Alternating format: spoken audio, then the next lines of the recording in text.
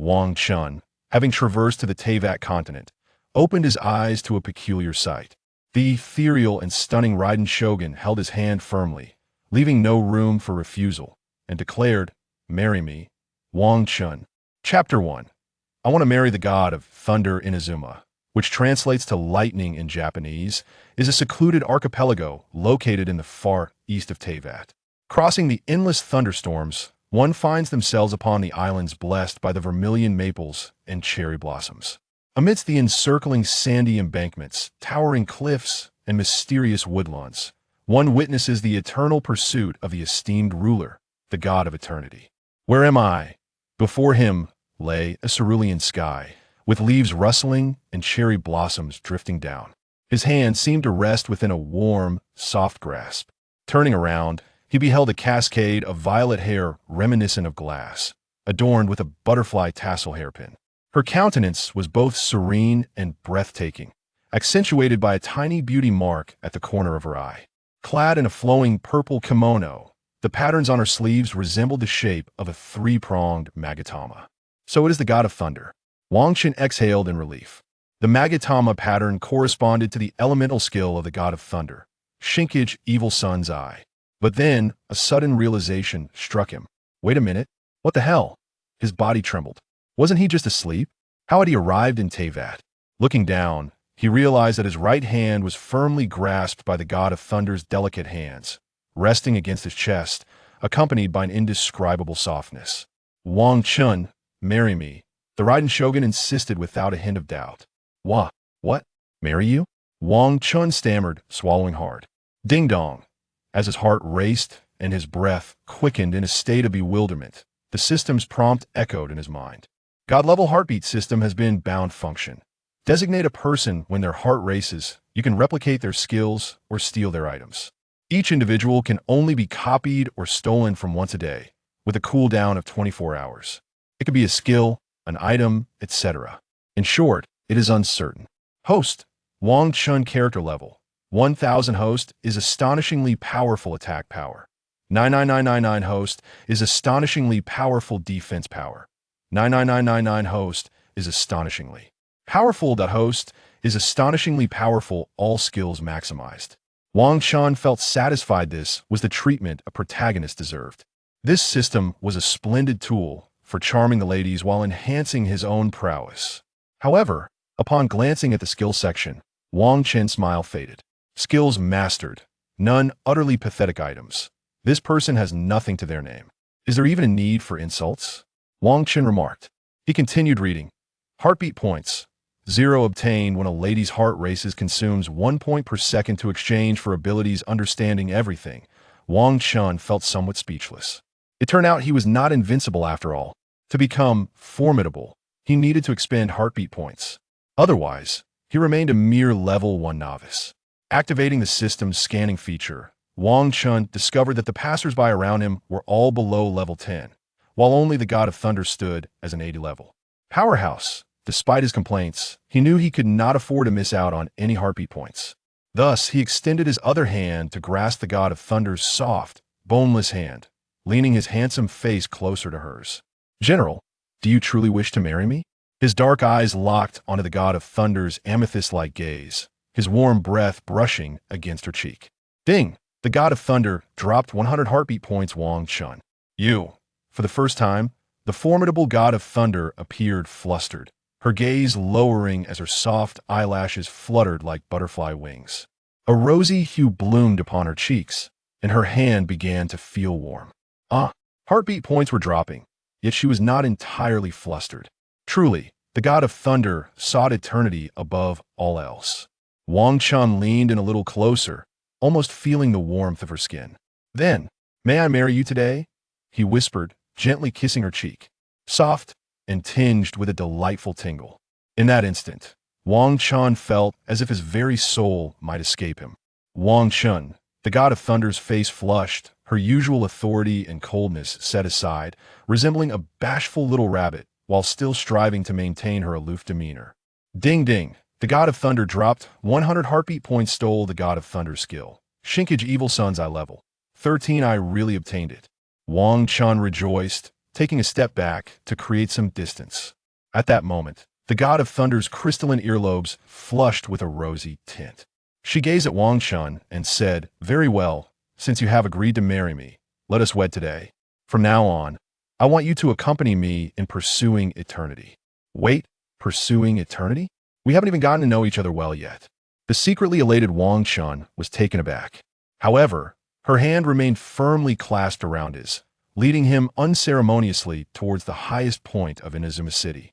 "Hold on, I do not wish to avoid marrying you, but I have many younger sisters waiting for me. I want Klee, the little lowly. We can discuss this later." Hey, such words were certainly not something Wang Chen could vocalize. Nonetheless, marrying the god of thunder was indeed a splendid prospect. Moreover, he had not anticipated that the cold god of thunder would yield heartbeat points so easily. 200 heartbeat points would grant him invincibility for 200 seconds. Upon reaching the Tenryu Commission, the soldiers were astonished at the sight before them. The god of thunder was holding hands with a handsome young man. Good heavens! Was this truly the god of thunder who sought eternity?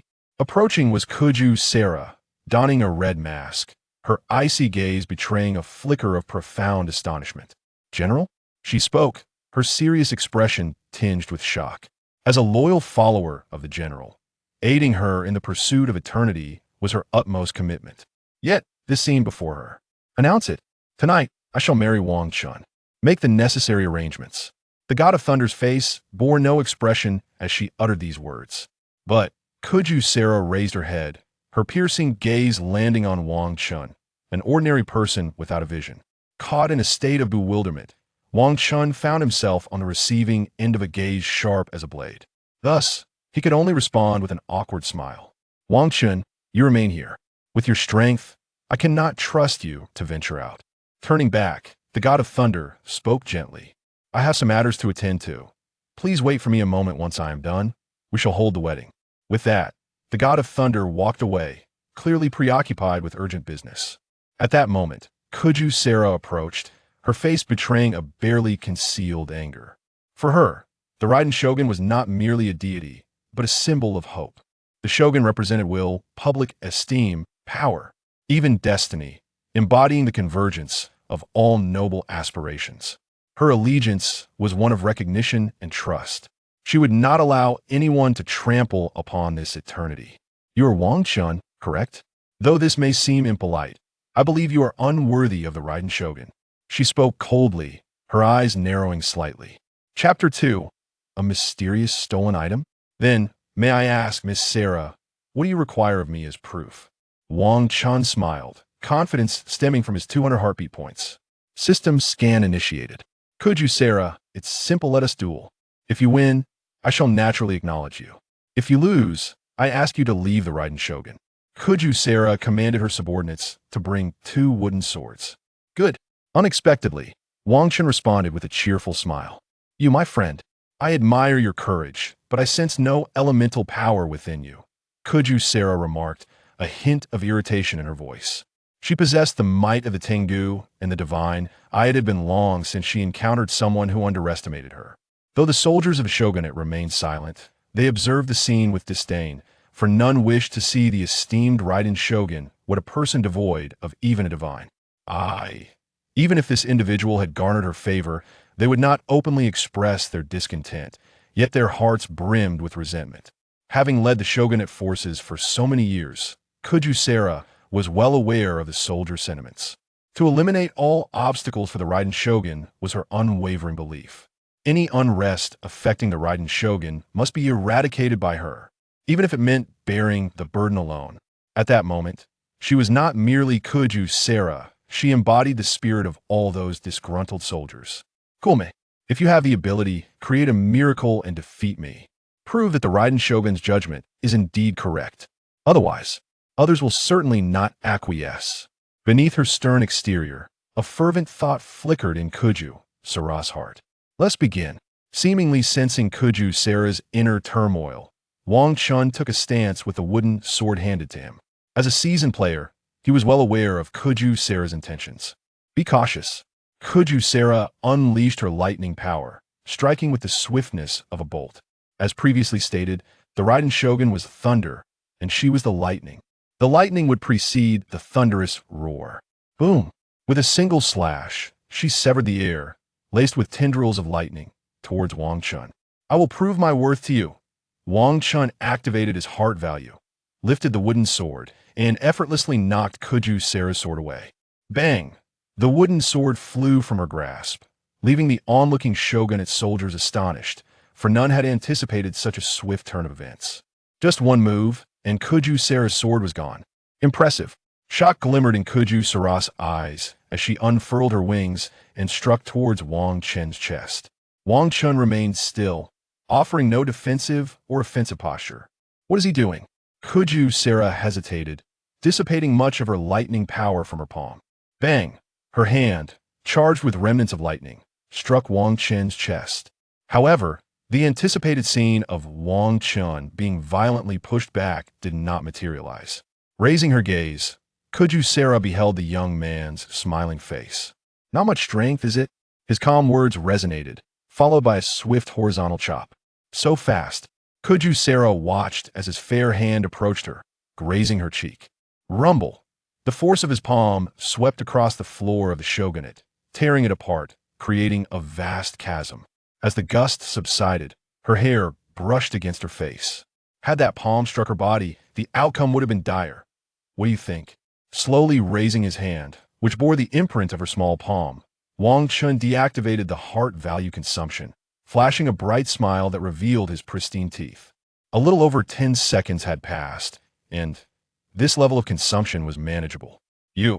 Throughout her life, as a stern commander, it was the first time a man had touched her hand. You are strong, although I still do not sense any elemental power, I believe. You are worthy of the Raiden Shogun. She spoke softly, yet her heart surged with tumultuous emotions. Ding! Kuju Sera has dropped 100 heart value ding. Stolen item from Kuju Sera. Scented undergarment. Oh? This heart value is easy to acquire. Wait a moment. Wang Chen chuckled, but soon felt something soft added to his embrace. From a distance, Kuju Sera's long legs suddenly tightened, a hint of fluster crossing her otherwise serene face. No way. Wang Chen felt a chill run down his spine, relieved that this item had ended up in his possession. I have matters to attend to. The wedding requires further discussion. I must take my leave. Kuju Sera's voice trembled slightly as she stepped away towards the inner chamber. All right, take care. Wang Chen waved, slipping his hand into his embrace, contemplating the warm object he had acquired. Should he discard it? Or where should he place it? At that moment, Wang Chen was clad in Inazuma attire, predominantly black and white, resembling an NPC. All right, I have an inventory. He inquired about the restroom's location and proceeded to store the item in the restroom. System, place in the inventory, he commanded. The undergarment vanished from his hand. Wang Chen exhaled a sigh of relief. It seemed that stealing items carried its risks. One could not simply assume the acquisition of anything. That evening, the grand streets of Inazuma City thronged with people. News of the Raiden Shogun's impending marriage spread widely.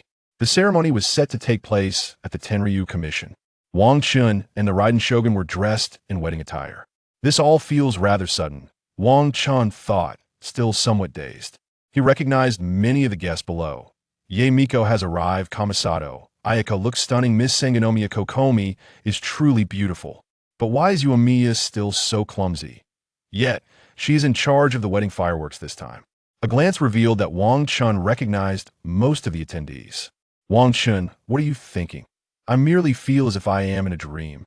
Indeed, when I heard your thoughts on eternity, I felt as if I were dreaming as well. Yet I understood that I must marry you in this lifetime. The Raiden Shogun's profile glowed with a golden hue under the lights, her violet eyes reflecting the distant, resplendent fireworks. Soon, the ceremony concluded. Wang Chen and the Raiden Shogun stepped into the prepared bedroom. Chapter 3. The God of Thunder's unfathomable understanding of love. At this moment, Wang Chen felt a twinge of anxiety. He gently clasped the small hand of the God of Thunder and settled onto the bed, draped with white sheets. What are you contemplating? He inquired. The God of Thunder's eyes sparkled with a violet hue, her lashes trembling as if she had transformed into a different person. Wang Chen sensed the presence of Ing. Suddenly, Ing leaned closer. Unlike the typically stoic Raiden Shogun, A smile graced her lips, a rare display of shy innocence reminiscent of a young girl. Beneath Ying's serene exterior lay a tender heart brimming with emotions. What are you pondering? Ying's arms, akin to delicate lotus stems, encircled Wang Chen as she tilted her head to gaze at him. Nothing of great importance. Merely reflecting on the restless players in another world who will surely find it difficult to sleep tonight. Wang Chen sighed. What do you mean? Ying queried, perplexed, unable to grasp Wang Chen's words. What is a player? An awkward silence enveloped the air. Holding Ying close, Wang Chen found himself momentarily speechless, though his heart raced, and he could feel Ying's heartbeat quickening in tandem. The gentle and soft sensation was akin to the touch of rose petals. Ding. Acquire the God of Thunder's affection value. 100 ding. Acquire the God of Thunder's affection value. 100 as night deepened. The room was filled with the system's notifications in Wang Chen's mind. The lights extinguished, plunging the space into darkness. Ying, feeling a touch of anxiety, nestled her head into Wang Chen's embrace. He held her tightly, his fingers gliding through her hair. The next morning, upon waking in a daze, Wang Chen discovered that Ying was no longer by his side. Perhaps she had gone to attend to her duties? Rising, he pushed open the door and stepped outside. A few paces forward, he encountered Kyuka Sarah, who stood nearby, her expression somewhat stern. Is something amiss, Miss Sarah? Wang Chen furrowed his brow, sensing an unusual tension. I heard that after the general's marriage to you, there have been disturbances, particularly given that you are an ordinary person without a vision. Of course, I know you are not merely ordinary, but I lack substantial evidence to prove otherwise, Kyuka Sarah replied, her tone filled with resignation. As I mentioned, many issues have arisen, especially since the general is viewed as an eternal being. What sort of disturbances? Wang Chen, emboldened by the 600 points of affection he had garnered overnight, felt a surge of confidence. Is there any challenge I cannot overcome? I am a protagonist. Kyuka Sarah spoke gravely. However, last night, the sacred Sakura withered by more than half. Withered? Wang Chen's brow furrowed as he grasped the severity of the situation. The Narukami Shrine, the largest shrine in Inazuma, perched atop the mountain dedicated to the great deity, is a sacred place in the hearts of all Inazuma citizens. Given the current timeline, the grand purification of the sacred Sakura had long passed. How could it have withered anew? People are saying that the Raiden Shogun's hasty marriage to an ordinary person has led to the sacred Sakura's decline, Kyuka Sarah continued after a brief hesitation.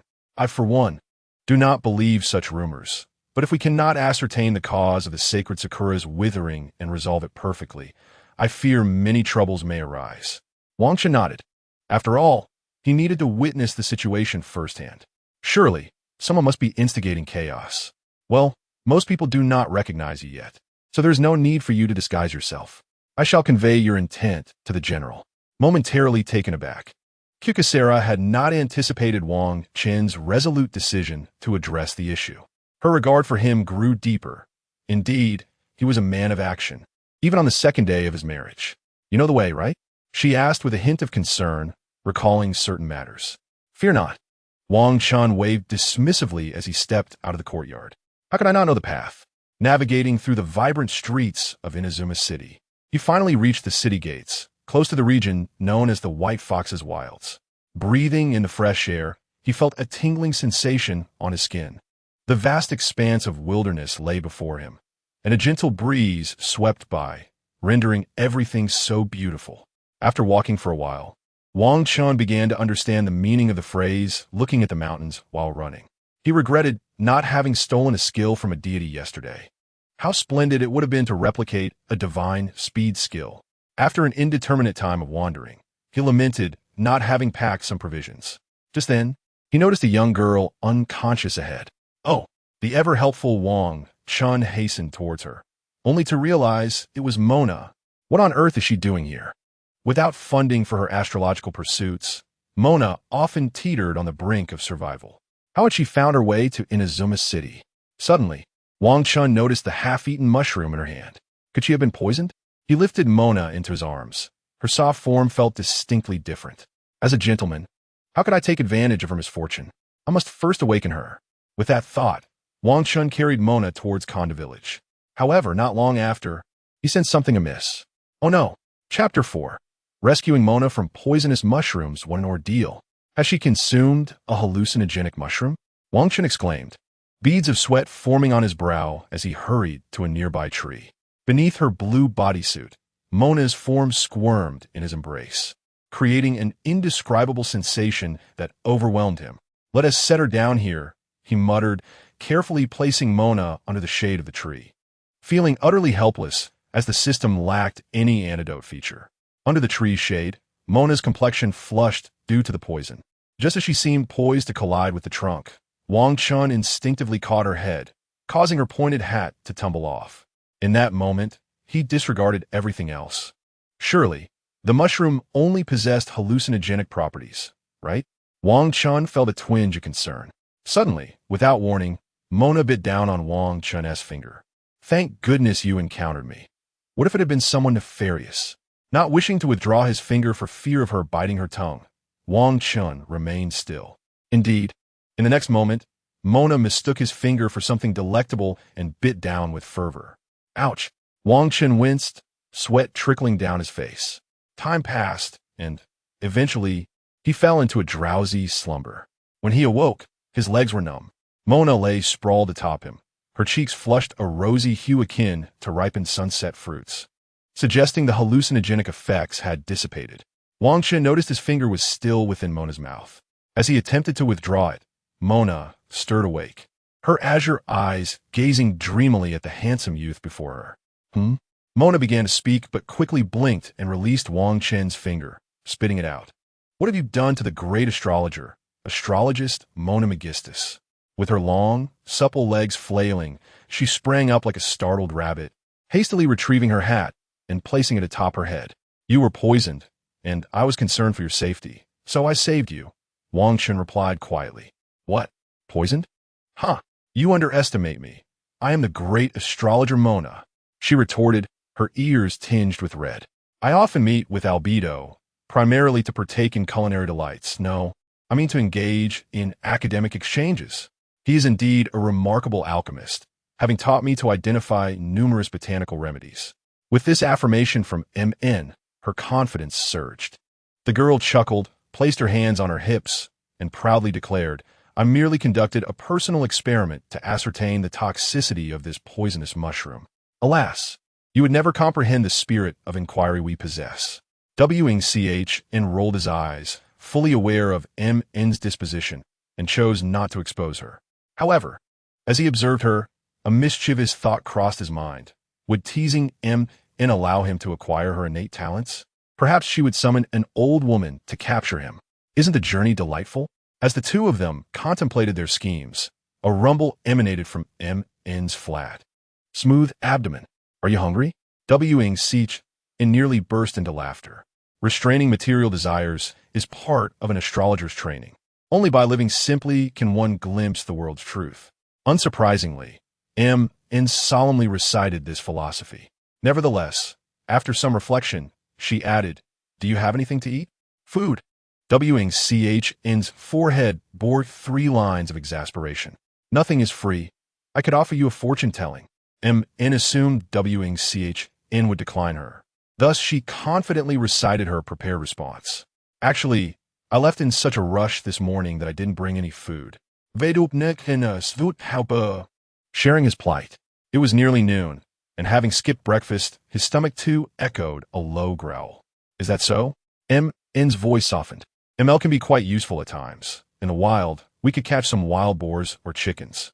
Observing MN's dejected yet adorable demeanor, Wang stood up and said, True, but those creatures are rather cunning. Even if I catch one, I wouldn't know how to prepare it. MN's beautiful eyes sparkled with hope before she sighed dramatically. By the way, you mentioned that BID is not from MND City. So how did you end up in Inazuma? She inquired cautiously. Wang realized that the narrative of this world diverged from the one he had played in Genshin. My master sent me here, instructing me to seek a confidential item. The inexperienced MN quickly divulged her situation. A confidential item? Wang's mind immediately conjured images of KR's box, which contained the diary of MN's master from her youth. However, Considering M.N. was already in Inazuma, it could not possibly involve the diary. Indeed, my master mentioned that I would encounter someone who would assist me, and perhaps I would aid them in return. M.N. nodded, then lamented, "That old woman. She never articulates clearly. M.N. is indeed a forthright girl. Your son speaks of achieving greatness. That is a falsehood. You have no chance with him. He shall depart soon." M.N. often laid bare matters that were better left unspoken. She detested individuals who were overly cautious. "Assist me," she repeated, suddenly pausing, turning to gaze at the handsome youth from Inazuma. He appeared quite charming and exceedingly enthusiastic. I am the great astrologer M.N. How could I allow worldly desires to cloud my vision? My master foretold that someone would aid me. Could it be you? M.N. set aside her distractions. Incredulity etched across her face. Perhaps, and I, too, have recently encountered some troubles that require assistance. Wang nodded, believing M.N.'s master referred to him. Is that so? Yet you need not worry. I will calculate your fate. Although the starry sky is obscured, preventing me from discerning your destiny, it does not hinder my efforts. M.N. grinned mischievously. Then, two spheres of azure light flickered in her hands. An ethereal astrological array formed. Intricate and profound beams of light shimmering forth. What? This cannot be. What is it? Wang asked with a knowing smile. But destiny? I am but a traveler. How could the stars above Teyvat possibly chart my fate? It is akin to Isla Y. If you can divine it, it would be miraculous. M.N. feigned wisdom and cleared her throat, proudly asserting, "However, I perceive something unusual in your fate. Please wait a moment." Wang nodded, suppressing a laugh as he awaited her findings. By the way, how are M.N. and the others' destinies calculated? Wang gazed at M.N., hoping to glean some insight. Unfortunately, lacking knowledge and divination, he could not decipher M.N.'s destiny. In the early spring, a gentle breeze lifted the clouds higher and thinner. The girl concentrated intently, her ocean-like eyes fixated on the radiant magical array before her. Countless stars coalesced into a mesmerizing blue light, reflecting upon her jade-like visage, casting a spellbinding shimmer of beauty. It became evident that M.N., who often seemed unreliable yet fiercely protective of an astrologer's dignity, was genuinely adorable when earnest. Silently admiring her, Wang refrained from interrupting. Finally, M.N. nodded, and the magical array in her hands dissipated, transforming into rippling water light. Did you discern anything? I saw nothing of significance. Your fate has never manifested in Teyvat skies, and I shall not conceal this from you. In matters of divination, I am always forthright. However, M.N. hesitated before continuing. I perceived faint fluctuations, and when I attempted to trace the lines of causality further, I was obstructed by a powerful force. Nevertheless, I'm certain you are the one I seek. A powerful force? Wang was taken aback, surprised that M.N. indeed perceived something. Yes, this force feels familiar. If I am not mistaken, it should be divine power. Yet it differs from any deity's force in Teyvat, akin to the traveler I encountered. The traveler? Wang's heart raced as he urgently asked, "Is it a male or female?" With golden hair, she is a most charming girl, accompanied by a floating emergency rations known as Paimon. M.N.'s revelation eased someone's tension significantly. Regardless of divine power, I, Wang, shall embark on the quest to win over Yang, silently pledging to himself. Wang steeled his resolve. Since one must adapt to circumstances, if his presence instigated numerous changes in Teyvat, he would, through his own strength, restore equilibrium. All right. Thank you, M.N. I shall procure some food. Please wait for me. Upon hearing M.N.'s stomach rumble again, Wang couldn't suppress a chuckle. Suddenly, a multitude of shadows encircled them. They were the hilichurls wielding clubs, among them a fiery hilichurl reminiscent of Tanjiro. What brings the hilichurls here? At least they are not those rogue samurai. Step back, Inazuma lad. Allow me. M.N. instinctively positioned herself in front of Wang, sensing the perilous atmosphere. After all, he was merely an ordinary person, lacking even a vision. Yeah. The fiery hilichurl charged forward, emitting a battle cry. Flames swirling around as it unleashed its fire-breathing technique. Be careful. Break the chain of causality. M enveloped her hands in blue water, elemental power, conjuring a torrent of clear water infused with starry energy, which struck the hilichurl squarely in the face. Yeah. The fiery hilichurl became drenched, extinguishing its torch. Yet its assault remained relentless. Oh no! M.N. attempted to launch another attack, but felt her body weaken, unable to summon the water elemental power. 3 days without food, and I was poisoned after eating once. Once again, I have expended my water elemental star power for divination. How infuriating! If only I could easily dispatch a hilichurl with a single slap. My vision momentarily blurred. Suddenly, a massive sphere of water condensed above me, spiraling out of control, drenching Mona to the bone. Yet, she instinctively lunged at the earnest youth from Inazuma, attempting to shield him from the impending attack. "Allow me," echoed the boy's voice in my ears. Dazed, I lifted my head to behold the boy, who appeared almost divine in that moment. The sunlight caressed his features, outlining his face with a radiant golden hue, and within his eyes swirled a tempestuous sea of gold. One arm gently encircled me, drawing me close to his sturdy chest, instilling an indescribable sense of security. "Dear heart, you are merely an ordinary person," I weakly uttered, succumbing once more to unconsciousness. How foolish! Shaking my head, Wang Chen activated his heart's resonance. Boom! A formidable pressure surged forth. The nearby hilichurls paused, bewildered. How could this seemingly weakling have grown so powerful? Yet, they still charged forward, undeterred. Suddenly, one hurled a stone at me. Bang! It struck Wang Chen squarely on the head. Immediately after, a bolt of purple lightning descended, obliterating the hilichurl in an instant. Indeed, Wang Chen had made his move. He had long since activated his divine transformation, the evil radiance eye. Although unscathed by the hilichurl's blow, Wang Chen felt a twinge of irritation. With a flick of his wrist, he summoned a powerful gust, sending it crashing into the distant hilichurls. Boom! Boom! Boom! Bolts of purple lightning rained down from the heavens. The hilichurls spat blood, vanishing in an instant, their masks scattering to the ground. The once formidable group of level 50 hilichurls had been reduced to nothingness. While the masks might hold some significance, it was imperative to hasten and find sustenance for Mona. Cradling the unconscious Mona in his arms, Wang Chen stowed the masks in his inventory. Ahead, a dilapidated wooden cabin appeared. Pushing the door open, dust cascaded down. After a brief tidying, Wang Chen laid down some hay and carefully placed Mona upon it. She curled up, trembling slightly as she clutched her long, dark legs. With urgency, he felt her smooth forehead. She was indeed warm. Alarmed, Wang Chen quickly kindled a fire, activating his Raiden Shogun skill to ignite the dry wood.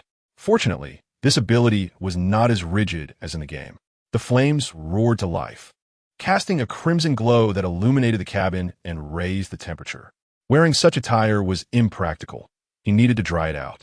Without hesitation, Wang Chen approached, brushing his palm over Mona's delicate form. How had she managed to wear such a bodysuit? How was he to remove it? Chapter 6. Are you robbing me? This matter could wait for another time. Wang Chen removed his coat to drape over Mona.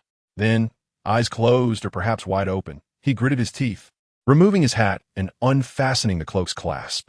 The bodysuit clung tightly to her upper body. What of her need to relieve herself? Hey, did the designers even consider this? Never mind. Trembling, Wang Chen pinched the brown-black lace trim with 2 fingers. In that moment, he was swept away into an elusive dream, as if enticed by the faint fragrance of a young maiden. A breeze stirred. His vision danced between clarity and obscurity. What was I witnessing? Wang Chen wiped the blood from his nose. The innocent shyness and naivety of youth were undeniably exhilarating.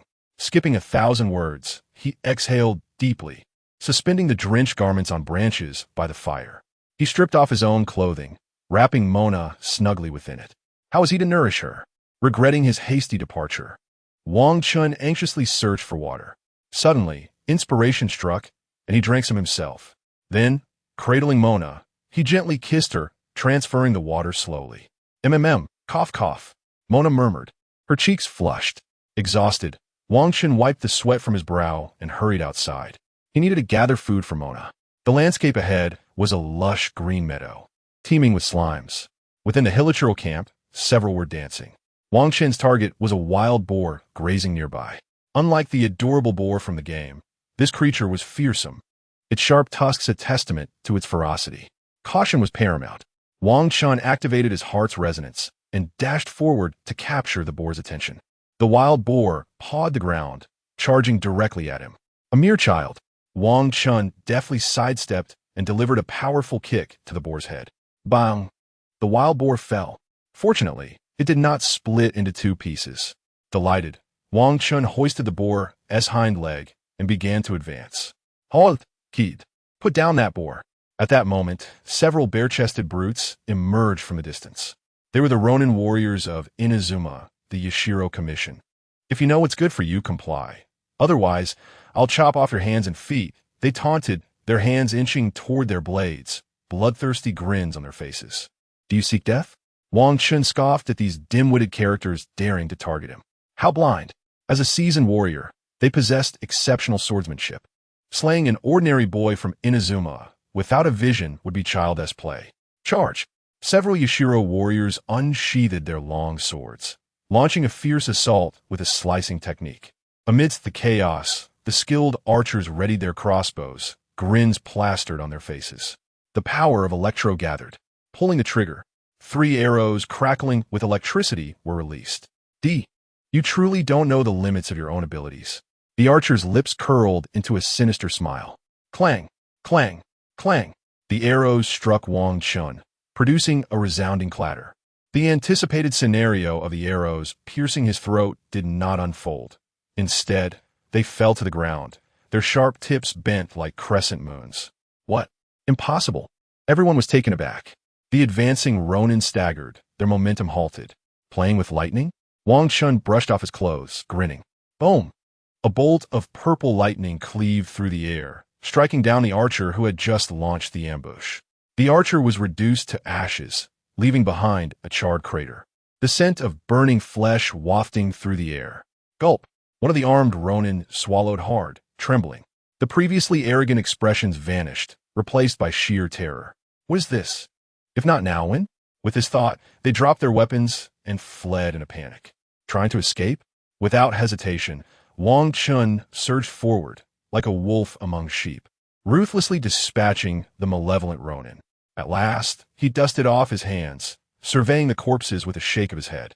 What a waste of time. Without further ado, Wang Chen dashed towards the stream, dragging the wild boar along. He sharpened stones with precision, efficiently gutting the boar to extract the prime cuts of meat. By the way, system, can I store this meat in my inventory? Wang Chen inquired casually, snapping the boar's bones and removing the thigh with ease. The items can be stored in the inventory without rotting. Time will freeze, but living beings cannot be collected. All right, let me gather all this pork. With a flick of his hand, the pork vanished from sight.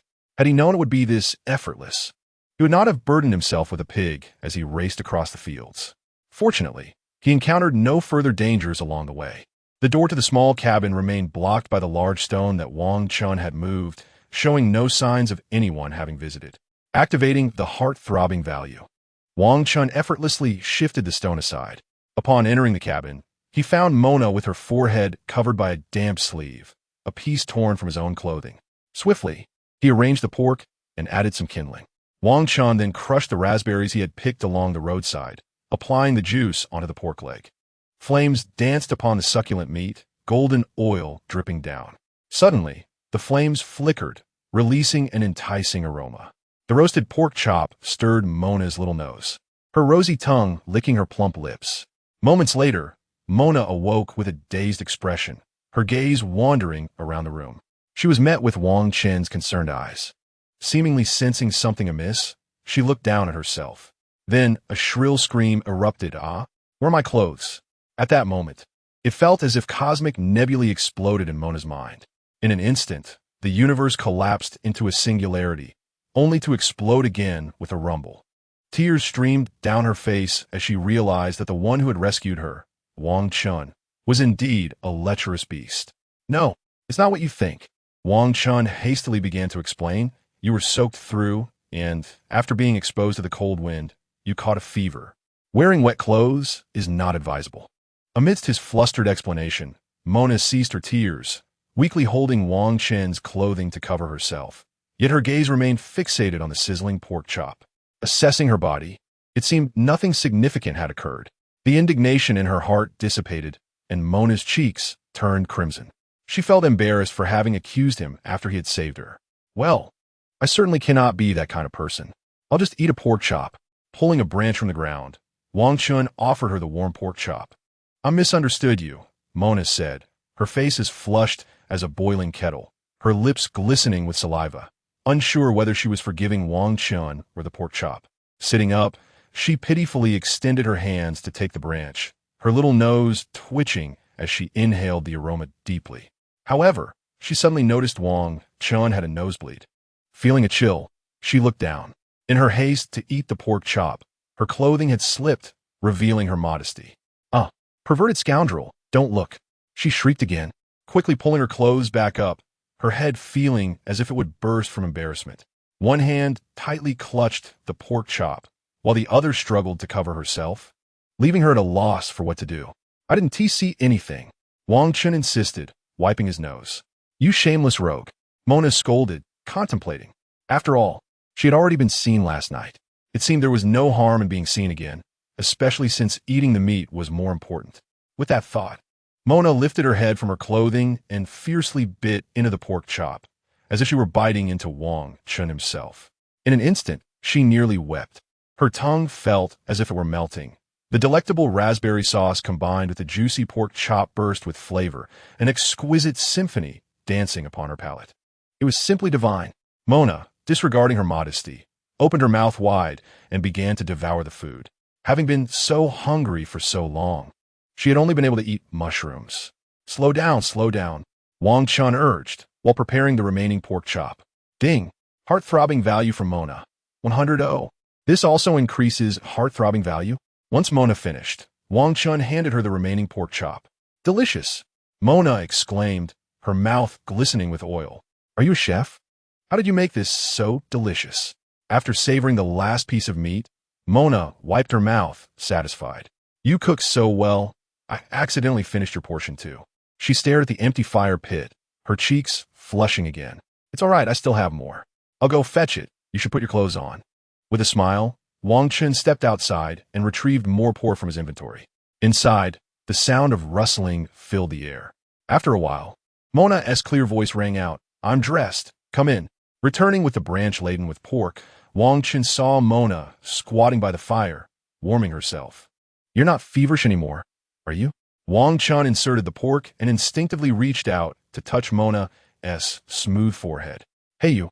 Mona recoiled slightly, but her voice inexplicably caught in her throat. The warmth of his hand was just right. For the first time in her life, she had been so boldly touched by a boy. In that moment, she felt a bit lightheaded. Not hot anymore, that's good. Wang Chen was oblivious to Mona's thoughts, having momentarily forgotten that they were in Teyvat. Ding! Congratulations, host, you have copied Mona's skill. Old lady grabbed me. Oh, did I really copy it? Wait a moment. I merely touched this child's forehead, and she became flustered? Wang Chen was taken aback. With such luck, how had he transformed from a mere unlucky fellow to a fortunate one in this new world? Wow, with this skill, traveling will be exceedingly comfortable. At that moment, Mona seemed to remember something and hurriedly stood up. Be careful, I encountered some warriors when I went out. Wang Chen cautioned as he watched her stride toward the door, her long, dark legs carrying her swiftly outside. It appeared his ominous warning had come true. Suddenly, raucous voices erupted from outside. Those sounds seemed to belong to the band of wild marauders. Mona froze, then cautiously opened the wooden door. Outside stood more than 10 ruffians, their eyes glinting with malice. At the forefront was a towering warrior clad in fiery red armor, his imposing stature resembling that of a fierce lion, wielding a long katana. Hai Zuan Gui, Zan Wei. The rest are the Huofu and Ji Qiao. Mona's heart sank, her face paling. Wang Chen peered through the crack in the door and saw everything. The warrior outside was at level 75, indeed, far surpassing Mona. Moreover, Levels in this realm were merely rough estimates, for this was a tangible world. Levels could not dictate everything, except for this shameless individual. Wang Chen, you must flee through the back door. I will follow shortly. After a brief contemplation, Mona urged him gravely. For Wang Chen, an ordinary person, a single strike from Yin Wei could send him straight to the underworld. Thus, Mona felt an urgent need to act. At that moment, the warrior outside began to shout. Those inside, how dare you injure my men and steal my wild boar? Come out and surrender, and perhaps I'll spare your lives. One of Yin Wei's underlings stepped forward, shouting loudly. Hearing this, Mona's eyes welled with tears, realizing that the wild boar she had feasted upon had been stolen by Wang Chen at great risk to his life. You must leave now. What are you waiting for? There's an astrologer blocking the way. Seeing Wang Chen still leisurely cooking the meat, Mona grew anxious. The enemy was about to break down the door. Yet Wang Chen remained unfazed. The wooden door was suddenly pierced by several sharp long knives, sending wood chips flying.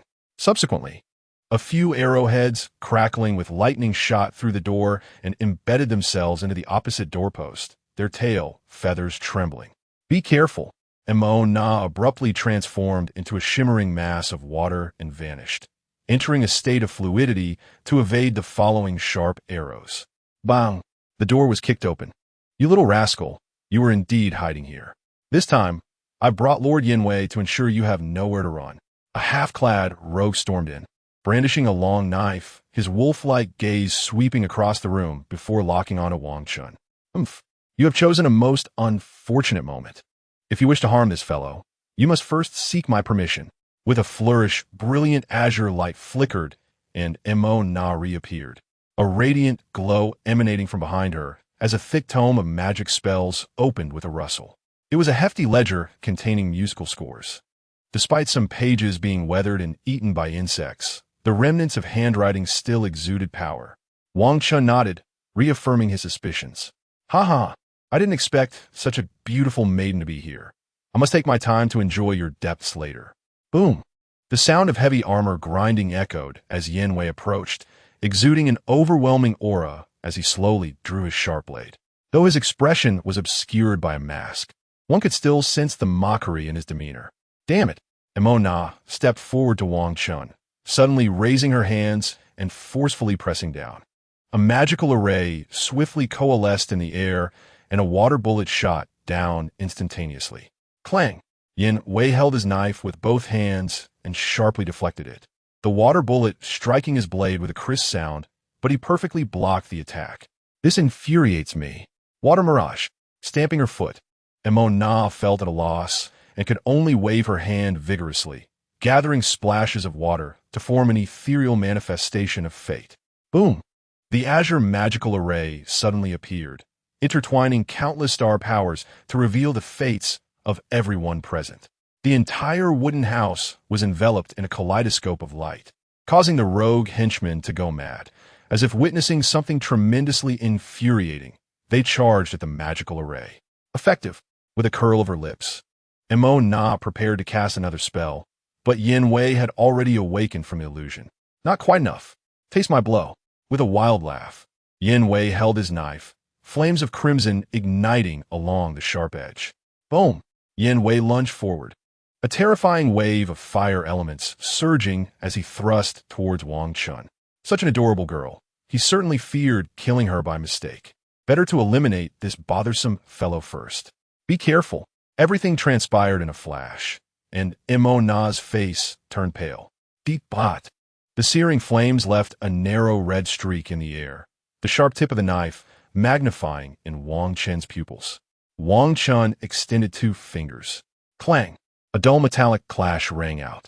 The blinding flames extinguished as a handsome youth effortlessly pinched the massive blade between his fingers. Everyone was stunned. The awakened henchmen thought they had fallen into another illusion, their mouths agape in disbelief. To confirm they were not dreaming, one warrior slapped a nearby comrade. Watching the man scream in agony, he realized this was no dream. How can this be? I had foreseen this young man was no ordinary being, Mona explained forcefully. Her exquisitely beautiful face was marked with shock and astonishment, her ocean-like eyes reflecting a tempest. Damn it, how can this brat outshine me? Beneath his mask, Yin Wei's face flushed red, his powerful frame trembling as he desperately tried to draw his long knife. Yet it felt as though it were clamped in an iron vise. Utterly immovable. Do you think you can gauge the depths? Is that something you can even contemplate? Seeing the intended effect achieved, Wang Chen exerted his fingers, forcefully bending the long knife. Yin Wei staggered, and suddenly a phantom emerged from the water, delivering a powerful kick to his abdomen. The intense pain sent Yin Wei flying backward. Bang! He crashed into a pillar, dislodging clouds of dust, and spat out a mouthful of blood, struggling on the ground for some time before rising. With every flicker of Wang Chen, he unleashed a strike. He activated the divine transformation of the evil radiance eye, unleashing a barrage of lightning in unison. Boom! Amidst the cries and gasps of the rogues, a dazzling storm of lightning erupted. Wang Chen harbored no mercy for these ruthless villains who slaughtered innocents. When he finally ceased his assault, the ground was littered with dark, gaping craters. Are they all dead? When Na emerged from her shock, the once formidable rogues had been reduced to ashes. Her trembling oceanic eyes fixed upon Wang Chen, as if seeking to discern something. You too possess my fluidity. You're also a water mage? Yet just now, you exhibited powers of lightning. A series of astonished phrases escaped her lips. Na's heart raced. This was something she had previously witnessed in a girl named Ying. Now, this stunning scene unfolded before her once more. Clearly, her understanding remained superficial. The study of the world's principles must continue infinitely. Within the water's light, thunder manifested, divine cherry blossoms transformed, and the dark visions blooming from countless wishes would ultimately return, severing hidden entities. Na's expression suddenly shifted, her gaze towards Wang Chen growing fervent as she murmured the prophecy spoken by her master. Indeed, I was not mistaken. Wang Chen is the one I have been searching for. Hey! As Na babbled incessantly, Wang Chen waved his hand. My apologies, I was momentarily distracted. I have urgent matters. Those detestable rogues delayed me. Let me out quickly. Chapter 9. Today's youth truly know how to have fun. What? Wang Chen was abruptly pushed aside by Na, who hurriedly rushed outside, only to be met with a sudden cacophony of noise. It seemed villagers were passing by, busy with their farming. Na nearly lost her mind, biting her crimson lip, her long legs fidgeting restlessly. What is it? Wang Chen scratched his head. Ding. Friendly reminder. Hallucinogenic mushrooms have diuretic effects. The warm system notification rang out, and Wang Chen's expression transformed dramatically. But how could one manage such cumbersome clothing in the restroom? As Wang Chen pondered, Na had already unfastened the cloak's clasp. At this moment, an alluring blush adorned her snowy neck. No, I can't take it anymore. Turn around. She hastily removed her form-fitting black silk attire, eyes closed, long lashes trembling as she squatted down. Wang Chen quickly turned his back. A gentle sound of flowing water seemed to resonate. Yet, due to extreme embarrassment, Na struggled to control the volume. Having held it in for so long, she could not maintain control for long, resulting in a rhythm that varied between urgency and restraint, as if to mask her final shyness. Thus, amidst the sound of utter relief from the maiden, everything came to an end. With crystalline tears hanging from her lashes, Na let out a soft sigh. This is truly humiliating. Under this starry sky, there is no place for me, astrologist Namagistus. Outside, several simple villagers walked by, wielding their hoes.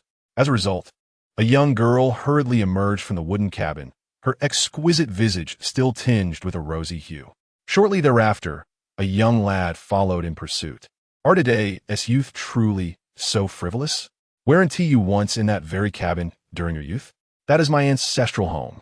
Do take a look inside and refrain from damaging anything. The two elderly gentlemen chuckled and, shouldering their hoes, approached the entrance, gazing within. Their expressions changed drastically upon seeing the water that covered the floor. Such terrifying power exhibited by the youth. In the distance, Wang Chen had employed his skill of illusion to chase after the girl, arriving at Gantian village. Meanwhile, the sorceress Mona walked slowly, her bosom rising and falling due to the depletion of her magical energy. From afar, The village was already sending up wisps of cooking smoke. After a series of delays, nightfall had crept in unnoticed. The twilight descended like bronze, and the temperature dropped. "I haven't yet inquired about your purpose for coming out," Mona said, noticing Wang Chen had caught up, as she cleared her throat and casually asked. "The sacred cherry blossoms have withered. I wish to investigate." Wang Chen and Mona walked side by side. "Oh, I have heard of such a matter. It is said that the Raiden Shogun, the eternal deity of Inazuma, married a commoner, inciting such rumors along my journey." Nodding, Mona appeared contemplative.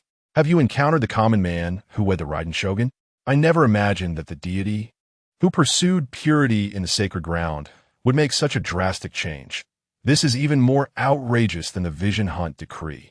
Coughing, Wang Chen, feeling guilty, asked, "Do you believe the withering of the sacred cherry blossoms is indeed due to this?" "Of course not." Mona shook her head firmly, her clear, beautiful eyes shining with conviction. "With sufficient calculative power, the infinitely complex world can indeed be accurately interpreted. I believe there's another reason for the withering of the sacred cherry blossoms. It is certainly not merely idle gossip. If we blindly trust in the words of others, then the true essence of who we are would be entirely dictated by them. Rather, I place my faith in the world as I perceive it." With a radiant smile directed at Wang Chen, Mona restored her proud demeanor as a great astrologer. As the sun set in the distance, a thin mist began to rise in the air, and the once ubiquitous cherry blossom petals had diminished considerably. The vibrant cherry blossoms were nowhere to be found. The elusive violet glow had vanished. The electric conduction stones and mechanism cubes, which once shimmered with the power of thunder, now lacked their former divine radiance. It appears the impact of the sacred cherry blossoms withering is indeed significant. These conduction stones and mechanism cubes are remnants of ancient relics.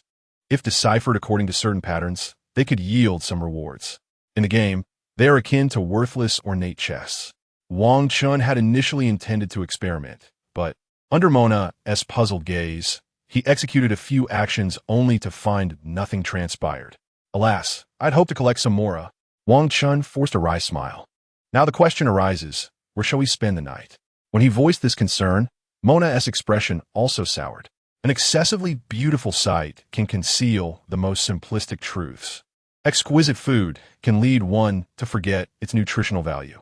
A simple life can unveil the reality of the world. A life of modesty is a path toward authenticity. With her usual lofty rhetoric, Mona placed her hands on her hips with pride. "Thus, I have decided, tonight, we shall kindle a fire and find a spot to rest simply. You're not short on money, are you?"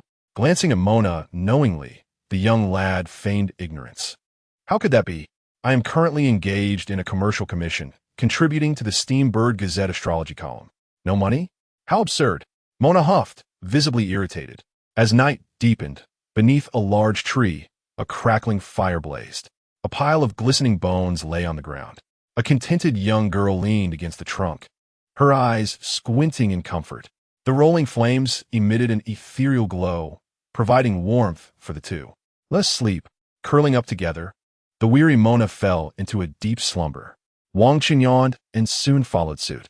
In a dreamlike state, a chilling breeze swept through, causing Mona to shiver and instinctively move closer to Wang Chen, drawn by the warmth emanating from him. Thus, the shameless lad feigned sleep, embracing the soft form of the girl, her smooth, dark thighs entwining around his waist. The girl's small head nestled against Wang Chen's chest like a kitten. Chapter 10. Encounter with Kamisato. The next day, when Wang Chen awoke, he found warmth and softness before him. How delightful! This sensation is so intoxicating. Although it pales in comparison to the Raiden Shogun's embrace. The fire had nearly extinguished.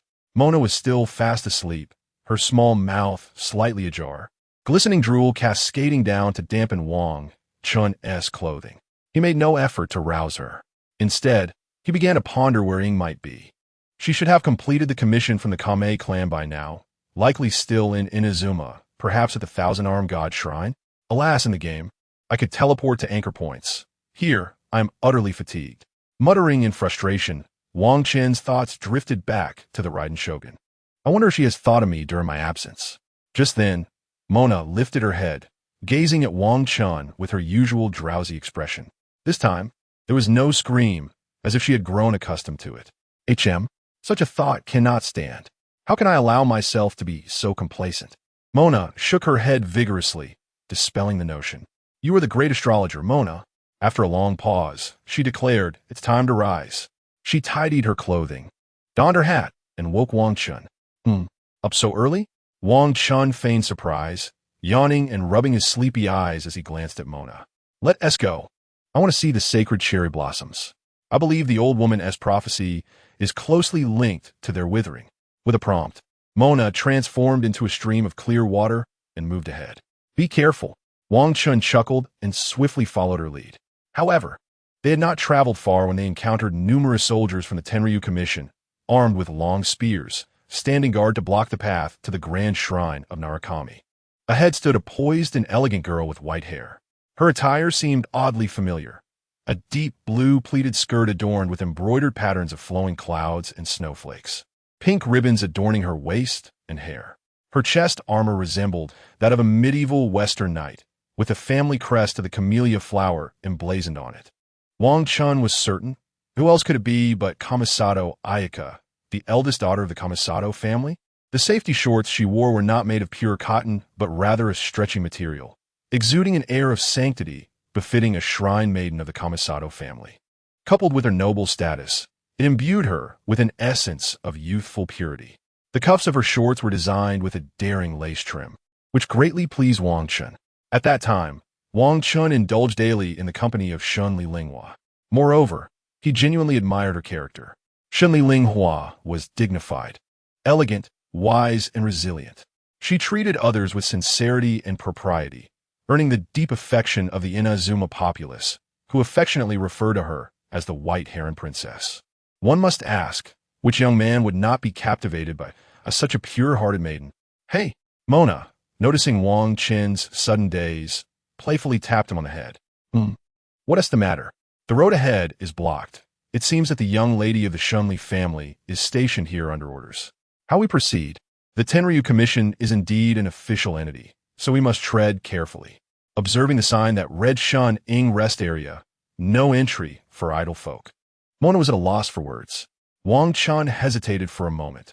Although he had encountered the young lady at the banquet, their exchange had been brief. Yet, as a man of the Raiden Shogun, his status should warrant respect. Nevertheless, he preferred to keep his identity concealed. Follow me, we can bypass this directly. What if they recognize you? Without further hesitation, Wang Chen strode forward resolutely, aware that time was of the essence. Is that permissible? Though I am the illustrious astrologer Mona, I cannot be certain if my name carries weight in Inazuma. With a stomp of her foot, Mona reluctantly followed suit. In the distance, Sun Yuan, a soldier of the Tenryu Commission armed with a spear, noticed the sneaky duo of Wang Chen and Mona. He whispered a few words to his companion and promptly alerted Shunli. Hey, doesn't that person look somewhat familiar? Is he not the one who defeated the esteemed Kuju Sera in a single blow? Sun Yuan pondered as he observed the approaching youth with increasing suspicion. No vision, an ordinary aura, devoid of elemental power. How could he have bested Kuju Sera? And behind him follows a stunning young lady. Oh, Shunli recognized Wang Chen as he approached, and she gracefully advanced to meet him. Good morning, Shunli miss, Wang Chen greeted, winking playfully. Good morning. I did not expect to encounter you here. Seeing you this morning brings me a sense of assurance that the day ahead will be smooth, she replied with a gentle smile, gracefully concealing her refined visage with a folding fan. Your modesty is appreciated, Miss Shunli. This is Mona, the esteemed astrologer from Mondstadt, and I wish to accompany her to the Narukami Shrine to investigate the cause of the cherry blossoms wilting. Wang Chen subtly gestured, confident that Linghua's social prowess would allow her to grasp his intentions. Ah, I see. Shunli, with her exquisite beauty, demonstrated her astute understanding. Miss Mona, I have heard of your esteemed reputation, and it is indeed commendable that you have traveled such a distance. We welcome you wholeheartedly. Is that so? Mona blushed slightly, waving her hand dismissively. I didn't realize my fame had spread so far. I assure you, I am not that remarkable. May we enter? Wang Chen inquired, giving a discreet thumbs up to Shunli. Thank you, White Heron Princess, he called out, using the affectionate title common among the Inazuma people. You flatter me. I cannot bear the title of White Heron Princess. Xunli chuckled warmly, waving her hand. Please make way. Yes. The soldiers promptly raised their spears, clearing a path, their eyes filled with reverence for the seemingly ordinary boy. Meanwhile, Mona mistakenly believed the admiration was directed solely at her. I shall do my utmost. Rest assured. I will spare no effort, she declared cheerfully, patting her chest. Let us move. Wang Chen coughed, wary of further elaboration from her. With urgency, they proceeded to assess the condition of the cherry blossoms. Once the two had distanced themselves, Sun Yuan mused, Master Wang Chen truly considers the general. He even went to the trouble of seeking an astrologer from Mondstadt. It is no wonder the general holds him in high regard. Such foresight, yet he chooses to remain discreet about his identity as the general's consort. What intriguing character. Chapter 11. The opportunity to rescue the fair maiden arises. Haha. I never imagined my fame to be so vast.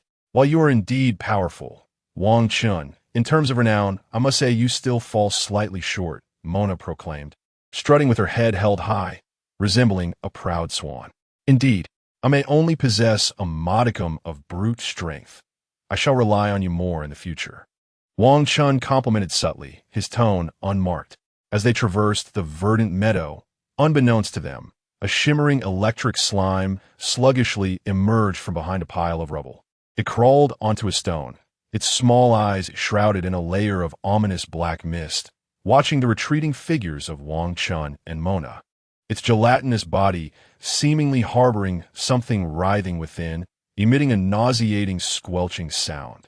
Meanwhile, within the ranks of the Tenryu Commission, Sun Yuan's eyes flickered momentarily before he cast a glance at Xunli Linghua, seated nearby.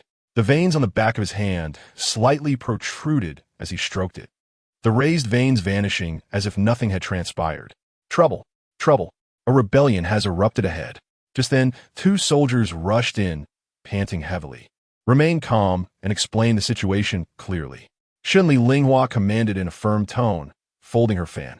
The people of Konda village have gathered, led by their village chief, and are staging a demonstration, demanding the general exercise caution in speech and action regarding the marriage with Master Wang Chen.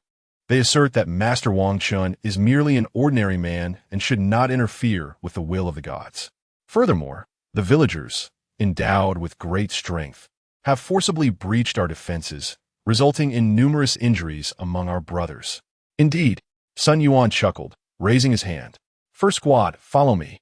The rest remain on guard. With a clattering of armor, a squad of soldiers took formation. Xunli Linghua, with a light step, transformed into a chilling breeze, darting swiftly toward the distance. Follow closely. Sun Yuan cast a lingering glance at Xunli Linghua's figure, a peculiar smile gracing his face, before he hastily led a squad of soldiers in pursuit. Meanwhile ahead, Wang Chen suddenly halted.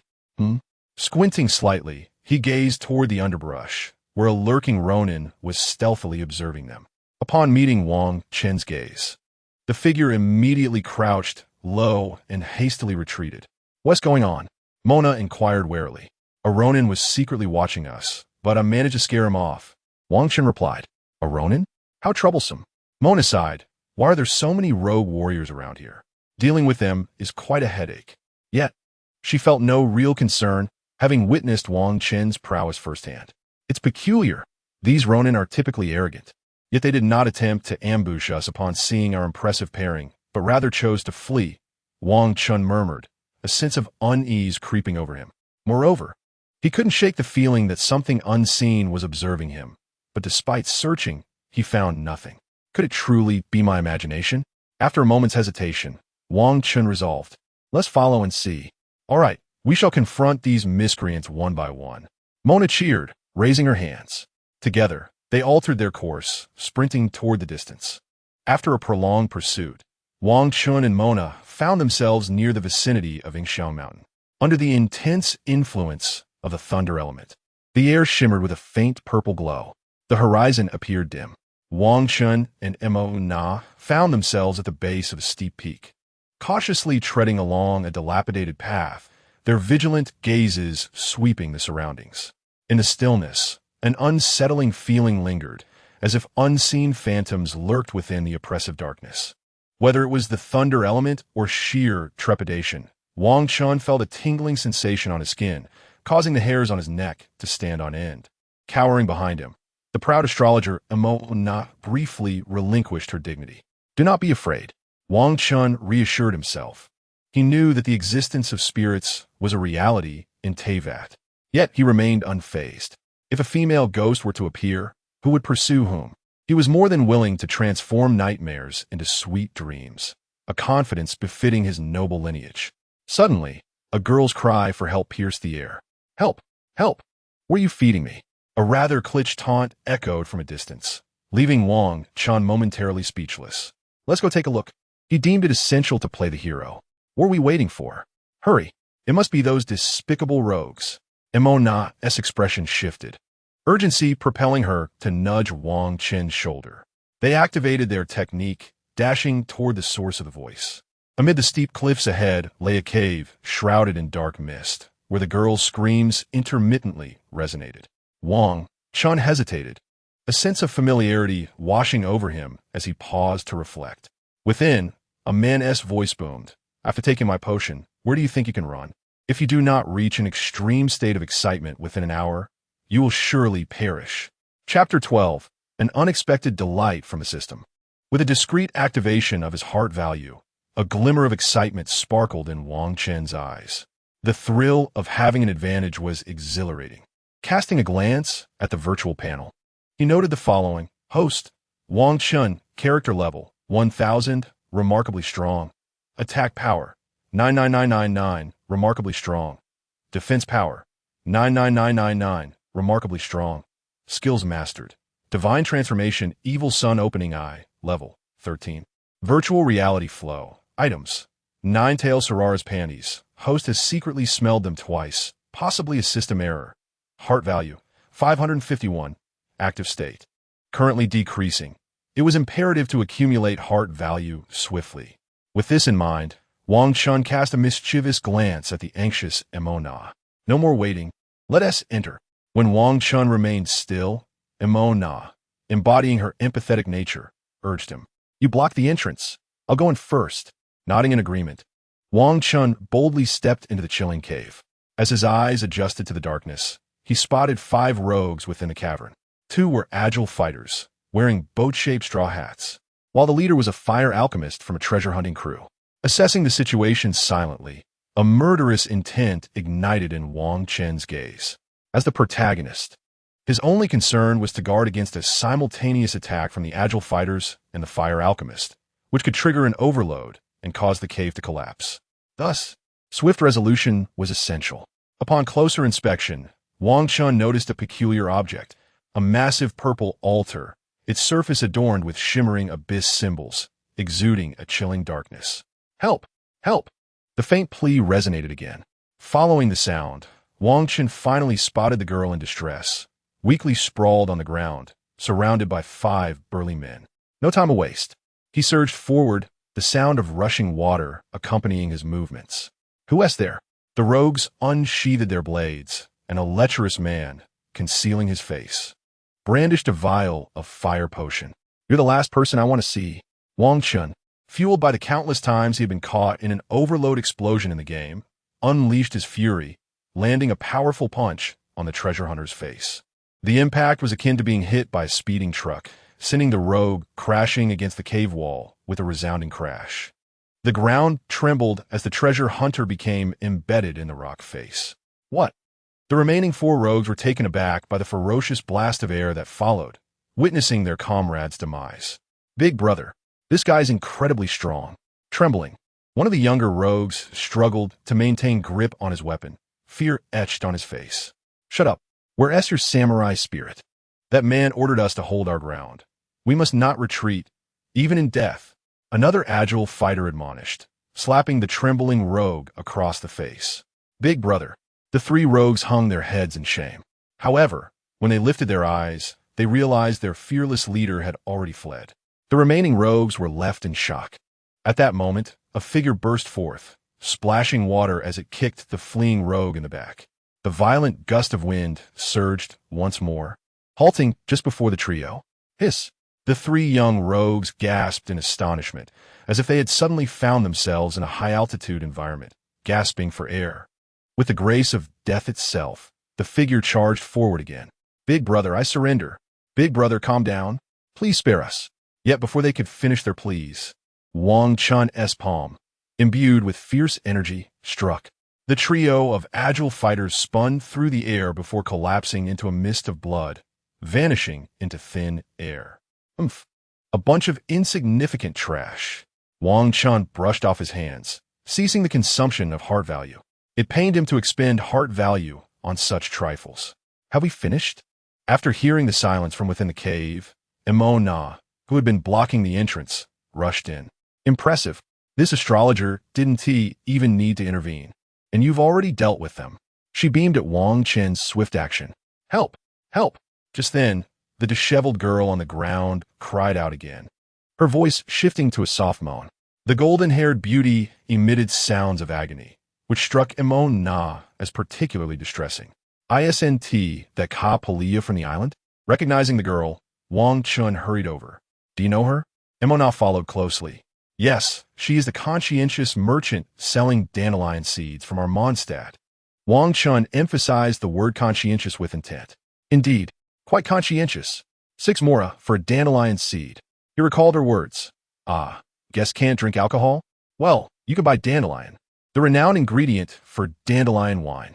At that time, he had begrudgingly purchased 2 to upgrade Jean, as he had run out of other dandelions. Regardless of who she is, we must help her. She appears to be one of us from Mondstadt. Emona exclaimed urgently, her concern for Ka Palia palpable as she observed the girl writhing in pain on the ground. Wang Chen sighed, realizing he had no choice but to take matters into his own hands. Since there was no stipulation against gender, he would proceed. However, he felt uncertain. Never mind. Wang Chen gritted his teeth, preparing for practical action. Just then, a system notification chimed. In order to rescue the beautiful copy Leah, the system has bestowed special abilities upon the host. Ability name, Ultra High Shock Energy. Suddenly, an intangible force enveloped Wang Chen's palm. Goodness! Even with his composure, Wang Chen couldn't help but utter an exclamation. He then turned to Mona with a righteous demeanor and declared, You must leave. I'm going to save Miss Copy Leah. Regardless of the sounds that may emerge from within, do not enter. Chapter 13. Innocent Wang Chen, Ye Miko, why must I go out? Can I not be of assistance? Mona shook her head in confusion, unwilling to comply. Oh, but when I save Miss Copy Leah, there must not be anyone nearby. Otherwise, any disturbance to the elemental forces in the air could potentially harm her. Wang Chen replied earnestly, his face reflecting purity and kindness. Very well, Mona pouted, finally rising to head outside. No matter what you hear, do not look in here. You wield the power of water elements. Even a glance could disrupt the elemental flow. After ensuring Mona had departed, Wang Chen felt a sense of relief. 6,000 for a dandelion seed. He chuckled softly, observing Copy Leah's alluring form as she writhed gracefully.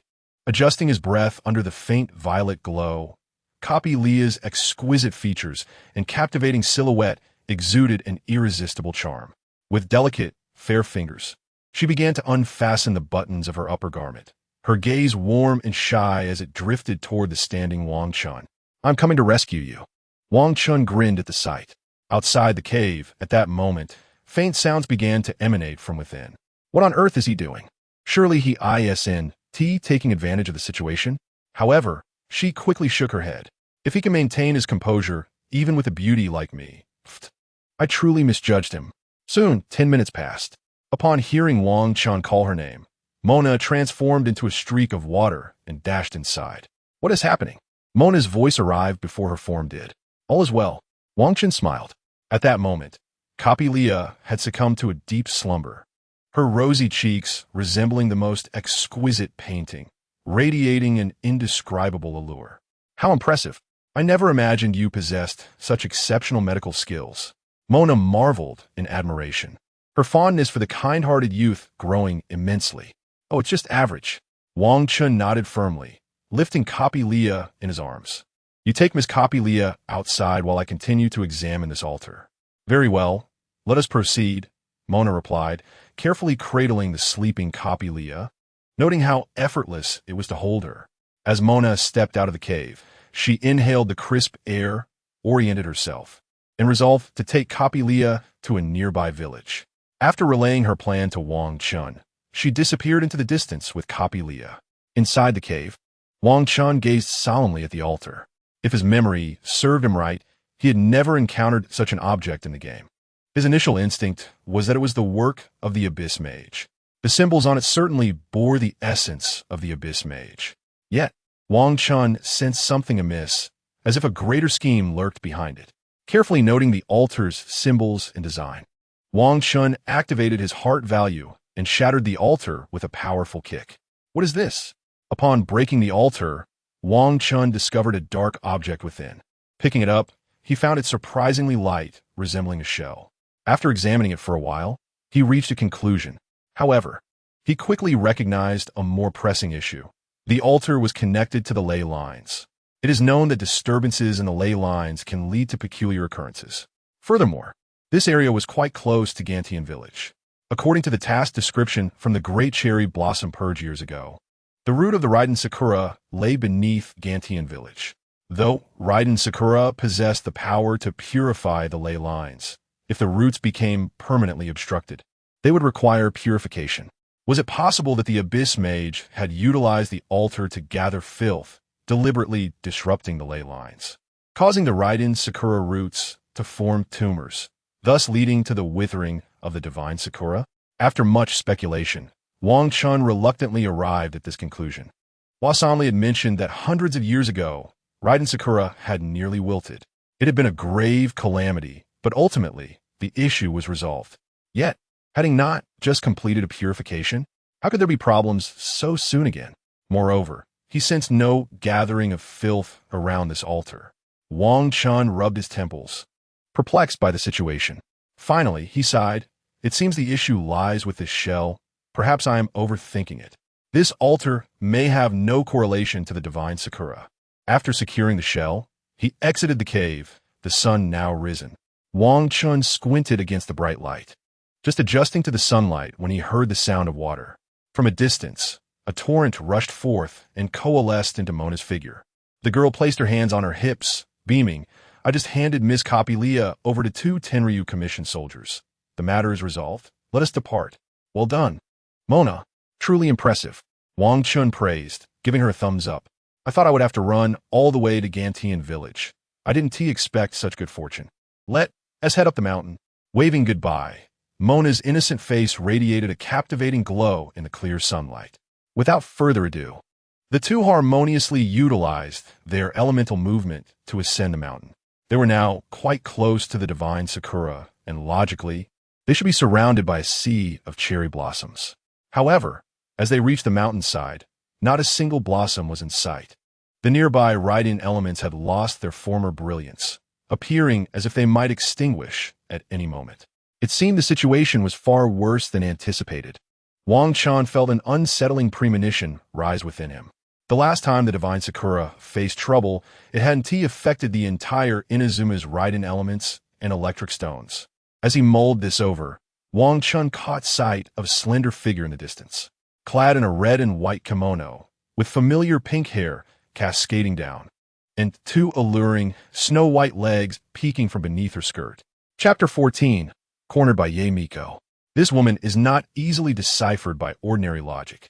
Mona, do not speak carelessly, Wang Chen cautioned, tempering their elemental movement as he approached with caution. The illustrious Ye Miko, the Grand Shrine Maiden of the Narukami Shrine, also presided over the shrine and operated a publishing house, Ye Tea, in Inazuma City, dedicated to the sale of light-hearted popular novels. It was rumored that one such light novel, titled in Genshin Impact, Marrying the Raiden Shogun at the Start, was exceptionally popular. Folklore held that the readers of this novel were all handsome and beautiful, and anyone who read it would find themselves suddenly wealthy or extraordinarily fortunate. Of course, Wang Chen was indifferent to such tales. At this moment, his mischievous gaze was fixated on the enchanting fox lady before him. Ah, as beautiful as ever, especially those delicate, slender legs that peeked from her skirt, her ample bosom, and fair skin, all radiating a potent allure. One couldn't help but wonder what it would feel like to have those legs wrapped around one's waist. Ahem, I digress. It is indeed Wang Chen. I never expected you to come here. At this moment, Ye Miko noticed the two of them, her gaze lingering on Wang Chen. Wang Chen was taken aback. On the day of the wedding, he did not see Ye Miko in attendance. How does she know him? Sensing Wang Chen's confusion, Ye Miko smiled and explained. Zao, you took pictures with a recording device and showed them to me. I was unable to attend that day due to certain matters. So that was it. Nodding, Wang Chen felt a flicker of curiosity within him. What could have been so significant that Ye Miko missed even the wedding of the Raiden Shogun? But in the next moment, Ye Miko approached with an alluring fragrance. The wind scattered the clouds, and the gentle sunlight flickered across the vast sky. Ye Miko smiled softly as she raised her hand to caress Wang Chen's cheek, a peculiar light shimmering in her clear, radiant eyes. Wang Chen was momentarily stunned. A sensation of warmth and softness enveloped him, almost causing his soul to transcend his body. Wang Chen, Ye Miko spoke softly, holding his hand. Then, her delicate, petal-like face gradually drew closer as she whispered, "Do you wish to pursue a romantic relationship with me?" A romantic relationship? Overwhelmed by an immense wave of happiness, Wang Chen instinctively inquired. "Yes, we can begin right now if you desire," Ye Miko responded, her cheeks tinged with shyness. Hey, what are you two doing?" Mona, who had remained silent until now, suddenly erupted upon witnessing this scene. A strange emotion burst forth in her heart, as if something precious were being snatched away from her. "We haven't done anything. I merely wish for Wang Chen to accompany me in seeking eternity," Ye Miko replied with a smile, standing up and glancing at the pouting Mona, stifling a laugh. Upon hearing this, Wang Chen began to understand. Like the Raiden Shogun, Ye Miko pursued eternity, yet her heart was markedly more lucid and wise, guided by her own principles and methods. Wait, is this what one calls being more lucid and wise? This cunning fox. Ahem, this is a diviner from Mondstadt. I would like to request her assistance in uncovering the cause of the wilting of the sacred Sakura. Shifting his focus back to the matter at hand, Wang Chen spoke. It turns out she is a distant guest. However, the situation regarding the sacred Sakura is somewhat unexpected. I fear that divination may not reveal the truth of the matter. Sighing, a hint of worry clouded Ye Miko's graceful and gentle visage for the first time. Is it that serious? Mona asked, momentarily taken aback. Can we go see it? Wang Chen blurted out, his heart tightening. Come with me, both of you, Ye Miko replied, seemingly anticipating this. And she nodded as she headed towards the grand sacred Sakura tree. As the three approached, Wang Chen finally realized that the sacred Sakura was indeed in grave trouble. The once beautiful tree had half of its branches wilted, tendrils of black mist entwining its limbs. What is this black mist? It resembles the other. As expected, pretending to retrieve a shell from his pocket, Wang Chen was about to speak when Ye Miko snatched it from him. How do you possess a shell of the Magu Kenki? A chill spread across Ye Miko's face. Wang Chen recounted the events in detail. I understand now. Ye Miko collected her expression, speaking earnestly. The Magu Kenki is a demon that devours people's negative aspirations. It can multiply infinitely, absorbing the darker thoughts within individuals, amplifying them endlessly, and even controlling their minds. The sacred Sakura thrives on the myriad aspirations of the people of Inazuma. Without their positive wishes, it will inevitably wither. It is highly likely that the Abyss mages have set up an altar, using the Magu Kenki to collect people's negative aspirations, aiming to resurrect the demon. Furthermore, we do not know how many individuals have been controlled by the Kenki, explaining the recent disturbances in Konda village. The Abyss mages must have taken advantage of the people's doubts regarding the Raiden Shogun's marriage to infiltrate. What? This involves a demon? Wang Chen did not expect the situation to be this dire. He had witnessed the terror of demons firsthand. The battle in Liyue years ago was nothing short of cataclysmic. In the end, Ningguang sacrificed her palace to suppress and seal it. Now that we have a lead, perhaps I can deduce the locations of the remaining altars, and we can destroy them. Mona's charming face paled momentarily, and she hastily added, Fine, then it will be hard work for Miss Mona. If it weren't for Wang Chen presenting the shell of the Kenki, I would still be baffled about what was happening. Ye Miko sighed deeply. Mona fell silent, her hands illuminating with a star chart as she began her calculations. At that moment, Ye Miko suddenly gasped in pain, clutching her abdomen. Miss Miko, are you all right? Wang Chen quickly supported Ye Miko. It's nothing, just some negative energy entering my body. My stomach aches a bit, she replied, her face pale as she struggled to speak. Ah, then let me help you inside. Do you have hot water in your place? Wang Chen's concerned words spilled out as he assisted Ye Miko toward the interior. Hey, what about me? Seeing Wang Chen's unwavering attention on Ye Miko, Mona nearly exploded in frustration. However, she was in the crucial moment of her calculations and could not leave. Upon entering the inner chamber, Wang Chen was astonished to find a natural hot spring pool steaming within. If I soak here for a while, it should dispel the cold energy. After all, the Grand Narukami Shrine is situated in a mountainous area where the negative energy is heavy, Ye Miko said, trembling slightly in pain. All right, take your time, Wang Chen nodded, casting a concerned glance at Ye Miko before preparing to leave. However, Ye Miko suddenly leaned forward, her gentle and enchanting demeanor captivating him, her delicate, snow-white fingers grasping his hand. Ah, you. Wang Chen was taken aback, momentarily a loss for words, especially as he felt her breath against his ear. It made him quite nervous. What are you so anxious about? Ye Miko smiled softly. Then her beautiful eyes lowered, shimmering as she spoke gently. What are you afraid of? After all, you are someone who can conquer shadows. Chapter 15. The Cunning Priestess, Danger Approaches. That may not be appropriate. Wang Chen stammered, struggling for words. What is there to be embarrassed about? Ye Miko's cheeks bore an enticing blush from esteem, seemingly luring Wang Chen into an invisible abyss. However, how can such matters be taken so lightly? Wang Chen's mind wavered, but he shook his head resolutely, pushing Ye Miko's delicate form away. Interesting. It seems the Raiden Shogun did not misjudge you. Ye Miko, having been pushed away, smiled cunningly, resembling a sly fox. In the next moment, a flash of movement occurred, and Wang Chen felt a tremendous force pushing against him. Bang! The door slammed shut. Dazed, Wang Chen realized he had been unceremoniously expelled. Staring at the door, through which wisps of white steam escaped, his heart, which had been racing, finally calmed down. He slapped his forehead, exasperated. Am I being played? Truly, she is a shrine maiden who can even scheme against the Raiden Shogun. Was she testing whether he was someone of divided loyalties? If he had just agreed to loosen Ye Miko's garments, shivers ran down Wang Chen's spine. After all, Ye Miko was someone who could evade even the Raiden Shogun's blade. No wonder Kuju Sera once remarked that the actions of the Grand Priestess often lead to misunderstandings. Even the Raiden Shogun praised her for her cunning strategies. Fortunately, his resolve remains steadfast. Stepping out of the house with lingering trepidation, Wang Chen felt as though he had endured a tremendous trial. In the distance, Mona was intently gazing at the star map before her. The azure expanse of the map shimmered with 3 eerie red dots. Upon noticing Wang Chen's emergence, she waved her hand urgently, exclaiming, I have located the positions of the other 3 altars. We must not delay. Let us depart immediately. Just then, a swirling ball of wind suddenly rushed towards them. With a thunderous roar, the gust rolled across the ground, enveloping them in its currents. Who goes there? Halt at once. Otherwise, I shall take action. Mona gasped in alarm.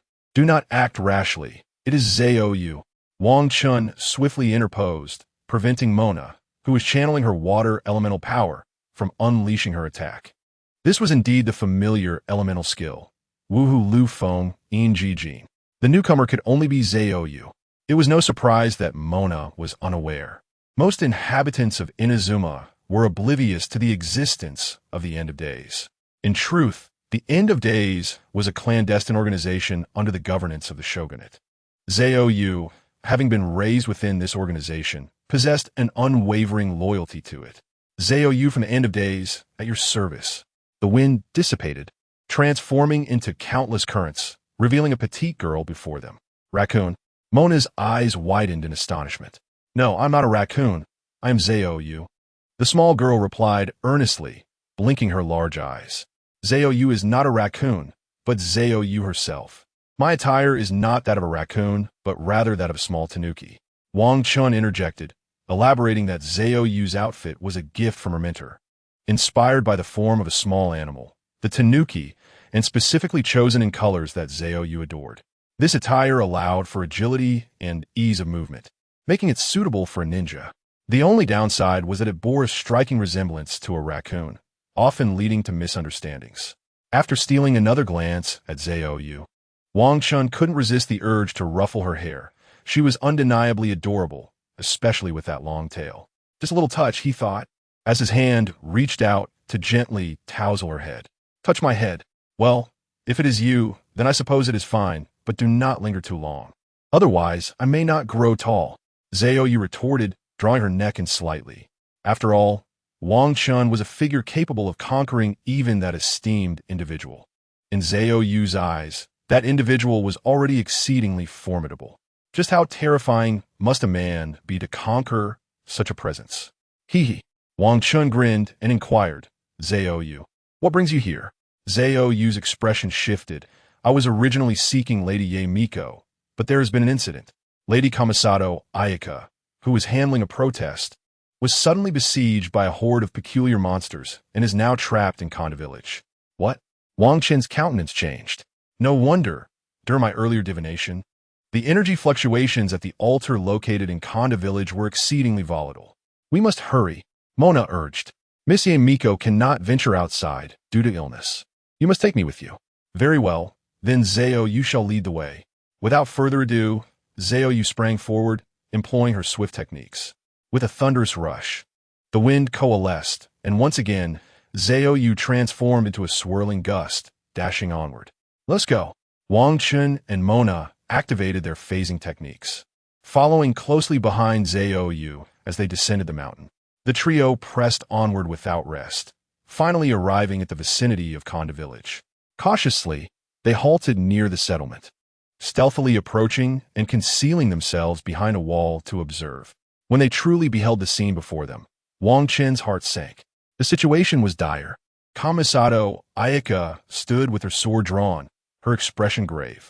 The power of ice elements coalesced beneath her feet, forming a chilling pattern of snowflakes.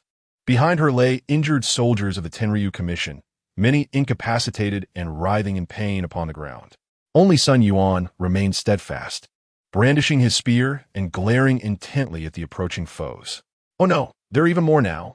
Zhao Yu tiptoed to get a better look. Before Kamisato Ayaka stood over 20 ruffians, their muscular forms bulging, veins protruding, wielding long knives, their eyes bloodshot and menacing. Not to mention, lurking behind these ruffians were a dozen villagers shrouded in dark mist, their faces cold and expressionless, clutching farming tools, poised to strike. Yet, despite the grim circumstances, Kamisato Ayaka maintained her composure and grace, her beautiful visage betraying no hint of panic. Miss Kamisato, I advise you to surrender. We have acquired formidable power. How can you hope to take us all on alone? The leader of the ruffians laughed mockingly, his cold demeanor evident. As a member of the Gokaiden, it is my duty to eliminate all sources of instability for the Shogun. With his black sword glinting ominously, Kamisato Ayaka spoke with poise. Then, her gaze hardened, and the grass beneath her feet crackled as a layer of white frost emerged. What a fine servant of the Shogun you are. The ruffian leader licked his parched lips, unabashedly eyeing Kamisato's exquisite figure. Big brother, why waste words? Our brothers are eager to engage, shouted a few of the wild bandits, itching for a fight. Wait, I shall take the lead. Presenting Miss Kamisato Ayaka to the master may elevate our status. With heavy footsteps, the ruffian surged forward, a glimmering arc of light slicing through the air. Clang! Kamisato Ayaka, like a tranquil white heron taking flight, spun gracefully, effortlessly blocking the incoming strike with her black sword. Snowflakes danced in the air as she redirected the fierce force. The divine eye upon her person glowed with frosty energy. Boom! A white tempest of ice and snow erupted, rapidly blanketing the once vibrant grassland in frost. Stepping back cautiously, Kamisato observed the distant snowstorm. However, in the next moment, The raucous laughter of the ruffians broke through the howling winds. Almost there. Ha ha ha. With a resounding crash, the dark power of the malevolent deity surged through the white tempest.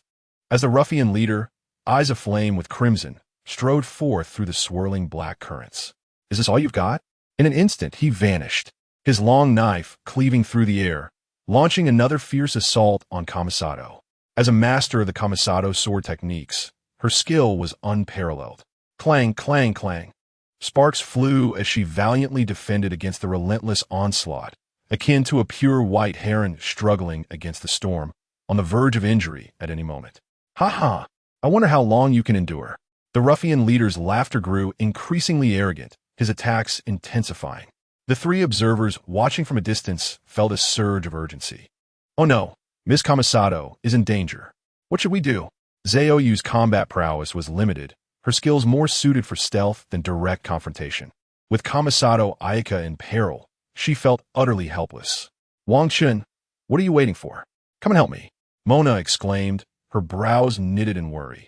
Do not rush. Who knows if there are hidden foes nearby? We cannot expose ourselves recklessly. Wang Chen continued to watch the battle intently, analyzing the unfolding situation. The originally formidable Yi Fu Zhong, upon absorbing the power of the demon god, astonishingly surged to approximately level 65. Even more remarkable was the fact that the level 65 Zhen Dao fan could overpower the level 71 Kamisato Ayaka. It appeared that these villagers had been possessed and controlled by the Mo Shun Ingchong.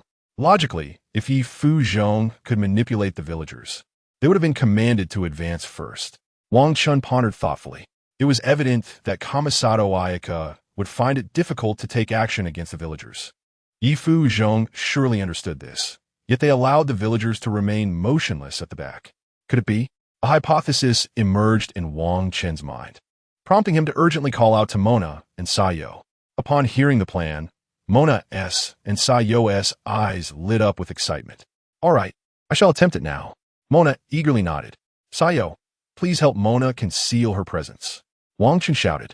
Sayo, an expert in stealth and erasing traces, could render herself undetectable to ordinary people if she wished.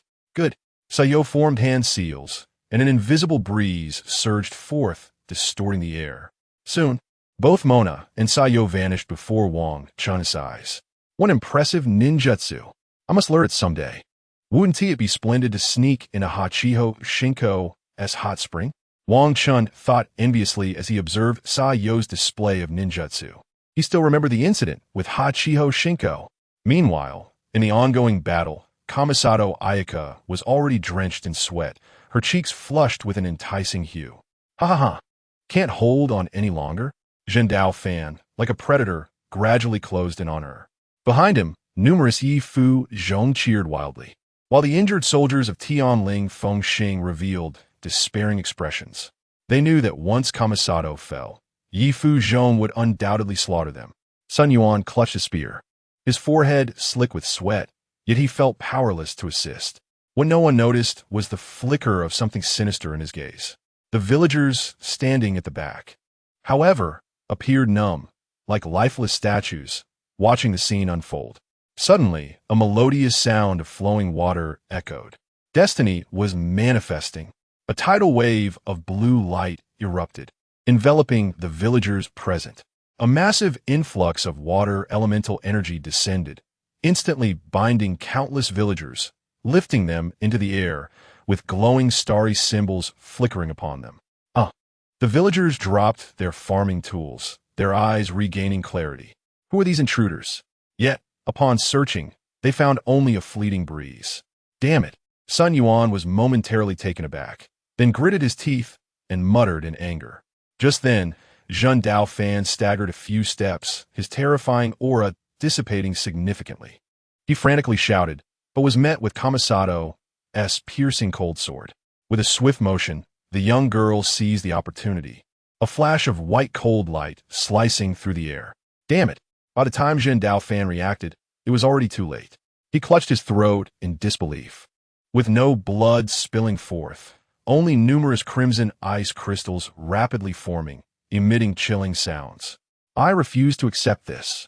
He gasped, a breath of cold air escaping his lips. In the distance, the girl landed gracefully, an ice lotus blooming beneath her feet, pure and serene. With a clang, her sword was perfectly sheathed. Simultaneously, Zhen Dao Fan collapsed to the ground, his breath extinguished. Not only him, but the minions behind him also lamented in agony, their frenzied, dark energy vanishing without a trace. Kamisato leaped again, pulling her sword back, which instantly transformed to a brilliant ice white. With a delicate push of her jade hand from the sword's tip, the transparent blade disintegrated into countless sparkling ice crystals. Kamisato Ryu, frost obliteration. Her cold words resonated as numerous sharp, white lights surged forth, enveloping the Yifu zone. Ah, help! They wailed, but once the icy light dissipated, only a ground littered with frozen corpses remained. Finally eradicated, Kamisato sighed, feeling a wave of darkness wash over her as her strength waned. A breathtaking smile graced her lips as she began to fall backward. But at that moment, an unexpected turn of events occurred. From a rear, Sun Yuan suddenly lunged forward, thrusting his spear viciously at Kamisato. Thank you to User 1, User 694544213, and others for their support. Chapter 17. The Undescribable Injury to Kamisato Ayaka. In the distance, Mona and Sa Yo materialized from the air, their faces paling at the sight. Sun Yuan? Miss Kamisato, be careful, they exclaimed. The soldiers of Tianling Fengxing shouted in alarm, some attempting to intervene. But their severe injuries rendered them unable to rise, and they fell back, spitting blood. Sun Yuan's face twisted in rage as the dark gleam of his spear pierced through Kamisato's clothing. In the next instant, he would breach her delicate form. Just then, a thunderous crash echoed. A furious figure, propelled by a torrent of water, rushed in, embracing Kamisato and swiftly pulling her aside. With a swish, the spear grazed Kamisato's back, exposing a large expanse of her radiant skin. Who? Sun Yuan's face turned pale, and with a desperate lunge, he thrust his spear forward. The sharp tip pierced Kamisato's skirt, penetrating her undergarments, and struck her firm backside. Kamisato furrowed her brows, emitting a soft whimper as her closed eyes trembled. Blood seeped through her white undergarments. You're seeking death. Wang Chen was enraged, his righteous fury ignited at the audacity to harm his ethereal princess. How could one inflict injury upon such a sacred area?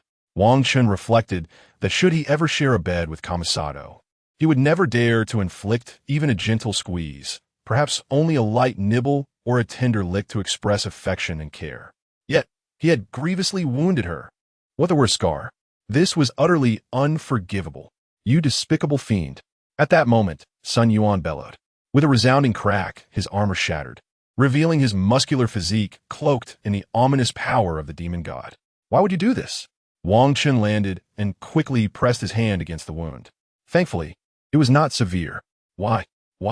Upon hearing this, Sun Yuan laughed malevolently, brandishing his spear. I have professed my feelings for Miss Kamisato multiple times, yet she has always politely rejected me. I devised this scenario, intending to be the hero who saves the damsel, hoping to win her heart. But you have ruined everything. It seems I have underestimated you. We harnessed the negative emotions of those villagers as our source of power. Yet, since I cannot have her, let everything be destroyed. With a furious roar, Sun Yuan's eyes turned bloodshot. Now, I am imbued with the profound power of the demon god, having sacrificed myself as an altar to absorb the negativity of the masses. You may have defeated Lord Kujo, but before my overwhelming might, you will merely tremble. Is that so? Wang Chen frowned, gently placing Kamisato down. Mona and Sayo rushed over from a distance. Wang Chen gestured for them to apply pressure to the wound. I'm afraid we should run first and let the esteemed Ye Miko handle this. Wang Chen, you are no match for him, said Zhao Yu in fear. Ha. You think you can escape? You won't get away today. Sun Yuan growled fiercely before charging forward. Wang Chen, retreat quickly. This guy seems more terrifying than Yin Wei. We should avoid the confrontation for now, Mona shouted anxiously while covering the wound on Shunli. You, ignoring the others, Wang Chen's fury surged as he activated his heart's resonance. Boom! A violent aura erupted instantaneously. The power of 1,000 levels returned. With a dazzling flash, Wang Chen moved with astonishing speed.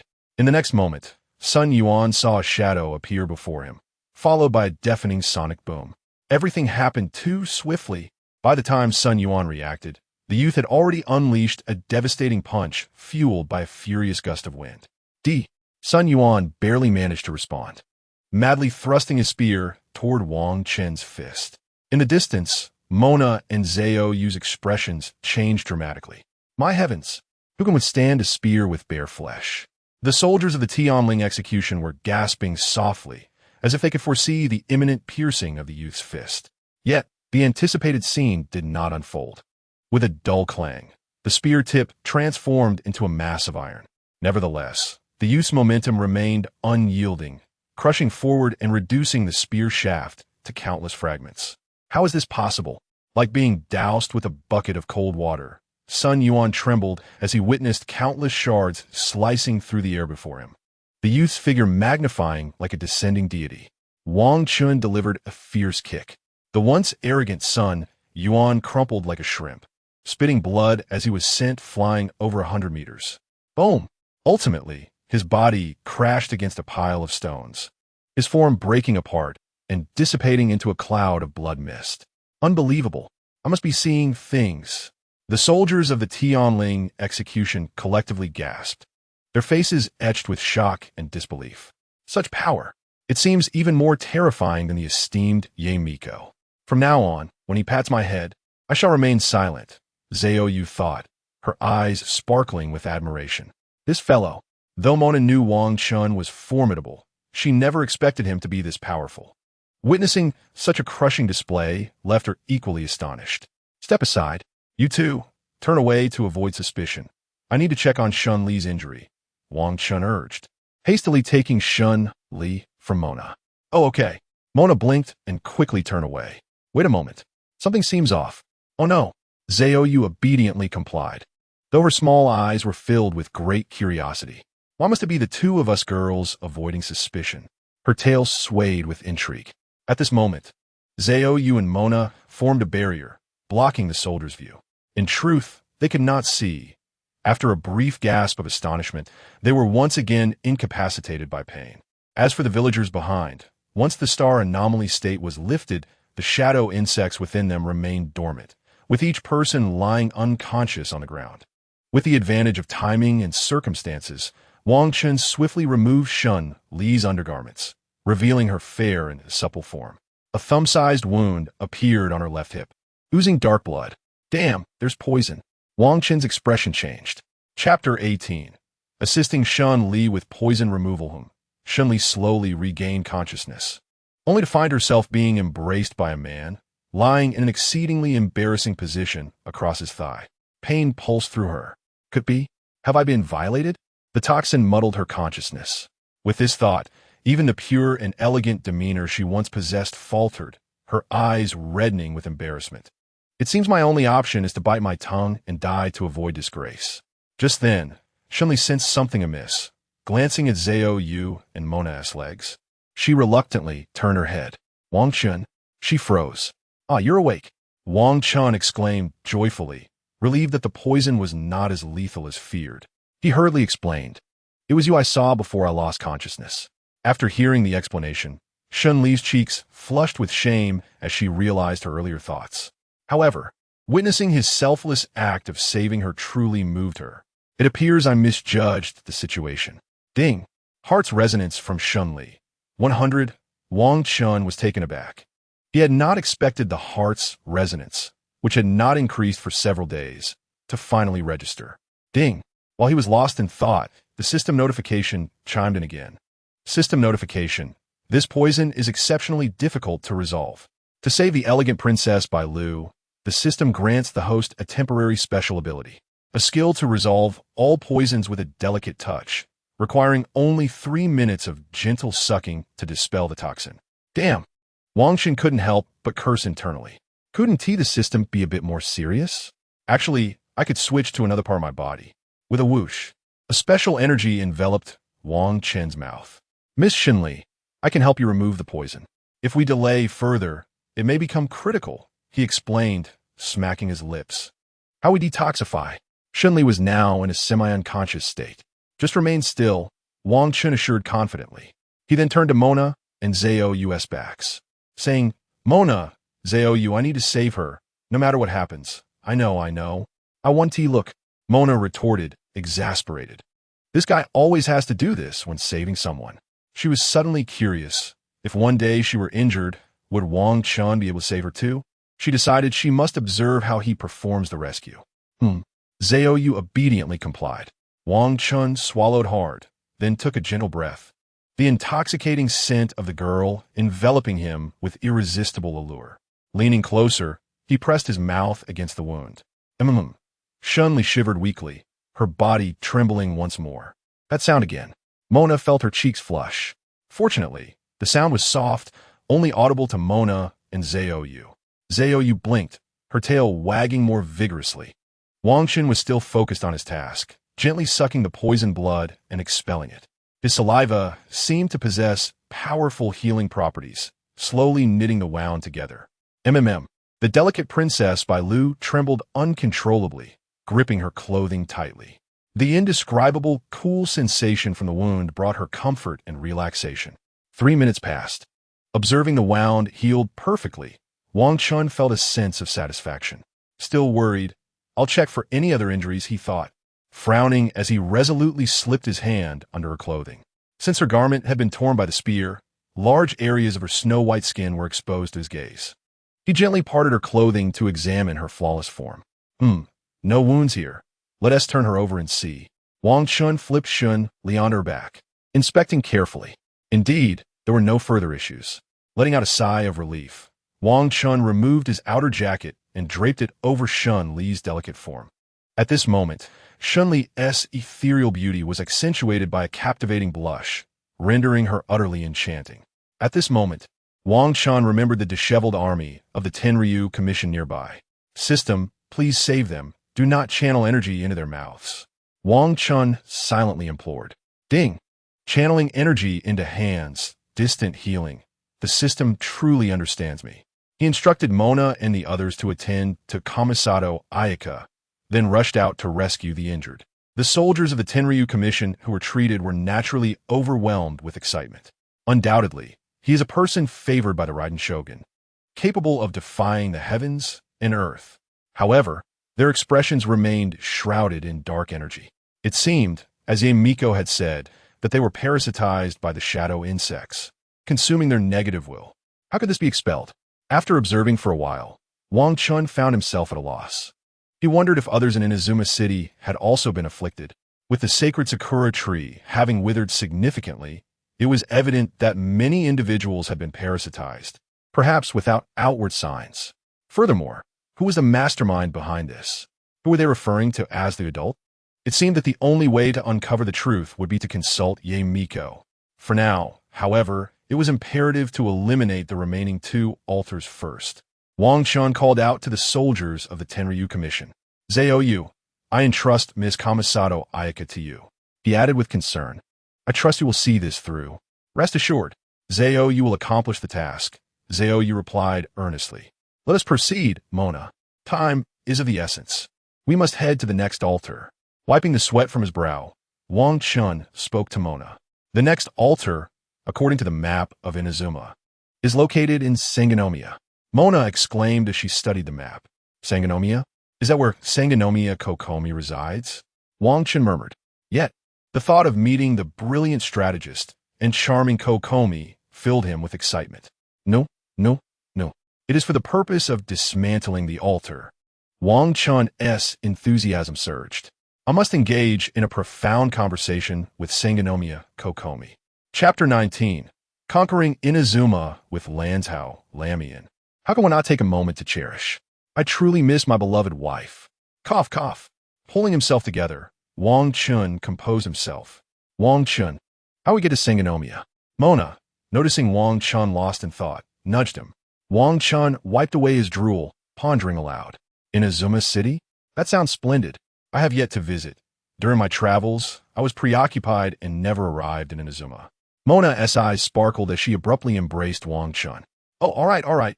Wang Chen felt overwhelmed by Mona's enthusiasm. By the time Wang Chen and Mona reached Inazuma City, the sky had darkened and the night was exceptionally beautiful. The lights flickered like dragons, and the streets bustled with throngs of people. Vendors lined the streets, selling an array of delectable treats.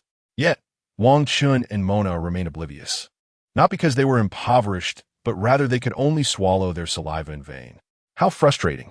Surely, I cannot ask my wife, the Raiden Shogun, for money. In a predicament befitting a hero, Wang Chen began contemplating ways to earn some mora. Oh, this bird egg sushi looks enticing. This sashimi platter. Mona's lips glistened with anticipation. Inazuma City, Shimizuya. Bird egg sushi, miso soup, mixed fried noodles, beast bone ramen. The proprietor, Shimizu Kanbei, energetically called out. Behind him, a large pot simmered with delicious bone broth, the aroma wafting through the air. Plates of fragrant ramen were prepared and served to the guests. Wang Chen, this ramen smells divine, Mona exclaimed as they stood at the entrance. Yet, recalling Wang Chen's own financial constraints, she added, but overly delectable food may lead one to forget its nutritional value. Perhaps we should refrain. Gulp. Mona swallowed hard. No worries. 2 large servings of beast bone ramen. Extra meat. Wang Chen could no longer contain himself and shouted. Certainly. The proprietor chuckled, quickly arranging 2 seats. Is this really all right? Do you have mora? Mona asked uneasily as she sat down. Just eat. Trust me. Wang Chen assured her confidently, patting his chest. Soon, 2 steaming bowls of ramen were served. They devoured the dishes with fervor, leaving not a drop of broth behind. At the bottom of their bowls, there remained an unspoken sentiment. The highest form of appreciation is to leave nothing wasted. More, please. Wang Chen exclaimed as he placed his bowl on the table with a clatter. Please enjoy. Take your time. Shimizu Kanbei beamed, promptly preparing 2 more bowls, ensuring they were served at the optimal temperature. Inazuma's ramen is exceptional in this regard, never scalding, with a strict adherence to the ideal serving temperature. Delicious. Mona closed her eyes, savoring each bite. It was indeed delightful. Yet the singular flavor of beast bone ramen felt somewhat bland. After a few bites, Wang Chen remarked, for some, the perfect temperature brings immense pleasure. Yet it fails to unleash the vibrant essence of the ingredients. Sir, that is not the case. Our establishment has been passed down for a century. This bowl of ramen is the culmination of our extensive experience. Shimizu Kanbei chuckled, unfazed by Wang Chen's critique. How about this? I will share a ramen recipe with you. See what you think. Wang Chen said with a grin, sensing the proprietor's curiosity. A ramen recipe? Is it simply a matter of swapping out the bone broth or toppings? Shimizu Kanbei appeared puzzled. No, it is an entirely new method of making ramen, which I shall name Lanzhou ramen. To be precise, it should be called Lanzhou beef noodle. Wang Chen replied with confidence. Lanzhou ramen? Shimizu Kanbei blinked, clearly unfamiliar with such an odd name. Proprietor, fetch me some paper and a pen. I will write it down for you. Just follow my instructions, and you shall see. Having previously worked at a Lanzhou ramen shop during summer, Wang Chen was well versed in the ingredients. After receiving the paper from the proprietor, he meticulously wrote down the recipe. The hallmark of Lanzhou ramen is the harmonious combination of clear broth, white radish, green cilantro and garlic shoots, red chili, and bright yellow noodles. Renowned worldwide for its tender meat and fresh broth, Lanzhou ramen is sure to capture the taste buds of the denizens of Inazuma. Replace this with Yuyan chili, and here use local garlic shoots, Wang Chen muttered as he wrote. The noodles in Lanzhou beef noodle are made from flour mixed with alkaline water. However, Inazuma likely lacks alkaline water. Yet, since they are both ramen, there must be specialized kneading agents available. Once completed, Wang Chen presented the recipe to the proprietor. Adding beef marrow and leg bones, along with chicken broth, the proprietor's brow furrowed in concentration. This method diverged significantly from Inazuma's traditional approach to preserving the original flavors of food. Will the people accept it? Rest assured, prepare it once, and invite everyone to sample it for free. That will reveal all. Wang Chen reassured the proprietor with a smile. Since the esteemed guest has generously revealed the secret recipe. I shall not doubt its authenticity. To attempt at once is to show reverence for culinary art. If the dish proves popular, a profit-sharing arrangement of 70-30 would be agreeable," said Jimu Kanbei earnestly. "Very well. Should the ramen sell well, I shall seek you out again. How much is tonight's ramen?" Wang Chen coughed lightly. "Now that you have presented the secret recipe for me to try, how could I possibly accept your payment?" Jimu Kanbei quickly shook his head. "Oh, very well then." Seeing Jimu Kanbei's resolve, Wang Chen withdrew his hand from his empty pockets. The Lanzhou ramen was merely a small step for Wang Chen. He aspired to conquer the entirety of Teyvat with Chinese cuisine. "No wonder the barbecue you made earlier was so delectable." Mona, who had just finished her last sip of soup, praised him. At the same time, she couldn't help but regard Wang Chen with newfound admiration. "One can eat for free like this. Let us go." Wang Chen rose, leading Mona towards the Tenryu Commission. As they walked further, the streets grew increasingly desolate. "Hey, Wang Chen, this is the Tenryu Commission. Don't wander off. I've heard there's a strict individual named Kujo Sarah here." Mona cautioned in a hushed tone as she noticed Wang Chen heading towards the commission. At that moment, a woman emerged from within. Dressed in a flowing purple kimono, with a sash tied around her waist, she wore deep purple knee-high stockings paired with thick-soled shoes. Her long violet hair shimmered in the night. Her beauty both mesmerizing and cold, akin to snow-capped mountains. It was none other than the Raiden Shogun. "Ah, the legendary Raiden Shogun," exclaimed Wang Chen. "Huh, where's Wang Chen?" Mona covered her mouth, turning her head only to discover that Wang Chen had vanished. Turning again, she saw Wang Chen, without her noticing, charging towards the Raiden Shogun. Mona's delicate face turned ghostly pale. Is Wang Chen courting death? Chapter 20. Soaking in the hot springs, it was not Wang Chen's intention to flee so swiftly. If the Raiden Shogun were to witness Mona hugging him, she would surely unleash her wrath, summoning a massive blade from her chest, followed by the chilling proclamation, "In this moment of obliteration." And then she would utter no thoughts. Severed. Perhaps a single tear would escape from the corner of her eye, marking her fleeting remembrance of Wang Chen. Thus, with a sense of urgency, Wang Chen hastened towards her. Under Mona's astonished and horrified gaze, Wang Chen embraced the soft form of the Raiden Shogun, burying his face deeply into her bosom, inhaling gently to express his longing for her. A gust of wind swept by, leaving Mona momentarily petrified. The Raiden Shogun's icy demeanor seemed to soften, revealing a rare gentleness. "After investigating the cause of the Sakura's wilting, I rushed here to find you. I had not anticipated that it would take several days, especially right after our wedding. I truly feel remorseful," Wang Chen said, lifting his head to plant a kiss on her cheek. A thunderous boom resounded, and the once petrified Mona shattered into fragments. "That individual lured by the fried tofu has informed me of the situation, and you have done excellently. However," the Raiden Shogun's delicate nose twitched, her slender brows furrowing. "What is it?" stammered a certain someone, drenched in cold sweat. The Raiden Shogun inhaled lightly. The scent of Ayaka and the aroma of that fried tofu enthusiast, the cunning fox, along with an unfamiliar fragrance, perhaps of yuzu. "Is that so?"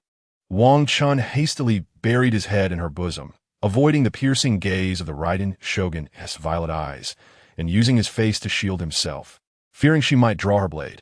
"I did not expect you to toil so hard, meeting so many individuals. You must be weary." Surprisingly, the Raiden Shogun spoke with a tone of concern. "It is not tiring, as long as it is to assist you in clearing obstacles. What is there to be weary about?" Wang Chen exhaled in relief, gazing gently into the Raiden Shogun's eyes. His resolute, yet sincere gaze brimmed with affection, akin to the sun blazing in winter, dispelling the chill of the frosty season. The Raiden Shogun, striving for eternity, found herself unable to withstand Wang Chen's penetrating gaze. Becoming flustered, a rosy hue crept onto her frosty visage as her delicate arms encircled Wang Chen. She murmured, to exert oneself recklessly for another. "Is this what you call love?" The fleeting scenery of the world remains unchanged over the centuries, yet human existence is as transient as dew and bubbles. Perhaps, as you say, The sincere feelings of one for another can endure the ravages of time, reaching towards eternity. Within Wang Chen's heart, he thought, no, I merely expressed my loyalty. How could my wife interpret it so deeply, and with such reason? By the way, the Raiden Shogun turned her gaze towards the pile of rubble that was Mona. This individual accompanied you. Judging by her attire, she must hail from Mondstadt, the land known for its hardy drinkers. Yes, her name is Mona, an astrologer from Mondstadt. She has been quite helpful during this journey. The locations of the altars were divined by her. Wang Chen quickly explained. I see. It seems we have behaved quite rudely in front of others, the Raiden Shogun said, promptly releasing Wang Chen. The pile of rubble that was once Mona nearly dissipated into dust, almost swept away by the wind, following the path of a wandering minstrel. Have you all finished your chatter before remembering my presence? Wang Chen exclaimed. Wait, why do I feel a pang in my heart? I am the illustrious astrologer, Mona. No desire for any material thing can bind me. Yet, why did this thought make her heart ache even more? He is charming, skilled in culinary arts, and possesses a kind heart. No wonder he hesitated to reveal his identity. It dawned on her that he had risked his reputation and honor to rescue her and Lady Kamisato Ayaka, without regard for his status. Reflecting on this, she found herself inexplicably drawn to him. As Mona's heart fluttered, Wang Chen approached, holding the Raiden Shogun's hand. Mona? Wang Chen called. Huh? She felt as though her innermost thoughts had been laid bare, or as if she had been caught in a compromising situation, and stammered. Raiden Shogun. There is no need for formalities. I came only to express my gratitude, the Raiden Shogun said, unusually taking the initiative. Oh, there is no need for thanks. It was merely a trivial effort. Mona quickly waved her hands. The Raiden Shogun nodded and then called out towards the entrance of the Tenryu Commission. Someone, please escort Miss Mona to rest and arrange for the best room and hot springs. Hot springs? Mona's eyes lit up at the mention. Yes. 2 soldiers and 2 maids stepped forward. Miss Mona, please follow us. The 2 girls bowed. I'm truly grateful to you, Raiden Shogun. I shall head over now. Please rest well. Mona, feeling the aches in her body, smiled brightly as she followed.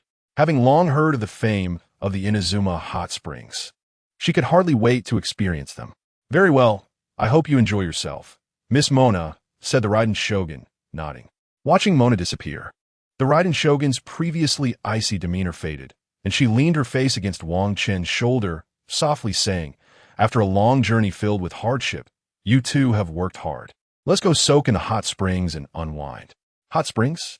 Wang Chen swallowed nervously, eagerly nodding. All right, then let us go. Taking Wang Chen's hand, the Raiden Shogun led him towards their exclusive hot spring abode. The air grew increasingly warm as they traversed the lengthy corridor, mirroring the tumultuous emotions within her heart. White steam wafted from the crevices of the wooden walls, forming delicate droplets upon the Raiden Shogun's fair skin, glistening like jewels. Wang Chen's keen eyes noticed, tracing the path of a droplet as it rolled down, drawn into the depths of an enticing temptation. Upon pushing open the wooden door, a greater cloud of steam erupted forth. It's so hot, Wang Chen exclaimed, waving his hands in a futile attempt to disperse the warmth. As the steam gradually cleared, the elegantly decorated hot spring bath came into view. The pool's edge was lined with pristine white pebbles, contrasting with the dark stones at the bottom, creating an aesthetically pleasing interplay of black and white. I often come here to unwind when I feel fatigued, the Raiden Shogun remarked with a gentle smile, leading Wang Chen to the coat rack. What are you dawdling for? Hurry and undress. A faint blush adorned her otherwise cool visage, her damp purple hair cascading over her forehead. In that moment, the interplay of her icy demeanor and delicate allure stirred something deep within Wang Chen, leaving him flustered. All right, he replied, just as the Raiden Shogun's delicate hands found their way to him. Allow me, she softly declared, meticulously unfastening his garments. Upon revealing Wang Chen's well-defined chest, she couldn't help but press her warm cheek against him, her slender fingers gliding across his skin. The electrifying sensation made Wang Chen's face flush as red as a boiling kettle. That night was too dark. I couldn't see clearly, she said with a smile, lifting her gaze. Hell, let me help you too. Embracing the spirit of reciprocity, Wang Chen awkwardly assisted in removing the Raiden Shogun's attire, revealing her immaculate white undergarments. He hadn't anticipated her preference for such a pure color, presenting a scene that resembled the most exquisite of masterpieces. As they gradually eased into the water, the scalding heat of the hot spring elicited a sigh of contentment from Wang Chen. "This is truly delightful. This is the finest hot spring in Inazuma," the Raiden Shogun proclaimed, her exquisite features outlined by the steamy ambience, captivating all who beheld her. "The sound of water reminds us to cherish this moment," she murmured, leaning against him, her smooth and supple form fitting perfectly within his embrace. Wang Chen slowly wrapped his arms around her, pondering if this was the bliss of being the Raiden Shogun's partner. Her purple hair flowed like a blooming bud within the warm waters, undulating gracefully. Her crystalline, deep-set eyes mirrored a starless night sky, veiled in a soft mist. A faint fragrance lingered in the air, subtly igniting a fire within Wang Chen's heart. Unable to resist, he leaned in, capturing her luscious lips in a fervent kiss. As night deepened, he emerged from the bath with the Raiden Shogun, who was wrapped in a towel. They retreated to a nearby chamber, where the Raiden Shogun appeared fatigued, prompting Wang Chen to remain still, noting her unwell state. Since the dawn of humanity, an inherent yearning for the world has existed. The Raiden Shogun, as the embodiment of Inazuma's faith, was revered by the people, who constructed their beliefs around her. However, the joyful days had long passed. Former friends had become foes, and even the purpose of wielding a sword had been lost. Having endured centuries of Inazuma's trials, the Raiden Shogun had grown accustomed to solitary burdens. Yet, in Wang Chen's embrace, she finally felt safe enough to lower her defenses and drift into a deep slumber. The shadow had once told the Raiden Shogun, "Your existence is my answer." But now, a new answer began to take shape. "This situation arose due to me. I will shoulder all burdens for you. You need not bear everything alone, or else it pains me," Wang Chen whispered as he gently placed her on the bed, admiring her serene visage as she slept. Eventually, he joined her, enveloping her in a warm embrace as they both succumbed to slumber. The following morning, gazing at the Raiden Shogun nestled in his arms, Wang Chen hesitated to wake her. Upon entering the room, he discovered she had already stirred. Sensing his presence, she smiled. "The moment you left, I couldn't sleep peacefully and awoke almost immediately." Her words tugged at Wang Chen's heart, prompting him to rush over and hold her close, soothing her back. After assisting her with her attire, they stepped outside into the radiant sunlight. The Raiden Shogun resumed her composed demeanor, embodying the dignified presence of the Narukami Ogasho.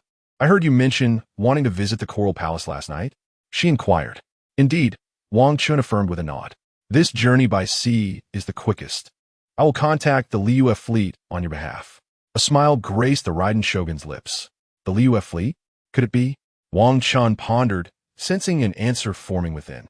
"You shall see for yourself. It is a renowned fleet I have heard the esteemed Kujo Sera speak of frequently," she said, guiding Wang Chen towards the Tenryu Commission. Upon arrival, the Raiden Shogun received news and departed to handle her duties. Wang Chen awaited outside the guest hall, where he encountered Kujo Sera. "Lord Wang Chen, Captain Beidou of the South Cross Fleet is already waiting inside," Kujo Sera stated gravely. Rumors suggested that the South Cross Fleet was backed by one of the Seven Stars, Tian Quan Ningguang, thus earning Wang Chen's unwavering trust in her capabilities. "Thank you for your efforts," Wang Chen responded with a smile before stepping into the guest hall. As expected, a boisterous woman rose from her seat, exclaiming, "Ha! You must be Wang Chen. I am Beidou. Have you heard of my South Cross Fleet? I have received the commission and will escort you from here." Her casual manner of addressing Wang Chen without the customary honorifics caused Kujo Sera's brow to furrow. "Ha! I have long heard of your prowess as the Dragon King, and I now see that your presence is indeed formidable," Wang Chen complimented, undeterred. He understood Beidou's free-spirited nature, which defied conventional constraints, even towards her superior, Ningguang. However, Wang Chen felt no concern, for he knew that as long as he articulated the principles of righteousness and the mutual benefits involved, Beidou would comprehend everything. After all, engaging with someone genuine was far more pleasant than dealing with those who wore masks of pretense. Upon hearing Wang Chen's words, Beidou waved her hand dismissively. How can that be mere reputation? I have heard of your legendary feat of slaying the sea mountain during my time in Inazuma. It is said that your strike cleaved the clouds and the moon, severing the head of the fish dragon. Wang Chen chuckled modestly. I cannot accept such praise. Beta beamed, invigorated by Wang Chen's flattery. Yet her curiosity lingered about this young man without a vision.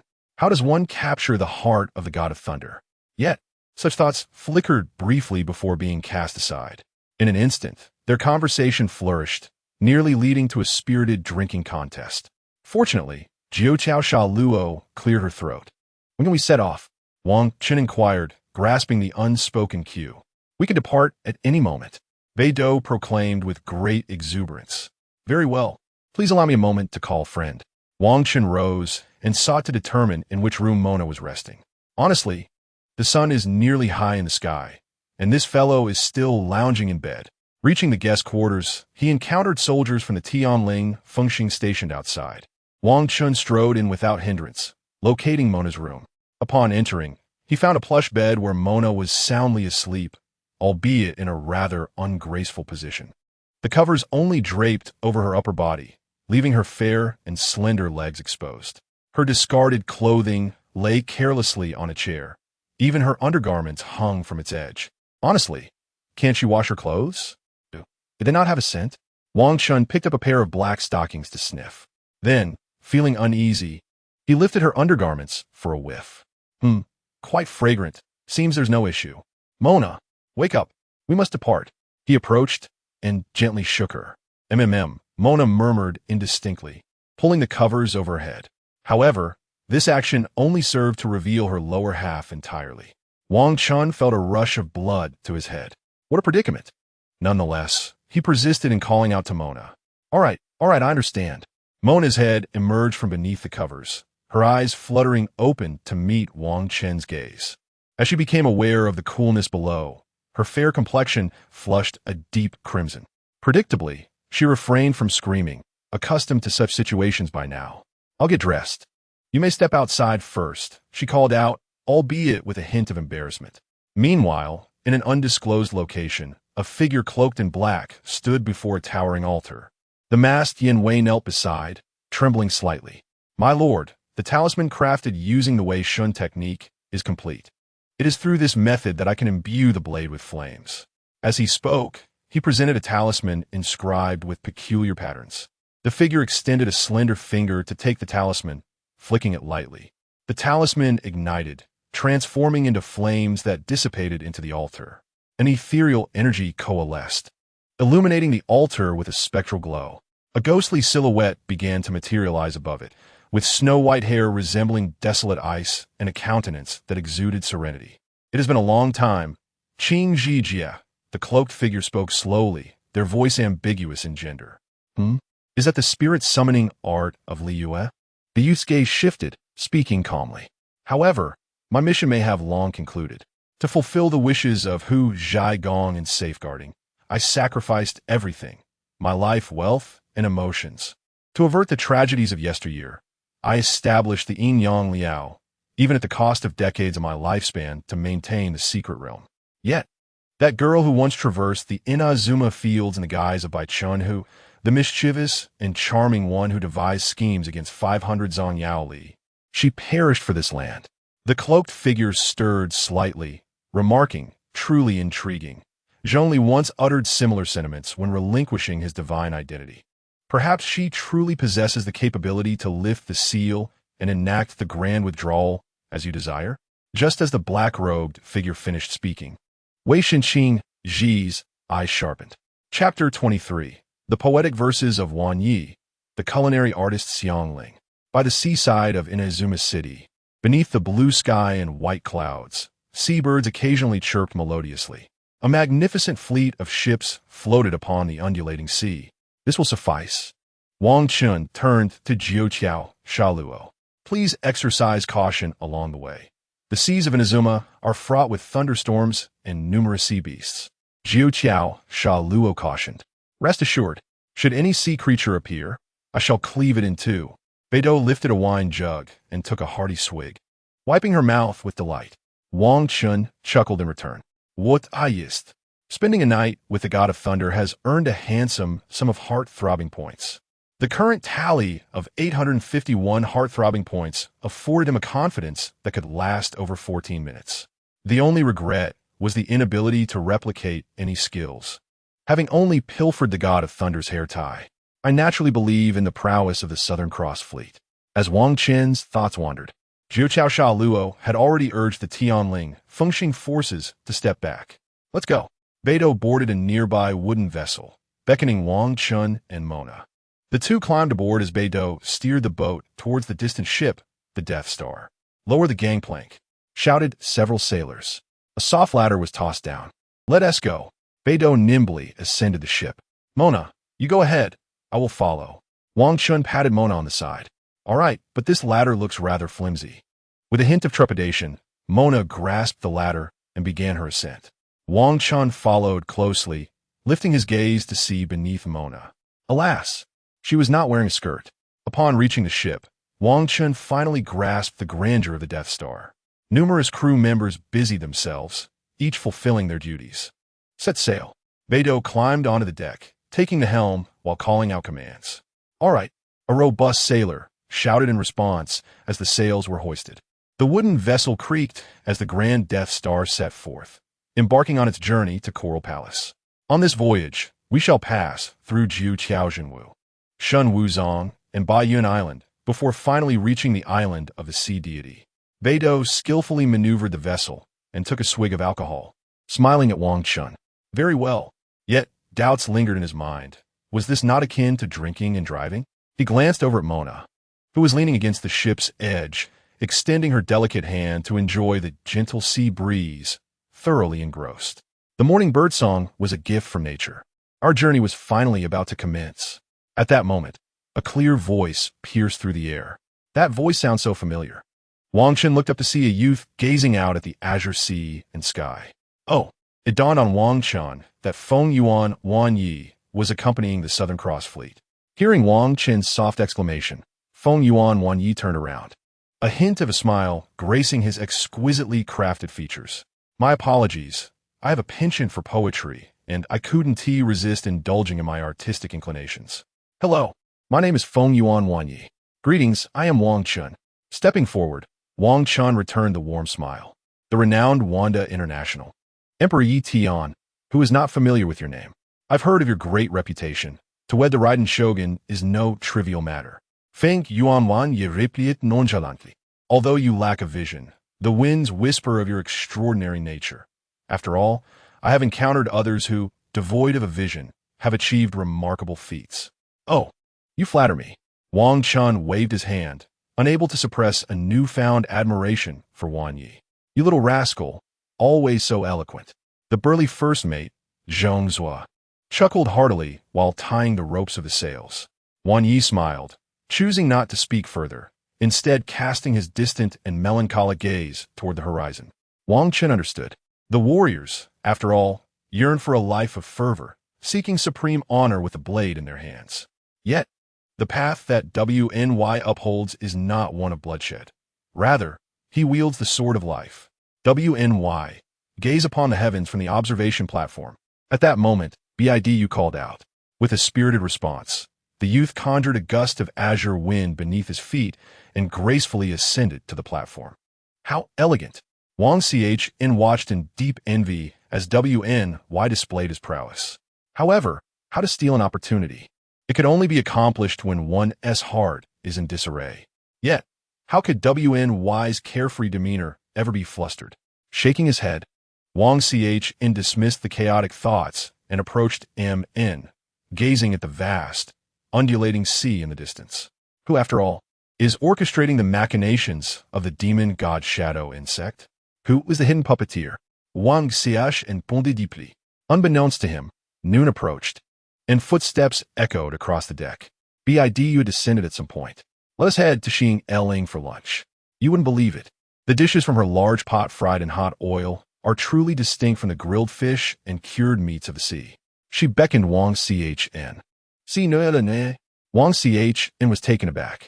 Indeed. Ha ha ha ha.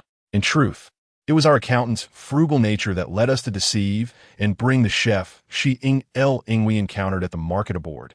The first mate, Seta Ingitsu, Chakotatili. You surely have never tasted our Liyue cuisine. That little one possesses immense creativity and will undoubtedly astonish you. Naturally, that girl mentioned to me that she aims to transcend the two opposing culinary schools.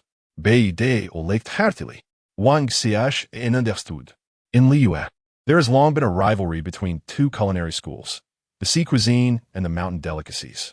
The conflict between these factions had escalated to a boiling point, monopolizing various rare ingredients.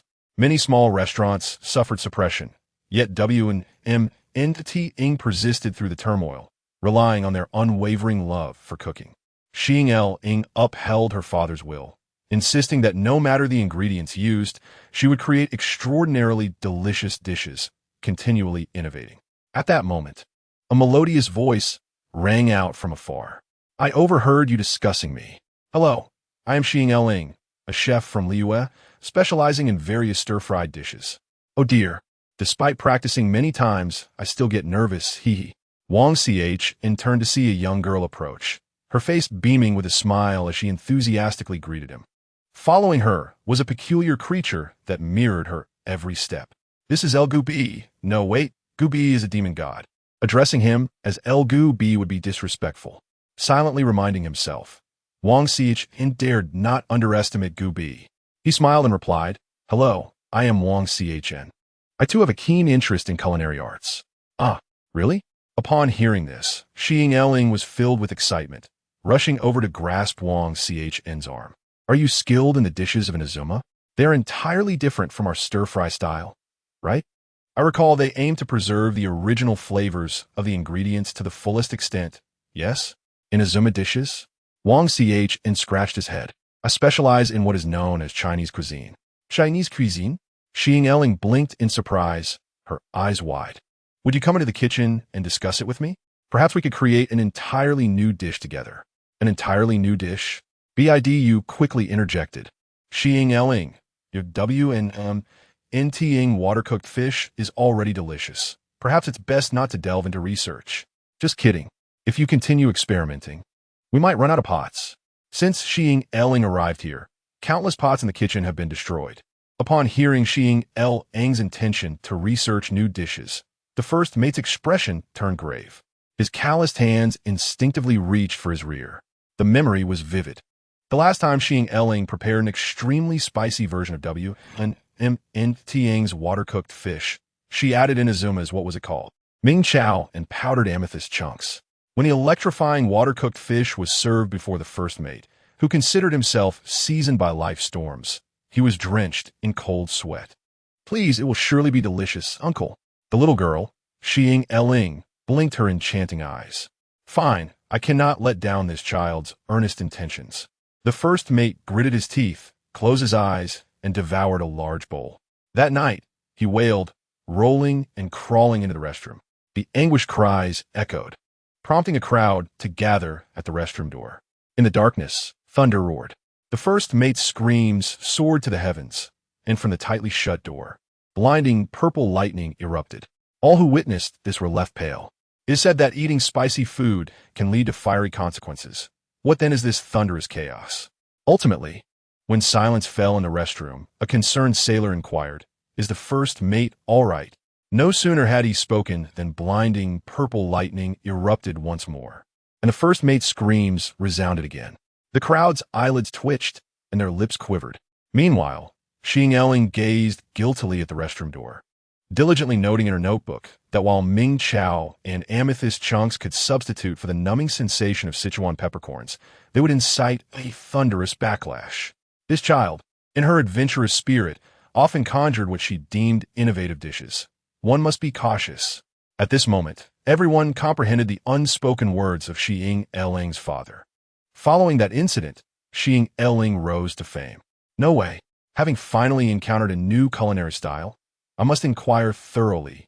The resilient Bidu found herself at a loss against Xing Eling. Surely, those aboard had suffered much at her hands. With a sudden thought, Wang Chen spoke. How about this? I will engage in a culinary duel with Xing Eling. We shall each present our signature dishes for everyone to savor. A duel? Seeing LNGSAS lit up. Yes, the matter of innovation can wait. During the duel, we must showcase our finest dishes to captivate everyone's taste buds. Wang Chen chuckled, relieved by his words, which eased the tension for BIDU and the first mate. The finest dishes? Sina and the confidence my. Excellent. I accept. Without further ado, let's begin. Beside her, Gooby bounced with excitement. Wait, I just turned around, and you're already set to duel over dishes? The elusive MN appeared, and upon hearing of the culinary duel, she became animated. Wang Chen had previously crafted an exquisite dish using raspberries and pork. Now, with ample ingredients. I am genuinely curious about what culinary wonders you can create. Raspberries and pork?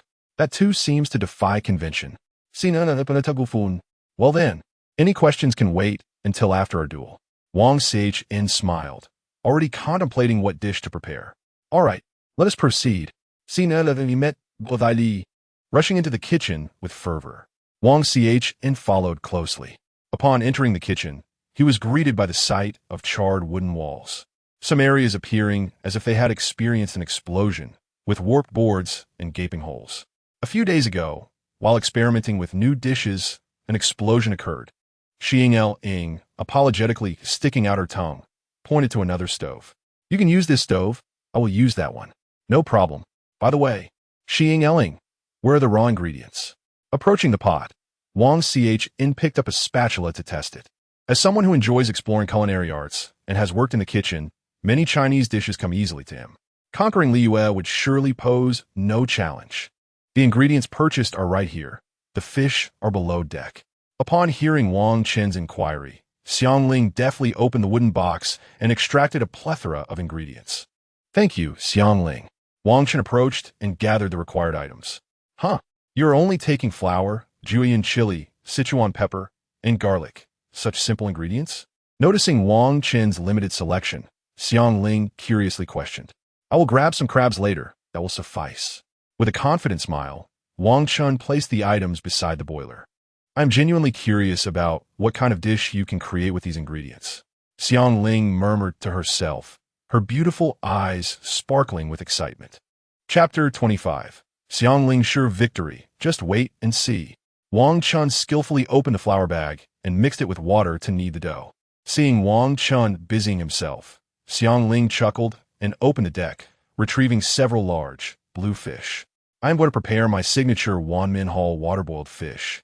Though I've made some improvements here, she confidently declared while tossing the lively fish into a nearby wooden barrel. With the enhancement of Inazuma's Tianyan fruit and the rich flavor of Xilingji, I have only allowed a select few to taste this dish, and the reviews were overwhelming. It will surely surpass yours. A few kitchen assistants arrived to lend a hand, swiftly gutting and cleaning the fresh sea fish. Make a small incision in the fish's tail to allow the blood to drain. Xiangling instructed while chopping vegetables. Yes, cut through the fish bones as well. Though her instructions were brief, they left Wang Chen astonished. The technique of bleeding the fish's tail is a common practice among many chefs, ensuring the flesh remains tender and free from any fishy odor. Additionally, breaking the bones prevents the fish from spasming and splattering hot oil during frying. Wang Chen was taken aback by Xiangling's culinary prowess. It appeared he could not afford to be complacent. Taking a deep breath, Wang Chen added a pinch of salt to the dough and began kneading. This step was crucial for achieving the desired elasticity. Once the dough was prepared, he took out the air-dried julienne chili, heated it in the pan until its surface began to blister, and instructed the assistants to grind it into a fine powder. The Sichuan pepper followed suit, also transformed into powder, while the garlic was minced and placed in a pre-prepared bowl. Using a rolling pin, Wang Chen flattened the dough into large rounds and deftly sliced it into noodles, sprinkling flour to prevent sticking. Time to start, he called out, smoothly placing the fresh crab's belly up in the steamer. He laid ginger slices to ward off cold and sprinkled a dash of white wine. All set. The assistant lifted the pot lid, releasing a plume of steam. Wang Chen placed the steamer into the pot. After completing these tasks, he noticed Xiangling had already fried the sea fish, filling the kitchen with the enticing aroma of seafood. The golden fish was then submerged into a bubbling pot of spicy broth. Bang! He covered the pot, and Xiang Ling beamed at him, her confidence unmistakable. Wang Chen, I'll be done shortly. I hope you can also prepare a dish that will surprise me. Rest assured, Wang Chen timed it perfectly, extracting the crabs and directing the assistants to scoop out the crab roe into a small bowl. He then submerged the noodles into the boiling water. Done. Wang Chen lifted the noodles and placed them into individual bowls, topping them with chili powder, minced garlic, and ground Sichuan pepper. I am ready, Xiang Ling exclaimed, promptly lifting the pot lid to add her secret seasoning, her proud recipe. After soaking fresh glazed bags in honey overnight, she ground the mixture into a fine powder, enhancing the dish's aroma. The flames crackled beneath the pot, and the vibrant broth bubbled enticingly. The fragrant and spicy aroma enveloped everyone, causing the assistants to salivate uncontrollably. Meanwhile, Wang Chen's dish consisted merely of simple noodles. Could this truly compete? The assistants who aided Wang Chen could not help but doubt internally. Xiang Ling's Wanmin Hall water-boiled fish was plated and served by the assistants. In the cabin, everyone sat together, eagerly awaiting their meal.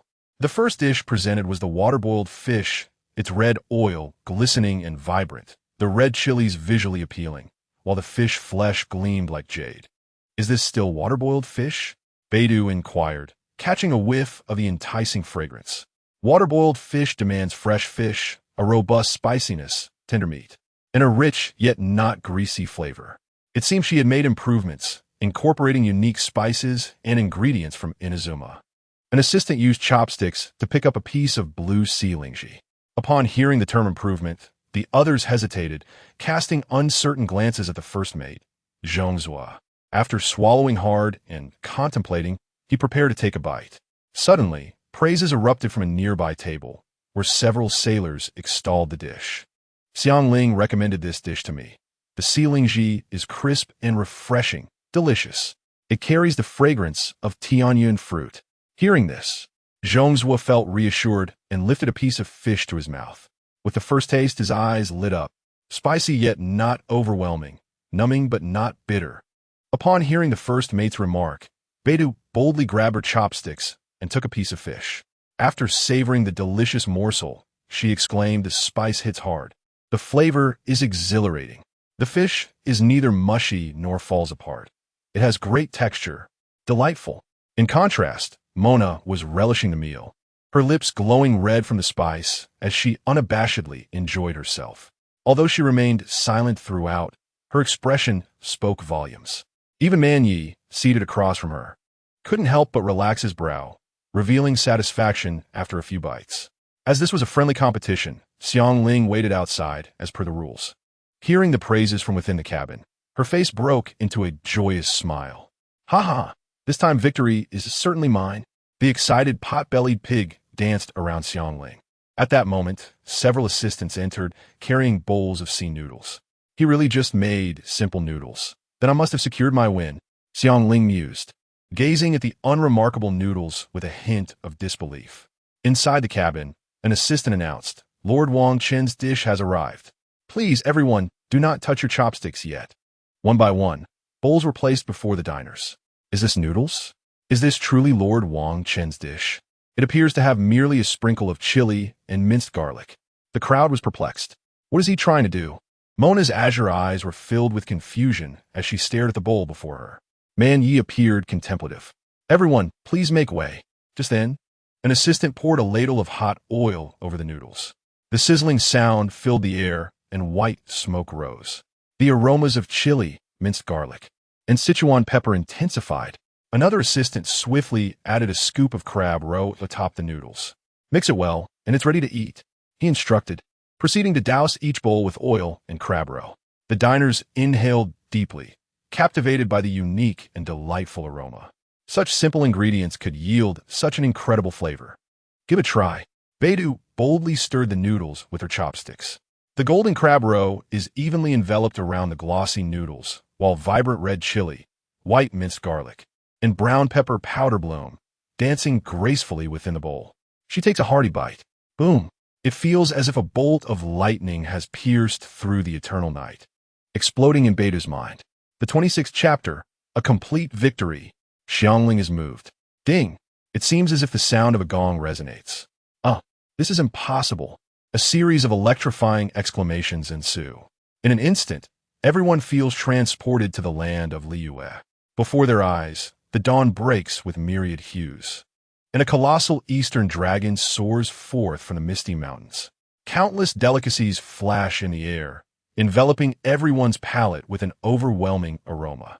The rich flavor of the crab roe is simply astonishing, perfectly complemented by the chewy noodles, making one yearn for bite after bite. Beta bows her head, slurping the noodles vigorously. Indeed, it's as if a powerful force suddenly surges from within.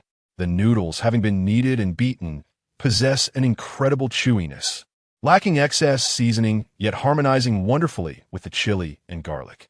The chief mate, lost in his meal, mumbles incoherently. The noodles bounce against my teeth, each chew making them spring back, and this is the first time I've encountered such chewy noodles. Another person exclaims, not only are they chewy, but the freshly milled flour emits a fragrant aroma, replaced with eggs instead of water, creating a flavor that is utterly enchanting. The spice's richness enhances the noodles' inherent deliciousness with minimal seasoning, truly an outstanding creation. Wanya reflects, truly a poet. His assessment is remarkably on point. As for Mona, the great astrologer, she continues to devour her meal. Soon, everyone has polished off the noodles. Outside, Wang Chen hears their praises and can't help but smile. He takes a bite of the noodles himself, and, indeed, the flavor is exceptional. The group consists of sailors accustomed to the sea. Regardless of how deliciously the fish and meat are prepared, it is challenging to captivate their taste buds. How could this be possible? Xiangling stumbles back a step, having naturally overheard their remarks, her fair face filled with astonishment and surprise. The outcome is already evident without needing to be revealed. Quick, let me have a taste. Xiangling abruptly snatches the bowl from Wang Chen's hands, seizing the chopsticks and shoving them into her mouth. I only had one bite. Wang Chen sighs in resignation. The perfectly balanced flavor feels as if one is treading upon the boundless land of Liyue. Tears glisten in Xiangling's eyes as she takes another bite. Ultimately, with tears in her eyes, she finishes the noodles, deep in thought. Guoba, eager and restless, nudges Xiangling, yearning for a taste. However, upon peering into the bowl's edge, it is empty. Infuriated, he plops down on the ground, his little legs flailing. I admit defeat. There is much in your cooking that I need to learn. Xiangling pauses for a moment. Yet in the end, her eyes sparkle as she gazes at Wang Chen, earnestly stating, but I will not be disheartened. I will strive to catch up with you. Rest assured, I will also teach you my signature dishes. My intention is for our Chinese cuisine to be passed down in the land of Teyvat. Wang Chen chuckles. Really? Xiangling's spirit is instantly revived, and she excitedly nudges Wang Chen's arm. Naturally, Wang Chen casually ruffles Xiangling's little head. Thank you so much, Wang Chen. When you visit Liyue, our Wamen restaurant will certainly treat you for free. Xiangling cheers, then continues joyfully. Perhaps you can create a new culinary style, potentially altering the rivalry between our two major cuisines in Liyue. In truth, there is no hierarchy among cuisines. Forcing a comparison contradicts the essence of a passion for food. Doesn't it? Wang Chen gently pinches Xiangling's little face. If it is indeed possible, I will find a way to help resolve the culinary rivalry in Liyue. Thank you so much. Xiangling suddenly embraces Wang Chen tightly. In her heart, Wang Chen's figure becomes increasingly formidable. Ding! Xiangling's affection points. 100-0. This little girl is truly amusing. Wang Chen chuckles to himself. Just then, Xiangling unexpectedly rises on her tiptoes and kisses Wang Chen's cheek. Wang Chen is taken aback. It's just a dish. Why is Xiangling so excited? Meanwhile, Xiangling, blushing, dashes away. Ding! Stole a pair of Xiangling's panties. Wang Chen is stunned, feeling a warmth in his embrace. In the distance, Xiangling stumbles slightly, quickly clasping her long legs as she disappears around the corner. This mischievous individual opens his arms to check. Is this so adorable? Pink in color, Has this little girl started her period?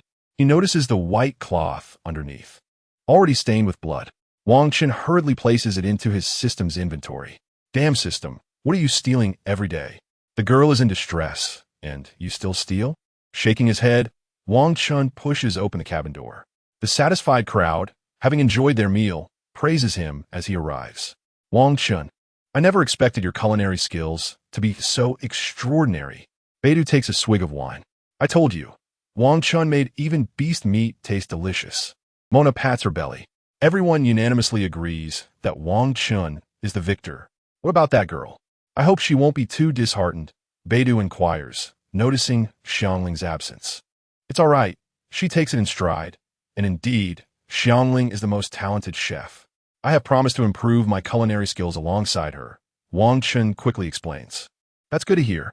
Beidou feels relieved, but adds, make sure to encourage her tonight. I'm worried she might genuinely feel down. No problem. Wang Chen smiles. In truth, with Xiangling's carefree personality, how could she possibly feel despondent? Nevertheless, everyone remains concerned for this lively and adorable girl. That evening, strange? How come she suddenly vanished while running, leaving me to wash my clothes? After her bath, Xiangling, wrapped in a pristine towel, sits on her high bed, pondering the peculiar events of the afternoon. Her long, fair legs swing restlessly, clearly still perplexed. Where did my panties disappear to? Knock, knock. Just then, a knock sounds at the door. Who is it? Xiangling adjusts the towel around her chest, hops off the bed, and strides toward the door. It's me, Wang Chen. A gentle male voice resonates from outside. Wang Chen, Xiangling exclaims in delight, hastening her pace. Creak. The door swings open. A chilling, damp sea breeze, accompanied by darkness, rushes in. It's a bit cold. Xiangling shivers, her fair skin feeling a sudden chill. Come inside. Xiangling looks up at Wang Chen, the moonlight illuminating his youthful and handsome face. His gaze reminiscent of an endless dark sea or the night sky. A strange flutter of anxiety stirs within her.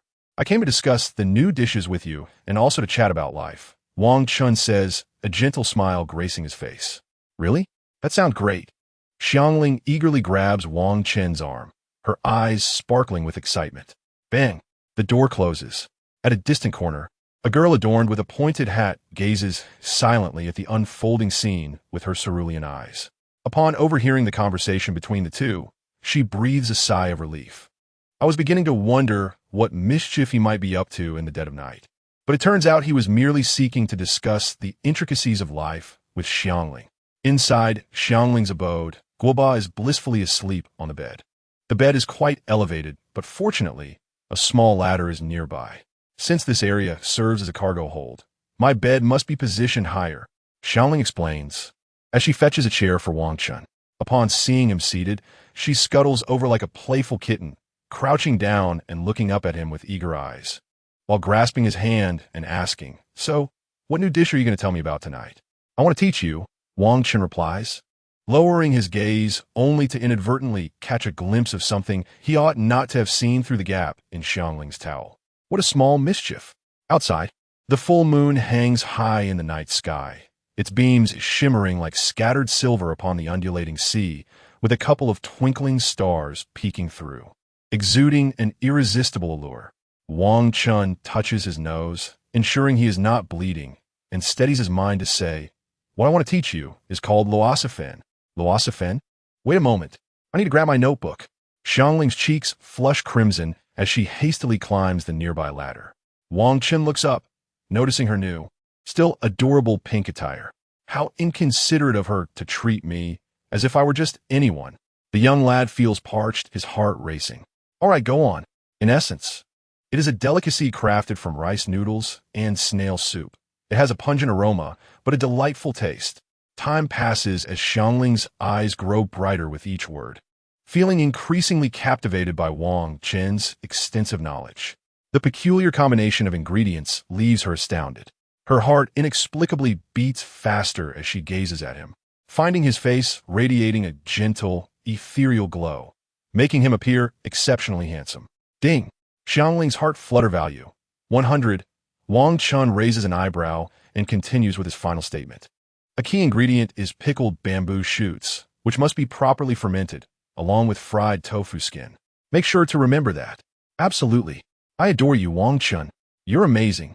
Xiangling jots down the last note and suddenly lunges toward him. Wang Chen barely has time to react, but instinctively opens his arms.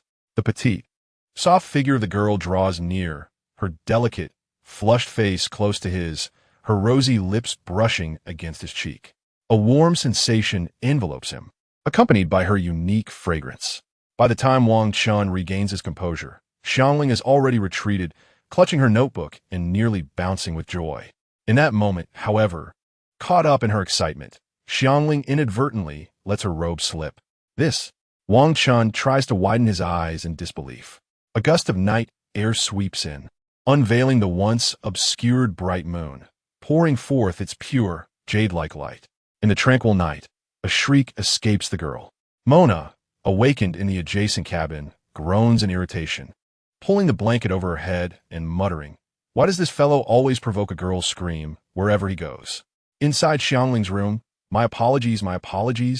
Xiangling's face is flushed to the point of nearly igniting as she hurriedly wraps herself with the robe. Satisfied with the unexpected turn of events, Wang Chen clears his throat. All right. Xiangling responds shyly, lowering her head, feeling utterly embarrassed. What a shameful moment. Once you've mastered this dish, I'll teach you how to make stinky tofu. As he steps outside, Wang Chen waves his hand. Okay, you should get some rest too. He turns to leave. In the night, Wang Chen reflects on how fortunate he is to have encountered someone as charming and culinary skilled as him. Closing the door, Xiangling leans against it, covering her flushed cheeks. If only I had kissed him on the lips earlier. Well, there's always next time. For the first time, the lively and cheerful Xiangling feels an inexplicable emotion blooming within her, intensifying with each passing moment. The following morning, the Nanzizuo fleet cuts through the waves, drawing near to the island of Shenwang. On the deck, Wang Chen and Mona gaze toward the distant horizon, inhaling the refreshing sea breeze. Ahead lies the Jiu Tiao Formation. Beta chuckles. Careful, everyone. The sea beasts in the Inazuma waters have been exceptionally ferocious lately. The first mate calls out. Ferocious, you say? Wang Chen furrows his brow, murmuring to himself. It must be due to the power of the demon god. The shadow insects feed on people's negative emotions, and the altar's congregation has led to numerous adverse effects in Inazuma. Alas, there's no use fretting now. We'll deal with that altar once we reach Coral Palace. Mona reassures him. Indeed, Wang Chen chuckles softly. Hey, Wanhua, how's the weather today? A few busy sailors shout out. All right, let me check. Wanhua nods slightly from the observation deck, then lifts his head, closing his eyes. The gentle wind carries the whispers of nature. How can this be? Wanhua opens his eyes, his expression turning grave. Without hesitation, he leaps down from the observation deck. The azure currents of air coalesce around him as he floats down gracefully, like a leaf borne by the wind, landing lightly on the deck. What is the matter? Is there trouble? Is a thunderstorm approaching? The crowd, observing Wanhua's urgency, begins to murmur anxiously. It seems something is amiss. We should go take a look, Wang Chen thinks with alarm, hastening toward him. Mona, her face clouded with concern, follows closely behind. It is neither a thunderstorm nor a tempest. Wanhua shakes his head, dispelling their fears. Then what is it? The first mate scratches his head. The wind speaks of a formidable presence ahead. A powerful sea beast is approaching. Wanhua exhales slowly. Upon hearing this, the crowd tightens their expressions, apprehension settling in. A sea beast? Wang Chen repeats incredulously. Just then, a hearty laugh rings out from the crowd. Ha ha! A powerful sea beast? Is it as formidable as the one I once slayed? Beidou strides through the throng, her massive sword crashing onto the deck with a resounding thud, exuding confidence. Seeing Beidou arrive, the sailors feel a wave of reassurance wash over them, bursting into excited chatter. Hey, our leader was able to slay a sea beast even before obtaining the vision. Exactly. This time should be no different. We have armed firepower. This time, we will surely prevail. Their conversations brim with confidence in Beidou's prowess. However, Wanhua's brow furrows in concern as he speaks deliberately. The wind carries an evil aura. The sea beast approaching may possess some of the demon god's power. Moreover, the wind appears fearful. I suspect its strength could surpass that of the beast we encountered by tenfold. As his words settle, the chatter abruptly halts, and all eyes fixate on Wanhua in disbelief. The beast that their leader had slain was already terrifying. How could this one be 10 times more powerful? What does that even mean? This situation seems dire. My strength will not manifest upon the sea. If the ship is destroyed. Wang Chen's expression darkens, his mind racing with thoughts. Mona instinctively grips Wang Chen's arm. Are you joking? 10 times more powerful? At this moment, someone asked hesitantly. Faced with the crowd's inquiries, Wang Ye remained silent. Were they truly afraid? Upon hearing this, Beidou suddenly shouted fiercely, as if purple lightning flickered in her eyes. Her authoritative gaze swept over everyone. My Nanxing fleet has never known cowardice. Whatever sea beast dares to challenge us must first answer to my great sword. In response to Beidou's furious proclamation, all present clenched their fists in determination. Yes, we fear nothing. We will protect Lord Wang Chen and Miss Mona. The crowd exclaimed with fervor, their faces flushed with excitement. Beidou turned to Mona and said, if any danger arises, you must lend a hand. After all, Mona possessed a vision as well. No problem. Mona nodded. We should call Xiangling over to protect Wang Chen. When a sea beast arrives, Xiangling and Wang Chen can stay in the cabin. Beidou instinctively prioritized Wang Chen's safety. The Nanxing fleet valued loyalty and camaraderie, and Wang Chen was but an ordinary person, deserving of thorough protection. Just as Wang Chen was about to speak, he noticed that Beidou had already moved away. She was now directing everyone to prepare their weapons and lubricate the sharp fishing spears. Reel in all sails. First mate, take the helm. Secure all doors and windows. Commands rang out. Wang Ye remained vigilant, ensuring they could evade the sea beast if possible. Beidou shouted one last time, taking a hearty swig from her drink. Good. Wang Ye lightly touched the ground, summoning the wind as she ascended to the observation platform. Young sailors emerged from the deck, carrying various boxes filled with weapons. The sails had been stowed, and everyone stood ready for action. Wang Chen was reluctantly escorted to the innermost cabin, where Xiangling awaited. The young girl's eyes were filled with concern. As the ship's speed decreased and veered to the side, Beidou focused intently on the distance, hoping this maneuver would help them evade the beast. Many sailors were now sweating nervously. Not good. The sea beast has altered its course and is heading toward us. At that moment, Wang Ye called out from the observation platform. Beidou's heart sank as she tightened her grip on her great sword. The weather shifted dramatically. The previously clear sky suddenly darkened with ominous clouds, resembling a roaring beast racing across the horizon. The air grew heavy and a vague, enormous shadow emerged from the tumultuous sea. Here it comes. Beidou's gaze sharpened as arcs of purple lightning crackled around her. Chapter 29. Xiangling in a frightened state. Beidou faces crisis. The massive, pitch-black figure suddenly submerged beneath the sea's surface. Hard to port. Be careful. First mates was shouted, gripping the wheel. The ship, Ming's Hoxing, creaked heavily as it tilted, the mast trembling. Wang Ye, with her fiery red eyes, focused on the distant waters, her hand resting on the ancient sword, Zio Zhishur. Its blue, elongated blade radiating a flickering glow. With a thunderous crash, the sea erupted in towering waves. A dark, barnacle-covered back collided violently with the Ming's Hoxing. Boom! Steady. The sailor swayed precariously. Careful. Mona swiftly grabbed a sailor's shirt to steady him. Inside the cabin, Wang Chen felt the ship lurch suddenly, followed by a muffled thud. Before he could speak, a figure in front of him shifted, and warm lips pressed against his. With wide eyes, Wang Chen found himself staring into the shy, beautiful gaze of a girl. Her long eyelashes fluttered like butterfly wings, exuding an indescribable charm. Instinctively, Wang Chen embraced the soft warmth. The flustered Guoba, who had been knocked out from under the table, looked up to witness this scene. Guoba. Another tremendous impact struck. The protesting Guoba was sent flying once more, colliding with the underside of the table. Wang Chen, still holding on to Xiangling, slammed against the wall. With a gasp, the softness enveloped him once again, accompanied by the alluring fragrance of the girl's lips. As his hands tightened from the impact, he inadvertently came into contact with her surprisingly elastic figure. Xiangling let out a muffled sound. Ding. Heart rate from Xiangling, 100 ding. Congratulations. You have copied the flustered skill of Xiangling. Spin fire wheel. An excited Wang Chen finally released his lips and hands. Wonderful. I have acquired Xiangling's elemental burst. This is a release skill, allowing me to stand on the ship and directly control the spin fire wheel to strike the sea beast. Sorry. A voice as soft as a whisper came. It's fine. Wang Chen waved generously. Why would I feel embarrassed? Please do it more often. I'm perfectly fine with it. Xiangling nodded, her face flushed red as she hurriedly wriggled out of Wang Chen's embrace. Stay here. I'll go check the situation. Worried about the outside?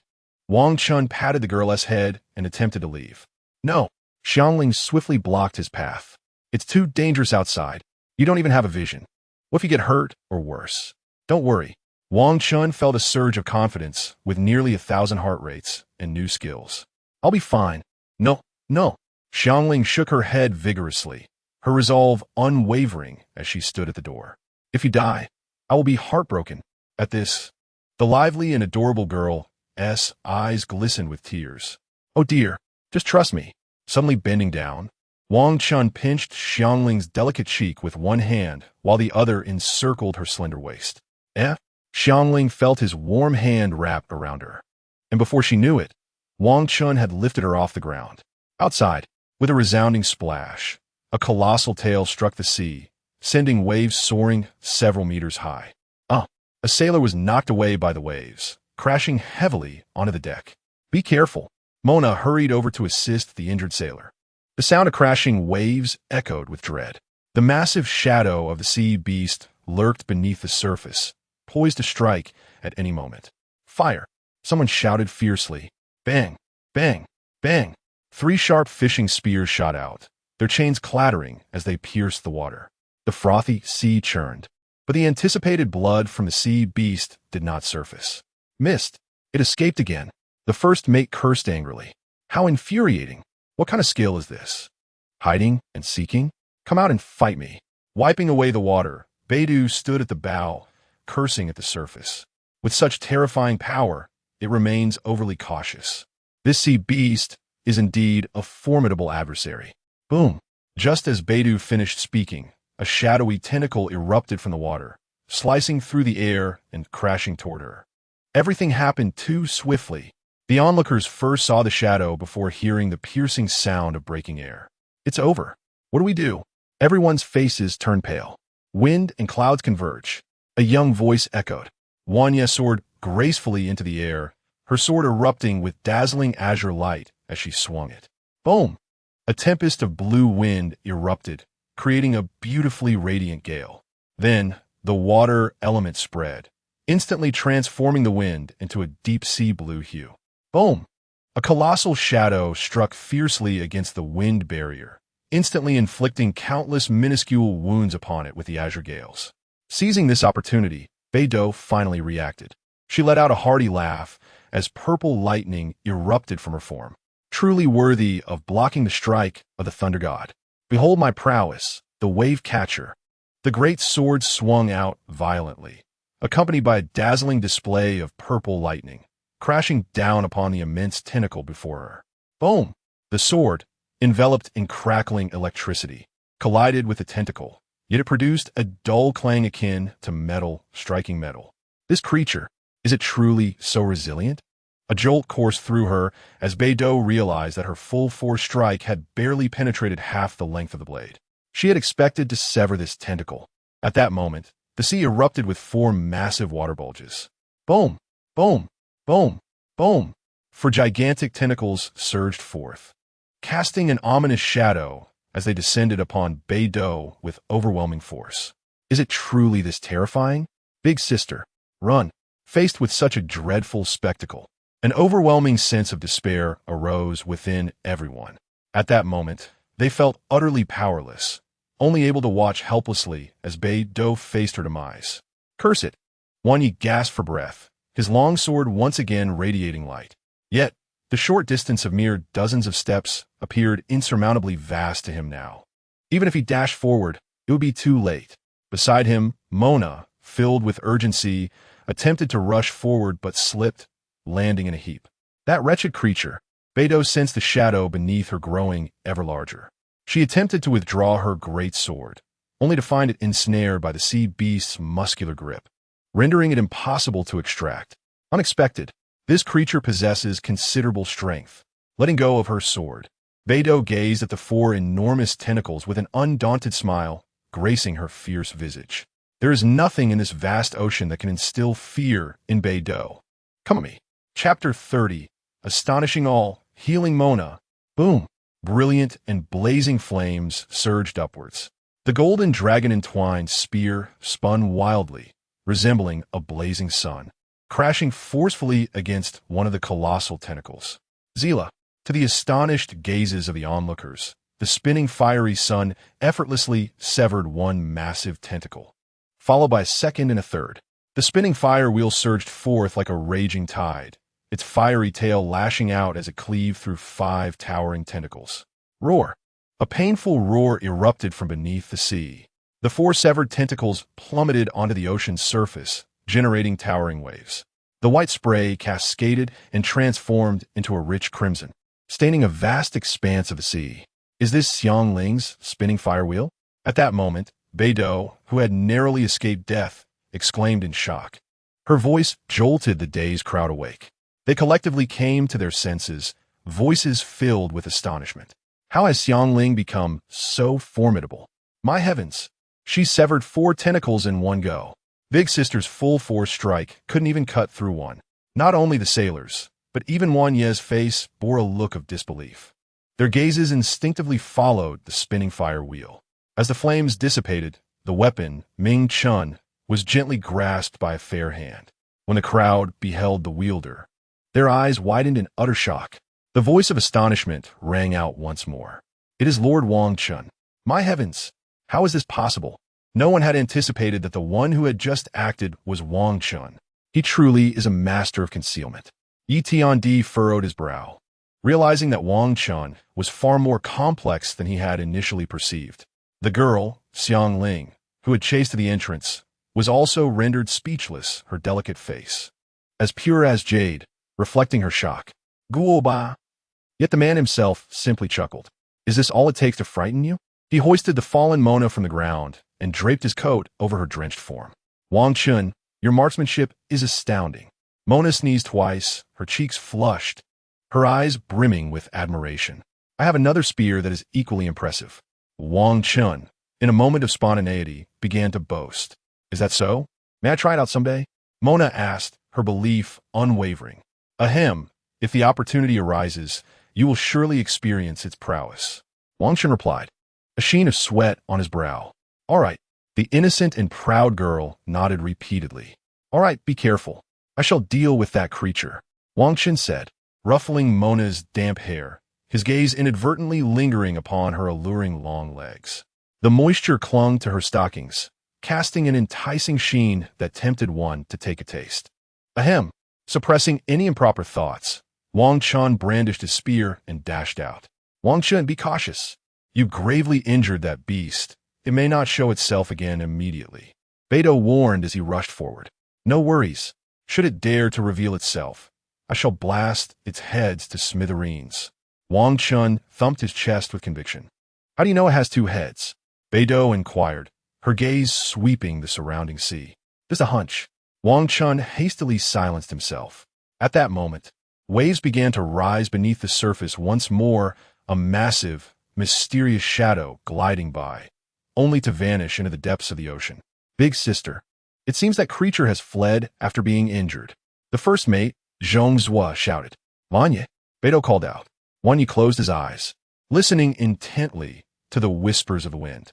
Wang Chen recognized that Wan Yi was attuning himself to the winds, ensuring the sea beast had indeed departed. He too closed his eyes, curious to see if he could discern anything. The voice of the wind reached him. May the mad god deceive you into not being reborn. Darn it. Wang Chen silently abandoned the effort, his mind echoing with the nonsensical words of a certain individual. Just then, Wan Yi opened his crimson eyes and nodded. Big Sister, that creature has indeed left.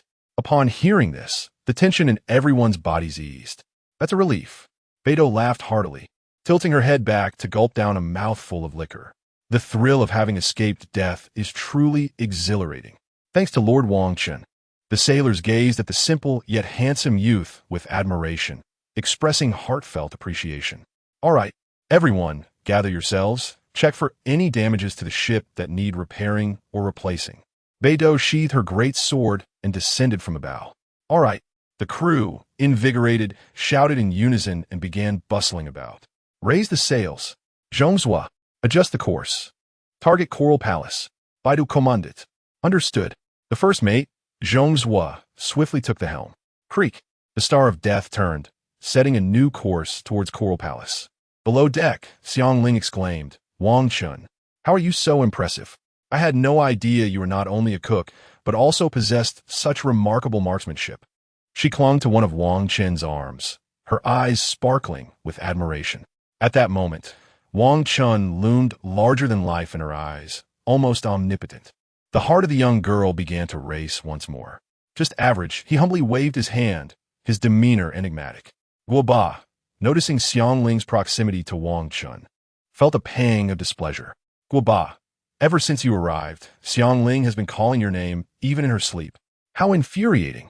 After exchanging a few casual words with Xiangling, Wang Chen stepped out of her room. After lending a hand on the deck, he realized that evening had quietly arrived. He decided to check on Mona, who hadn't emerged at all that afternoon. Noticing her absence, Wang Chen turned and walked to the door of her room. Gently pushing the door open, he discovered Mona lying in bed, tightly wrapped in her blanket. Half-dry black stockings casually hung on a chair, alongside her cloak and a damp hat. Could she be running a fever again? Wang Chen soudainement regarde Mona's délicate constitution. An astrologist who controls the water element could catch a cold so easily. Mona? He called softly, cautiously lifting the blanket. He found her eyes tightly closed, her cheeks flushed with a rosy hue. Touching her forehead confirmed that she was indeed burning with fever. Why didn't she say anything? To ascertain her condition, Wang Chen's hand glided from her forehead down her cheek, then slid along her neck, continuing down beneath the blanket. The skin was smooth and warm to the touch. Indeed, she was feverish. Gazing out at the dark night sky, Wang Chen asked the system, "Can you provide me with some temporary healing ability to treat Mona?" Ding! The system responded, "Healing energy has enveloped the host completely." Huh? Completely? What do you mean? Wang Chen feigned ignorance. Ding! What do you think? Shameless. You. Wang Chen muttered an expletive, swallowing hard. Just then, Mona groggily opened her eyes and asked, "Wang Chen, are you here to treat me?" Yes. Wang Chen nodded firmly. Really? Well, I make strange noises. Last time, Miss Capilla and Miss Kamisato Ayaka made strange sounds. Mona murmured, her face reddening even more. Why did she feel such inexplicable anticipation despite her embarrassment? Chapter 31. The difficult treatment. Do not be afraid. Close your eyes. I will treat you now. Wang Chen said with a calm smile. Okay. Mona obediently closed her eyes, though her long eyelashes quivered slightly, revealing her anxious heart. A rustling sound filled the air. Peeking through her lashes, Mona's azure eyes widened as she saw Wang Chen removing his clothing. Her breath quickened, yet she made no sound to stop him. How infuriating! I didn't see anything. She quickly shut her eyes again, trying to calm her racing heart. Unexpectedly, Wang Chen found himself reflecting on how he, a straightforward person, had to succumb to the system's coercion to save someone. With a steady heart, he removed his last piece of clothing and slid beneath the blanket beside her. The sensation of her warm, delicate skin against his was overwhelming. Are you treating me like this? Mona's voice, muffled as she buried her face in her pillow, sounded pitiful for a proud astrologist. Of course. Wang Chen embraced her tightly.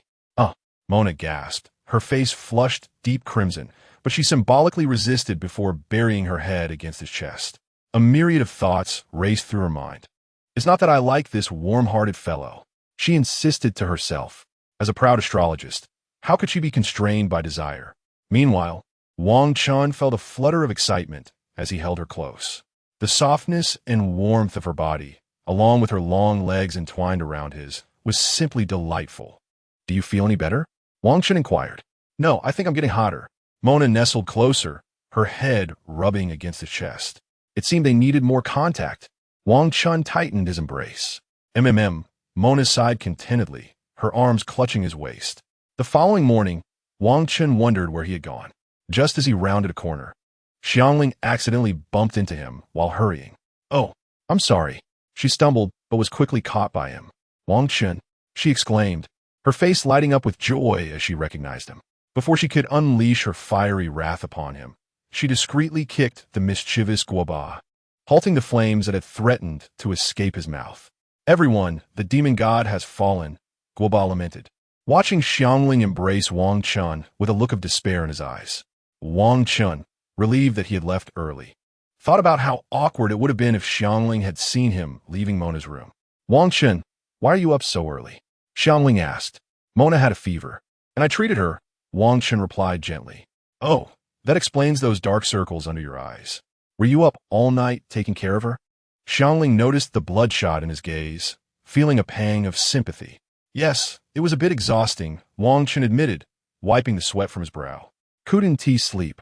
Couldn't he move? But Mona seemed to sleep soundly in my arms," he thought. Fortunately, after a night of honest interactions, Mona's fever had subsided. "Let us hurry to breakfast," Xiangling exclaimed, pulling Wang Chen toward the dining area, where many were already eating. As Wang Chen entered, the crowd erupted in praise and admiration for him, recalling how he had appeared like a savior the day before. After serving 2 portions of food, Wang Chen turned to Xiangling. "All right," she nodded, mischievously winking at him as she watched him leave with the food, her cheeks warming again.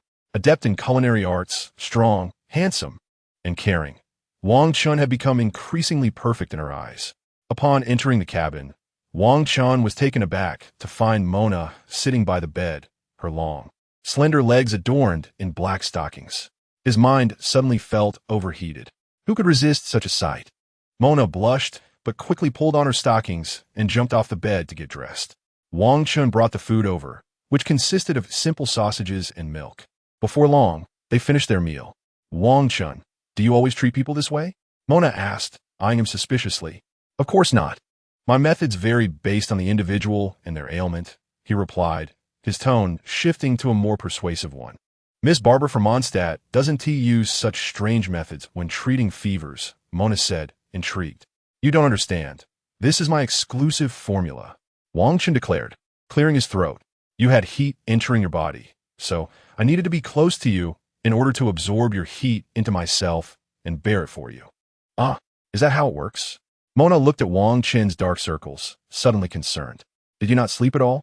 It turned out that Wang Chen's intentions were purely to heal himself. "However, why is there a hint of disappointment in my heart?" "No, I managed to sleep for a while." Wang Chen gently patted Mona's head, intending to say something, but was interrupted by a commotion outside. "All right, rest a bit longer. I will go take a look," he instructed before stepping outside, his curiosity piqued. What could be happening outside? Chapter 32. The Unspoken Secret of Xiao Gong. What is happening?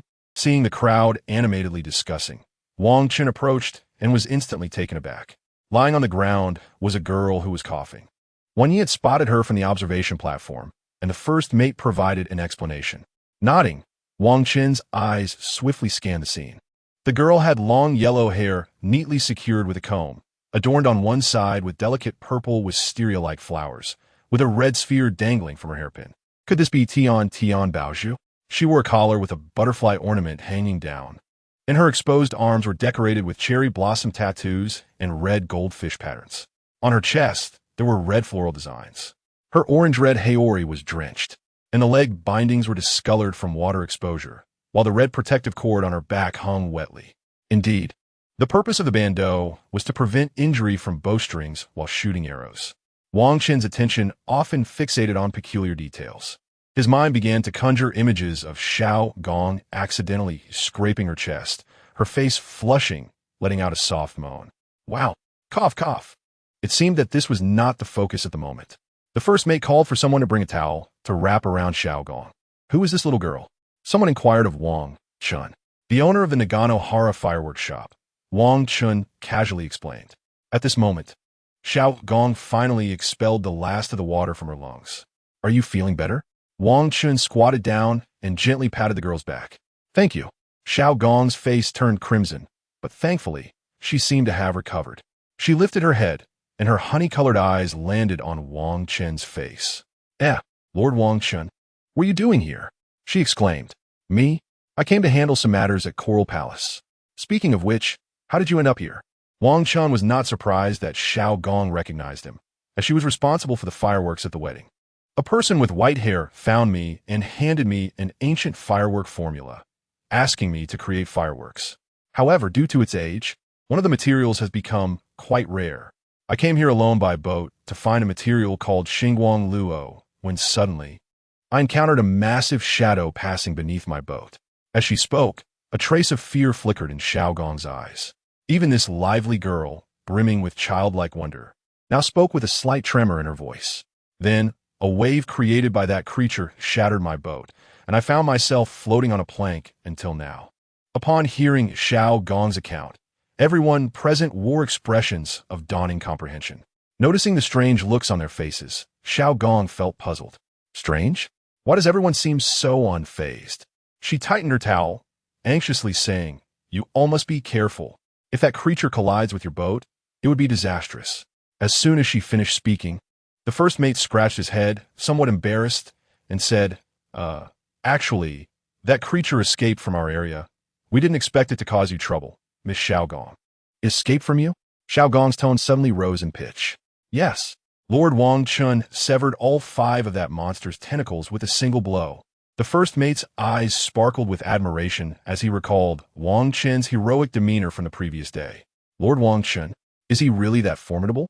Xiao Gong murmured in astonishment. Not really. It was a collective effort. Wang Chen waved his hand, clearing his throat. Is that so? Xiao Gong took his words seriously. After all, who else could scare off such a terrifying sea creature, except for Lord Raiden? Oh wait, if what you said is true, then Lord Raiden's partner could also achieve that. Extending his hand, Wang Chen helped Xiao Gong to her feet and guided her toward his room. Xiang Ling, prepare a bowl of hot and sour soup. To warm up Miss Xiao Gong, the first mate shouted. Okay. Xiang Ling hurried to the kitchen. Inside Wang Chen's room, he said, Xiao Gong, you can change your clothes here. We don't have anything else, just my bathrobe. Please bear with it for now. He handed her the bathrobe and stepped out. Once Xiao Gong had changed, Wang Chen entered with a hot and sour soup that Xiang Ling had prepared. Upon entering, he noticed Xiao Gong, clad in the bathrobe, had a flushed face. Is she burning up? Why do I feel a hint of anticipation? Shaking off his inappropriate thoughts, Wang Chen approached to check her forehead. Xiao Gong froze, her face growing even redder. I was worried you had a fever. It seems you do not. Please drink the spicy soup. Wang Chen smiled, offering her the fragrant bowl of soup. However, he felt a twinge of disappointment. He hadn't gained any affection points. Last night, he had earned 200 from Imo Na. With over 1,200 affection points in hand, the world was his. Thank you. Xiao Gong sat on Wang Chen's bed and took a sip. Wow, this is delicious. After just a taste, she eagerly gulped down more. Slow down. Wang Chen stood nearby and inadvertently glanced at the view beneath Xiao Gong's bathrobe, noticing it seemed more ample than Xiang Ling's. I've been drifting at sea for half a day. I'm starving. After finishing the soup, a radiant smile spread across Xiao Gong's face. Did you find the material you were looking for? Wang Chen asked, intrigued by her vibrant demeanor. Not yet. That material is said to have gone extinct many years ago. I was just hoping for a stroke of luck, Xiao Gong sighed in frustration. As she was about to say more, her expression suddenly shifted. What's wrong? Wang Chen inquired, noting Xiao Gong's change in demeanor. It's just... Xiao Gong's face turned crimson all the way to her neck, and, after a long pause, she struggled to articulate something. Don't you believe that words hold unique power? There's nothing that can't be resolved by simply speaking. Wang Chen teased, quoting one of Xiao Gong's frequent sayings. Upon hearing this, Xiao Gong finally mustered her courage. Her face flushed deeply as she confessed. Actually, I just fell in love with you at first sight. Let's start now. Covering her face, she began to untie the bathrobe. With a sudden slap, the system jolted Wang Chen back to reality. Host, please refrain from inappropriate thoughts. Coughing, Wang Chen blinked, curious about what Xiao Gong was about to say. Actually, I got my period, and I might have stained your bathrobe. Do you have any? Xiao Gong's cheeks flushed as she spoke shyly. The white cloth she had prepared was swept away by the waves. Oh, so that's what it is. Wang Chen felt no embarrassment. Menstruation should not be a taboo topic for girls. It seems the time has come to elevate the cause of revolutionary thought and menstrual freedom. Please wait a moment while I fetch one from Xiangling. With this brief declaration, Wang Chen turned and departed. Casting a glance at his inventory, he suddenly remembered that Xiangling's undergarments and white cloth strips were still there. The fragrance of Jiutiao Sa Luo was refined and somewhat cool, while Xiangling's scent was fresh and youthful. Silently comparing the two in his mind, Wang Chen unconsciously made his way to the kitchen. Noticing no one was present, he hurried to Xiangling's room. Xiangling? He knocked on the door and called out, "Coming." Xiangling's cheerful voice responded as she hurriedly opened the door, seizing Wang Chen's hand and pulling him inside. "Hey, I came to ask you for something," Wang Chen quickly said. "What do you need? I'll give it to you. I also want to report the findings of my research on Losophen." He suddenly halted, feeling a bit embarrassed about asking for the cloth strips. Although he was open-minded, it did not mean others shared his views. What if Xiangling thought he was some sort of pervert?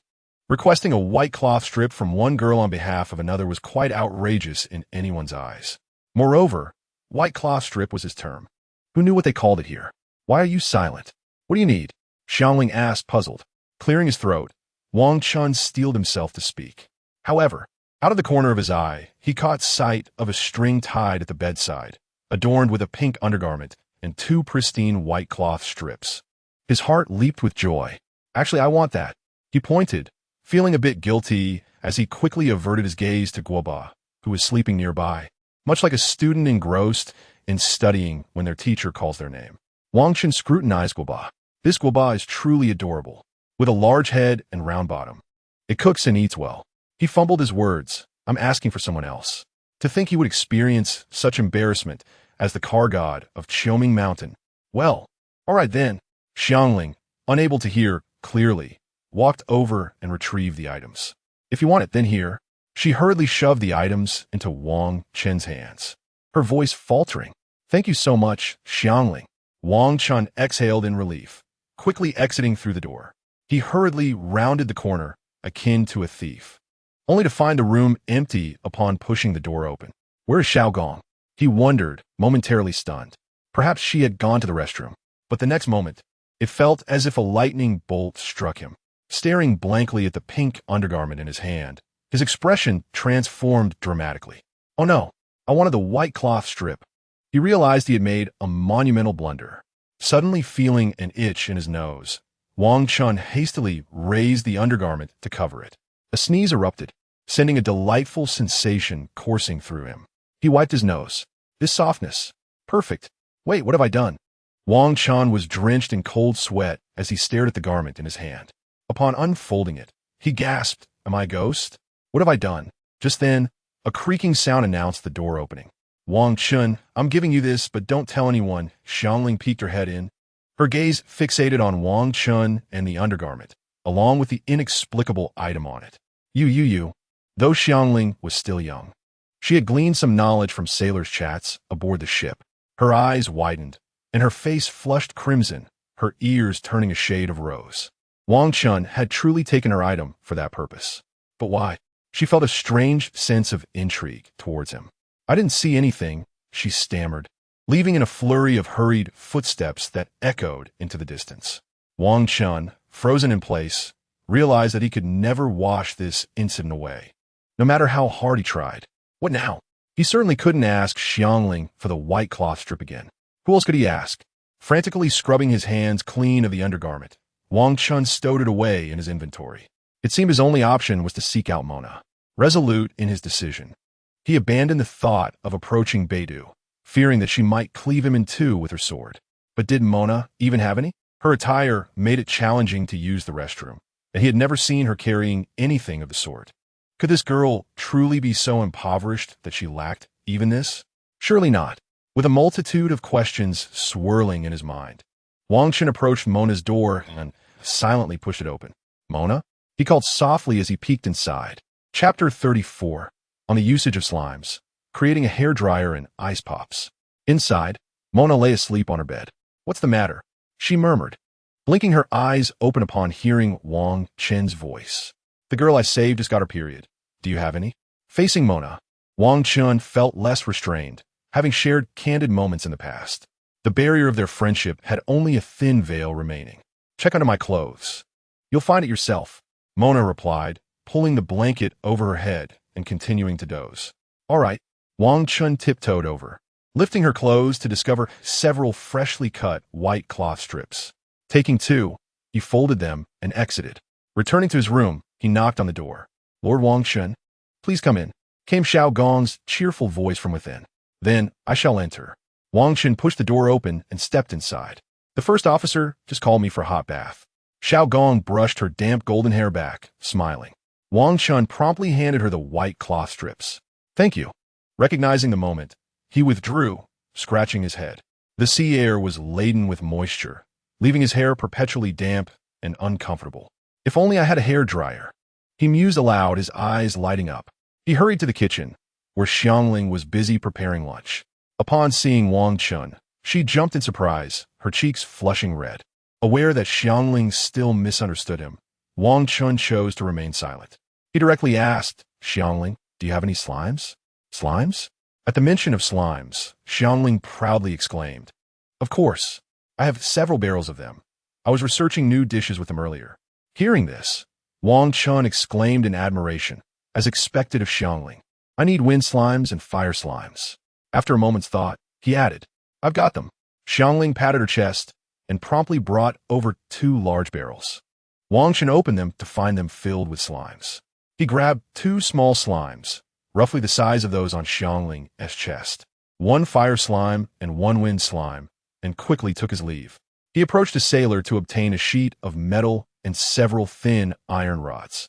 Finding an open space, Wang Chen squatted down. Activate heartbeat value, 1,000 levels of power, engage. He took out the metal sheet, placing the wind slime at the back and the fire slime at the front, using the iron rods to separate them. Then, his fingertips glowed with brilliant purple lightning. Zzz. He welded the iron rods securely, ensuring the 2 slimes remained apart. Wang Chen then easily rolled the metal sheet, molding it as if kneading clay until it resembled a hairdryer. Using his electrical power, he sealed all the seams. Before long, a hairdryer emerged, complete with a non-heat conducting wooden handle. Perfect. Task accomplished. Let's see how it works. He chuckled, deactivating his heartbeat value and shaking the hairdryer in his hand. The 2 slimes collided with such force that they became disoriented, and in their frustration, began to unleash elemental powers. The wind slime behind them was fiercely blowing gusts of air, while the fire slime in front was radiating intense heat.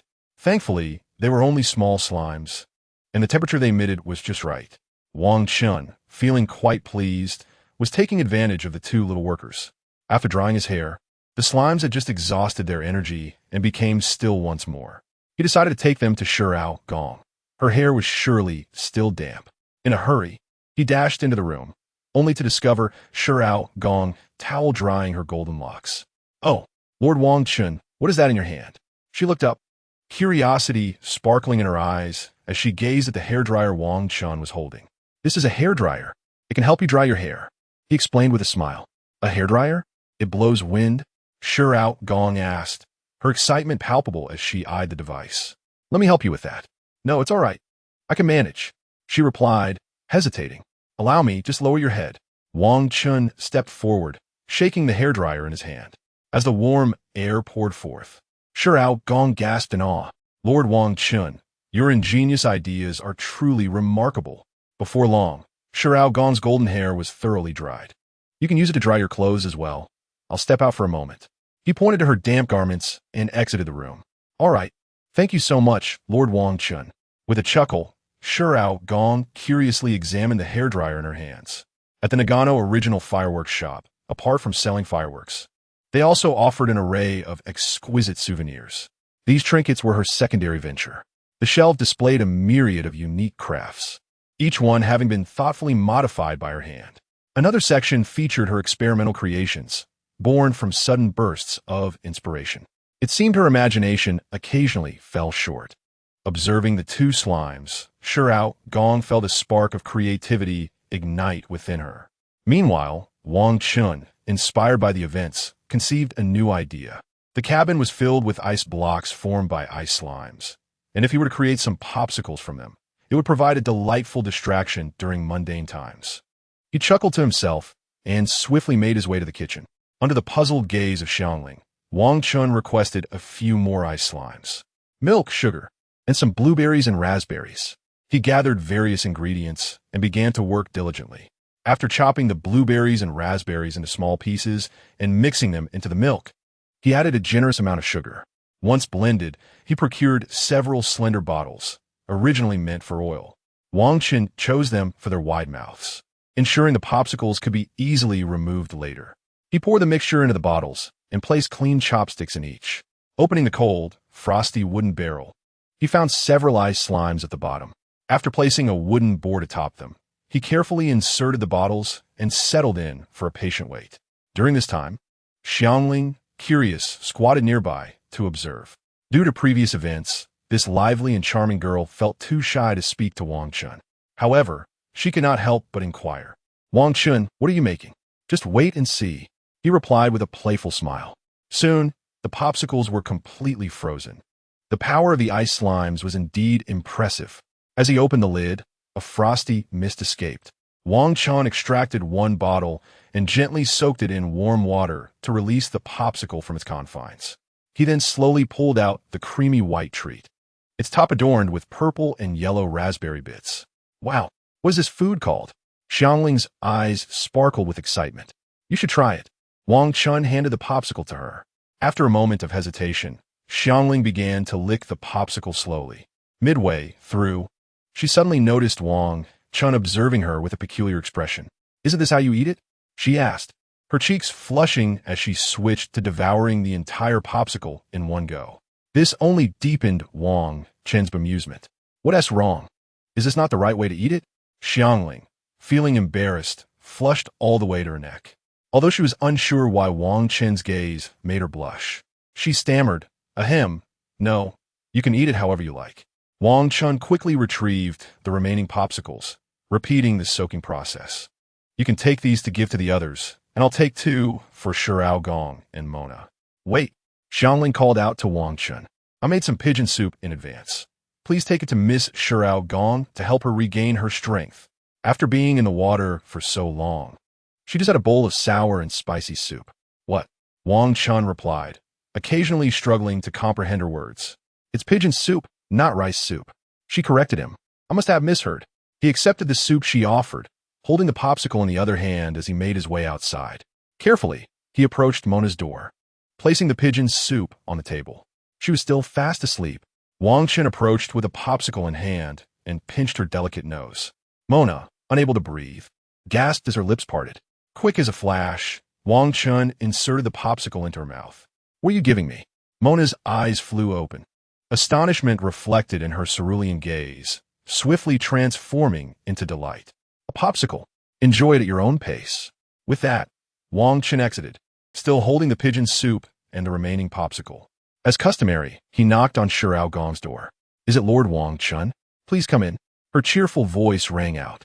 Wang Chen pushed the door open to find Shirao Gong bent over, blowing on her clothes. The 2 little workers looked quite pitiful as they were being worked so hard. "Lord Wang Chen, what do you have there?" Shirao Gong's eyes lit up upon seeing the pigeon soup and popsicle in his hands. "This is pigeon soup for you to nourish your body, and this is a popsicle." He handed her the bowl and settled onto the bed. "A popsicle?" Shirao Gong's honey-colored eyes gleamed with curiosity as she accepted the soup. She was indeed hungry. The earlier bowl of sour soup had been rather ineffective. Gazing at the golden broth filled with carefully shredded pigeon meat, she took a large sip. Shirao Gong's expression suddenly changed. Her eyes filled with tears as she rushed to find a trash can to spit out the soup. "Did you burn your mouth?" Wang Chen realized the issue. A thick layer of oil had sealed in the heat, making it deceptively hot. Shirao Gong extended her reddened tongue, fanning her face with her hands. She wanted to explain, but felt embarrassed and remained silent. "Right, you can use the popsicle to cool your mouth." Wang Chen snapped his fingers and quickly offered her the popsicle. "What is this for?" she asked, her words somewhat muddled as she held the popsicle. "I'll take care of it." Wang Chen reclaimed the popsicle. Open wide. Hold in your mouth and let your burned tongue lick it a bit. The moment the popsicle touched her mouth, Xiao Gong felt instant relief and did not utter a sound. She took the popsicle from Wang Chen's hand and began to savor it slowly. Thank you.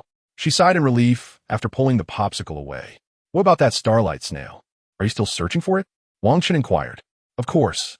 Our fireworks shop takes great pride in crafting beautiful fireworks based on the formulas provided by our customers. The passionate young girl now exhibited the unwavering dedication of an artisan. She infused her emotions and aspirations into the brilliant fireworks, rendering fleeting moments eternal. If I cannot even meet the guest requests, then what purpose do I serve in crafting fireworks? After some contemplation, Wang Chen spoke. This seems inappropriate, doesn't it? Xiao Gong hesitated slightly. Beidou intends to procure goods at Shanhugong and will subsequently sell them in Inazuma City. It will be a convenient stop along the way. Wang Chen reassured Xiao Gong, dispelling her doubts. Very well. I appreciate your assistance, Lord Wang Chen. Xiao Gong beamed brightly. In the days that followed, Wang Chen and Xiao Gong, under the cloak of night, set sail from the Dead Star ship. The Xingguang Luo would only emerge from the depths of the sea at night, radiating its ethereal glow. However, amidst the tumultuous waves, there was nothing but some bioluminescent seaweed. It appears the Xingguang Luo has indeed gone extinct. Xiao Gong lamented from her seat in the wooden boat, gazing across at Wang Chen with a hint of dejection. Do not lose heart. Let us continue searching. Wang Chen maneuvered the boat, swirling around once more. In the vast, darkened night, the sea breeze was somewhat tumultuous, yet they remained empty-handed. Propping her chin on her hand, Xiao Gong gazed at Wang Chen with her sparkling eyes. Very well. Have we found anything? Mona, waiting nearby, brought forth 2 bathrobes to wrap around the shivering duo. No. Xiao Gong shook her head, disappointment evident in her demeanor. Do not be disheartened. Perhaps we can find something else to substitute. We should not remain rigidly bound to tradition, suggested Xiangling, who often mentioned slimes. Everyone, be cautious. A storm is rapidly approaching. Suddenly, Man Yi on the observation platform alerted them. Lower the sails. Beidou shouted wearily, handing the helm over to the first mate. No sooner had her words left her lips than the sky erupted with thunderous roars. Torrential raindrops began to pummel down, accompanied by flashes of lightning. Hurry! The sailors scrambled into action, one of them shouting. All right. Xiao Gong glanced reluctantly at the surging sea. Oh, yet.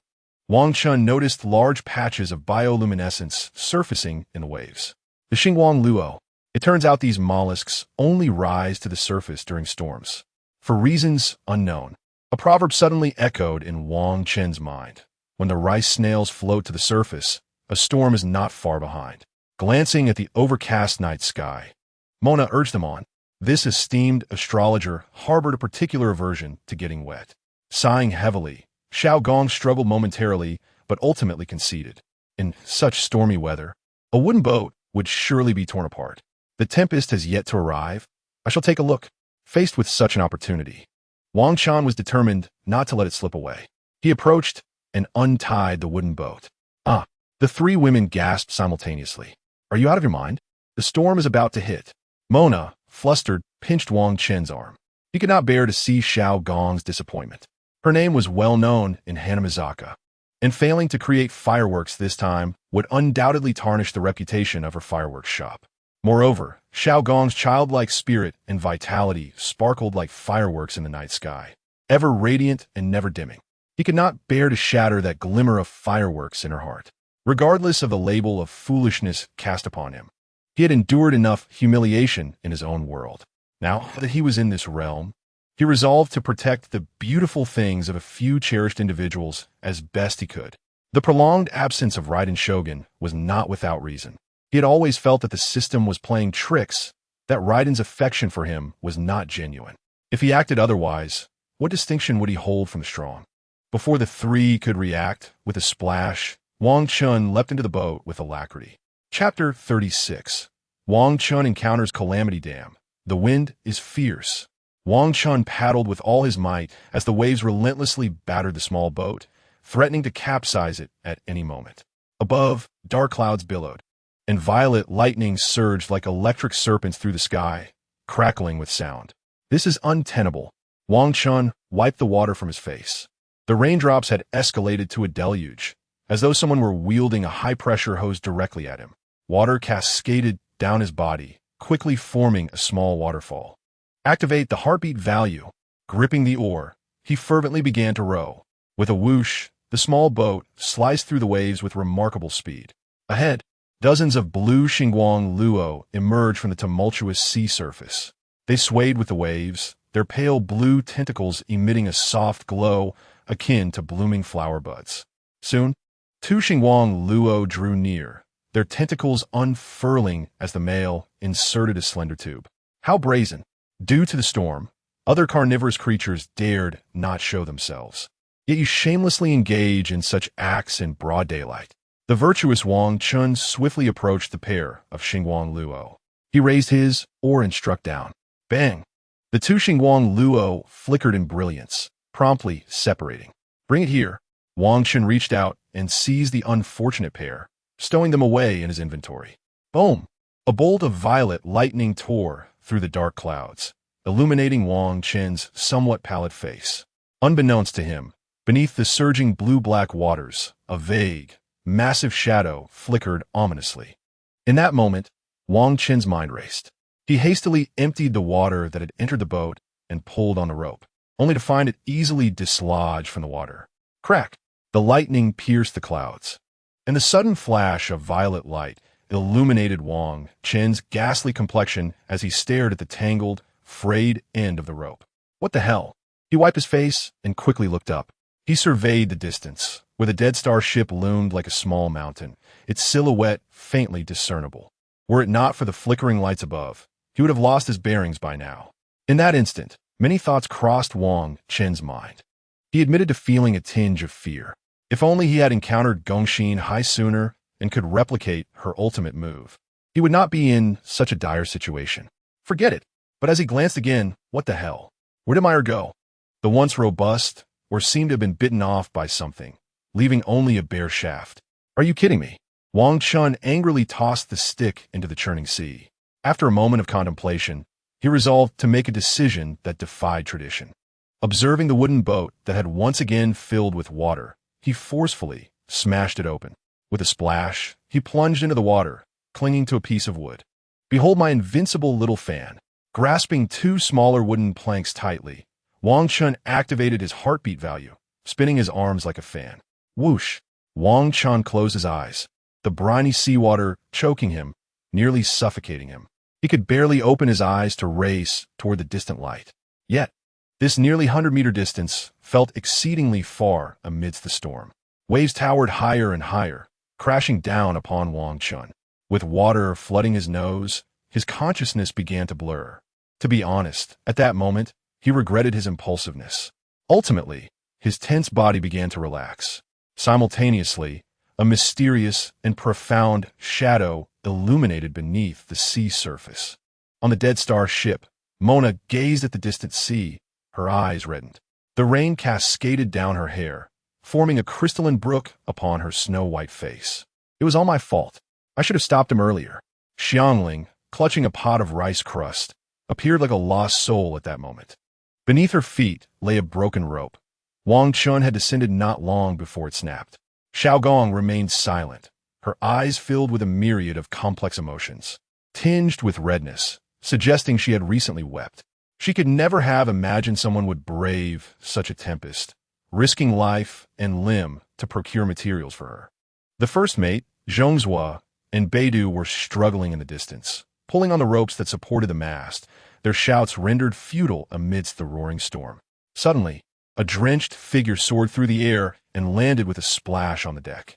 Wang Chen, Mona rushed over, her arms wide open, and threw herself onto Wang Chen's prone form. It was only then that Xiangling and Xiaogong reacted, hurrying towards them. Dazed, Wang Chen felt someone collide with him. Surprisingly, it felt somewhat pleasant. He had swallowed too much seawater. He needed to expel it. Beidou hurried over, pressing firmly on Wang Chen's abdomen.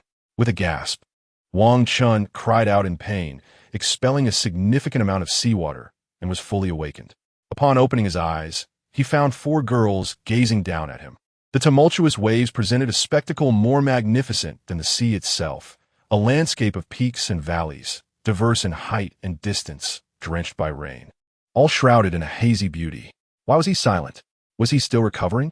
Seeing Wang Chen lost in thought, Xiangling grew anxious, nearly frightened to death. Albedo suggested that he might need help to regain his composure.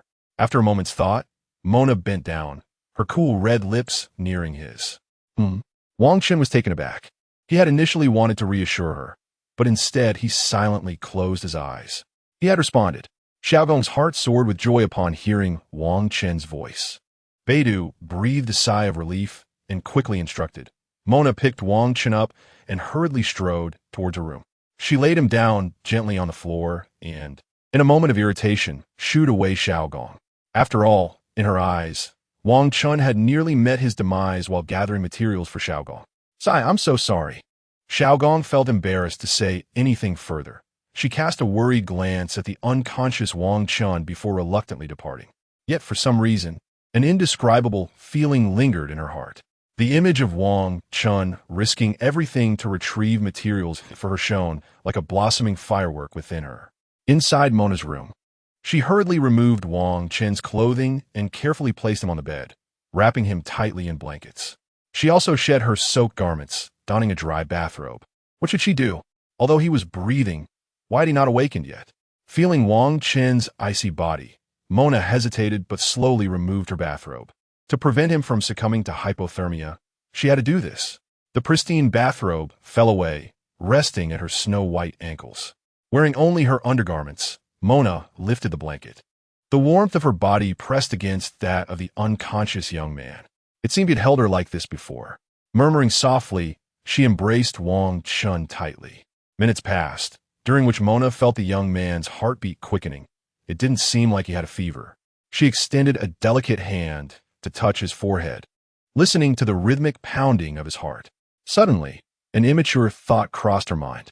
After dressing, Mona squinted her azure eyes, scrutinizing the unconscious Wang Chen. Did he realize I was here? Swallowing hard, Wang Chen pretended to awaken groggily. At that moment, he showcased his remarkable acting skills with a slight cough, his gaze flickering. He finally focused on Mona, who stood beside the bed. Awake? Mona blinked, her previous doubts dissipating somewhat, as she realized her naivety. Why am I here? Wang Chen scratched his head, his clear eyes filled with innocence and confusion. In truth, he had no idea how he had ended up on the ship. His last memory was of something warm wrapping around him, as if countless slippery tendrils were entwining his body. When he opened his eyes again, he found himself on the deck. Oh, my starlight shell. Wang Chen attempted to reach for his clothes, hoping to retrieve the starlight shell from his inventory while disguised. However, since Mona had just undressed him, she surely knew whether the shell was in his clothing. Thus, his hand halted in midair. You were only thinking about your starlight shell. Do you realize you nearly lost your life? At the mention of this, Mona felt a surge of anger, hands on her hips, as she reprimanded Wang Chen. When I undressed you, there was nothing there. It must have been washed away. Actually, I tucked it into my pants. Wang Chen blinked, daring to concoct a story he found absurd. In your pants? Are you joking with me? Mona raised an eyebrow and scoffed. I took off your pants. How could I not know? If you actually pull out the starlight shell, then what? Wang Chen countered. Then I will kiss you. Mona declared haughtily with a cold huff. You said it. Wang Chen seized his pants, his hand diving in for a thorough search. Oomph. Mona watched him rummage in his pants, chuckling softly. She doubted he could truly retrieve the starlight shell, unless it was the size of a fingernail. Yet for some reason, she secretly hoped Wang Chen would produce 2 starlight shells. Bah, I'm the great astrologer Mona. What am I thinking? Shaking her head, Mona observed Wang Chen's antics. At that moment, Wang Chen grinned mischievously and, to Mona's astonishment, actually pulled out a glowing starlight shell, easily the size of a fist. How is this possible? Mona's eyes widened in disbelief as she covered her mouth. A fist-sized starlight shell? Where had Wang Chen hidden it? And another one, with a playful smile. Wang Chen retrieved another starlight shell from his pants. Then, he winked and said, a deal is a deal. You. Mona's cheeks flushed crimson, her fair skin rapidly turning rosy. How did this fellow manage to do that? Although her heart raced, Mona took a deep breath and resolutely approached him. Clearing her throat, she pointed to her right cheek, her eyes filled with sincerity. With a delicate peck, Mona leaned down, her lips brushing against Wang Chen's as lightly as a dragonfly skimming the water surface. I accept the terms. However, Mona did not raise her head, but whispered something into Wang Chen's ear. As she spoke, her face turned beet red, reaching down her neck. At that moment, the familiar system notification chimed. Ding! Mona's affection points. 100. Someone felt a surge of delight. Soon, the system notification resounded once more. Ding! Congratulations on acquiring the slime shield from Mona. What on earth is this? Wang Chen felt a sudden warmth in his hand as he discovered he had obtained something. Simultaneously, a shocked exclamation from a certain young lady pierced the air. Mona crossed her arms and gazed at the slime shield in Wang Chen's grasp, her azure eyes swirling with a tempest more ferocious than the storm outside. Let me explain. Wang Chen's face turned pale with fright as he inwardly cursed the system countless times. How did it fall into my hands? Just as Mona was about to strangle this rogue, the door swung open. I've made soup for you, Wang Chen. Xiangling approached, carrying a pot, delicately balancing a bowl of steaming soup in her hands. Ah, thank you, Xiangling. Without a moment's hesitation, Wang Chen shoved the item beneath the bed and accepted the bowl from Xiangling. At this moment, Mona could only relent, though her beautiful eyes still sparkled with indignation. That rogue, how did he manage to take that thing without anyone noticing? Could it truly have been an accidental slip? Mona began to doubt herself again. Is it delicious? Xiangling inquired, observing Wang Chen, who was engrossed in his soup. Delicious, Wang Chen replied, a hint of guilt in his tone. After he finished the soup and Xiangling took the bowl away, an awkward silence enveloped the air. It seems that it just fell into my hands. Finally, Mona spoke first, somewhat stammering. Moreover, she believed in Wang Chen's character. After all, he had previously held her while sleeping without crossing any boundaries. It's fine. I have no idea how it ended up in my possession either. Clearing his throat, Wang Chen seized the opportunity to divert the topic. That darn system. Is it trying to make me look foolish? All right, you should hurry and get some sleep. Seeing that the storm had passed, Mona promptly suggested. Nodding, Wang Chen wrapped himself in a bathrobe and stepped off the bed. What a mortifying day it has been. Without another word, exhausted in body and spirit, Wang Chen fell soundly asleep. In the days that followed, tranquility reigned. On a gentle morning, the Death Star docked at Haidao. The Coral Palace had finally arrived. Wang Chen stood on solid ground, bidding farewell to the tearful Xiangling and Beidou, relishing the sensation of being on firm land. Gazing at the ethereal scenery in the distance, he began to mentally analyze the character and background of Genshin Impact, the leader of the Coral Palace. Well-versed in military strategy and possessing a unique insight into warfare, she was adept at managing domestic and foreign affairs with great precision. As the saying goes, know thyself and know thy enemy, and you will never be defeated. Understanding each other's strengths and weaknesses is essential for forming a close bond. Thus, Wang Chen resolved to delve into the 36 stratagems. He retrieved the military treatise he had penned aboard the ship and flipped through its pages. In truth, he had struggled to compose merely 30 strategies, as he could not recall the remaining 6. After perusing the pages, he found that the strategy of befriending the enemy was the one he was most proficient in. He believed this would surely astonish the young lady, for imparting knowledge was his true intention. Shaking his head, Wang Chen tucked the book into his robe, effectively placing it into his inventory. The beach they landed on was closest to Wanglang village. By scaling the nearby cliffs and taking a detour, they could soon reach the village. Mona, where exactly is the altar you mentioned? Wang Chen inquired, holding the map as he glanced at Mona, who was enjoying 2 ice pops. It's near Shui Pool. Mona mumbled, her mouth full. Wang Chen contemplated, deciding to first visit the Coral Palace to inquire about Genshin Impact's current situation. Ever since Ing resolved the crisis of the I Hunt decree, the tense atmosphere between the Coral Palace and Inazuma had dissipated. However, in a certain island nation in reality, the I Hunt decree had indeed been enacted. Reflecting on the blind judges, Wang Chen couldn't help but recall Hashimoto Daiki's infamous kick. Shaking off his thoughts, Wang Chen lifted his gaze to the majestic scenery ahead.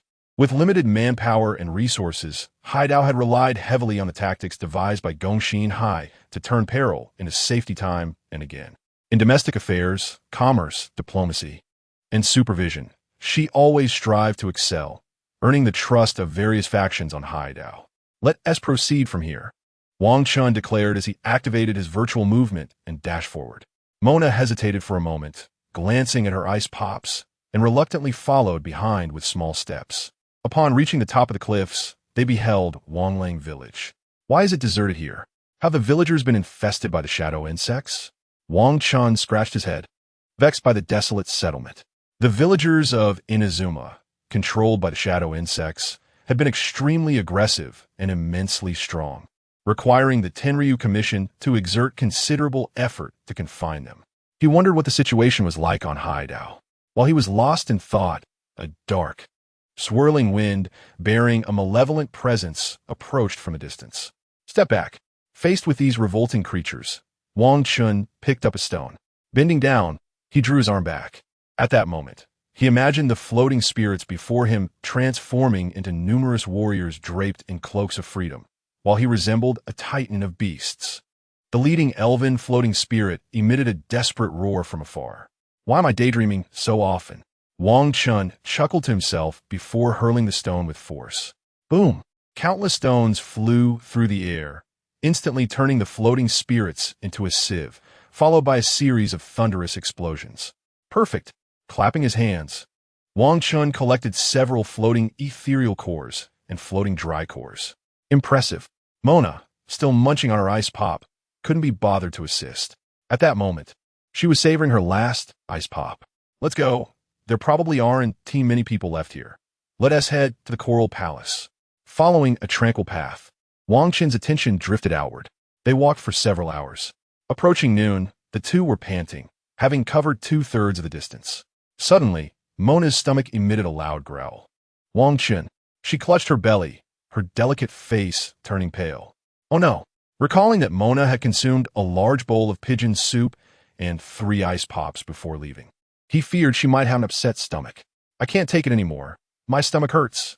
Mona stamped her foot, glancing around anxiously. Finally, she swiftly activated her virtual movement, transforming into a stream of clear water and darting into the nearby bushes. This girl. Wang Chen rolled his eyes and waited in place. After a considerable 10 minutes had passed, he wondered if she had encountered any danger.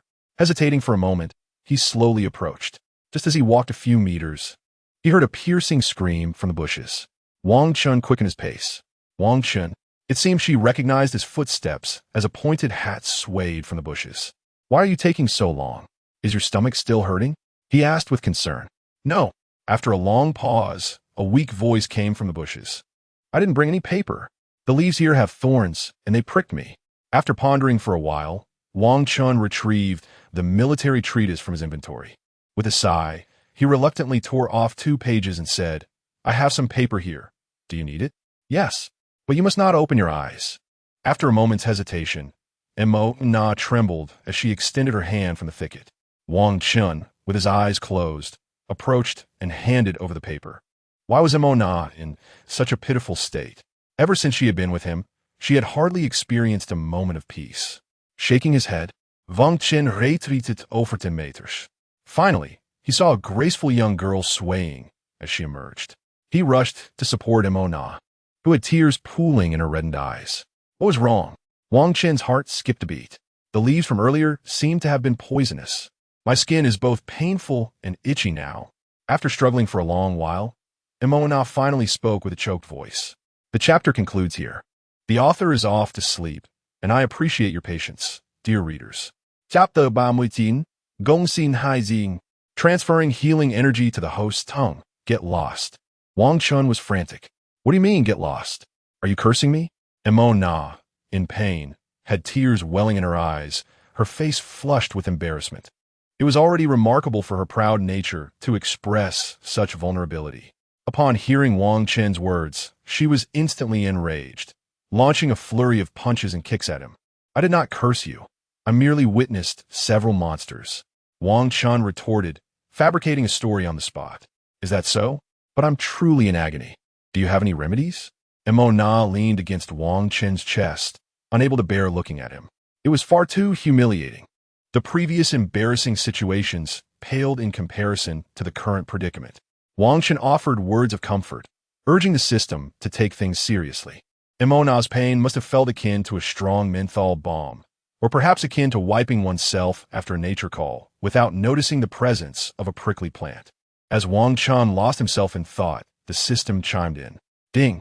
Healing energy has been transferred to the host palm. There is no need for any strange actions, right? Wang Chen asked, feeling uneasy. He was genuinely afraid the system would instruct him to conduct an inappropriate examination. Previously in that world, his prolonged writing had led to some indescribable discomforts. That sensation was unbearable. Even if Dio were present, he would not hold back.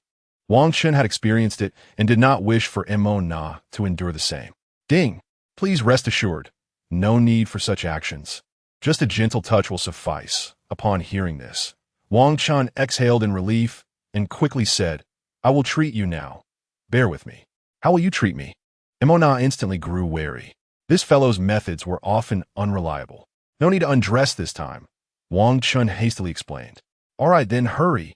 Mo Na's face turned pale from the pain, urging him to act swiftly. Just hold on, Wang Chen instructed. With a swish, the refreshing, healing energy flowed towards her. Mo Na gasped, the intense pain vanishing in an instant. However, as soon as Wang Chen withdrew his hand, the searing pain returned. What are you doing? Don't stop. Mo Na urged urgently. All right. Wang Chen resumed the treatment. Smack. Due to his tension, he applied a bit too much pressure. Mo Na cried out in relief once more. On the roadside, several soldiers approached, panting as they headed towards the Coral Palace. Suddenly, they overheard the voices of a man and a woman from the nearby thicket. What are you stopping for? Hurry. The two felt their faces burning with embarrassment. What are you eavesdropping for? Go report the situation ahead. One soldier kicked their companion who was attempting to eavesdrop, dragging him along with a long spear towards the Coral Palace. Wang Chen, your medical skills rival those of Miss Barbara from Mondstadt. You two should discuss medicine sometime. Mo Na, now free of pain, sought to divert the conversation to avoid further awkwardness. Discuss medicine with her? Wang Chen coughed lightly. That is laughable. His medical knowledge peaked at junior high biology. Their discussions would likely be limited to that. Eat fewer popsicles in the future. You're telling me it's all your fault for making them taste so good. Mo Na, resembling an irate kitten, playfully punched Wang Chen again. Unaware of her own transformation and attitude towards Wang Chen after their time together, she urged, stop hitting me. Let us hurry to the Coral Palace to gather information. Wang Chen deftly dodged and hurried towards the Coral Palace. How vexing. Mo Na followed closely behind, her claws metaphorically bared. After a short distance, they finally arrived at the periphery of the Coral Palace. Along the way, Wang Chen noticed the malevolent aura of the demon god Oroba intensifying. Since its demise at the hands of the Raiden Shogun, its lingering resentment had only grown denser. The shadow worm of the demon god is on the verge of revival. It wouldn't bring him back as well, would it? Wang Chen pondered, but ultimately dismissed the notion, reasoning that it had long since decayed to mere bones. Perhaps it was merely the shadow worm collecting resentment, as the area around the Coral Palace was rife with Oroba lingering malice. They must eliminate the altar quickly. Otherwise, if the demon god truly resurrects, it would spell disaster. Just as Wang Chen and Mo Na reached a specific location, a loud command echoed from afar. Halt! This is the Coral Palace. No trespassers allowed. The two soldiers ahead glared at them menacingly. I am of the Raiden Shogun's retinue. Wang Chen began, but suddenly faltered. How should he articulate this? He had no tangible proof, and the last thing he wanted was to be dismissed as a lunatic. Who are you? The soldiers exchanged glances. At that moment, a conversation and footsteps approached from a distance. Wang Chen looked up to see a girl with long, pale pink hair clad in white silk walking towards them. Two anxious soldiers flanked her, conversing with Genshin Hai. No doubt about it. It was the one he had longed for, Genshin Hai. Miss Genshin Hai. Wang Chen waved eagerly. Silence. What are you shouting about? One soldier barked angrily. Show some respect. Genshin Hai approached, gesturing to the soldiers. She then smiled gently, truly surprised to see Wang Chen here. Lord Wang Chen, The one associated with the Raiden Shogun? The soldiers exclaimed before Wang Chen could respond. Wang Chen was unfazed, attributing their surprise to his rising reputation. Stealing himself, he explained. The shadow worm of the demon god has been causing chaos, disrupting the peace of Inazuma. There is an altar near the Water Moon Pond by the Coral Palace, and we have come to remove it. Upon hearing Wang Chen's words, the soldiers exchanged puzzled glances. I had sensed the overwhelming resentment of demon god Oroba gathering there for quite some time, but a formidable horde of monsters has made it impossible for us to advance. Genshin Impact lamented with a wry smile. No worries, Wang Chen is quite capable. Just leave it to him. At that moment, Emona interjected from behind. As she spoke, the soldiers' faces turned ashen, drenched in cold sweat, as if they had uncovered a terrifying secret. Did those two just now? Indeed, it was them. I recognized that voice. But isn't he the Shogun's associate? You ask me, who should I ask? Exercise caution. Do not let him find out. You mean, eliminate him? In a flash. The two exchanged furtive glances, deciding to feign ignorance. However, their curiosity was ablaze. Meanwhile, Genshin Impact observed Emona's casual demeanor with mild surprise, believing her words were somewhat frivolous. Given the multitude of monsters, how could Wang Chen single-handedly clear them? One should always act with due diligence. Although such thoughts lingered in her heart, Genshin nevertheless smiled gently and inquired, "May I ask who this young lady is?" She was informed that the young lady hailed from Mondstadt. Wang Chen, as per usual, proceeded to explain extensively. Sinhai Zimak? I have heard of the astrology from Mondstadt, and it bears some resemblance to certain strategies in military tactics. With a light chuckle, she brought up the subject of military strategy. By the way, Miss Genshin, I possess a book of military tactics that I authored, and I wish to discuss it with you. With this topic introduced, Wang Chen retrieved his own work, The 30 Stratagems of the Prince, from within his garments. To Genshin's surprise, she realized that Wang Chen had delved into military strategy as well. With a radiant smile, she extended her delicate hand to accept the book he offered. As she flipped through a few pages, her expression quickly transformed, the smile on her face freezing in place. Her slender fingers lingered over the pages, unable to part with them. Genshin cherished the quiet study of military tactics, and now, with such an exquisite compilation before her, she was instantly engrossed. Minutes passed as she immersed herself in the text. Wang Chen, you are truly remarkable. Each stratagem here is imbued with profound meaning. Coming back to her senses, Genshin hastily turned the pages of the military book. Eventually, she lifted her gaze and, somewhat flustered, asked, "This is titled the 30 Stratagems, yet there are only 28 strategies?" At this mention, Mona's face flushed. "I lost 2 pages, but I can certainly rewrite them for you." Wang Chen scratched his nose, acknowledging, "I have been rather remiss. You both have been here for quite some time, yet I have yet to invite you in." With the military book stowed away, Genshin turned and said, "Indeed, please follow me." Wang Chen and Mona followed suit. One cannot deny the breathtaking beauty of the Coral Palace. As Wang Chen walked behind Genshin, he admired her flowing white hair while also glancing at Mona's dark locks, finding it hard to distinguish which was more enchanting. In the reception room, after savoring a sip of tea that danced upon his palate, Wang Chen set down the cup and said, "Miss Genshin, please have someone bring me pen and paper. I will complete the remaining 2 strategies for you." "No need to rush, Lord Wang Chen. You should take a moment to rest," Genshin suggested, offering pastries for them to sample. Wang Chen beheld the delicacies, which were indeed the signature cuisine of Coral Palace. Genshin, delicate dumplings shaped like golden pouches, their tails resembling fish, charming and delightful. Curiosity piqued about the treasures enclosed within. Wang Chen picked one up, cradling it in his palm, hesitating to take a bite. However, seeing the bright smile upon Genshin's face, he ultimately indulged. Before he could express his praise, Mona's eyes sparkled with excitement. "This is exquisite. It rivals the meals you prepare, Wang Chen." "Oh," Genshin responded with pleasant surprise. "Lord Wang Chen possesses such culinary insight as well." "Not all. It's merely modest." Wang Chen waved his hand dismissively. "I simply must eat to survive." He secretly wished to savor dishes prepared by Raiden Shogun. Yet the dilemma remained that she needed to possess the skill as well. After a brief respite, Wang Chen accepted the paper and pen from a servant and meticulously completed the remaining 2 strategies. These were strategies of astonishing ingenuity. Upon reviewing them, Xianhai's eyes sparkled with delight. After securing the pages, a serious expression graced her face as she addressed Wang Chen. As you have observed, our circumstances here are indeed dire. She continued, I had anticipated this. Many in Inazuma have fallen prey to the shadow insects and have had to be temporarily detained. Wang Chen nodded in understanding. Hearing this, Xianhai let out a wry smile, explaining, we are much the same, though our situation is even more precarious. What do you mean? Wang Chen inquired.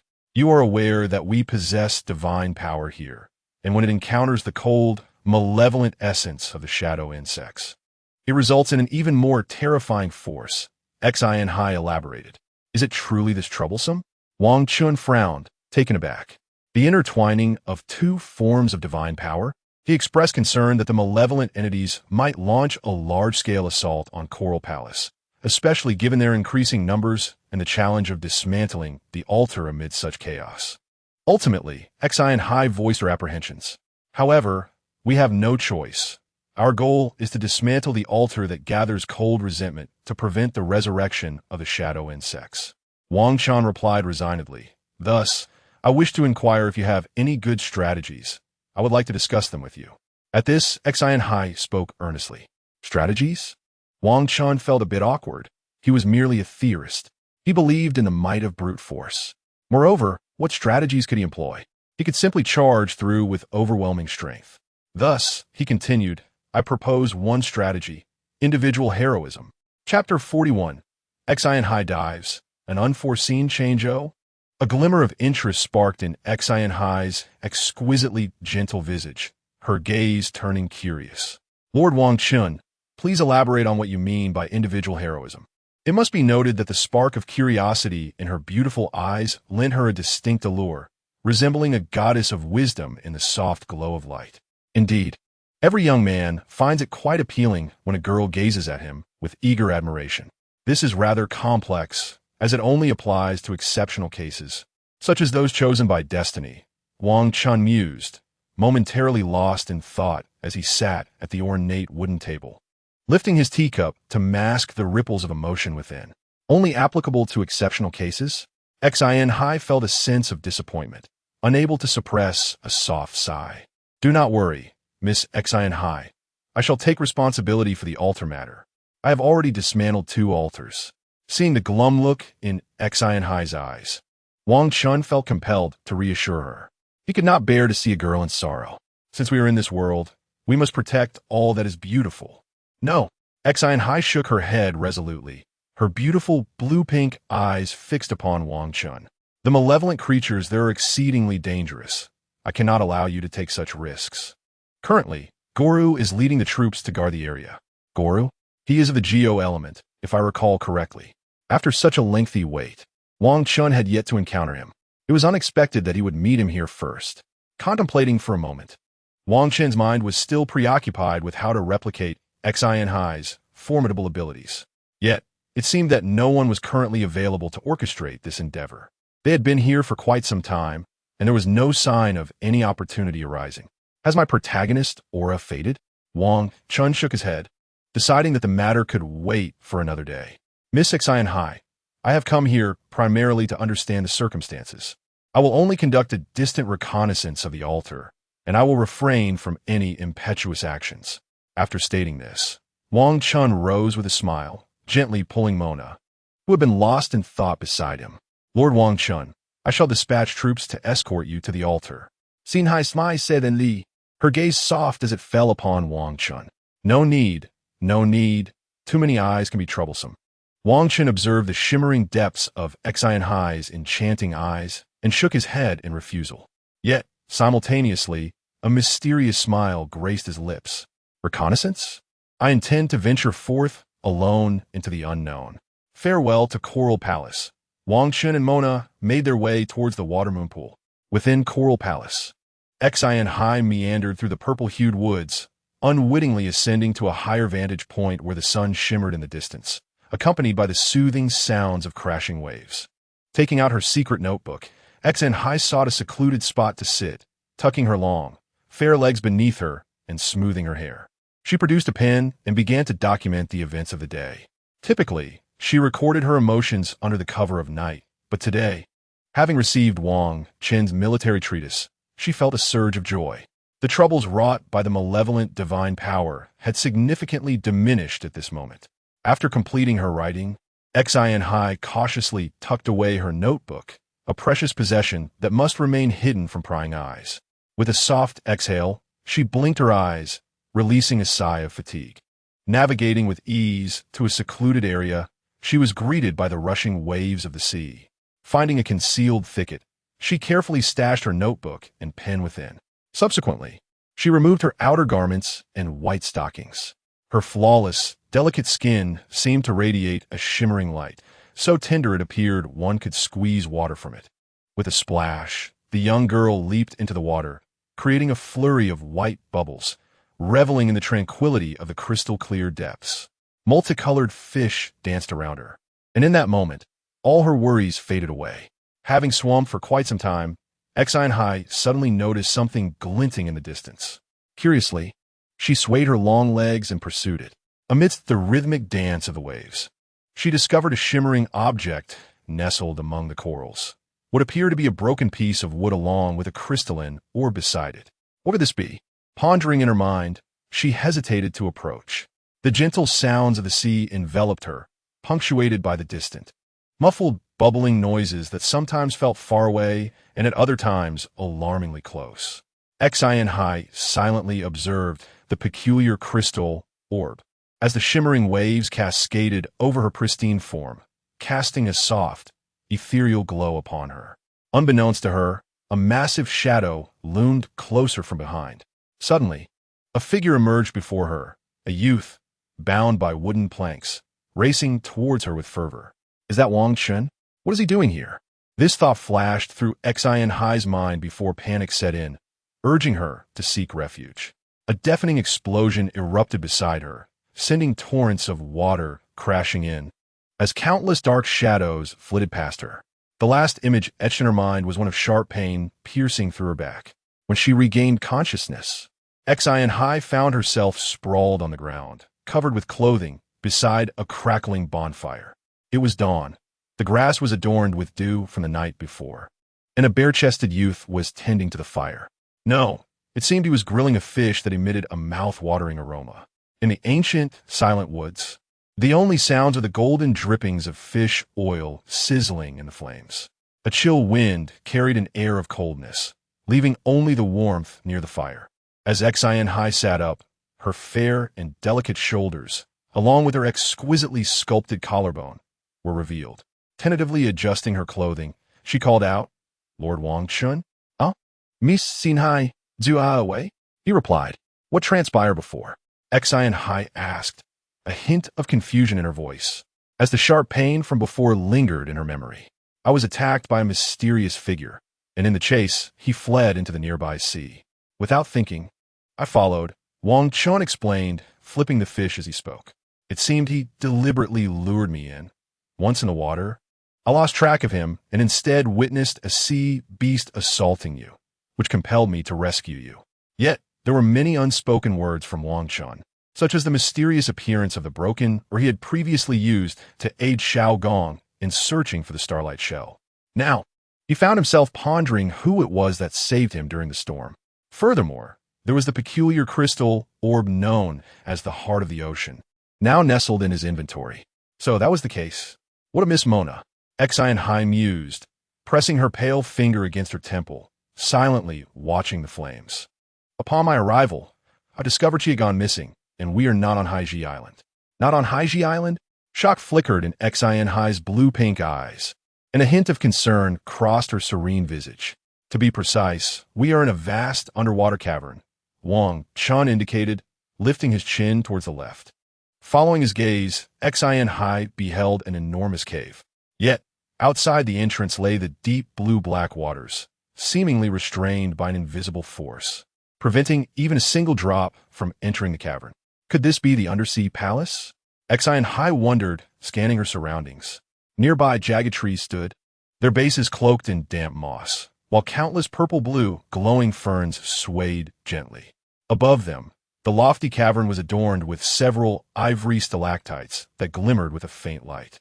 However, this was not the Undersea Palace. The inhabitants of Haiji Island once resided in the Undersea Palace. It was the demon god Olobas who brought them to the surface, leading to the current civilization of Haiji Island. Yet, all signs indicated that this was not that place. Thus, Exian High's gaze lingered on the intangible barrier that barred their passage. That barrier is impenetrable. First, eat the grilled fish, and then we shall explore further to see if there are other routes for escape. Noticing the melancholy on Exian High's face, Wang Chen offered her the golden-brown fish he had just grilled. In truth, he could have easily passed through the barrier, but Exian High could not. He could not possibly abandon her here. "Thank you," she replied, taking the fish, the aroma of charcoal and oil wafting into the air. Wang Chen had already begun to eat another piece. "Lord Wang Chen, did I sustain injuries before I lost consciousness?" Holding the grilled fish, Exian High's hazy memories recalled a warm sensation sliding across her back, followed by a significant reduction in pain. The individual munching on his food paused momentarily before responding. "Indeed, you sustained minor injuries, but I have already treated you." Lord Wang Chen is also skilled in medicine. Exian High took a bite of the fish, its skin crisp and the flesh firm and succulent, with an alluring fragrance. "I suppose so. What a feast for the eyes." After they finished their meal, Exian High suddenly felt her cheeks flush. It dawned on her that she was only in her undergarments. This realization seemed to catch Wang Chen's attention, as he promptly retrieved an undergarment hanging nearby and handed it to her. Then, he nonchalantly turned his back and said, "Miss Exian High, you may wear my outer coat for now." His words were delivered with such ease that it was clear he had not inadvertently glimpsed anything. "Hangzhu, xin hai zipli." Her face still flushed, hastily rising to don Wang Chen's clothing. "I am ready," she spoke softly after a moment, tugging at the hem of the garment. Though the clothing was relatively long, covering her thighs, the remaining expanse of her long, fair legs remained exposed to the air. The roots of her thighs were subtly revealed, hinting at the white fabric beneath. Wang Chen nearly lost control of his gaze. Men are often like this. If everything were fully revealed, they might not show much interest. Yet, that tantalizing ambiguity, half-hidden yet suggestive, was enough to pique the curiosity of certain individuals. Moreover, in this silent, secluded underground cavern, the presence of a lone man and woman naturally stirred certain sentiments. Let us venture deeper. Since that person deliberately lured us here, they must have ulterior motives. Tossing a torch into the fire, Wang Chen held the remaining two under his arm. Had Exian High not been present, he would have already stored those torches in his inventory. "Lord Wang Chen, you truly are versatile." Exian High smiled, her admiration for him growing. "I have learned much from survival shows, following Bai Yi and Ai Ida into the wild." "Bai Yi?" Exian High was slightly taken aback. "Just a playful name from childhood. I spent many outings with them, surviving in the wilderness."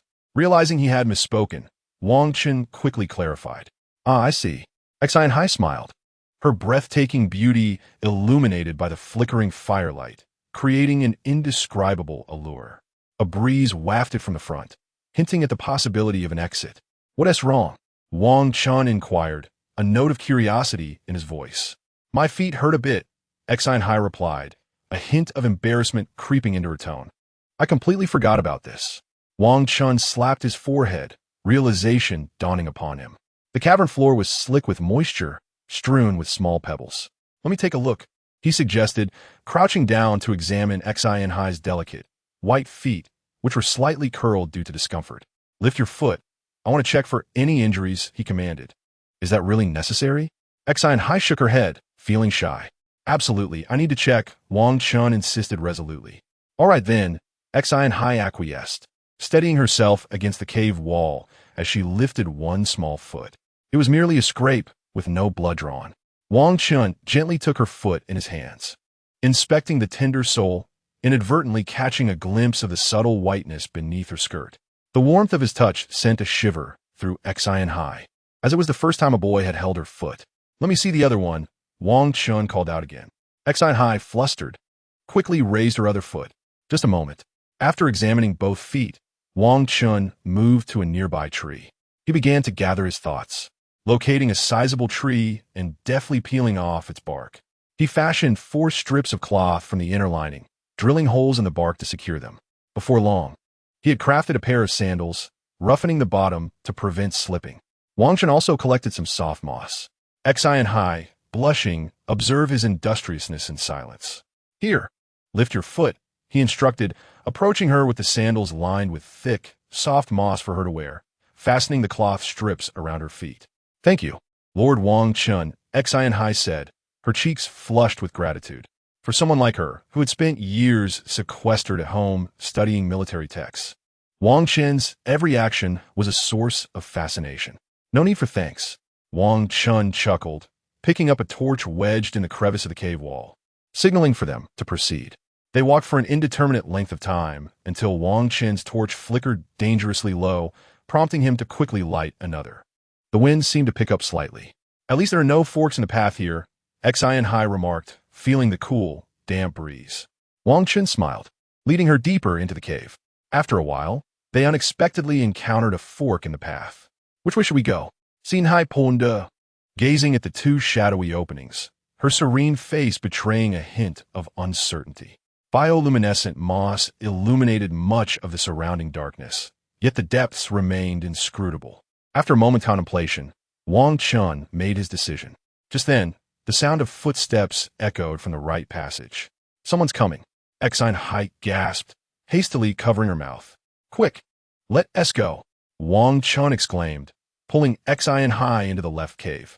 He remained unsure whether the approaching figure was friend or foe, prioritizing Xi's safety above all else, fearing the potential heartbreak of players from another world who regarded her as their beloved. Xi's face turned crimson. Her arms tightly wrapped around Wang Chen's neck as they pressed closely together, hiding in the shadows of the left cave. Their breaths mingled in the stillness.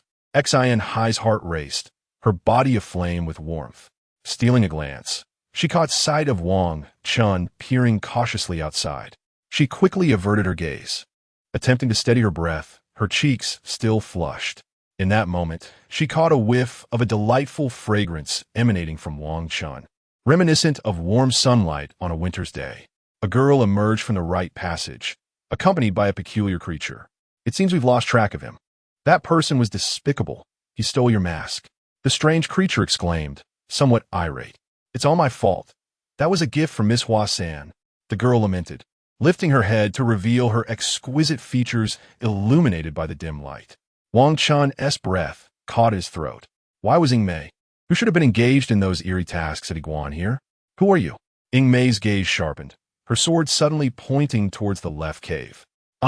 Don't scare Paimon. Paimon squeaked, retreating to hide behind Mei, peering out with a pitiful expression. Ahem, don't misunderstand. My name is Wang Chen, and I also entered here in pursuit of that person, he said, awkwardly stepping forward and releasing Xi from his embrace. Oh, Wang Chen, aren't you the one who married the general? Paimon exclaimed, her voice brimming with excitement. Is that so? Mei took a cautious step back, her beautiful eyes filled with skepticism. Don't be hasty. He is indeed Lord Wang Chen. Another voice chimed in, a blushing Xi emerging from the cave. Miss Xi? Mei blinked, lowering her sword. We two were inexplicably drawn here while chasing a strange individual. Xi recounted the events. I see. I was a bit hasty earlier, Lord Wang Chen, Mei said, her face reflecting an apologetic expression. It's nothing, Wang Chen waved dismissively, unperturbed. The trio briefly discussed their circumstances. We turned back from the right passage. There was no exit. If we are to proceed, we should try the left, Mei suggested. Agreed. Wang Chen concurred readily. After a brief preparation, they ignited another torch and ventured into the left passage. The darkness enveloped them as they continued until they discovered a smaller cavern filled with trees, their leaves reduced to needle-like forms due to the absence of sunlight. Nearby, a dark river flowed, surprisingly fresh water, evoking both surprise and delight in the 3 of them. It's hard to tell what time it is now. Let us take a rest here, Wang Chen proposed, noticing Xi and Mei's fatigue. All right, both responded in agreement. Swiftly, He kindled a fire and ventured to the dark river, foraging for fish and successfully capturing several, which he promptly stored in his inventory. Aware that they might not encounter another river soon, he felt compelled to prepare. Reluctantly, he refrained from using the remaining wild boar meat from earlier, knowing it would be difficult to explain. Not everyone could be as credulous as Mona, who could supposedly pull 2 starlight snails from her trousers. While grilling the fish, he engaged in casual conversation with the two. Paimon fluttered over, eyeing the roasted fish with longing. Paimon, stay back. Don't get too close to the fire. Wang Chen quickly corrected himself, nearly letting slip an unintended remark. Paimon, understanding the situation, perched herself on Wang Chen's shoulder. Soon, the golden roasted fish was ready. Ing, Xian Hai, your fish, he called out, passing the sizzling delicacies to them, while also offering Paimon a slightly smaller fish. After finishing his meal, he gathered some twigs and brought a dry log over. He skillfully split the log in half, filling it with fat and branches. Xian Hai and Ing Mei watched curiously. Wang Chen, are you making an oversized torch? Paimon asked, her eyes bright with intrigue. Not quite. This is a special kind of bonfire. By igniting one end of the log, it will gradually burn through the entire piece, eliminating the need for frequent wood additions throughout the night, Wang Chen explained. Previously, he had watched numerous survival shows and dreamt of living a castaway life with a school beauty on a deserted island. Naturally, he was always prepared and mentally ready to dedicate himself to the pursuit of beauty. Wang Chen tossed one end of a dry branch into the campfire. The roaring flames eagerly licked the wood, igniting it along the oily fibers. The vibrant fire dispelled much of the cold. Wow, Wang Chen, you are amazing, Paimon exclaimed with a cheerful grin. Wang Chen possesses profound insights on many matters.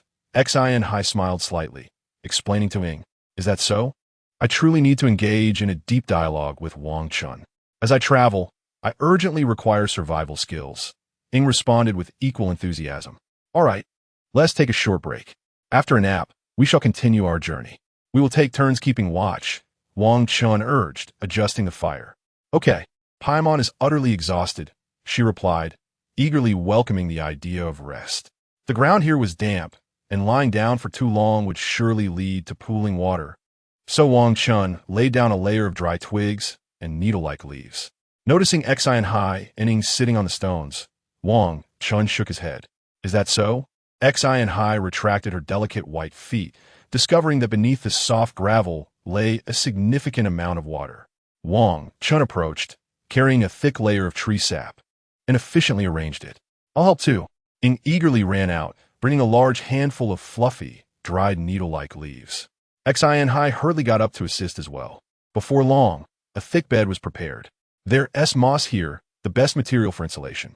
Wow, Wang Chen, you are incredible, Paimon exclaimed, unable to contain her excitement as she jumped onto the dry, fluffy moss, which felt like a warm blanket. All right, you two lie down and sleep. I will take the first watch, Wang Chen smiled, settling beside the fire.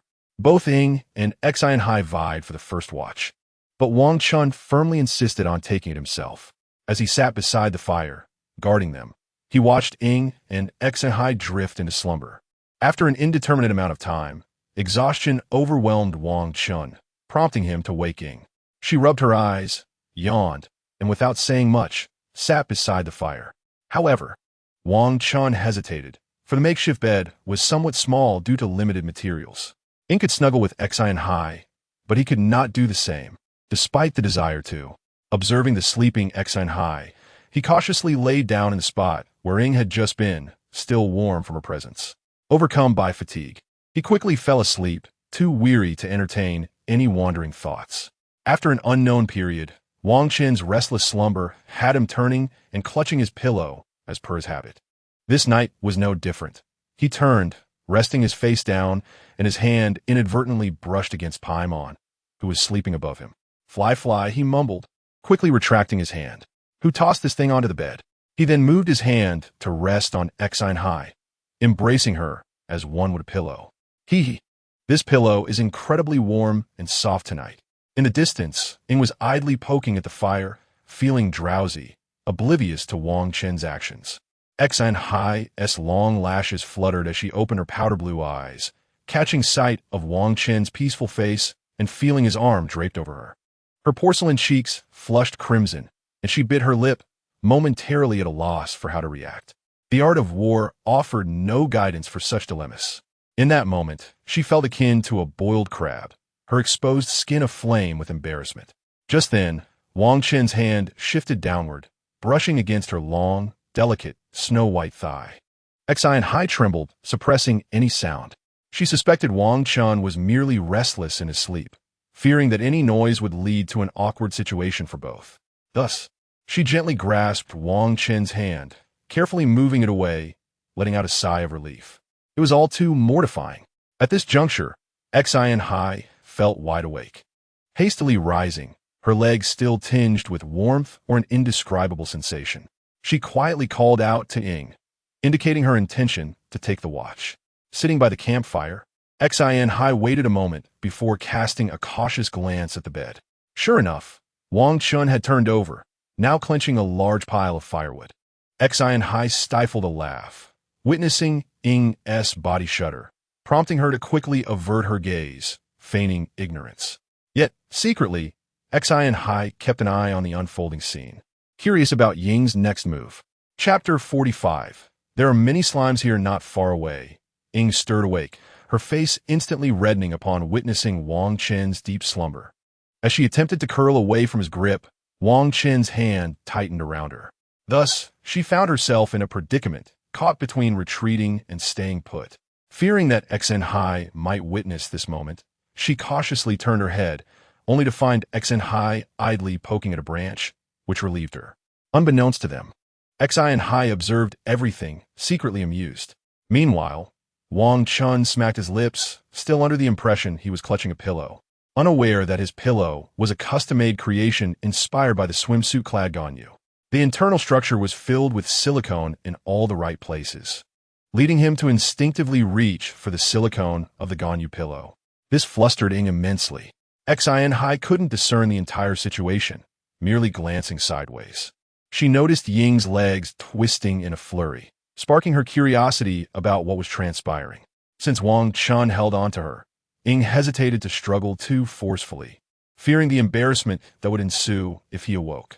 In this critical moment, Ying spotted Paimon, blissfully sleeping above her, and thought to herself, "Forgive me."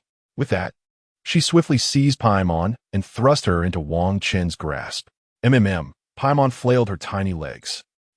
Help! Who ate Paimon? Paimon is not an emergency food." The commotion startled Wang Chen awake, providing Ying with the opportunity to escape. I'm sorry. I'm so sorry." Wang Chen quickly released Paimon, profusely apologizing. "You scare me. I thought something had eaten me." Paimon, still shaken, adjusted her disheveled attire, huffing in annoyance. "I truly apologize." Wang Chen scratched his head, still convinced that the dream of sleeping with his pillow felt incredibly real, perhaps even better. "Miss Xi, allow me to take the watch. You should rest," Ying said, standing and approaching Xi. Upon hearing this, Xi blushed and replied, "I should take the watch. You've hardly slept." No, I insist. I'm not tired," Ying firmly opposed. Meanwhile, a bewildered Wang Chen scratched his head, utterly confused by the events unfolding around him. Ultimately, it was Wang Chen who took the night watch. After an indeterminate passage of time, once the wood had burned down, Wang Chen roused the two. The trio gathered their belongings, clutching the torches Wang Chen had fashioned during his watch as they ventured forth. Along the way, Wang Chen recalled Ying's Chenggu. However, Ying mentioned that the Chenggu could not be open here, seemingly trapped by a powerful spatial disturbance suppressing the inner domain's power. If he were to hazard a guess, it was likely that an exceedingly potent force of the Archon was causing the spatial chaos, or perhaps there were other reasons. Wang Chen pondered this, recalling a novel he had read on Fanxia about marrying the Raiden Shogun at the onset of Genshin, where the author frequently employed such elements. However, the readers of that book were delightful and charming, never holding the author accountable for such whims. He often came across screenshots in the comment section where people flaunted a consecutive streak of 10 gold coins, claiming that it was all due to reading this book and being blessed with extraordinary luck. Such jestful thoughts fleetingly crossed Wang Chen's mind before he cast them aside. After walking for a short while, he suddenly heard voices ahead. Wang Chen gestured for silence, summoning a water sphere to extinguish the torches of the three individuals. Darkness enveloped them. In front lay a dimly lit cave entrance, from which the voices emanated. At this moment, the inky blackness rendered Wang Chen unable to see anything. He could only rely on his instincts to quietly navigate forward, and following the wall seemed to be the most prudent approach. Thus, he reached out with his left hand to touch the wall. What? It felt soft. A slime adhering to the wall? Exine Hai quickly covered her mouth. She had initially feared causing a disturbance, and had quietly pressed against the left wall. Little did she know that if there had been light, her face would have been crimson with embarrassment, as she was aware of the presence of enemies nearby. Exine Hai exercised immense restraint, preventing herself from exclaiming, "What's wrong?" Ying Mei, oblivious to the situation, whispered in confusion. "It's nothing," Wang Chen replied in a barely audible voice, forcing a calm demeanor as he explained. "There is a slime on the wall. I accidentally touched it." He said this to alleviate Exine Hai's discomfort. "Yes, you startled me just now." Exine Hai's timid voice followed. She felt a sense of relief, grateful that Wang Chen believed it was merely a slime. "Hush!" Wang Chen took a deep breath, deciding to walk along the right wall this time. He cautiously extended both hands to explore. A familiar sensation returned. Ying Mei desperately covered her mouth, her face rapidly flushing. "What's the matter?" Hearing Ying Mei's voice, Exine Hai promptly inquired. "It's nothing. There is also a slime there," Wang Chen stammered. "Yes, it startled me too," Ying Mei weakly echoed. At that moment, Exine Hai seemed to grasp something crucial. Could it be that the slimes were the three of them, each harbored secrets? This time, Wang Chen resolved to proceed normally, stealthily making his way forward. In the distance loomed a resounding cave, within which stood a grand altar shrouded in potent demonic energy. A figure in a black robe and a white-haired man stood before countless demonic entities, their gazes fixated on the altar, atop which rested a mask. It was the very mask from Hua Sanli Boom. The altar ignited with brilliance as a spectral figure began to materialize. Upon witnessing this, Wang Chen's eyes widened in astonishment. Chapter 46. The jester Wang Chen, the ethereal figure atop the altar, gradually solidified into an exquisitely beautiful maiden. The name Hua Sanli lodged itself in Wang Chen's throat. A name inexplicably surfaced in his mind. Hu Gong. Legend has it that during the era of Da Hu Bai Chen, 6 disciples under his command possessed formidable magical prowess, adept at various transformations. Assisting the matriarch Bai Chen in managing shrine affairs and safeguarding the safety of Yingxiang Mountain. Currently, known figures of the Inazuma Fox clan include Ye Miko, Hu Gong, and Yu Zhai, originating from the text New 6 Fox Chronicles. Beside the Raiden Shogun stood a white fox, presiding over the Narukami shrine. Self-proclaiming as Zhai Gong, she accompanied the Raiden Shogun to protect the people of Inazuma and would heed their wishes. It is said that offering fried tofu could fulfill any desire. The stone fox statues scattered throughout Inazuma are the kin of Hu Gong. The tall and slender are called Tian Hu, while the short and plump are known as Di Hu.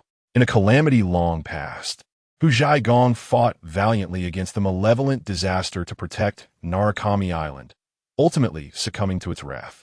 After her disappearance, the more powerful Tian Hu and Di Hu transformed into stone statues, awaiting her return, while the ordinary foxes of Inazuma, with their dwindling spiritual lineage, fell silent and lost their magical abilities. In the grand purification of Sakura, the essence of Hua Sanli embodies the memory of Hu Gong as filth. Now, she has been resurrected by someone wielding immense power. Observing the white-haired man in the distance, Wang Chen recognized him as Wei Shenqing Zhijie, a youth who went to Liyue to study the art of immortality and later became Inazuma's first onmyoji upon his return. He initially sought the girl who awaited him, only to find her elusive. Ultimately, he discovered that Hu Gong had long since vanished amidst calamity. Indeed, he was reluctant to utter the word death. In the end, to spare the loved ones from further harm, he spent decades of his life founding the Onmyo Society, teaching others the ways of cultivation to protect those dear to them. Subsequently, he too succumbed to the ravages of time, fading into the annals of history. It must have been Qing Ji Jie who led me here. As Wang Chen regarded Qing Ji Jie's figure, he silently compared him to the black-robed figure, finding them strikingly similar. He must have been resurrected by that black-robed figure. If Qing Ji Jie could be revived, then Hu Zhaigong could certainly be brought back to life as well. The mask from Hua San Li might hold the key to her resurrection. No wonder he had sought to seize Mei's mask earlier. In an instant, Wang Chen pieced together much of the puzzle. However, an even greater question arose. What was Qing Ji Jie's intention in leading himself to the depths of the ocean? Was it merely to obtain the heart of the ocean? Who was that towering black-robed figure beside Qing Ji Jie? At that moment, Wang Chen's mind brimmed with questions. Just as he stood bewildered, Hu Zhaigong slowly opened her eyes. Xingxia. The maiden's voice was tinged with confusion. Hu Zhaigong. Qing Ji Jie could only utter this one phrase after a prolonged silence. The atmosphere fell into a profound stillness, their gazes locked, filled with unspoken emotions. A reunion with an old friend is truly a joyous occasion.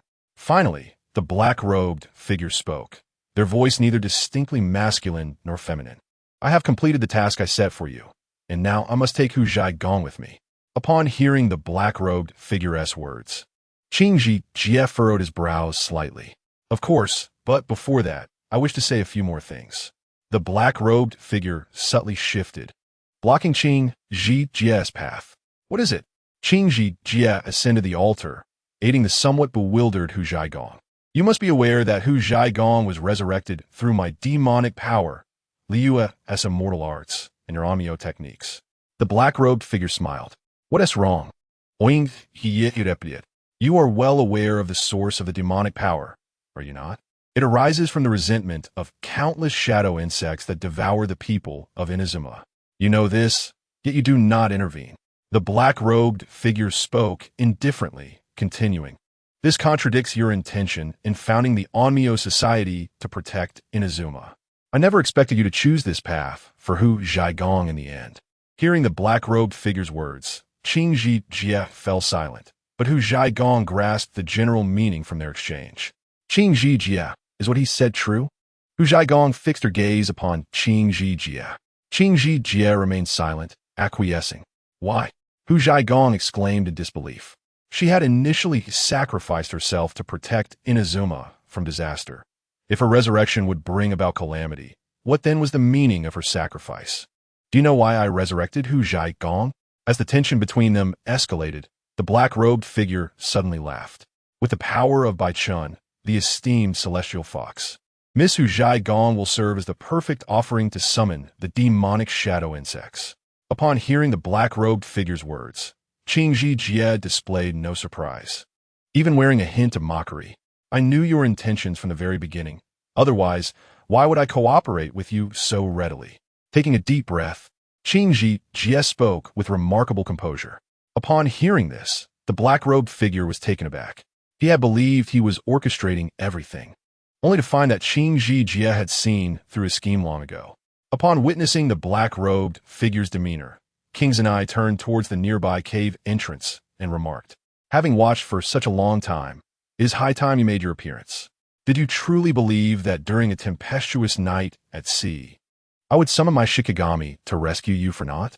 As his words fell, the black-robed individual abruptly turned, fixating his gaze on the cave entrance. Around him, monstrous creatures stirred restlessly. In the distance, Wang Chen was taken aback. Goodness, are you two performing a scene from Mission Impossible? After all the scheming, you've included him in your machinations. It turns out the fool in the end is none other than himself. Consequently, Wang Chen could only awkwardly step forward. Chapter 47. The Resurrection of the Demon God. Who are you? The black-robed man, shrouded in the depths of his hood, emitted a chilling glare akin to blades. I am. Wang Chen, having witnessed this, smiled coldly and was about to speak. However, the black-robed man suddenly bellowed, I care not who you are, everyone attack. Kill him. Wang Chen was momentarily stunned, only to see countless creatures cloaked in demonic power rushing towards him. In an instant, the onslaught of monsters caused the entire cave to tremble. Wang Chen, be cautious. Mei and Xinhai rushed out from the side, positioning themselves protectively in front of him. With a thunderous crack, an immense surge of lightning erupted from Mei's sword, enveloping her in a storm of electricity. Purple shadow.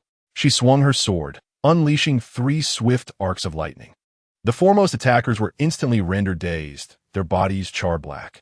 Yet, the impact of Mei's lightning was merely a drop in the ocean against the overwhelming horde of monsters. Pledge of the Sea Moon. Xinhai's hands glimmered with shimmering waterlight, conjuring an ethereal jellyfish that released waves of healing radiance, safeguarding both Mei and Wang Chen. Wang Chen, retreat. These monsters are far too powerful. We must fall back into the cave, utilizing the terrain to our advantage. In an instant, Xinhai assessed the situation and proposed the most prudent course of action. Once they entered the cave, the monsters would no longer hold a numerical advantage, and they would evade being flanked. After all, Wang Chen lacked the Eye of God. A mere swipe from these creatures could spell his doom. Meanwhile, in the distance, Huzagong displayed a worried expression as she addressed King Zenai. With so many monsters, can we truly trust that young man? King Zenai, however, merely smiled faintly. On the other side, without a moment's hesitation, Wang Chen activated his heart value. He did not heed Xinhai's advice to retreat, but instead fluidly advanced to the front of the two. Simultaneously, in the distance, King Zenai shouted, "Catch this!" With a resounding crash, Wang Chen saw a slime spear hurtling towards him. Without a second thought, he caught the spear mid-air. "Kid, that spear can't possibly only be effective against slimes," laughed several raiders who charged ahead. "Lord Wang Chen, this isn't a game. Retreat swiftly," Mei urged. "Fear not, I'm not so weak," Wang Chen retorted, exasperated by everyone's perception of him as an amateur. Was it merely the absence of the Eye of God that rendered him a novice? Frustrated, he redirected his anger towards the monsters, hurling the spear with great force. With a thunderous roar, flames erupted, and the spear spun rapidly, transforming into a blazing wheel of fire. "I am Heihu Afu. Are you prepared to meet your demise?" Like a deity of slaughter, Wang Chen charged forward. Countless monsters met the fiery wheel, splitting in two upon contact, followed by a torrential downpour of lightning crashing down like rain. "Help! Mommy, this man is a monster. I can no longer pretend. Spare me." Waves of purple lightning combined with searing flames ignited a chain reaction, resulting in a cacophony of explosions. Each detonation propelled a multitude of monster corpses into the air, crashing down like dumplings, only to be reduced to powder by the lightning. Wang Chen was truly a celestial being descended upon the mortal realm, embodying the spirit of a slayer, effortlessly reaping the lives of the monsters in his path. Before long, the once numerous hordes of monsters were reduced to a trembling Yanwei, who, glancing around and realizing he was alone, dropped his weapon with a clatter. At that moment, Wang Chen surged towards him. Yanwei instinctively sought to plead for mercy. But Wang Chen, unyielding, launched the spear with ferocity. With a thunderous crack, the spear pierced through Yanwei's skull, pinning his lifeless body against the wall with a resounding thud. After dispatching the last monster, Wang Chen dusted off his hands.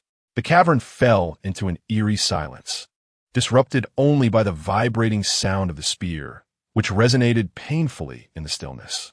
Lord Wang Chen, Xinhai, stunned, struggled to formulate coherent words. Mei gazed at Wang Chen in sheer astonishment. Such power was truly terrifying. Everyone regarded Wang Chen as if he were a specter. How is this possible? Why would it not be? Without a moment's hesitation, Wang Chen charged forward, prepared to send him to his end. "Wait for me," the black-robed man, terrified at Wang Chen's approach, frantically waved his cloak, releasing a cloud of black smoke. By heavens! Wang Chen was instantly disoriented. Concurrently, the black smoke echoed with the man's sinister laughter. Even without Huzagong's sacrifice, the negative energy from so many Inazuma citizens is sufficient to awaken the demon god Incheon. As his words echoed, the altar suddenly trembled violently, and a torrent of cold, demonic energy surged forth. "Be careful." King Zenai, cradling the weakened Huzagong, leaped down to Xinhai's side. "King Zenai, Has Incheon already parasitized the citizens of Inazuma? Husagong questioned. Indeed, some have been parasitized, but I tampered with it. Incheon's power will only briefly absorb the people's negative energy without harming their bodies, King Zenai explained swiftly. He initially intended to corrupt all of Inazuma with filth. I could not stop him, so I resorted to this strategy, deceiving him into believing this method to be more reliable. In truth, this negative energy, even if it summons the demon god, will significantly diminish its potency. At that moment, Wang Chen emerged from the black smoke, inquiring while running. No more explanations, King Zenai. What is next? This cave seems on the verge of collapse. Fear not. I have prepared for this. Come, I shall lead you all to safety. King Zenai shouted decisively. At that moment, with a resounding crash, the cave began to cave in, and torrents of seawater surged in. King Zenai formed seals with his hands, activating yin-yang techniques. On the surface of Seihai Island, the tranquil sea suddenly began to churn violently, revealing a massive shadow rising from the depths. It was a colossal sea beast, adorned with countless black scales and several thick tentacles. It opened its vast maw, within which stood King Zenai, Wang Chen, and the others. Let us depart. King Zenai led Wang Chen and the others as they leapt onto the tentacles of the Shikigami, which ferried them to the sandy shores. No sooner had they reached the beach than King Zenai urged the gigantic Shikigami sea beast onward. As the Shikigami vanished beneath the waves, the previously calm sky darkened ominously. Terrifying demonic energy surged forth from the deep sea, forming billowing black mists that soared into the heavens. The demon god Incheon had indeed been forcibly resurrected. Witnessing this scene, Wang Chen could not help but feel a twinge of apprehension. After all, he harbored uncertainty regarding whether his 1,000-level strength could contend with Incheon. Let us retreat a bit and seek higher ground. This low-lying area is disadvantageous, especially if a tsunami were to arise. Shinhai surveyed their surroundings, employing her strategic acumen. Heeding her words, the group hastened their steps, retreating to the higher terrain behind them. As a result, Wang Chen and his companions discovered a colossal vortex on the distant sea surface, from which torrents of chilling demonic energy surged forth. Such formidable malevolence could likely only be vanquished by a general, lamented Paimon. During the previous battle in Liyue, Ing had relied on the power of the celestial being to contend with numerous monstrous entities.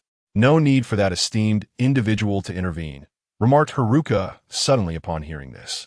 No need for that esteemed individual to intervene? Ing and her companions echoed in unison. Wang Chen, could you possibly bring the heart of the ocean? Haruka smiled gently. The heart of the ocean? Wang Chen feigned surprise as he reached into his garment and produced a small crystal orb.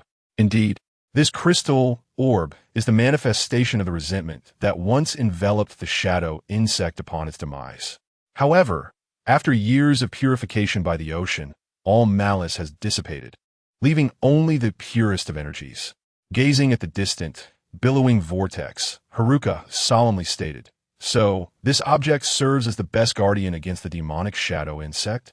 Realization dawned upon Wang Chen as he observed the unassuming crystal orb in his hand. Yes, as long as you cast the orb into the vortex, it will naturally unleash a powerful force to purify the demonic energy. At that moment, the shadow insect will be rendered exceedingly weak, and we can strike to subdue it. Haruka confidently declared. But how do I throw this into the midst of the vortex? Blinked Wang Chen as he inquired. The sea surface roared with ferocious winds, creating tumultuous waves. The demonic energy was rampant, making passage impossible. Allow me. I can summon the power of the sea deity to walk upon the water's surface. Heart Sea stepped forward, her powder blue eyes filled with determination. No, that is far too perilous. Wang Chen immediately objected. Heart Sea was so delicate. If she were to be struck by the demonic energy, she would undoubtedly be harmed, unless he could surreptitiously acquire Heart Sea's elemental eruption. This thought ignited a spark of inspiration in Wang Chen's eyes. Please wait a moment. I need to converse with Heart Sea in depth. Grasping her hand, Wang Chen led the maiden toward a secluded area. What are you two up to? Paimon called out. Does this one possess a brilliant idea? Hu Gong inquired thoughtfully of Haruka. I am uncertain. I hadn't anticipated the demonic energy would incite such upheaval in the world. It seems I have been rather careless. Haruka sighed with a rueful smile. You need not blame yourself. You have performed admirably, Ing reassured Haruka with a smile. Meanwhile, Heart C, held by Wang Chen's hand, was flushed with shyness, yet she remained oblivious to his intentions. Once they arrived at a remote area, Wang Chen finally released Heart C's hand. Huh? Heart C was taken aback, surveying her surroundings as if recalling something. What is it? Wang Chen asked, intrigued by her demeanor. Is someone here? No. It's just that my clothes are here, Heart C exclaimed, a flicker of joy illuminating her face as she hurried to a nearby thicket to retrieve her garments. Wang Chen stood in astonishment. He initially aimed to engage in a deeper conversation with Heart C, hoping to replicate her elemental eruption, yet he felt uncertain. The risk of inadvertently causing her distress through close contact was considerable, especially given their brief acquaintance. This was a desperate measure on Wang Chen's part. But how had they ended up at the location where Heart C had left her clothing? What a blunder. I shall change into my clothes first. Just then, Heart C was rummaging through the thicket, retrieving her neatly folded attire, when a notebook unexpectedly slipped from the garments and landed with a thud. I'll help you pick it up. Without a second thought, Wang Chen bent to retrieve the notebook. As it fell open, he caught a glimpse of the words. Today is a splendid day. Unable to sleep alone at night, I wish to unwind. He read aloud, but faltered at the subsequent lines. It appeared that Heart C indulged in such activities alone at night. He skimmed through the page, which recounted a day when Heart C discovered a peculiar book in a library, featuring two naked figures engaged in combat. Driven by curiosity, she had opened the book and thereby acquired some strange knowledge. Wang Chen. At that moment, Heart C's face blushed a vivid crimson, from her smooth forehead to her fair neck. She gasped, hastily snatching the notebook from Wang Chen's grasp. Just then, a system prompt sounded. Ding. Skill copied. Transformation of the Oceanic Heart's heart, Sia?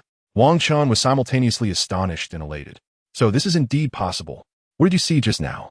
Heart C's powder blue eyes, once tranquil and gentle, now reflected an overwhelming shyness and uncertainty, akin to social death.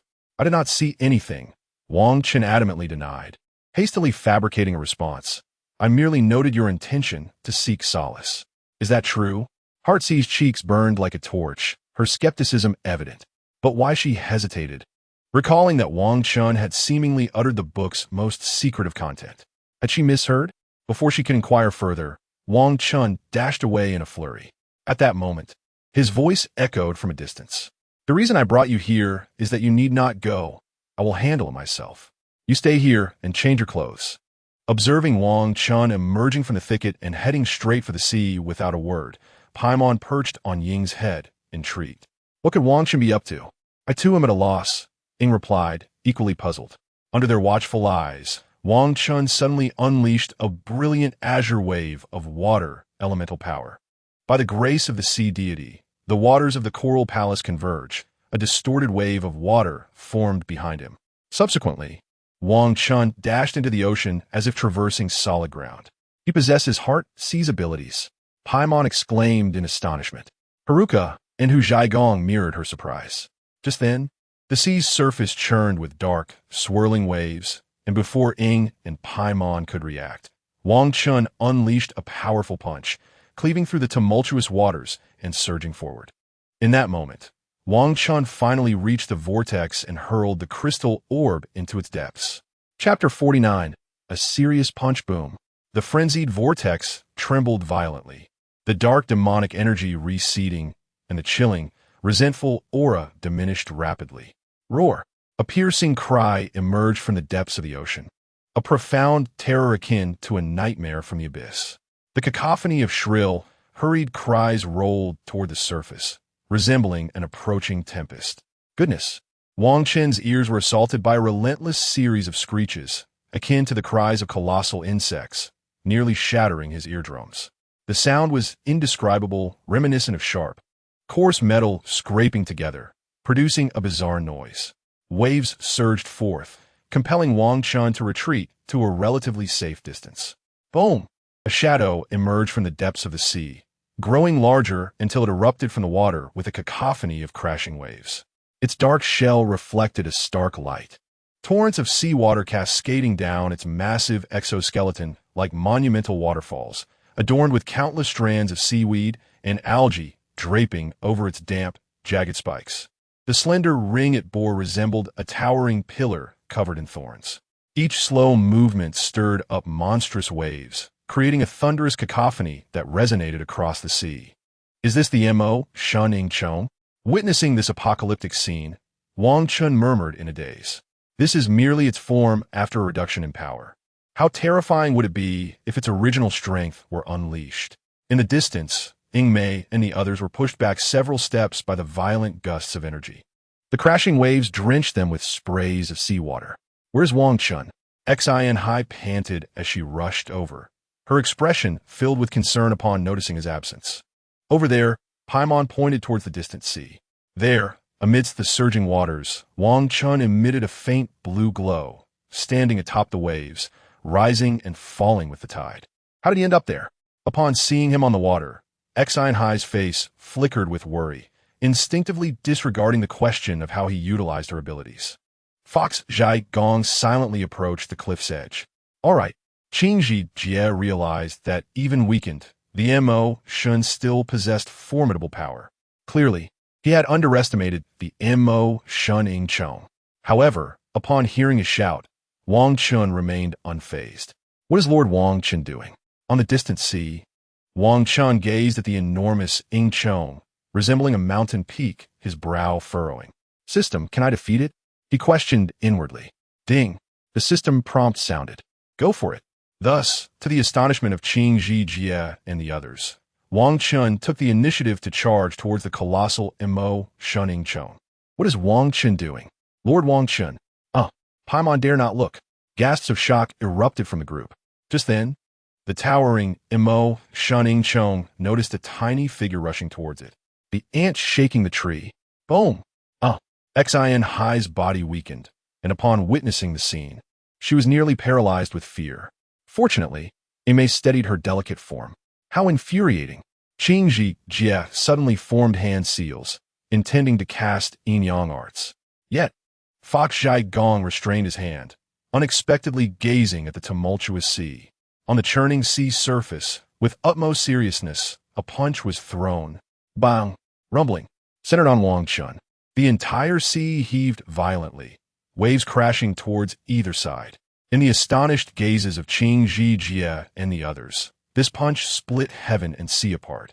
Above the horizon, dark clouds were torn open, revealing a narrow passage through which white light cascaded down, cleaving the ocean into a vast chasm that exposed the broad seabed. The M.O. Shun Chong trembled, its battered body crashing backward with a resounding thud. But that was not the end. A purple eye manifested above Wang Chen, emanating an aura of authority and terrifying thunderous power. Boom! An enormous, unfathomable purple lightning bolt burst forth, resembling a razor-sharp violet flash, crackling through the air. The M.O. Shun Chong was instantly struck by the immense force of the lightning, its colossal form visibly charred. Ultimately, the M.O. Shun Chong emitted a cry of defiance before disintegrating into ash, scattering across the sea's surface. The rolling black clouds dissipated, revealing a resplendent blue sky once more. The once terrifying Ing Chong was now reduced to nothingness. The group standing on high ground, including Ying Mei, gazed dumbfounded at the scene, as well as the young man standing steadfast against the wind on the sea. Lord Wang Chen is truly formidable. Xin Hai's powder blue eyes sparkled with admiration as she gazed at him. Could this be what Lord Wang Chen referred to as individual heroism? In the face of such overwhelming power, it seemed that no strategy held any weight. Truly worthy of conquering that individual, Qing Jie murmured. With such robust capabilities, one could only wonder if that individual could withstand it at night. Chapter 50. I will take you home, High Tea Island, Coral Palace. After vanquishing the M.O. Shun Chong, the villagers who had been parasitized instantaneously regained their senses. Cheers erupted among them, celebrating the defeat of the M.O. Shun Chong. General, did the M.O. Shun not revive? Hu Chao Sarah, inquired in confusion from behind. No need. The thunder informed me that the Ingchong has been dealt with by Wang Chen. The cold voice of the thunder god echoed. Wang Chen resolved the Mo Shun. Q Tiao, Sarah murmured, her beautiful eyes widening in disbelief. Qing Zhijie and Fox Zhai Gong approached. Wang Chen, the issue has been resolved, and we must take our leave. Where to? Are you in such a hurry? Wang Chen asked. We shall first visit the Guardian Forest to check on that tanuki. After all these years, we wish to see how Inazuma's city is transformed. Fox Zhai Gong smiled gently, brushing a stray hair behind her ear. Her eyes filled with nostalgia and longing. Very well, but the journey is long. Please exercise caution. Seeing their determination, Wang Chen felt it unnecessary to persuade them to stay. Wang Chen, we too shall take our leave. Paimon flew over, playfully pinching Wang Chen's cheek with her small hand. Indeed, we wish to explore other places. Our journey cannot pause just yet. Ingmei gazed towards the distant sea, a deep oceanic sorrow reflected in her eyes. Until that individual is found, her steps cannot falter. I had hoped to invite a few of you to stay at the Coral Palace for a few days. Noticing their sudden departure, Xian Hai sighed in resignation. There will be time to gather again in the future. Wang Chen smiled warmly. A brief separation is merely the prelude to a more enduring reunion. Just as they were about to leave, Ingmei unexpectedly handed Wang Chen a small jar. She even requested a sealed talisman for yin yang arts from Qing Zhijie. What is this for? In response to Wang Chen's confusion, Ingmei suddenly blinked. Then, she stealthily leaned closer to Wang Chen and whispered a few words. After bidding farewell to the group, Wang Chen felt a surge of emotions. Thankfully, the conclusion was quite satisfying. Fox Zhai Gong was revived, carrying the memories of Hannah Sanli. With a chuckle, Wang Chen's words brought a smile to Xian Hai. Lord Wang Chen is speaking in ways that are hard to understand again. Xian Hai smiled, her delicate, pale fingers covering her tender lips, gazing at Wang Chen with warmth and tranquility in her eyes. Under the gentle sunlight, Xian Hai's smile resembled the most beautiful canvas, seemingly enveloped in amber light. Where's Mona? After their last parting, she had vanished. Several days had passed. She would have fainted from hunger in some corner of Haiti Island, would she? Unbeknownst to him, the fainted girl had already been discovered by soldiers and taken to the Coral Palace for careful tending. That day, 2 soldiers carried Mona on a stretcher, exchanging puzzled remarks. How did she faint here? The terrain is not complicated. Did she get lost? If that is the case, how foolish. The girl on the stretcher remained unconscious, clutching a half-eaten mushroom, its red cap and white stem. On the high ground, Xian Hai quickly devised a plan upon seeing Wang Chen's anxiety. Wang Chen pondered for a moment and nodded. Throughout the journey, Wang Chen observed that the previously rampaging monsters had vanished. In fact, many lay unconscious on the ground. After all, being possessed by the power of the Mo Shun leads to swelling and rigidity, and the moment that power is expelled, they would immediately become utterly fatigued and fall into unconsciousness. In short, they were drained. Inside the Coral Palace, before Wang Chen even entered, he noticed a group of soldiers hastily exiting. Following them was a girl on the verge of tears. Could it be Mona? Upon seeing Mona safe and sound, both Wang Chen and Xian Hai finally breathed a sigh of relief. Upon encountering Wang Chen, Mona rushed over like an octopus, tightly embracing him, her eyes glistening with unshed tears. You nearly scared me to death. The soldiers were just about to go out looking for you. How could that be? Wang Chen replied, one hand supporting Mona's supple form while the other gently patted her back. Are you worried about me? Not at all. Mona immediately retorted.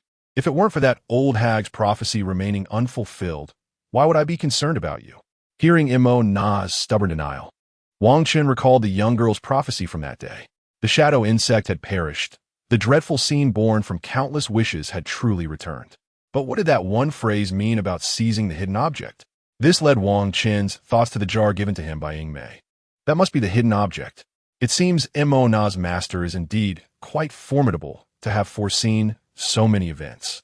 As night fell, while Wang Chen was resting in bed, he failed to notice a sneaky figure lurking in the corner. The moment he lay down, someone pounced on him fiercely. What are you doing? Wang Chen exclaimed, startled, only to have his mouth silenced by soft lips. What followed was a prolonged embrace, with a blush painting her cheeks. Emo-na maintained her haughty tone, yet she resembled a pitiful kitten, resting her face against Wang Chen's chest. She could hardly fathom where she had found the courage to kiss the man of the Thunder God. Perhaps it was the anxiety born from their long separation and the worry she felt when Wang Chen went missing. A tumult of complex emotions surged within her like crashing waves. However, she soon felt Wang Chen's strong arms wrapped tightly around her, exploring other areas. Emo-na's delicate arms instinctively tightened around Wang Chen as her face flushed crimson, her gaze growing dazed. Unable to restrain himself any longer, Wang Chen activated his heart's desire, his robust strength surging forth. But there's no order to this, is there? I shall take the lead. The next day, as Emo-na sat down for a meal, she walked with a slight stumble, prompting curious glances from those around. Wang Chen found an excuse to seek out the book mentioned by Xinhai, which detailed two individuals in combat while unclothed. After studying it for a while, he made his way to Emo-na's room. That evening, Xinhai, feeling fatigued from her studies on military strategy, stepped outside for a breath of fresh air. As she passed by Emo-na's room, peculiar sounds reached her ears. She noticed the door ajar, clearly left open in haste by someone. Inside, a dim light flickered. Xinhai peered in, and her cheeks quickly flushed a deep red. She covered her mouth, yet her azure eyes remained fixed on the scene before her. Thoughts of the book's content flooded her mind. It seemed that human intimacy could truly manifest in such a manner. The following day, Wang Chen busied himself with important matters. Over the next 3 days, he instructed the soldiers of Coral Palace to salvage near the domain of the demonic shadow insect. Ultimately, as he had requested, they retrieved some altar stones along with remnants of the shadow insect. During this time, Wang Chen diligently collected a substantial amount of demonic energy from Oroba. He then dedicated an entire day, with the aid of a system, to sketch a new altar. One night, Wang Chen solemnly placed the small jar atop the altar. He retrieved the talisman from Qing Jijia, offering the two forms of demonic power as tributes. A chilling aura enveloped the space, as if distant melodies began to echo. Countless violet currents surged forth, reminiscent of the deepest longing.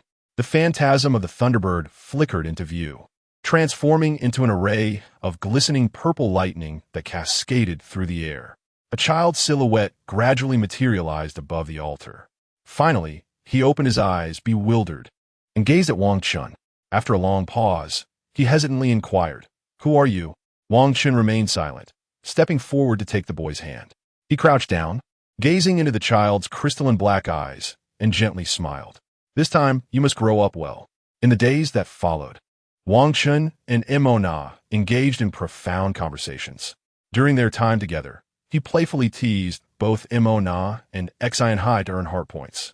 However, he refrained from excessive teasing of Xinhai, fearing the repercussions of acquiring her innate talent of divine calculation, which would leave him utterly helpless. Yet now, Inazuma had settled down, allowing Wang Chen's once tense heart to finally relax. Nevertheless, a vague sense of danger lingered in his mind. Who was that mysterious figure in the black cloak? Where had he vanished to? Everything remained uncertain.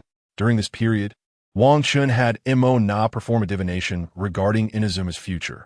However, due to the vast scope of the inquiry, Emo-na could only provide a vague outcome. Inazuma would stabilize in the future and require no worry. Yet, the ominous shadows seemed to point towards Liyue. Upon receiving this revelation, Wang Chen pondered for a long time. A new storm had begun to brew. For the safety of Teyvat, he sighed. Characters like Ning Guang, Keqing, Ganyu, Shun He, Yin Jin, Qi Qi, and Yin Fei all needed his protection. As for Zhong Li, Xing Qiu, Chong Yun, and Xiao, they should be capable of safeguarding themselves. A man must stand strong.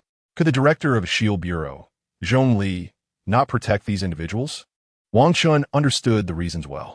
On the morning before their parting, Emo-na suddenly dashed out of her room, retching against the wall. Wiping her mouth, she stomped her foot in frustration. "I'm so angry. I shouldn't have trusted that guy." She resolved to return the earlier sensations, allowing Wang Chen to experience the bewilderment himself. By noon, Wang Chen finally emerged to wash his face and bid farewell to Exine and Imona. After drifting at sea for several days, he disembarked to find the stoic Kodahara Suru leading the soldiers of the Tenryu Commission to welcome him. After a long journey, you must be exhausted, my lord Wang Chen, Kodahara Suru said, a rare smile gracing her face. The distant sea breeze tousled her hair, and her beautiful eyes sparkled in the bright light, reminiscent of gentle ripples on a cold winter lake. After all, she bore the title of a devoted believer of the deity, dedicating her entire loyalty to the Raiden Shogun. Knowing that Wang Chen had resolved such a significant issue for the Shogun naturally filled her with genuine joy. For her, aiding the Shogun in achieving eternity was of utmost importance. There's no need for such formality. Wang Chen waved dismissively, feeling no particular weight to it. My lord Wang Chen is truly humble, Kodahara Suru smiled, observing the youthful and innocent face of Wang Chen. In the biting cold wind, he radiated warmth and vigor, like a furnace exuding an indescribable heat. It felt as though an unspoken resonance existed between them. Was this not akin to the fervent heart concealed beneath her icy exterior, burning like dark flames and pulsing like thunder? As her emotions surged, she noticed Wang Chen had already begun to walk away toward Inazuma City. Standing there for a long time, Kodahara Suru's once rapidly beating heart returned to its usual calm. Yet, an indescribable feeling pressed down upon her. Reminiscent of that day when the boy's hand brushed against her cheek and when he whispered in her ear, the intense masculinity and flamboyance surged forth, while the sea breeze grew increasingly fierce, crashing against the rocky shore. Would such emotions betray my unwavering commitment to assist the general in pursuing eternity? In the heart of Ju Tiaosha Luo, a tumult of feelings churned, akin to a tsunami birthed from the fissures of the ocean's depths.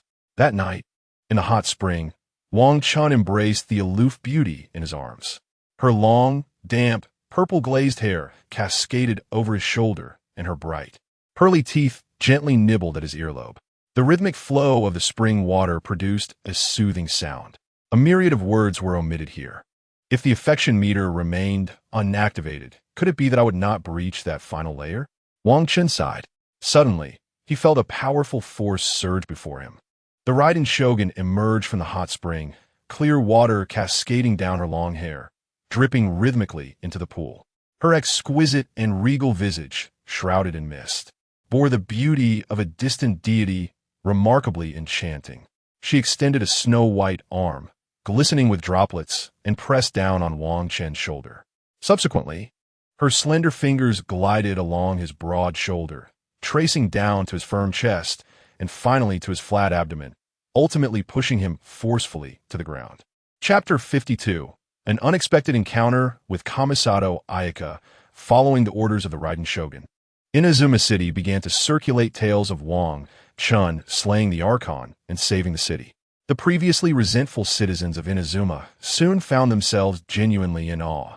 In every street and alley, discussions of Wang Chen were filled with sincere admiration. After all, many had witnessed Wang Chen's battle exploits, and the soldiers of the Tenryu Commission frequently praised him in casual conversations. However, since that night, Wang Chen found himself in a state of lament. Having tasted the sweetness of victory, he strove tirelessly day and night. In a moment of exhaustion, he suddenly grasped a profound truth. The monthly cycle was, in fact, a safeguard for men. Yet, he had never encountered his wife as Shadow in such a condition. Presently, Wang Chen was struggling to cope. Although he earned a considerable amount of affection points every evening, one could not spend without the means to do so. A man could not simply admit defeat, could he? The matter of traveling to Liyue must be expedited. If he delayed any longer, Wang Chen would truly be unable to rise from his bed. Juicing machine. However, before departing, he felt compelled to observe others. At this point, Wang Chen found himself amidst the bustling streets of Inazuma City. His heart brimmed with reluctance as he gazed at Ying's breathtaking visage, standing with hands clasped behind his back, his words resonating with love and righteousness. I shall explore Inazuma until I am assured of its stability. Matters of romance must be set aside for now. I ought to shoulder your burdens, certainly not indulge in fleeting pleasures. As for Mora, it is akin to the divine. The moment he exited the door, He dashed forth with abandon. Wiping the sweat from his brow, Wang Chen couldn't help but admire his own cleverness. His first stop was a ramen shop. Do not inquire about his purpose, for he came to collect his dues. At Shimizu's establishment, the proprietor, Shimizu Kanbei, was as fervent as ever, calling out energetically. Behind him, a large pot simmered, wafting the aroma of delectable bone broth. Bowls of fragrant Lanzhou beef noodles were being served to eager patrons. So many people? Wang Chen was taken aback by the popularity of Lanzhou beef noodles, feeling a surge of joy. The more customers there were, the more he would earn. He was not there to eat ramen, so he intended to approach the owner for specific details. However, as he stepped forward, a few men nearby seized him. "What do you think you're doing, kid? Hurry up and queue. Are you trying to cut in line?" They exclaimed, their voices drawing the attention of surrounding diners who, being ordinary citizens, were oblivious to Wang Chen's identity. "What is happening?" Shimizu Kanbei peeked out. "Boss, someone else trying to cut in line. We were just about to teach this brat a lesson." One man snorted. Due to the newly developed beef noodles being utterly delicious, unruly patrons had become a common occurrence. "Cut in line?" At this, Shimizu Kanbei became somewhat irate, but when his gaze fell upon Wang Chen's face, his eyes widened in astonishment. Without a moment's hesitation, he abandoned his cooking and rushed out. Is the boss about to throw a punch? The crowd hastily stepped back, fearing the proprietor might douse them with hot broth. To their surprise, rather than attacking Wang Chen, the owner instead grasped Wang Chen's hand. His words fell like a bombshell, leaving everyone present wide-eyed. "Since I began using your secret recipe, my ramen is now unparalleled in Inazuma." Upon hearing this, gasps of disbelief filled the air, and all eyes turned to Wang Chen. This young man had created such delectable beef noodles? Who was he to be capable of crafting such a dish? Amidst the astonishment, speculations about Wang Chen's identity began to circulate. Yet, being common folk, they had no inkling of his true nature. Wang Chen, however, humbly downplayed the praise from Shimizu Kanbei. "Wang Chen, is that you?" At that moment, a melodious voice rang out from afar. A poised maiden gracefully approached through the throng, her exquisite features framed by a delicate fan. It was Kamisato Ayaka, come to savor the famed Lanzhou beef noodles herself, unexpectedly encountering Wang Chen. In truth, Kamisato Ayaka felt a twinge of nervousness. However, recalling that Wang Chen had shown concern for her well-being, her shyness quickly dissipated, replaced by a sense of ease. But what was happening? Why was Wang Chen being pulled along by the ramen shop owner? Her beautiful eyes flickered with confusion as she momentarily struggled to comprehend the situation. Yet, the respectful title she had used for him echoed like thunder in the minds of the onlookers. "Wang Chen, my lord." The crowd collectively gasped, their expressions shifting dramatically. "Wang Chen, my lord? Wasn't he the man who single-handedly vanquished the Archon?" The previously scolding patrons now paled, their foreheads glistening with cold sweat, their legs trembling as if stricken by a debilitating ailment. Nevertheless, Wang Chen bore no ill will toward those who had obstructed him. It was merely a misunderstanding, and he was not one to harbor grudges. Upon seeing Kamisato Ayaka approach, his eyes lit up with joy. He had intended to visit her, but she had unexpectedly come to him. With a gentle smile, he remarked, "I came here to discuss the revenue share with the owner, as I am the creator of Lanzhou beef noodles." "Oh." Kamisato Ayaka's eyes sparkled with intrigue, and she covered her mouth with a soft laugh. "I did not realize that you possessed such culinary prowess, Wang Chen. I am truly impressed." "Oh, not at all." Wang Chen waved his hand dismissively, signaling the owner to continue his work, then moved beside Kamisato Ayaka, continuing, "Are you also here for the beef noodles, Miss Kamisato?" "Partly, yes," she responded with a playful smile, "but I also plan to visit some individuals." As she spoke, Wang Chen had already deduced who she intended to see. Chapter 53. Darkness Beneath the Sun. Wang Chen surmised that Kamisato Ayaka was indeed seeking that elderly lady. "You must be hoping to visit that old grandmother, are you not?" he ventured. "How did you know, my lord?" Kamisato Ayaka exclaimed in surprise. Shen Linghua's beautiful eyes flickered, revealing a hint of surprise. "I too have heard of this matter from other residents." Wang Chen smiled gently. For him, delving deeply into the lives of every girl should be quite ordinary, shouldn't it? The truth behind this situation is as follows. An elderly woman, blind for many years, resides within the house. Her bony fingers strum the strings of a wooden xylophone, producing a sound reminiscent of flowing water. Perhaps due to her acute hearing, the elderly woman detected footsteps and inquired who was outside her door. To spare her any discomfort, Shunli Yinghua introduced herself as a lost resident who had inadvertently wandered into the area. As a public servant, Yinghua was well acquainted with the lives of the people and quickly recognized the solitary elderly woman as the one who played and sang on the street during sunny days. The tune she played was an outdated melody. The blind woman had long fallen behind others. Even in the pursuit of an eternal realm, there exist individuals who lead such arduous lives. With good intentions, Yinghua concealed her identity and conversed with the elderly woman for quite some time. The woman, mistaking her for an ordinary girl, shared with her the making and playing of the xylophone, even offering some of her treasured tea. Compared to the exquisite tea often stocked by the Shun family, this coarse tea was almost pedestrian. Nevertheless, Yinghua accepted it gratefully, repeatedly expressing her thanks. This illustrates that Shunli Yinghua possesses not only a refined and graceful exterior, but also harbors a profound gentleness and charm that remains hidden from the world. Would you like to join me, Lord Wang Chen? Seeing Wang Chen momentarily silent, Shunli Yinghua blinked her clear eyes. Certainly, but before that, would you not indulge in a bowl of noodles? Coming to his senses, Wang Chen smiled warmly. All right, then let us dine together, and after we finish, we can purchase some daily necessities. Nodding, Shunli Yinghua began to walk delicately toward the queue. As she approached, other diners readily made way for her. Who does not know the gentle and approachable Shunli Yinghua? After all, she is renowned as the princess of the egret. Wang Chen, watching from behind, felt speechless. Why was I almost thrown out just for taking a step forward? Yet Shunli Yinghua, smiling all the while, insisted on queuing herself. Seeing her steadfast attitude, the crowd relented. When it was finally Wang Chen and Shunli Yinghua's turn, the owner generously added a thick layer of beef slices. Wang Chen was profoundly moved. Wait, I thought it was merely a surface injury. The owner's kindness was truly heartwarming. He submerged the meat in the broth, enhancing its flavor. Stirring the steaming noodles, Wang Chen soaked the meat in the soup. All right, I shall begin as well. Shunli Yinghua mimicked him, unable to resist inhaling the fragrant aroma of the noodles. Be cautious, the noodles are very hot, Wang Chen warned. The two then began to eat heartily. After their meal, Wang Chen took Shunli Yinghua shopping for numerous daily necessities and several non-perishable food items. Having just received a share from the owner, Wang Chen felt quite affluent at that moment. Once they completed their purchases, the duo made their way to an old residence. In any world or place, the impoverished cannot be overlooked. No matter how scorching the sun may be, wherever there is light, shadows inevitably lurk.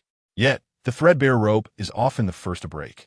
They distributed their goods to other elderly residents. One elderly woman was seen wiping away tears. I have cared for my son for so many years, yet I cannot bear to use medicine to end his suffering. She took the morsel Wang Chen offered and could not help but express her gratitude profusely. Lying in bed was her son, paralyzed for over 40 years. The elderly woman's hands were rough like tree bark, veins bulging, trembling uncontrollably due to her overwhelming emotions. If it weren't for Miss Shunli Yinghua caring for me, my son and I would have long perished. As she spoke, the frail man on the bed muttered incomprehensibly, his gaze fixated on the food on the floor. He did not wish to die. Yet sometimes, living becomes an arduous endeavor. Rest assured, I will arrange for someone to care for him. Seeing the elderly woman's distress, Wang Chen felt an immense sorrow in his heart and quickly promised. At the same time, he silently vowed that he could not allow that figure in a black robe to instigate greater chaos. Otherwise, countless more pitiful souls would suffer. At worst, I can always spend more money. Upon hearing the elderly woman's heartbreaking words, Shunli Yinghua's eyes also glistened with unshed tears as she solemnly nodded in agreement. In her memory, the elderly woman had never shared such sentiments with her before. It was evident that she spoke out of desperation, and thus, Shunli Yinghua deeply empathized with her plight. Subsequently, she skillfully led Wang Chen to an even more dilapidated old house. Their footsteps crunched on the gravel. "Child, have you come to visit this old woman again?" A hoarse voice emerged. The door creaked open, revealing a frail, elderly woman, her eyes deeply sunken, clearly blind for an extended period. However, her face radiated warmth and kindness. "Grandmother, your hearing is remarkably keen." Shunli Yinghua smiled and hurried over to support the elderly woman. "I was uncertain just now. With 2 sets of footsteps, I wondered if this was your boyfriend?" The elderly woman turned her gaze toward Wang Chen, discerning his gender merely by sound, having likely overheard their conversation along the way. "What nonsense!" Shunli Yinghua's cheeks flushed. "Ha ha! My dear girl, are you feeling shy?" The elderly woman chuckled, casting a playful glance at Wang Chen, and continued, "You seem rather fatigued lately, young man. Do take care, or else the young lady might not be able to withstand it." Chapter 54. No noble exterior. Young lady Yinghua, huh? Wang Chen's face turned red. "You can tell that? Grandmother, what are you saying?" Shunli Yinghua did not perceive any underlying meaning and assumed the elderly woman was merely jesting with Wang Chen. All right, I was just joking."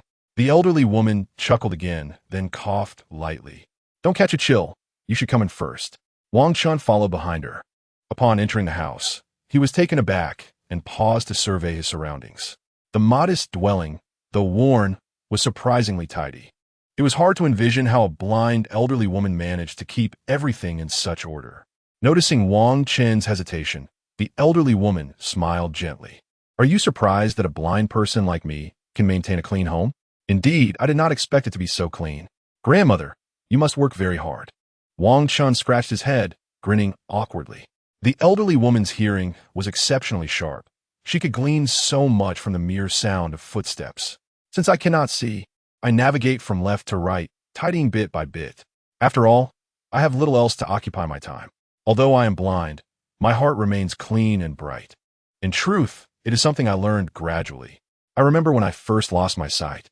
I didn't even realize when the water was boiling and had to reach out to test it. Unfortunately, I ended up burning my hand in the scalding water." The elderly woman, with Shunli Yinghua's support, slowly settled into a chair. Hearing her words, Wang Chen noticed the numerous scars on her hands. At that moment, Shunli Yinghua approached and sighed, adding a few words. "On the day I visited, I happened to see her cooking. Because she cannot see. The elderly woman is always extremely cautious while preparing meals, relying on her experience. However, the dishes she cooks are quite simple. Despite this, the oil tends to splatter everywhere. Whether boiling water or oil, it has splashed onto her hands countless times, and she has long since lost the sensation of pain. Over the years, her hands have become like this." Alas! Upon hearing Shunli Yinghua's words, Wang Chen felt a heaviness in his heart and could not help but let out a sigh. At the very least, these forlorn souls deserve the most basic living security. Upon hearing his sigh, the elderly woman responded with a hearty laugh. She was remarkably open-minded and showed little concern for such matters. Rather than lamenting the past, it was better to learn to discover the beauty in the present. "Grandma, you haven't eaten yet, have you? I can prepare a meal for you," Wang Chen said hurriedly, recalling that the old woman might not have had her meal. It seemed more fitting to assist her in preparing a dish rather than letting her struggle alone in the kitchen. "As long as you come to see me, I am content. I can manage on my own," the elderly woman said, attempting to rise from her chair. "Let Wang Chen take care of it." In a moment of panic, Shunli Yinghua almost spoke incorrectly but quickly corrected herself, supporting the old woman's arm and guiding her back into her seat. Remembering that Wang Chen could create the most delectable beef noodles, Shunli Yinghua added, "His cooking is truly delightful. The recipes he has developed have taken the entire Inazuma culinary world by storm." "I didn't expect this young man to be so remarkable," the old woman remarked, a hint of surprise in her voice, as a man who could cook was indeed a rarity. This thought brought her a renewed satisfaction with Wang Chen. "Just sit back and wait," Wang Chen said, darting into the kitchen. Shunli Yinghua engaged in a brief conversation with the elderly woman before following him into the kitchen to offer her assistance. Though influenced by her refined upbringing and possessing a heart as pure as crystal, Shunli Yinghua, being a dignified and graceful young lady, could only stand aside and watch Wang Chen busily at work. "You can start a fire too?" As the elderly woman's hearing was quite sharp, Shunli Yinghua omitted formalities. She gazed at Wang Chen with her blue eyes as he adeptly kindled a fire, a smile gracing her delicate features, reminiscent of the gentle sunlight illuminating the snow on a winter day.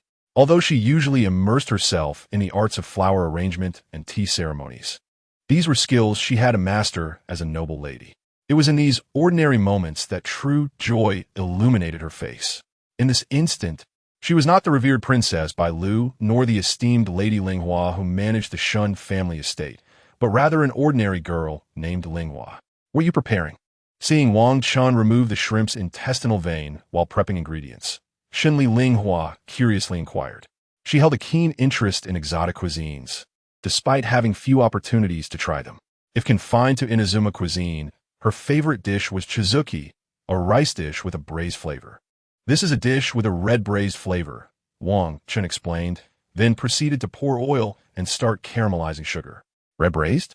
Shenli Linghua stepped closer, her eyes sparkling with interest, her elegant demeanor momentarily shedding the decorum of a lady. You can think of it as a Liu-style dish, where the shrimp is sweet and salty, yet rich in flavor. Wang Chen intended to mention Chinese cuisine, but reconsidered, realizing that Liu was indeed a representation of Chinese culinary tradition. Though there were some differences, they shared a fundamental similarity. However, compared to the vast array of Chinese dishes, Liu's offerings could only be seen as a younger sibling. In due time, he could present several dishes that Liu lacked, surely astonishing the masses for a millennium.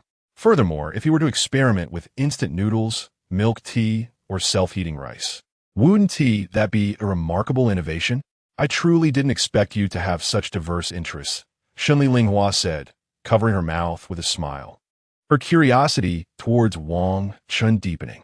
She looked up at him, her gentle gaze flickering with elusive emotions, like a thin layer of light in a gentle breeze. The brilliant sunlight streamed through the window, casting a shimmering golden outline around his handsome profile, and his bright pupils resembled the most scintillating ripples of water, exuding an indescribable allure. Despite his noble status, there was no trace of an aloof demeanor. Instead, he emanated an inexplicable warmth. In such tranquil and comfortable moments, Shenli Linghua wished for just a little more. A fleeting thought crossed her mind. If only she could share such a leisurely and stable life with Wang Chen, day in and day out. But alas, there was no if only. Before long, 3 steaming dishes were ready. Shenli Linghua retrieved newly purchased bowls and utensils, rearranging the kitchen, though she accidentally shattered one of the bowls. Be careful, Wang Chen rushed over, grasping her delicate, fragile hand, fearing she might cut herself. It's all right. Shenli Linghua's heart fluttered, suddenly feeling envious of the one who could marry such a perfect and mysterious individual.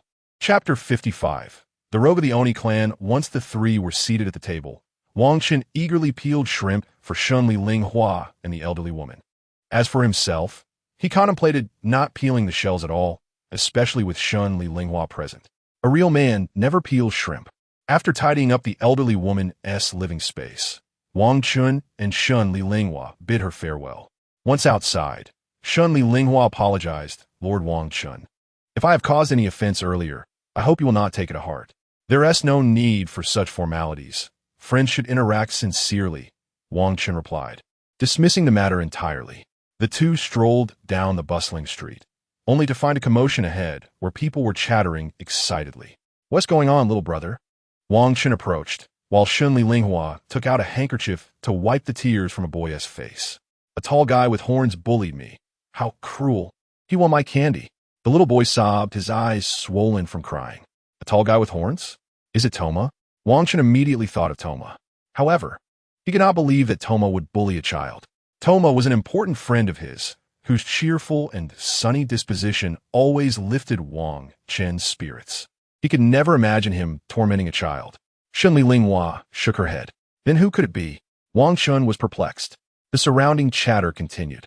It seems a rather terrifying figure passed by just now. How terrifying? Terrifying enough to make a child stop crying. Upon hearing this, Wang Chen quickly sought to learn more about the situation. Fortunately, someone finally provided clarity.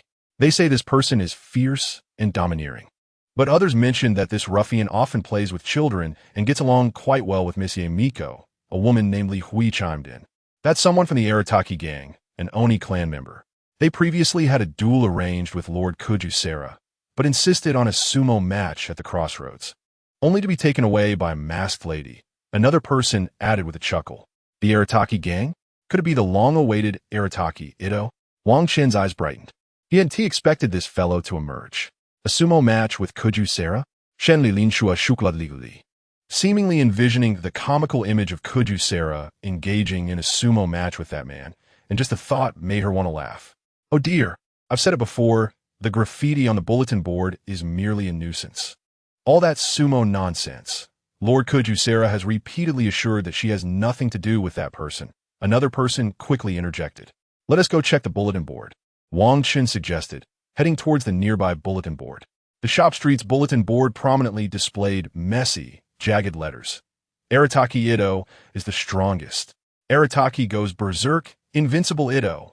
Wang Chen and Shunli Linghua exchanged glances, their expressions filled with disbelief. Below, more erratic handwriting resembled a drunken earthworm in search of its mother. The illustrious Arataki Ito has made his grand entrance into the bustling shopping district. Where, I wonder, are you hiding?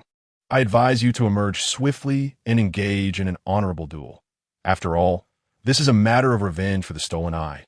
In response, the Tenryu Commission officials and the citizens need not panic, for the graffiti artist is merely an ordinary ruffian.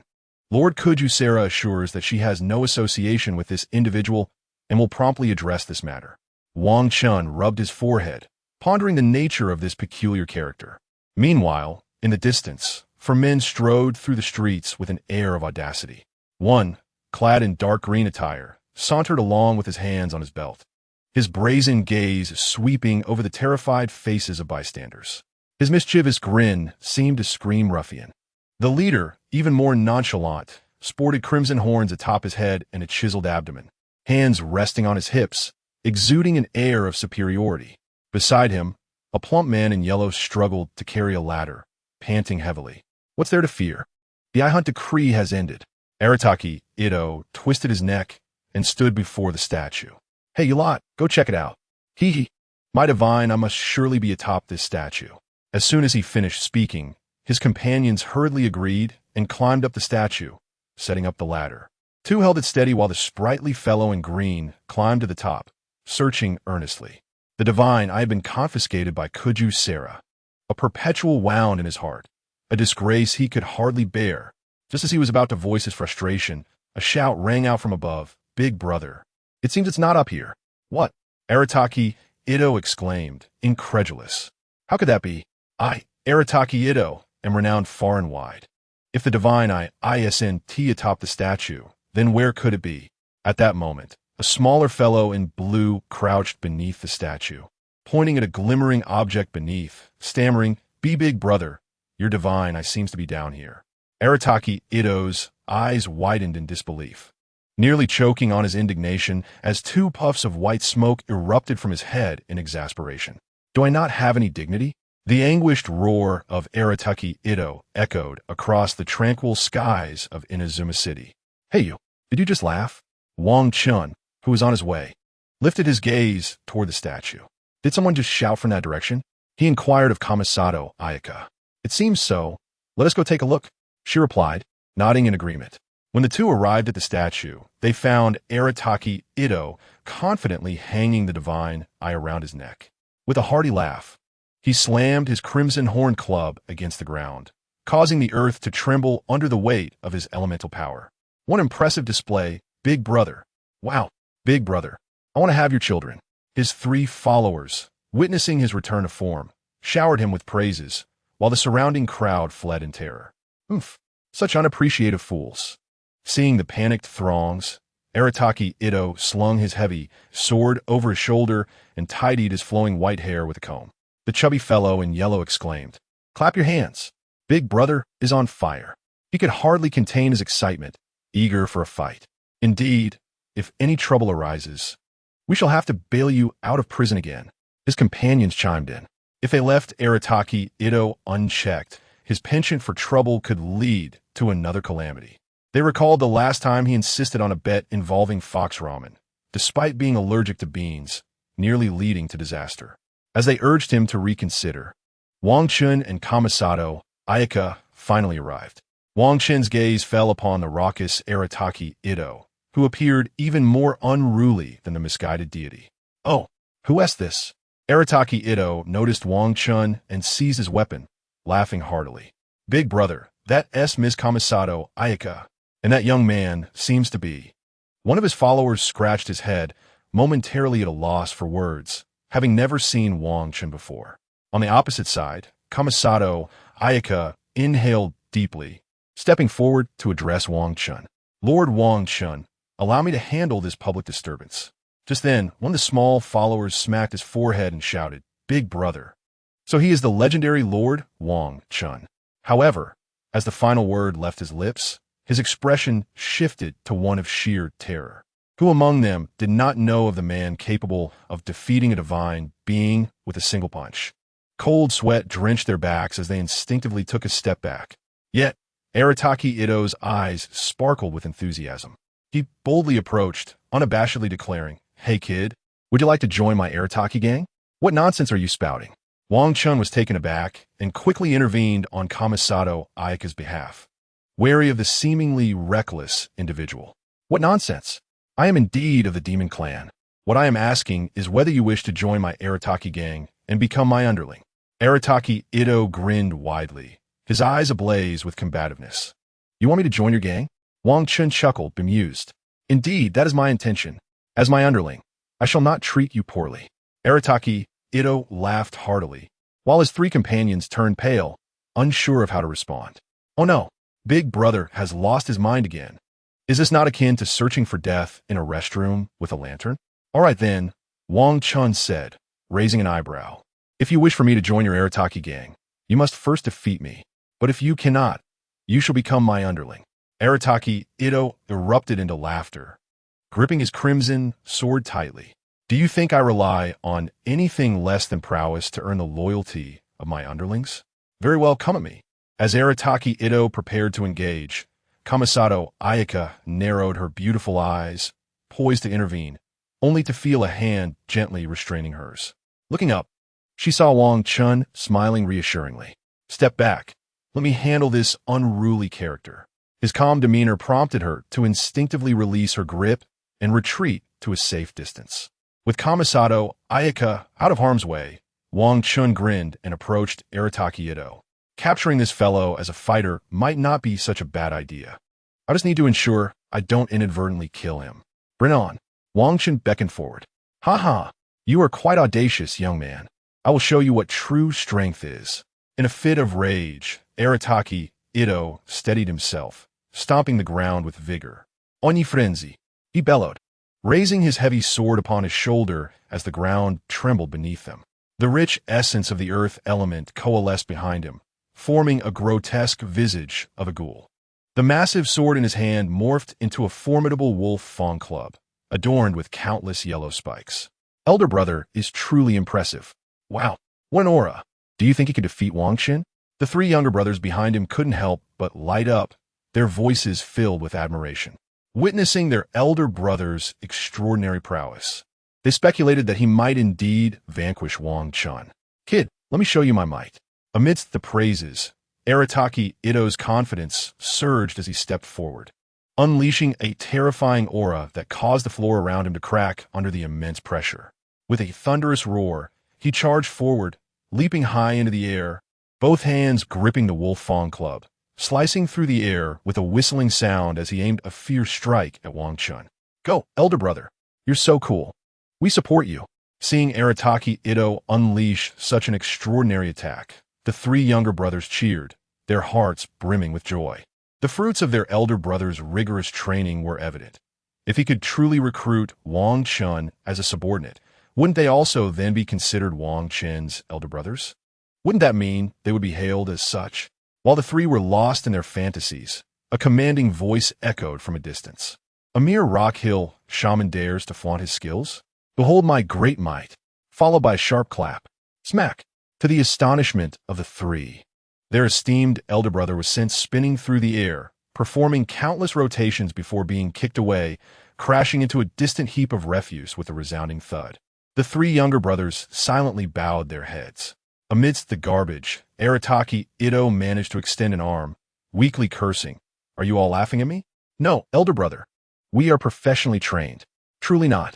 The three younger brothers shook their heads vigorously, resembling bobbing rattles. Clearing his throat, Arataki Ito rose from the refuse, using his heavy sword to support himself while touching his swollen cheek. I, the Great One, accept defeat. Due to bloodshot eyes, his gaze had narrowed into a slit, transforming him into Arataki, Pighead Ito. While speaking, he pulled out a comb to tidy his disheveled hair. A dark, muddy footprint stood out prominently on his well-defined abdominal muscles. The three younger brothers' eyes glistened with unshed tears, not from pity for their elder brother, but from stifled laughter. In the distance, Wang Chen approached, grinning widely. Arataki Ito, do you yield? I yield. Temporarily. Just wait until I can defeat you. All right, since you temporarily yield, from now on, you shall be my subordinate. Wang Chen, disinterested in lecturing this resilient individual, dusted off his hands and continued, a strong fighting spirit radiating from him. Blood of the demon clan coursed through his veins. Swift as the wind and dazzling as thunder, his fervor surged. This was the essence of his leadership. Elder brother, let's leave quickly. The deputy will surely be furious to learn that you've acknowledged him as an elder brother. The other three younger brothers hastily pulled him away. You lot, I have yet to see the nine-tailed Tengu. Go leave a message that I have arrived, while she has not. Arataki Ito had only been holding onto his pride, but once the younger brothers tugged at him, he faltered. The elder brother just said not to draw recklessly. Let's leave. The three, supporting Arataki Ito, bid farewell and hurriedly departed. Truly unreasonable, Wang Chen sighed, somewhat helpless. This fellow resembles that green jumpsuit character from Hokage. I truly fear he might give me a thumbs up and flash that trademark grin, showing off his gleaming teeth. Arataki Liluka Itu. However, another thought crossed his mind. Bringing this fellow along to Liyue might not be a bad idea. Lord Wang Chen is truly valiant. Who would have thought he could repel that fellow with a single strike? Just then, Kamisato Ayaka approached gracefully, though her eyes held little surprise. After all, she had heard many tales of Wang Chen's extraordinary prowess. It is that fellow who faltered. Wang Chen waved his hand, indicating that dealing with such individuals was exceedingly simple. Now that the matter is settled, Lord Wang Chen, would you care to visit my home for a while? Kamisato Ayaka smiled gently, her folding fan lightly concealing her delicate red lips, her beautiful eyes sparkling like fragments of diamonds. Certainly, it would be fitting to discuss improvements to the Inazuma City system and devise appropriate strategies to enhance the livelihood of the people. After a moment's contemplation, Wang Chen nodded in agreement. Does Lord Wang Chen also have insights in this area? Kamisato Ayaka expressed mild surprise, as if there were nothing that Wang Chen did not comprehend. The youth before her revealed only the tip of the iceberg, and the more one explored, the more enigmatic he became. She couldn't help but wish to peel away his layers bit by bit. Subsequently, Wang Chen, under Kamisato Ayaka's guidance, entered the Kamisato residence. The Kamisato clan, as one of the three governing families of the Inazuma shogunate, held a prestigious position. Responsible for ritual activities and cultural arts, they were highly esteemed. Passing by a pond, Kamisato Ayaka paused to admire the goldfish swimming in the crystal-clear water. These goldfish are quite adorable. Why not catch a few to observe? Wang Chen chuckled softly, crouching down to tease the foolish goldfish with his finger. Really? Lord Wang Chen also enjoys catching goldfish. Kamisato Ayaka blinked, also crouching down. Of course. Wang Chen grinned. He said this to help Kamisato Ayaka relax. Deep down, she was a playful child who lacked understanding of family responsibilities and the skills to deal with various personalities. Yet, seeing her ailing mother and hardworking brother, Ayaka realized she must mature. Thus, she resolved to pick up her neglected swordsmanship and poetry once more. She had never wavered. If she couldn't memorize a poem in one go, she would recite it 50 times. If she couldn't write a character correctly, she would practice it 50 times. If her swordplay faltered, she would rehearse it 50 times. However, beneath her identity as Miss Kamisato Ayaka, there remained a youthful heart that fluttered. Wang Chen wished to see Kamisato Ayaka shed her dignified facade and reveal her true, carefree self. Only as a girl could she cast off her burdens and engage in the simple joys of life. As this thought crossed his mind, he noticed Kamisato Ayaka approaching with a delicate net. After spending some time playing with Kamisato Ayaka, the delighted young lady finally stuck out her tongue, apologizing. After all, as a noble guest in the Kamisato residence, she had yet to offer him tea. She cherished her time as an ordinary girl so dearly, for such moments of freedom were indeed rare. Thus, she had lost track of time. However, Wang Chen paid no mind. How could he care while enjoying the company of the graceful and beautiful Kamisato Ayaka? After all, this was a dream come true for many. Isn't that right? In the reception room, Lord Wang Chen, please savor my tea. Kamisato Ayaka presented the carefully prepared tea. Thank you. Accepting it with care, Wang Chen inhaled the refreshing aroma that lifted his spirits. While Wang Chen savored the tea, Kamisato Ayaka quietly used the shape of the tea leaves to divine her romantic prospects. Soon, the result emerged, causing her pupils to tremble. Chapter 58. Milk Tea as a Great Ally. To her surprise, the alignment was remarkably auspicious. Kamisato Ayaka felt a slight flutter of nervousness. However, Lord Wang Chen belonged to that esteemed individual. How could she navigate this? Delicious. On the other side, Wang Chen's eyes sparkled with delight. Although he is an ordinary person, the tea meticulously brewed by Shenli Linghua is truly delightful. The tea is bright and possesses an indescribable sweetness. Even the cup retains the lingering fragrance of the young maiden and the refreshing aroma of the tea, creating a unique charm. It is no wonder that ancient people believed only maidens should pick high-quality tea leaves. Upon hearing Wang Chen's praise, Shenli Linghua smiled broadly and replied, "As long as Lord Wang Chen enjoys it, that is sufficient." Subsequently, the two discussed methods to improve the Inazuma system. The suggestions from Wang Chen were enlightening to Shenli Linghua, who occasionally covered her mouth and chuckled softly. After some discussion, they finally confirmed a few proposals. With a bit of organization, they could be reported upward. Once the matters were settled, Wang Chen set down his cup, and a momentary silence enveloped the atmosphere. "Ah, by the way," Wang Chen suddenly exclaimed, "I have a new type of tea. Would you like to try it?" "A new type of tea?" Shenli Linghua paused for a moment, then inquired, "What kind of tea?" "Caramel milk tea," Wang Chen replied with a grin. "Caramel milk tea," Shenli Linghua instinctively repeated. What would the combination of tea and milk taste like? The thought sparked a sense of anticipation within her. "Take me to the kitchen. I will help you make a batch." Wang Chen rose to his feet. "Please wait a moment. I will change into some appropriate clothes." Shenli Linghua also stood up and went to another room to change. Before long, she emerged in a loose-fitting white outfit, reminiscent of a martial arts practitioner's attire. It appeared to be made of a silk-like material, thin and smooth. Perhaps due to her eagerness, the belt around her waist was not tightly secured, causing a wide opening that revealed a glimpse of white curvature. Noticing Wang Chen's gaze, Shenli Linghua realized her disarray. She hastily adjusted her belt and tugged at her neckline. By the time she finished, her cheeks were flushed. To ease the awkwardness, Wang Chen coughed lightly and said, "Let us proceed to the kitchen." "All right," Shenli Linghua quickly agreed, concealing her inner turmoil. As they walked, the servants greeted them warmly. Eventually, they arrived at the opulent kitchen. Numerous chefs were bustling about, and upon seeing Shenli Linghua, they were momentarily taken aback. "Miss, why have you come to the kitchen again?" A plump man called out helplessly. Hearing this, Shenli Linghua nervously adjusted her attire. The word again was quite embarrassing. After all, she had previously enjoyed sneaking in to prepare tea and meals. Stealing a glance at Wang Chen, she quickly said, "I am here to collaborate with Lord Wang Chen on developing a new dish. You may leave for now." "Lord Wang Chen?" The man's eyes widened in surprise. Not only he, but everyone behind him lifted their heads, casting astonished and admiring glances at Wang Chen. "Yes, I am here to assist Miss Shenli Linghua in making milk tea," Wang Chen added, feeling slightly shy under their scrutiny. "Oh, in that case, Miss and Lord Wang Chen have spoken. Hurry and step outside," the man exclaimed, snapping back to reality. The others quickly set down their tasks and hurried out. "I apologize for the commotion," Shenli Linghua sighed with relief, her cheeks still tinged with shyness. "Not all. I often come to the kitchen myself. Wang Chen replied, unable to suppress a smile at Xunli Linghua's adorableness.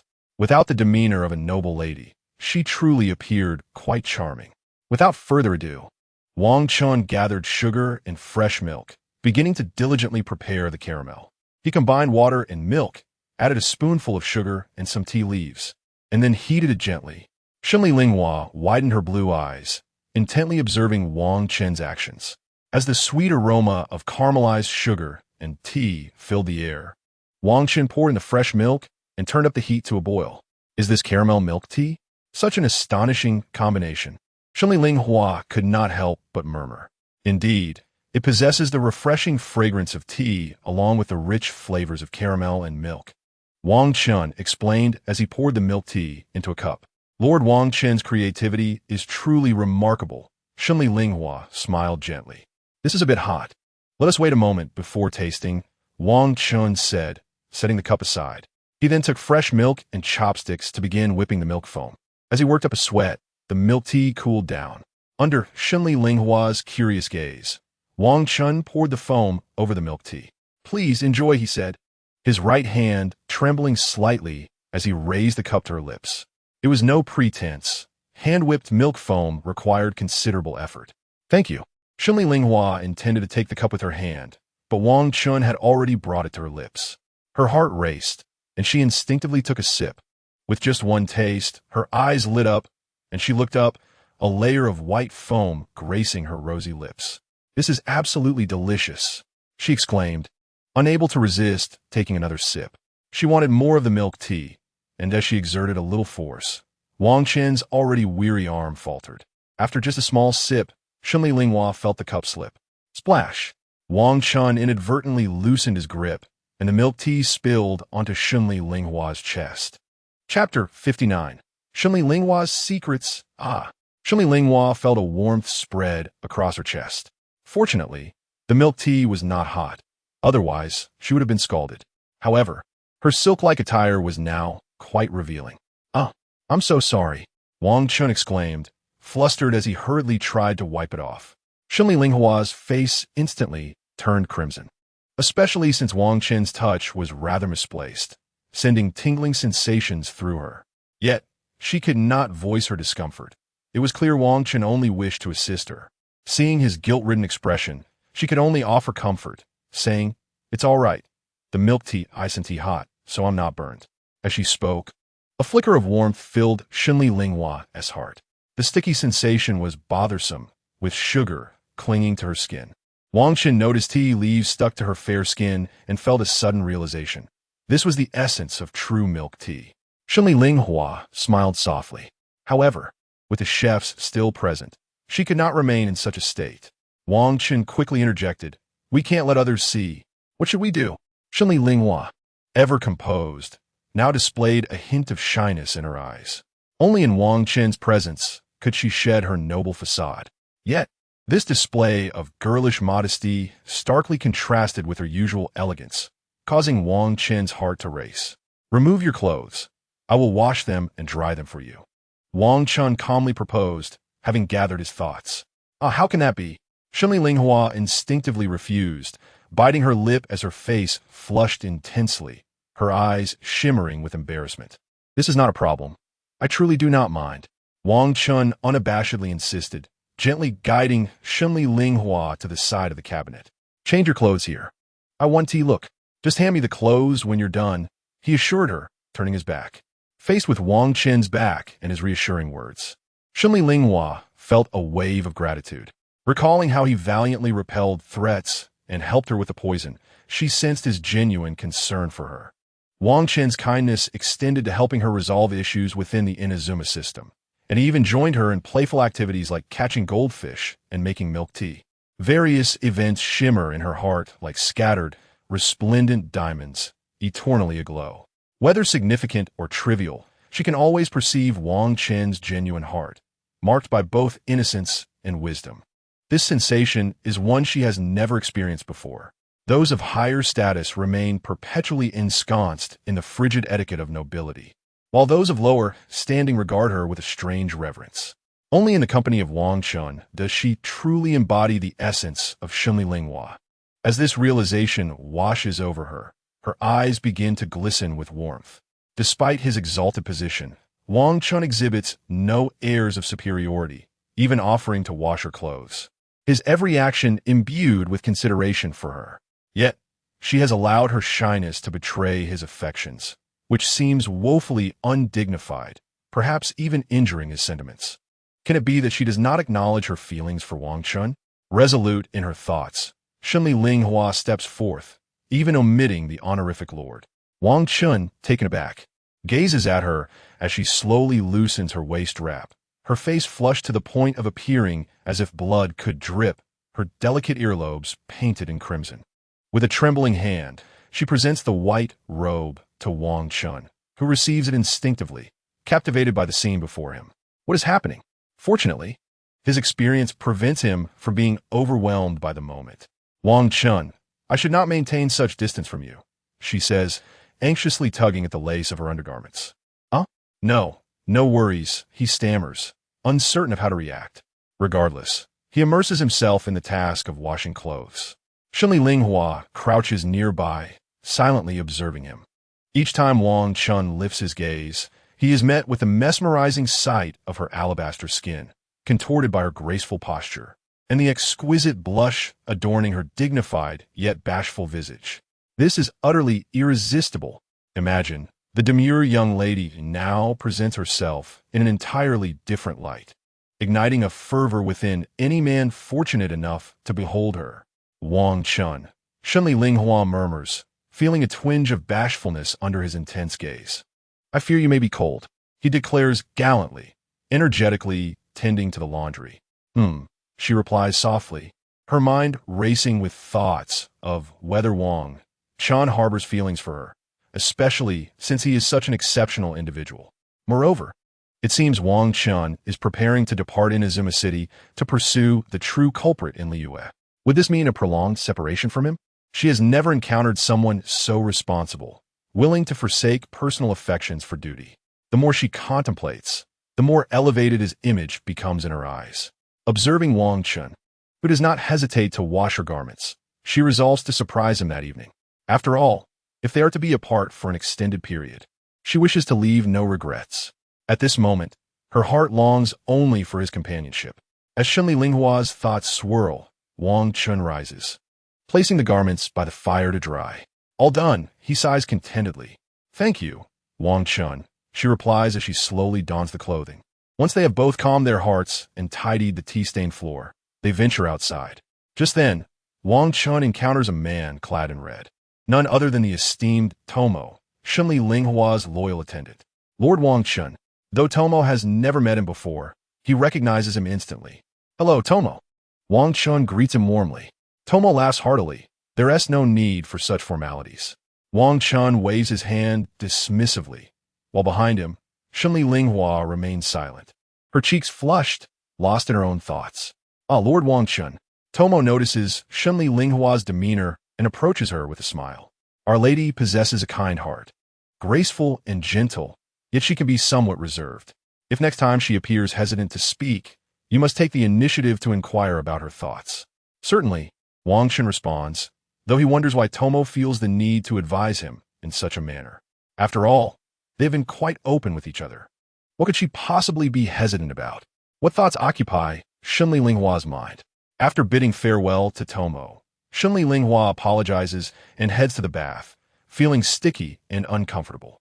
Wang Chen, having nothing to occupy his time, begins to explore the room, which belongs to Shenli, finding it tastefully arranged, if not opulent, reflecting Linghua's serene disposition. He refrains from disturbing her belongings, simply perusing them to discern her interests. Unsurprisingly, he discovers several light novels on the shelf. As he glances through them, a notion to pen his own stories arises within him, for he once was a novelist. Surely, if he chronicled his experiences and published them in his original world, they would garner immense popularity. After all, what man does not dream of entering the realm of Genshin and winning the hearts of numerous ladies? As these thoughts swirl, he recalls the cool elegance of Ing. Ing, I initially envisioned a world solely for you, yet it seems this is far from sufficient. Wang Chen muses silently, contemplating the need to propagate traditional values. As a man, he ought to possess both ambition and courage. To arrive in this world as the chosen one without providing every girl with a home would be a disservice to the hopes of countless players. Yet, how to explain this to Ying, who remains oblivious to his intentions? Wang Chen feels a shiver of trepidation. With Ying's disposition, how could she possibly tolerate his pursuits? Were this a novel, the author would undoubtedly face backlash for portraying Ying as someone easily persuaded to accept Wang Chen's many wives, risking the integrity of her character. Suddenly, Wang Chen realizes that he has become a paragon of virtue, despite having shared intimate moments with Mona before finally breaking through that barrier.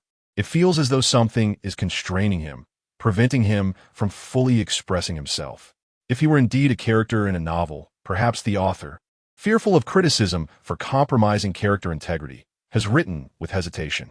Thus far, he has only gathered Ying and Mona as partners, while numerous girls, aware of his commitments, still harbor secret affections for him. How can this be justified? Shaking his head, he chuckles softly, dismissing such unrealistic notions. He has no choice but to consult the system. System, are you there? He calls out, reflecting on the futility of his thoughts. Ding! Do not worry. Host, the system will resolve all your problems, the system responds. But please do not forcibly alter the desires of others, Wang Chen cautions. Ding! Rest assured, as long as you excel, you may not even require the system's intervention. Good. Wang Chen breathes a sigh of relief. With the system at his side, even the most irrational situations might find their resolutions. If this were truly a narrative, any reader's objections could simply be attributed to the system's workings. After all, what does the author have to do with the system's actions? It appears that the road ahead is indeed fraught with challenges. Wang Chen felt a surge of ambition. By the way, Kelly, there shouldn't be any legal issues here, right? There shouldn't be anyone named Zhang San, right? Otherwise, he truly fears that while playing with Kelly, the West Wind Knights might come knocking with Zhang San in tow. It should be fine. With thoughts of the adorable Kelly occupying his mind, Wang Chen's gaze grew resolute. Soon after, he noticed the cabinet door ajar in the distance, revealing a colorful object within. A temari? A Duramaru? Wang Chen approached for a closer look. Kamisato Ayaka had cherished playing with temari in her childhood, naming her favorite one Duramaru. Each day, as she batted the vibrant Duramaru, she would hum her favorite nursery rhymes. As an adult, Kamisato Ayaka had become a formidable figure, no longer indulging in the pastime of temari. How lovely that she still kept this cherished item. A smile crept onto Wang Chen's face as he felt he had gained a deeper understanding of Kamisato Ayaka. Right? I should make a hairdryer. He slapped his forehead and hurried out to purchase a few slimes. As gelatinous beings, they could provide some materials, and thus were available in the market. Upon returning, Wang Chen quickly fashioned the hairdryer. Just as he completed it, Kamisato Ayaka emerged, her long, snow-white hair still damp from her recent bath. Her skin bore a subtle flush, exuding an irresistible allure. Wang Chen, what is that you have? Kamisato Ayaka inquired, her curiosity piqued by the object in his hands. This is called a hairdryer. Wang Chen stepped forward, gesturing for Kamisato Ayaka to take a seat. After a brief shaking and adjusting, the device began to operate. Wang Chen deftly commenced drying Kamisato Ayaka's hair. Wang Chen, you are truly remarkable, Kamisato Ayaka exclaimed, taken aback. She had never imagined slimes could be utilized in such a manner. Slimes have numerous clever uses. I plan to create a larger one. Stuffing in a fire slime for warmth during winter. Wang Chen chuckled. Indeed, and in summer, we can freeze slimes. Kamisato Ayaka added, drawing connections. Grass slimes can be used for fire. They are highly flammable. Wang Chen chortled again. As they conversed leisurely, evening crept upon them unnoticed. Wang Chen pulled out a game of Gamoku and began teaching Kamisato Ayaka how to play. It's getting late, he remarked after a while, glancing up to find darkness enveloping the sky. Why not stay the night? Kamisato Ayaka said, pursing her lips with sudden determination. The ensuing conversation was brief, yet it mirrored the cautious approach I have maintained throughout my writing journey. Since the inception of this narrative, I have encountered numerous challenges, often stemming from my own oversight in the accuracy of details.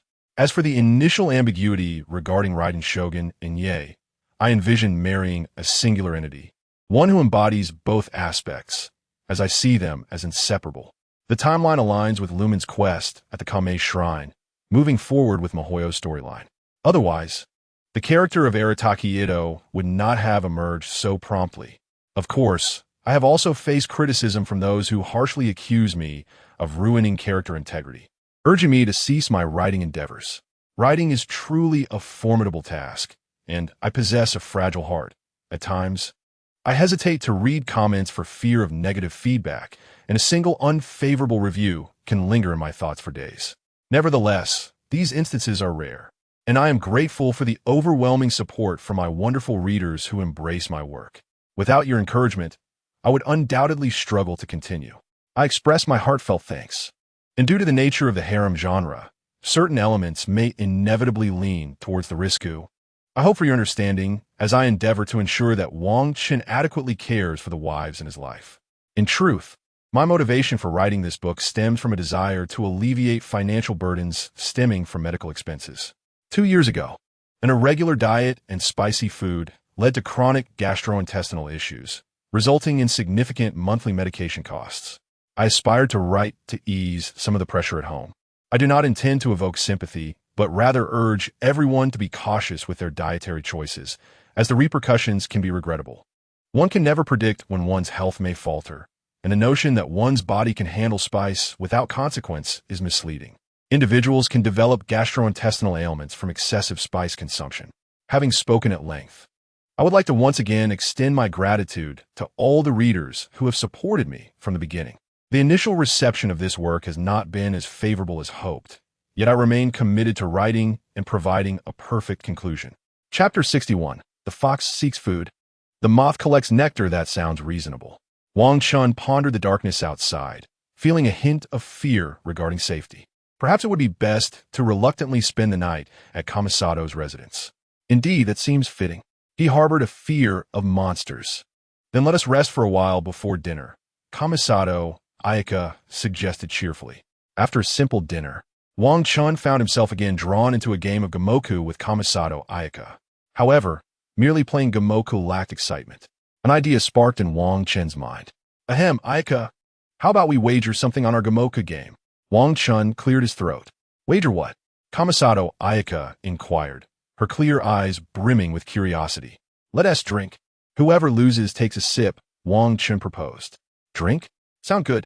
Kamisato Ayaka's cheeks flushed slightly at the suggestion. She had been contemplating a legitimate reason to deepen her connection with Wang Chen, and this was a perfect opportunity. Without needing further prompting, she called for someone to bring wine. Get something strong.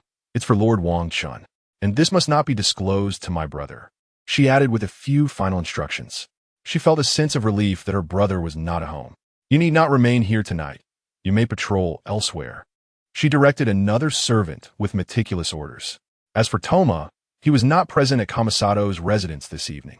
This scenario felt reminiscent of something she had encountered in light novels. All right, Wang Chen, shall we begin? Kamisato Ayaka beamed, setting aside the tray that held an exquisite ceramic wine pot, its ivory glaze adorned with azure patterns, and the ancient-style cup intertwined with the Kamisato family crest. Lose once, drink a cup. Rubbing his hands together, Wang Chen prepared the board. I shall not hold back, Kamisato Ayaka vowed, determined to intoxicate Wang Chen. The two then engaged in their competitive match. In the first round, aided by the system, Wang Chen effortlessly manipulated Kamisato Ayaka into defeat. Please enjoy, he chuckled, pouring the wine generously.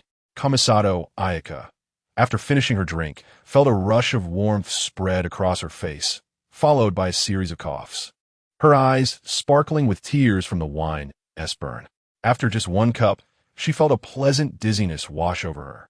Wang Chen continued to press her, and she found herself overwhelmed, each cup leading to further defeat. How is this happening? Kamisato Ayaka tightened her lips, striving to concentrate. Yet the board seemed to sway before her. As this continued, she felt a twinge of frustration and tears welled in her eyes. Seeing Kamisato Ayaka's dismay, Wang Chen's heart softened, and he intentionally lost a few rounds, consuming several cups himself in the process. The wine, while not overly strong, was quite intoxicating. Is the wine to your liking?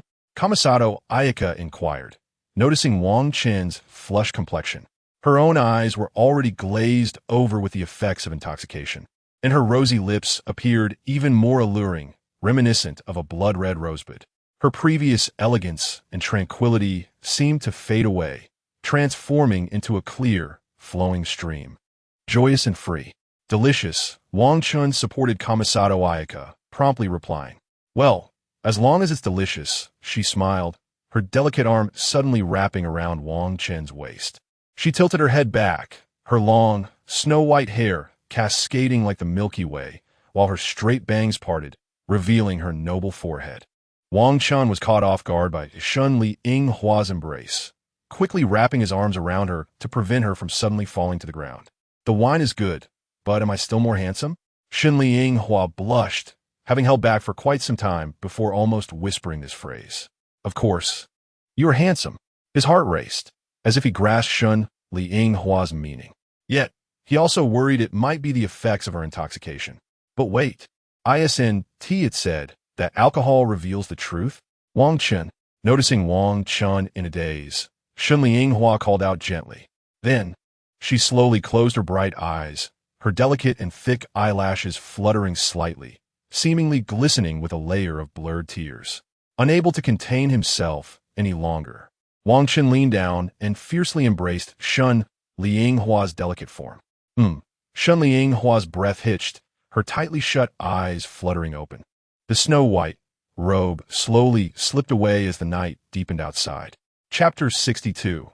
The day of parting. The next day, the bloodstains on the pristine sheets were particularly conspicuous. Wang Chen awoke, holding Shun Li Yinghua's slender body, and she opened her blue eyes, casting a shy glance at him. It had been a fruitful night, earning him hundreds of affection points, and even stealing Shun Li Yinghua's elemental burst. What a windfall! Shun Li Yinghua wanted to say something, but her lips were fervently sealed by Wang Chen. Again and again, until noon, Wang Chen reluctantly took Shun Li Yinghua out for a meal, though she needed assistance to walk. As the saying goes, when the youth is strong, the maiden must lean on the wall, and this proved true. After dining, Wang Chen encouraged Shun Li Yinghua to rest a while. By the afternoon, he received a message from the Tenryu Commission. Beidu's fleet had arrived. So soon? Wasn't it said to be a week? Wang Chen was stunned, murmuring to himself. The fleet? Wang Chen, are you leaving? Shun Li Yinghua asked with a hint of reluctance, having only just begun to savor the moment. It's all right. I understand your character. Indeed, one cannot waste too much time on romantic entanglements. Shun Li Yinghua chuckled lightly, yet there was still a trace of unwillingness in her eyes. Sigh. I still do not know who that man in the black robe is. If left unchecked, he might bring greater calamity to Teyvat. Thinking of the suffering Inazuma had endured, Wang Chen's expression grew grave. Shun Li Yinghua nodded, and finally rose to gently embrace Wang Chen. In the fragrant room, shadows embraced him. The light emitted a purple hue, resembling flickering lightning, casting a dreamy glow upon the two. You must be cautious on your journey. You will encounter a person from Liyue. When I once drank with him, I was merely a shadow warrior, accompanying the gods at their end. Hearing the familiar words from Ing, Wang Chen nodded and said, I plan to bring Arataki Ito with me. Arataki Ito? Ing frowned. Who? Wang Chen cleared his throat. It's nothing, just an acquaintance who is a three-quarters unemployed drifter. His words were not untrue. Ito claimed to be the first leader of the Arataki gang and had once explained this profession after a harmless street brawl to the Tenryu Commission officials investigating. But 2 minutes later, he was interrupted, and the term unemployed was noted down. The term unemployed is not entirely accurate, for aside from unrecognized gang activities, Ito also took on odd jobs to make a living, his work schedule being 1 day on and 3 days off. If it were to be written, it should be three-quarters unemployed. Well, regardless of who you are with, be sure to prioritize your safety. Ing unexpectedly extended her hand to straighten Wang Chen's collar. Her exquisitely cold face bore little expression, yet her purple, crystal-like eyes reflected a faint emotion, like a mist that the wind could not disperse. In truth, she felt a tinge of sadness. After all, she had not spent much time nestled against Wang Chen before facing yet another parting. Grasping Ying's hand, Wang Chen gently kissed her cheek. All right, Ing withdrew her hand and smiled. Safe travels. On Hanamazaka Street in Inazuma, Arataki Ito was squatting on the ground, engrossed in a bug-fighting contest with a group of children. Beside him lay a pile of assorted snacks. Purple Oni bugs were battling fiercely, each trying to overpower the other. Ito, why are you stealing snacks from the kids again? Wang Chen called out as he approached. Big brother, you're here. Arataki Ito looked up and then laughed heartily. The term steal is a misunderstanding. The rightful ownership of snacks is determined through a fair contest. Haha, right? Big brother Ito didn't steal. We were just competing, but this time, I will definitely win. The small child across from him clenched his fist defiantly. Although the adults were somewhat critical of Ito to the children, this big brother from the Oni tribe was a delightful companion. He was well-versed in various street games and always engaged wholeheartedly. If anyone was bullied, he would readily intervene. All right, after this match, let's stop. I need to talk to you. Wang Chen squatted down as well. After the contest, the child emerged victorious. Arataki Ito cheerfully conceded, handing over the snacks he had won. Though many deemed it shameful to win snacks from children, Ito firmly believed that every competition should be taken seriously, regardless of whether the opponent was a 5-year-old child or the formidable Raiden Shogun herself. Thus, based on this simple belief, Ito could graciously accept defeat even to a child. After bidding farewell to the cheerful little ones, the two strolled down the street. Curiously, Arataki Ito asked, Big brother, where are we going? Have you heard of Liyue? Wang Chen said with profound implications. Liyue? Arataki Ito paused, then immediately inquired, where are we going there for? Haven't you always wanted to prove the value and reputation of the Arataki gang? Wang Chen cleared his throat, beginning to persuade. Yes, our Arataki gang must resonate throughout the world. He pounded his chest, shouting without hesitation. However, his loud voice drew disdainful glances from those around. Seeing Ito's fervor, Wang Chen seized a moment to say, we are going there to uphold world peace. As long as you can make a name for yourself there, won't your Arataki gang echo across Teyvat? Ha ha ha ha ha. I see. Arataki Ito's enthusiasm surged, his eyes gleaming as if he could already envision his name resonating throughout Teyvat. He laughed excitedly, then added, Big brother, you are so good to me, but even so, I will continue to challenge you in the future. All right, anytime you want. Wang Chen replied helplessly. Subsequently, the two arrived at the Arataki gang's base to explain their purpose. The younger members expressed their deep reluctance. Arataki Ito was profoundly saddened, but still encouraged everyone. However, as they prepared to leave, Wang Chen heard a sigh of relief from the group. He couldn't tell if he had misheard. On the familiar beach, the distant fleet was a sight he recognized. Beidou was currently waiting for Wang Chen on the shore. Beside her, Xiangling anxiously gazed into the distance, while only Guoba sat on the ground, appearing displeased. Chapter 63. Guoba's Day of Sadness. Wang Chen. Wang Chen. Upon seeing a figure approaching in the distance, Xiangling jumped up, vigorously waving her arms. Guoba, annoyed, covered his ears, glaring at the figure making its way toward them. Who is that person behind? A woman with long black hair, her bangs obscuring her left eye, red pupils, wearing a qipao and high knee-length boots. Beidou took a sip of her drink and squinted her eyes. He appeared to be a formidable man, with a robust physique and striking white hair that billowed in the sea breeze, revealing chiseled abdominal muscles that exuded a masculine aggression. He must be an extraordinary individual, capable of following Lord Wang Chen, and his abilities should not be underestimated, Beidou mused. She continued to observe Arataki Ito, eager for further insights. However, in a moment of distraction, she watched as Arataki Ito squatted down to catch crabs, only to be playfully kicked by Wang Chen, who then followed him with 2 crabs in hand, bouncing with delight. Beidou was momentarily taken aback, sensing that this fellow seemed somewhat eccentric. Shaking her head, she quickly dismissed the thought. After all, he was a companion of Wang Chen and likely possessed more depth than he appeared to show.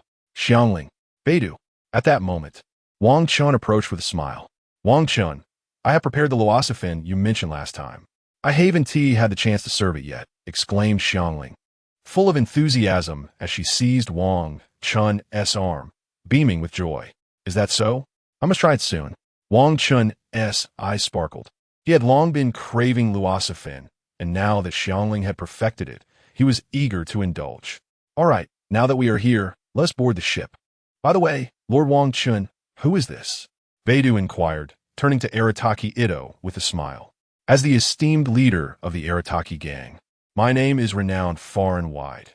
Arataki Ito, the unrivaled champion of the Arataki. Arataki Ito, the sumo king of the Arataki. Arataki Ito, the pride of the Oni clan. Arataki Ito, the gladiator of the bug battle. Arataki Ito, the king of card games. And Arataki Ito, the true man who never backs down. These are but a few of the titles I am known by. Feel free to choose any that you fancy. Ha ha ha. Upon hearing Beidou's question, Arataki Ito eagerly dropped the crabs and laughed heartily. Just call me Arataki Ito. Wang Chen playfully patted Ito's head, urging him to behave. Big brother, don't mess up my hair. It's a man's dignity. Arataki Ito quickly took out a comb to tidy his hair, only to discover that he had also brought along a delicate cleaning cloth, which he hastily picked up. Wang Chen cast a sidelong glance, suspecting it was used to clean the vision. I am Beidou. Have you heard of my South Cross fleet? I will be your guide on this journey, Beidou said, unable to suppress a laugh at Arataki Ito's childlike demeanor. Come on, let us board the ship and go to Coral Palace to pick up Mona. On the ship, the Death Star, Arataki Ito was animatedly chatting with a group of crew members, his stories providing great amusement to those who had spent years at sea. Though they had visited Inazuma numerous times, they had never disembarked to explore it. Now, they listened intently to Arataki Ito's lively tales. Ito, are your horns real? A young crew member asked curiously. Of course. By the way, do my horns look monotonous to you? Perhaps I should paint them in rainbow colors and attach some fireflies to them, making a dazzling display as I walk down the street. Just thinking about it makes me feel brilliant, Arataki Ito exclaimed, touching his horns with pride. Inazuma has long been home to various yokai. Apart from the Hakushin Fox King lineage and the Tengu clan, the Oni clan is also prominent. These yokai often possess powers that humans covet, yet the Oni clan lacks notable strengths in this regard. They are primarily remembered for their horns, fiery tempers, and penchant for trouble, all of which Arataki Ito embodied. You shouldn't paint your horns. Take care of your own body, the crew member quickly advised.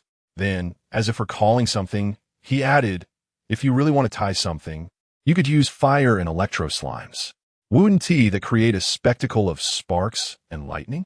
Much cooler, right? That makes sense. Arataki Ito clapped his thigh in excitement. What else can you do? Another crew member asked with intrigue. I can battle bugs, play cards, spin tops, juggle, hide and seek. Anything you can think of I can do. How about that? Ha ha ha. At that moment, a sailor chimed in, Ito, what kind of bugs are you fighting? Of course, it's the Oni beetle. Arataki Ito laughed heartily, then proudly declared, I can even eat ramen upside down, sleep with my eyes open, and play the harmonica with my nostrils. Impressive, right? Very impressive. A crew member exclaimed in awe, then brought a bowl of noodles from behind a table, saying, how about you show me a trick right here? I have a harmonica. Another crew member said, his eyes gleaming as he pulled one from his pocket. In another part of the ship, Xiangling had taken out a pungent pickled bamboo shoot and swiftly sliced it into strips. The pot was belching flames as Guoba stoked the fire, casting a resentful glance at Wang Chen. Turn up the heat, Xiangling urged, tugging at Guoba's ear. Woo woo woo. Guoba could only widen his mouth slightly, breathing fire like a dragon onto the darkened pot, which resembled Wang Chen's face. At last, a bowl of uniquely aromatic luosafen was prepared. Without hesitation, Wang Chen picked up chopsticks and took a bite. Although the taste differed slightly, overall, it was quite similar. Is it delicious, Wang Chen? Xiangling asked eagerly, watching him savor the dish. You should try it. Wang Chen slurped the noodles and offered a bite to Xiangling, who hesitated but then took a mouthful. As they enjoyed their meal, both Xiangling and Wang Chen suddenly lifted their heads, realizing they were eating the same noodle. From a distance, Guoba, having filled himself with dog food, quietly lowered his head, and the atmosphere turned somewhat flirtatious. Xiangling took a few deep breaths, finally calming her flustered heart. In recent days, she had come to learn of Wang Chen's true identity. This realization cast a shadow over her mood. Wang Chen, unaware of her inner turmoil, continued to finish the remaining noodles. Wang Chen, why did you choose to marry Lady Raiden Shogun? She is so tall and imposing. Just hearing her name evokes fear. Xiangling said, biting her lip as she looked up at Wang Chen. She is such a presence. Upon hearing her words, Wang Chen paused, his expression thoughtful. Xiangling gazed at him intently, waiting for his response. The air grew heavy with silence. Wang Chen finally met her gaze with gentle eyes and replied, because to me, she is more than just a deity of high stature. The experiences she has endured deserve a compassionate ear. Beneath that cold and unyielding exterior lies a beating heart. Xiangling was unsure if she heard his words, as she simply lowered her head. It was the first time she had heard someone describe the Raiden Shogun in such a way, contrasting the fearsome image the world held with Wang Chen's tender perspective. In that moment, she felt a pang of envy. In summary, it is an ineffable emotion, akin to the skies of Inazuma, heavy and unpredictable.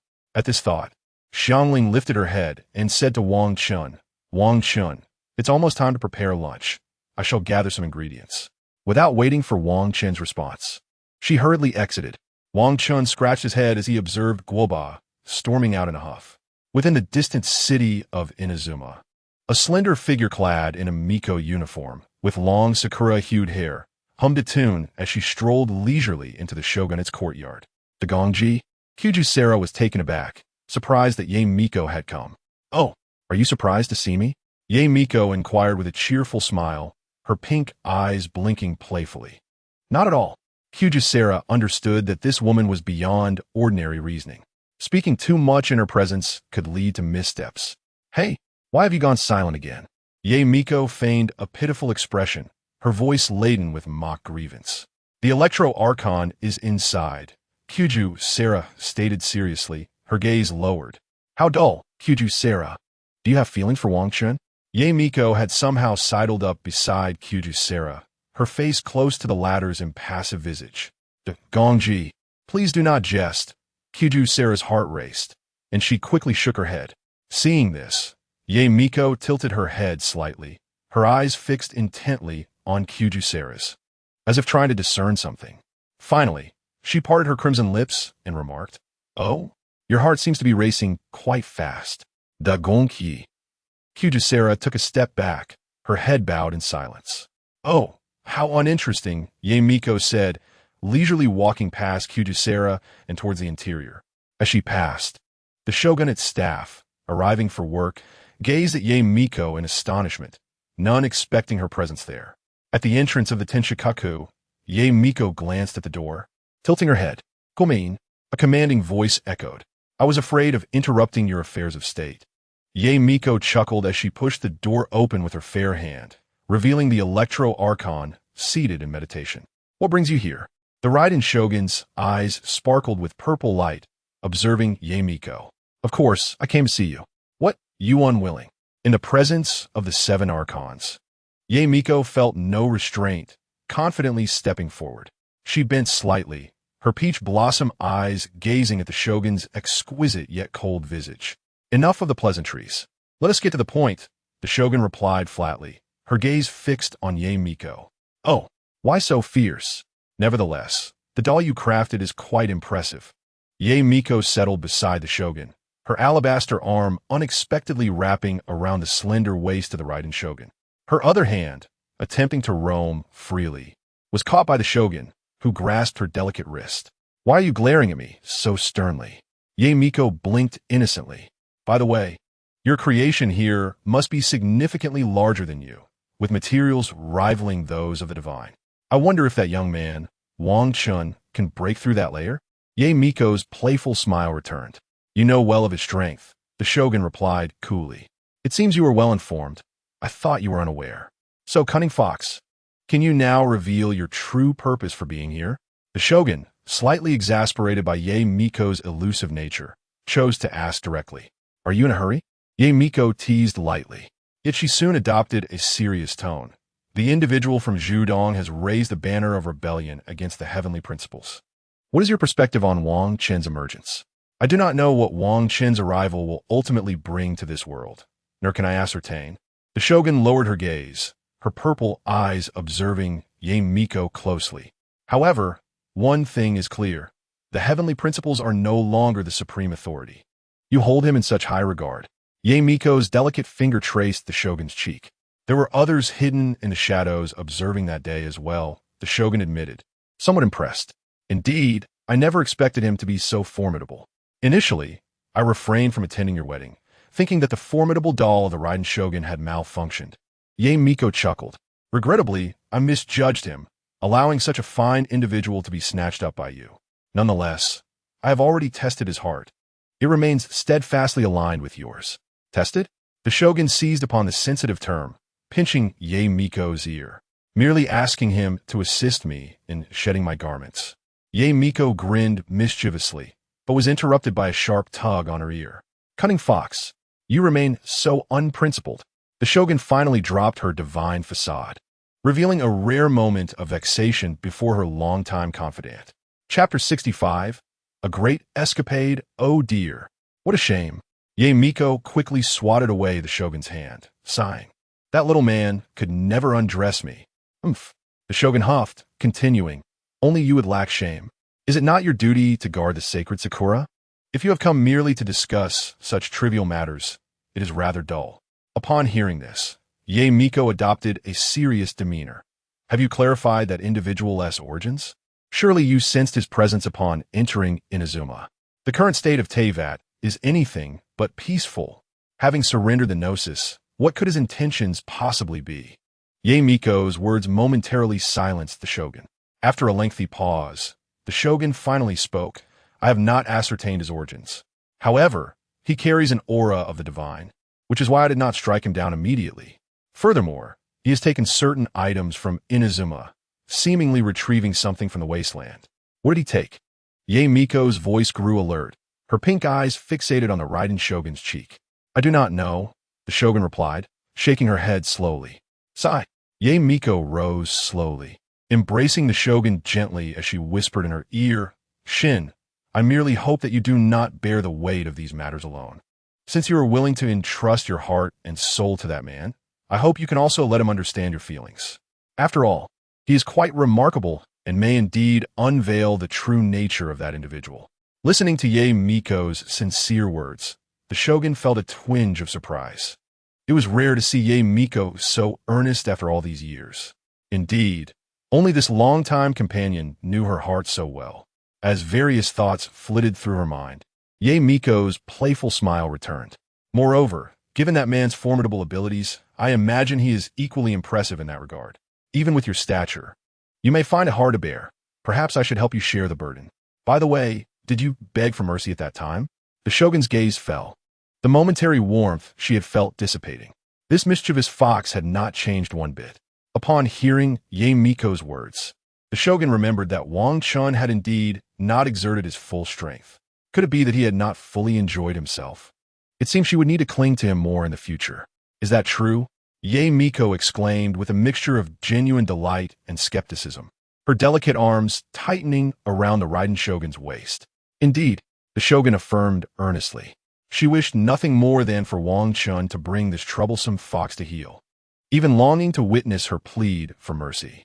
The Death Star was mentioned, and the expressions of everyone in the room drastically changed as they beheld bowls of snail noodles brought to the table.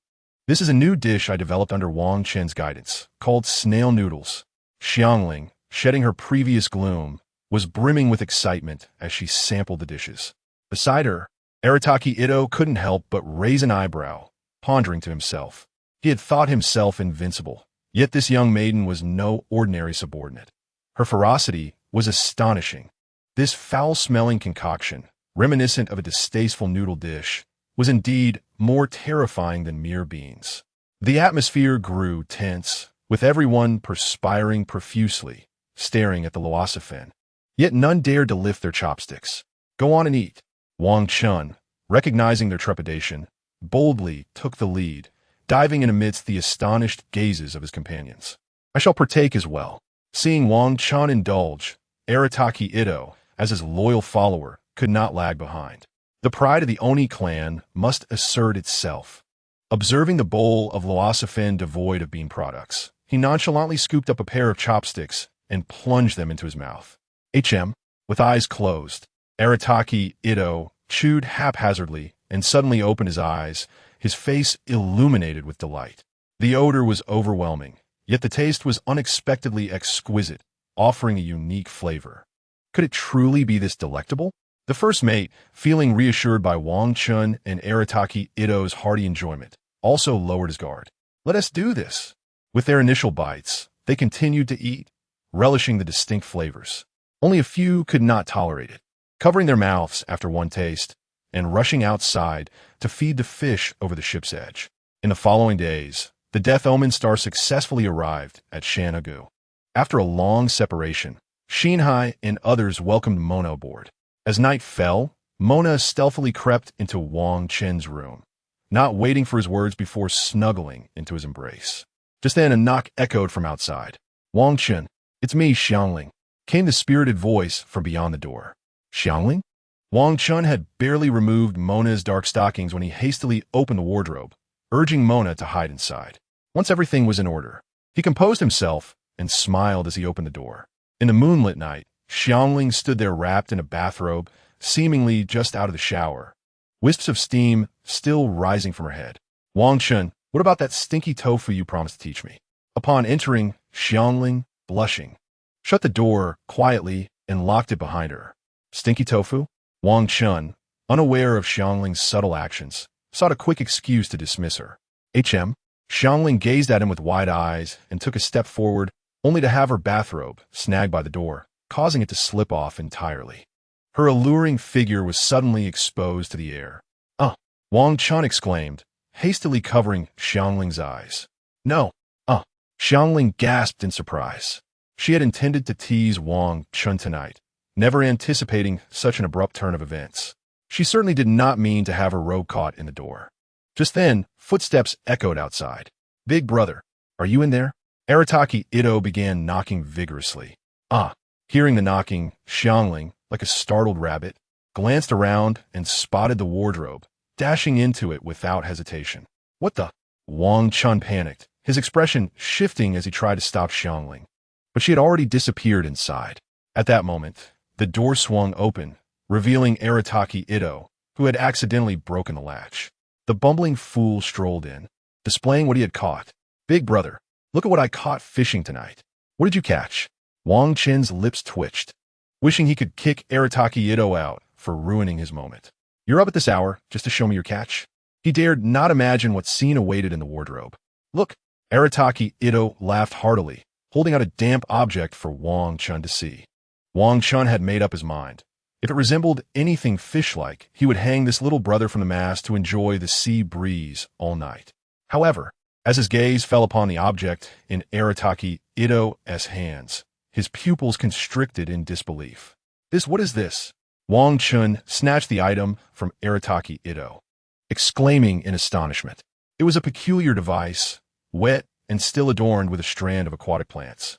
Its surface was composed of numerous intricate interlocking gears, with muscle-like mechanisms pulsing rhythmically within.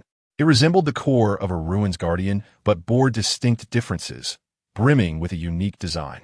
Even as he held it, it emitted a faint red glow, as if still operational. It was akin to a beating heart. A brief sensation led Wang Chen to believe it was a powerful amalgamation of alchemy and machinery. It was well known that the ruin's guardians were the original farming machines of Kandaria.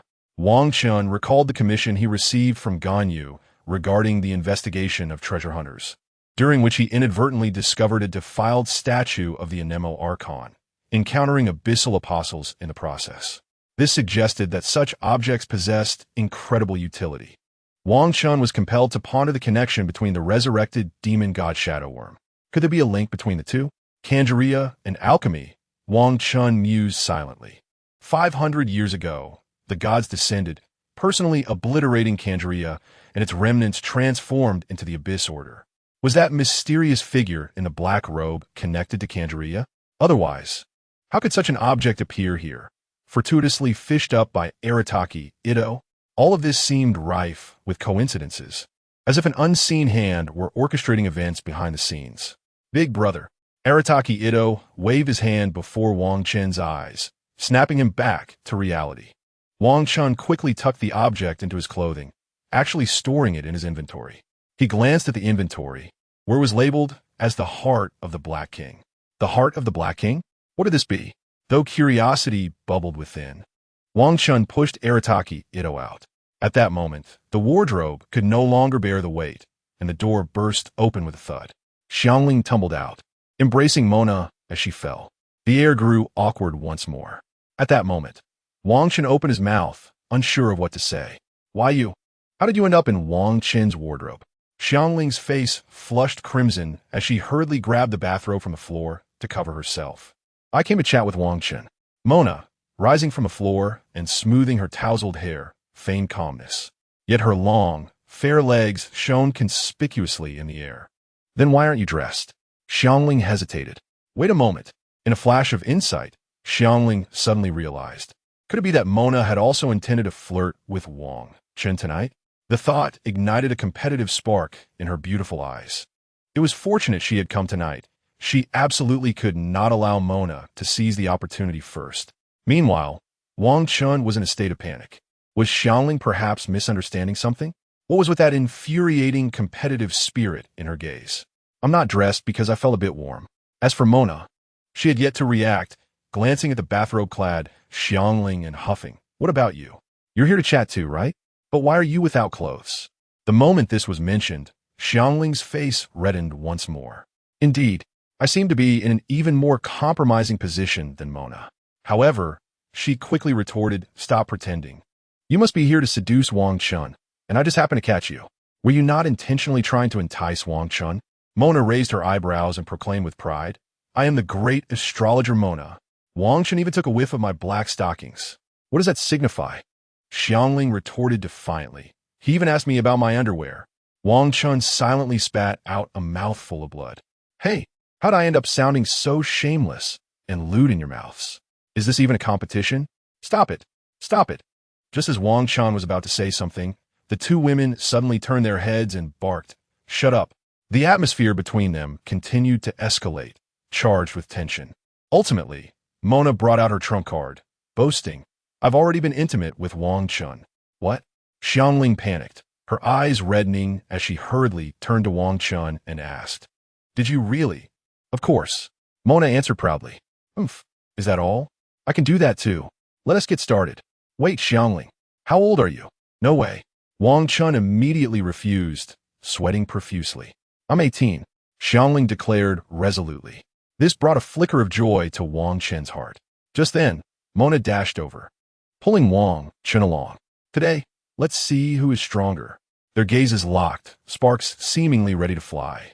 And how will we determine the winner? Xiangling inquired. Whoever cannot continue first. Mona puffed her chest. Wait. Wang Chen's eyes widened. Who cannot continue first? Is there a field to till? Chapter 67. Alchemical life in the deep sea. The next day, dawn broke softly. Wang Chen, numb from exhaustion, had not slept all night, but continued to force himself to work. Xiangling and Mona were still competing fiercely. However, by morning, no clear winner had emerged. The two eventually decided to pause their rivalry, as dawn had arrived, and strange sounds might attract sailors. We must settle this tonight. Mona, dressed in her black stockings, huffed as she leaned against the wall while exiting the room. I will definitely win. Xiangling wrapped herself in a bathrobe, but after taking a step, pain struck, and she had to lean against the wall to stand. Meanwhile, Wang Chen lay in bed, lost in deep contemplation, too preoccupied to count how many heart-pounding moments he had experienced. He paid no mind to copying skills anymore. Closing his eyes, he opted for sleep. It wasn't until noon that Wang Chen finally arose. Breakfast and lunch had gone unattended by Xiangling, as the servants had assisted instead. In Xiangling's room, Guoba was contentedly sleeping next to her. However, with wide, glistening eyes, it occasionally turned to gaze at Xiangling's peaceful profile, sensing something was amiss. In the evening, Wang Chen drank a bowl of chicken soup and had a bit of rice. He stepped onto the deck to greet Wang Yi. The night air was cool, and after drifting away from Inazuma, the dense presence of electro elements in the air had significantly diminished. In the distance lay the vast, dark sea, its black waves rolling, occasionally revealing a few glowing fish swimming by. The night sky was low and dark, but with few clouds. The bright moonlight cast a silvery veil over the enormous ship. The Death Star. Wang Yi stood at the observation deck, gazing at the stars, his maple-red eyes lost in thought. Wang Chen leaned over the ship's edge, watching carnivorous fish swimming alongside, preying on smaller fish that followed the vessel. Lord Wang Chen, tonight we will be leaving the waters of Inazuma. Perhaps we might even see a swarm of jellyfish migrating, Wang Yi said with a smile. A migrating swarm of jellyfish? Wang Chen was taken aback. Just then, Mona and Xiangling rushed over. Wang Chen, what are you doing here? Mona grabbed him, trying to pull him toward the cabin. What jellyfish swarm? She inquired. As soon as Xiangling finished speaking, the dark sea suddenly lit up, and massive waves of light began to emerge from the depths of the ocean. Wow! Xiangling and Mona exclaimed in unison, their beautiful faces illuminated by a dreamlike glow, their eyes sparkling with the shimmering water's reflection. Wang Chen was also mesmerized. It was simply breathtaking. Beneath the water, translucent pink jellyfish floated, their umbrella-like bodies pulsating rhythmically, pink tentacles swaying with the waves, radiating a cherry blossom-like glow. Wang Chen lifted his gaze and realized that not just around the Death Star, but as far as the eye could see, the scene was nothing short of surreal. Countless glowing pink jellyfish danced through the water. What kind of jellyfish is this? Xiangling leaned over the edge of the ship, looking up to ask Wang Yi. There are rumors that they come from the Enkinomia, arriving with the tides every month, Wang Yi replied, descending with a breeze. His handsome face also bathed in a pink glow. Enkinomia? Kin to the heart of the sea, Wang Chen pondered as he looked at the jellyfish below. However, the next moment, the jellyfish suddenly began to swim frantically, their translucent bodies flickering erratically with pink light. Suddenly, the sea erupted with massive waves, causing the Death Star to sway. What has happened? Mona exclaimed, hastily holding onto her hat and grabbing the mast. Why are all the jellyfish fleeing? Xiangling quickly clutched Guoba, pulling Wang Chen close. Wang Yi, is there a storm coming?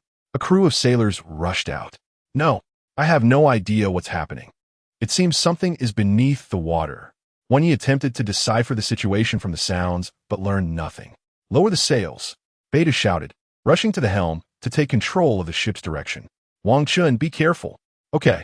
Wang Chen nodded, then focused intently on the dark sea, where the flickering lights danced. At that moment, the jellyfish all swam toward the depths of the ocean, their pink glow fading into the dark water. A peculiar humming sound suddenly echoed, reminiscent of a whale's call from the deep sea, inviting all from the abyss. This is fear emanating from all directions. Like a spider's web, Wang Chen gasped. A colossal silhouette suddenly emerged from the depths, intricate devices and gears whirring and propelling a massive mechanical tail that splashed the surface. An unfathomably large creature surfaced, its enormous mouth devouring countless jellyfish. Boom! The immense furnace mechanism erupted in bright light. The monster rolled over, and its mechanical components shifted, causing it to vanish back into the distant deep. Not only Wang Chen, but everyone who witnessed this spectacle was left in shock. What kind of creature is this? A fusion of machinery and life? Or perhaps something akin to Valen? In this vast ocean, how many more monsters lurked? Wang Chen's pupils dilated, instinctively recalling the heart of the Black King that Arataki Ito had fished. What lay buried beneath the ancient seas of Inazuma? Or had his arrival altered the timeline, triggering a butterfly effect? Otherwise, why would so many items appear that were non-existent in the game? Could this be something akin to a ruin guard? Beidou wiped the seawater from her face and laughed heartily. Seeing something like this today makes this trip worthwhile. Sister, this seems even more formidable than the sea beast Lord Wang Chen repelled before. The first mate remarked in astonishment. The crowd buzzed with excitement, and only after ensuring safety did they set sail once more. Wang Chen, however, remained at the ship's edge, hands behind his back, deep in thought. He decided to stand guard and patrol outside tonight. But in the next moment, he was pulled by Mona and Xiangling, one on each side. Subsequently, the complexion of Wang Chen changed drastically as he was dragged into the room by the two individuals. Tonight, yet another fierce battle unfolded between 3,000 elite soldiers in the Water Curtain Cave. Day after day passed by, and despite the ongoing rivalry between Mona and Xiangling, it was Wang Chen who nearly met his demise. Reluctantly, the two had to allow Wang Chen to recuperate for a while. In the following days, the journey did not present many peculiarities. At last, the ship, named Si Zhaoxing, finally docked at the harbor of Liyue. Chapter 68. Meeting Ningguang in the distance loomed a range of undulating mountains. The port bustled with throngs of people, vibrant and animated. The establishment of the port laid the foundation for Liyue's maritime trade. As the largest trading port in the Teyvat continent, its cargo turnover was unparalleled by any ordinary port. Indeed, Liyue bore an uncanny resemblance to his homeland, as it was modeled after the very nation he once called home. The first step, he mused, was to conquer the beautiful legs of Ningguang. I shall savor her legs until they break. Standing at the bow of the ship, Wang Chen thought with fervor. It is known that Liyue possesses two souls, one belonging to Ningguang's legs and the other to the posteriors of the two sovereigns. However, one must remain cautious of Ningguang's secretary, as well as other suitors vying for her attention.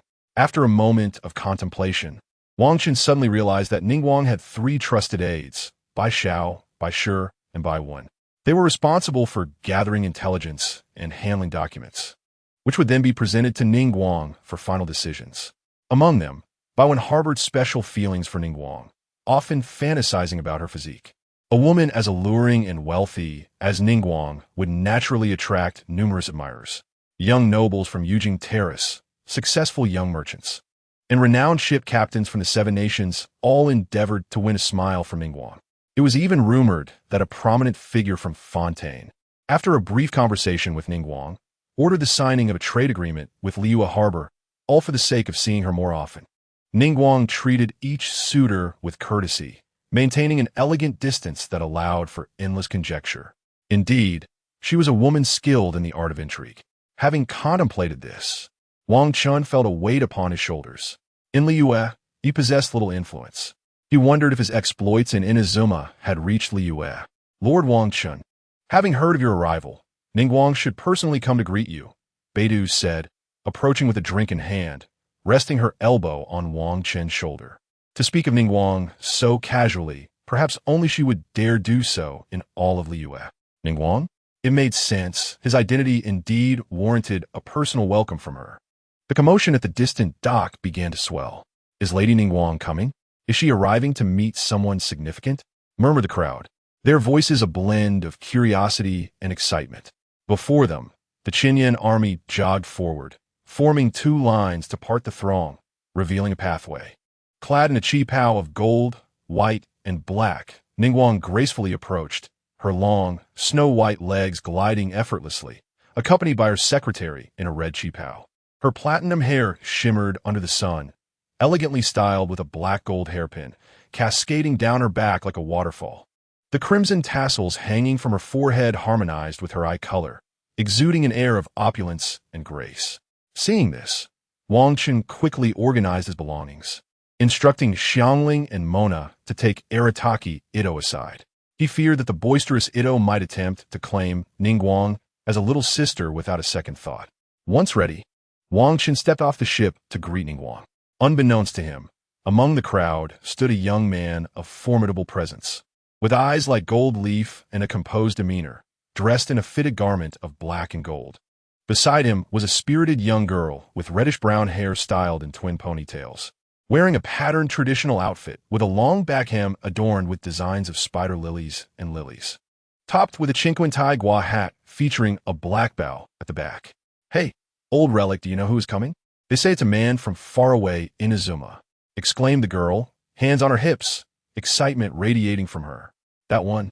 The golden-eyed young man lifted his gaze, his expression inscrutable. Times have changed. The seven gods have seen many replacements.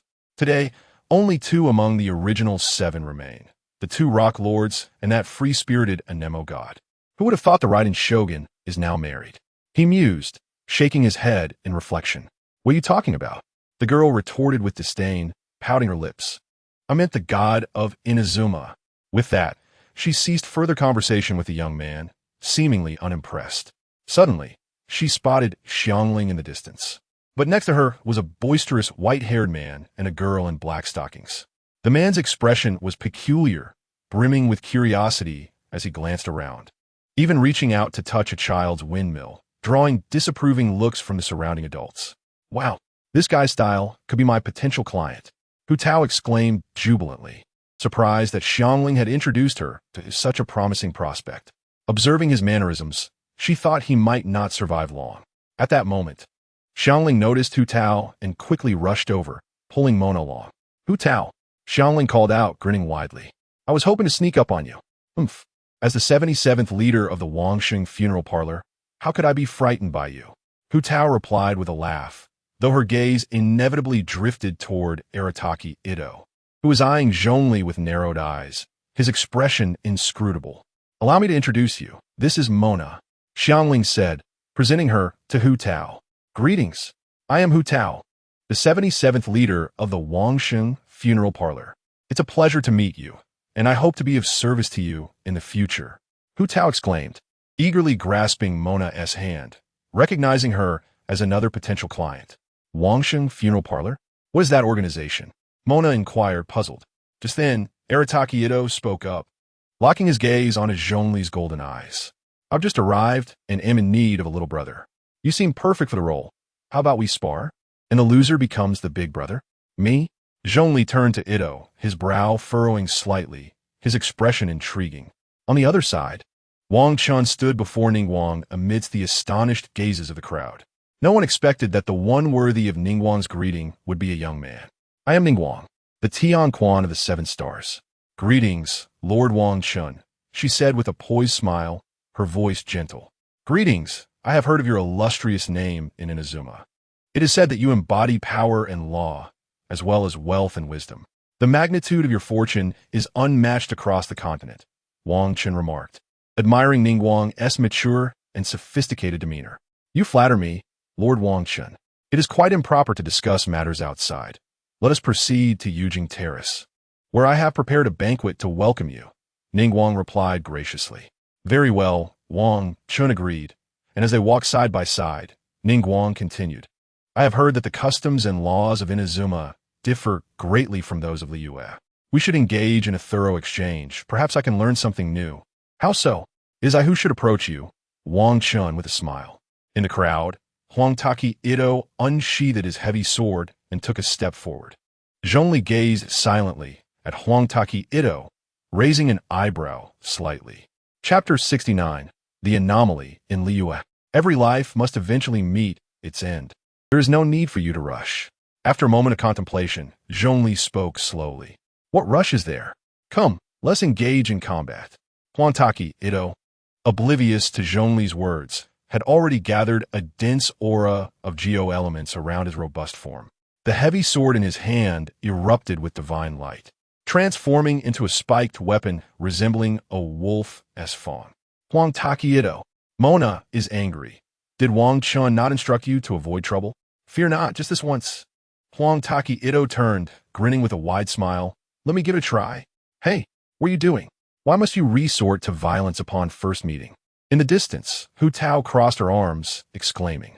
Zhongli, being a guest of the Wang Chen funeral parlor, was merely a pedant with an impeccable memory, obsessed with propriety. How could he possibly contend with this brute? Ha ha ha. Rest assured, little girl, I shall not harm him. Huangtaki Ito laughed maniacally, the wolf fawn club in his hand emanating a strong geo-element, causing the ground around him to tremble. Witnessing this, Zhongli slowly shook his head, gravely stating, I fail to comprehend the resolve that allows you to stand beside me now. How cryptic. Take this, old man. Without further ado, Huangtaki Ito charged forward. Yet midway, his vision flickered and extinguished. The geo-elements dissipated instantly, and Huangtaki Ito felt his body weaken, the stone tiles beneath him unexpectedly rising. He tripped over the stone and fell, landing on his backside, his heavy sword clattering to the ground as if he had suddenly lost all strength. Wow, business is coming in fast. Hu Tao's eyes sparkled. Could this fellow be having a sudden ailment? Not quite, Zhongli replied, shaking his head. He simply cannot harness elemental power for the moment. Lady Ningguang is welcoming the grand ceremony, yet there are thieves creating chaos. Seize them. At that moment, several members of the Qinyan army rushed over, apprehending the feeble Huangtaki Ito. Wait, you misunderstand. He is not a thief, Xiangling hurriedly shouted, positioning herself in front of Huang Taki Ito, one serious-looking member of the Qianyan army. Clearly recognizing Xiangling, apologized. Xiangling, this man has disrupted the order and violated Li Yue's laws. But he is under Wang Chen's command. Mona quickly interjected. Originally, their task was to monitor Huang Taki Ito, yet an unexpected turn of events had occurred. Had his vision not malfunctioned suddenly, they would not have anticipated such trouble. Miss, we must enforce the law impartially. Even if he is under Lord Wang Chen, we must adhere to Li Yue's regulations. The Qianyan soldier apologized again before swiftly lifting Huang Taki Ito. This is infuriating. Huang Taki Ito, being dragged away, felt as weak as a limp shrimp. He looked mournfully at his vision, puzzled as to why the artifact he diligently cared for had suddenly failed him. Little did he expect that his first day in Li Yue would not be spent enjoying its culture, but rather in confinement. Watching the Qianyan army take Huang Taki Ito away, Mona sighed in resignation. It appeared she would have to seek Wang Chen to see if she could extricate this reckless fellow. Wait, hey, Xiangling. At that moment, Hu Tao darted over to Xiangling, curiously inquiring, did you just say that fellow is under Wang Chen's command? This is so troublesome. Mona rubbed her temples. Actually, you need not worry. It is not a major disturbance at the grand ceremony. You may seek out Li Yue's renowned lawyer to resolve this matter. Hu Tao chuckled mischievously. Yujing Terrace. The air was filled with a fragrant aroma. The banquet was lavish, every detail adhering to etiquette. Even the arrangement of dishes and wine cups at each table was meticulously planned. Wang Chen and Ningguang sat at the same table. After exchanging pleasantries, Ningguang swiftly got to the point. Lord Wang Chen, is your visit to Li Yue merely for leisure? Ningguang smiled slightly, her crimson eyes fixed on Wang Chen. Not all. To speak frankly, Li Yue may soon undergo significant changes. In response to Ningguang's inquiry, Wang Chen did not conceal the truth. He recounted in detail the events that had transpired in Inazuma City, including the attack by a cloaked figure. However, he chose to obscure certain details, altering the narrative of the death of the God of Eternity's shadow to a tale where she was slain by the Raiden Shogun's blade. To suggest that he had defeated her with a mere punch would surely raise Ningguang's suspicions. After listening to Wang Chen's account, Ningguang fell into contemplation, her beautiful eyes reflecting an array of emotions. Lord Wang Chen, do you imply that this cloaked figure is highly likely to come to our Li Yue and wreak havoc? Finally, Ningguang raised her head, gravely asking. Not likely. He has already arrived, Wang Chen affirmed, then added, if there are any disturbances in Li Yue soon, we must remain vigilant. Disturbances? Ningguang hesitated briefly before continuing. A few days ago, Li Yue indeed experienced some anomalies. Souls that should have passed on have inexplicably appeared in the world. Since this has happened before, I did not pay it much heed and merely instructed the Wangsheng funeral parlor to keep an eye on it. It seems I must take this matter seriously. Wangsheng nodded. Although he was unaware of the cloaked figure's intentions in Li Yue, he understood that they must not allow his schemes to succeed. The two continued their conversation, and Wang Chen shared his previous business experience with Ningguang. He proposed that if they were to establish a business in the future, they could name it Pink Sixie Supermarket, akin to a grocery store but distinct in its offerings. We could implement a membership system, Wang Chen elaborated, captivating Ningguang, who regarded him with newfound respect. This, in fact, was Wang Chen's intention. To gain a foothold in Li Yue, he needed to establish trade. Thus, he sought to persuade Ningguang to provide him with an investment. With funds, many matters could be addressed, whether it be gathering information or tracking the whereabouts of the cloaked figure. Moreover, this might also endear Ningguang to him further. Chapter 70, Marketing Strategy. Lord Wang Chen, your suggestions are truly remarkable. Ningguang gazed at Wang Chen with an elegant, mysterious smile, her eyes sparkling like shimmering mora. Once the supermarket is established, we can employ marketing activities to attract customers. Wang Chen, sensing her interest, feigned profundity as he spoke. Ningguang paused, her rosy eyes fixed on Wang Chen, instinctively asking, Lord Wang Chen, what do you mean by marketing activities? For example, if a bag of rice is sold for 10 mora and we offer it for 9 mora, where would the customers choose to purchase? Wang Chen sipped his tea leisurely. Of course they would come to buy from us. But wouldn't that result in a loss? Ningguang pondered. As Tianquan of the Liyue Qixing, she embodied power and law, as well as wealth and wisdom. In an instant, she grasped Wang Chen's implications.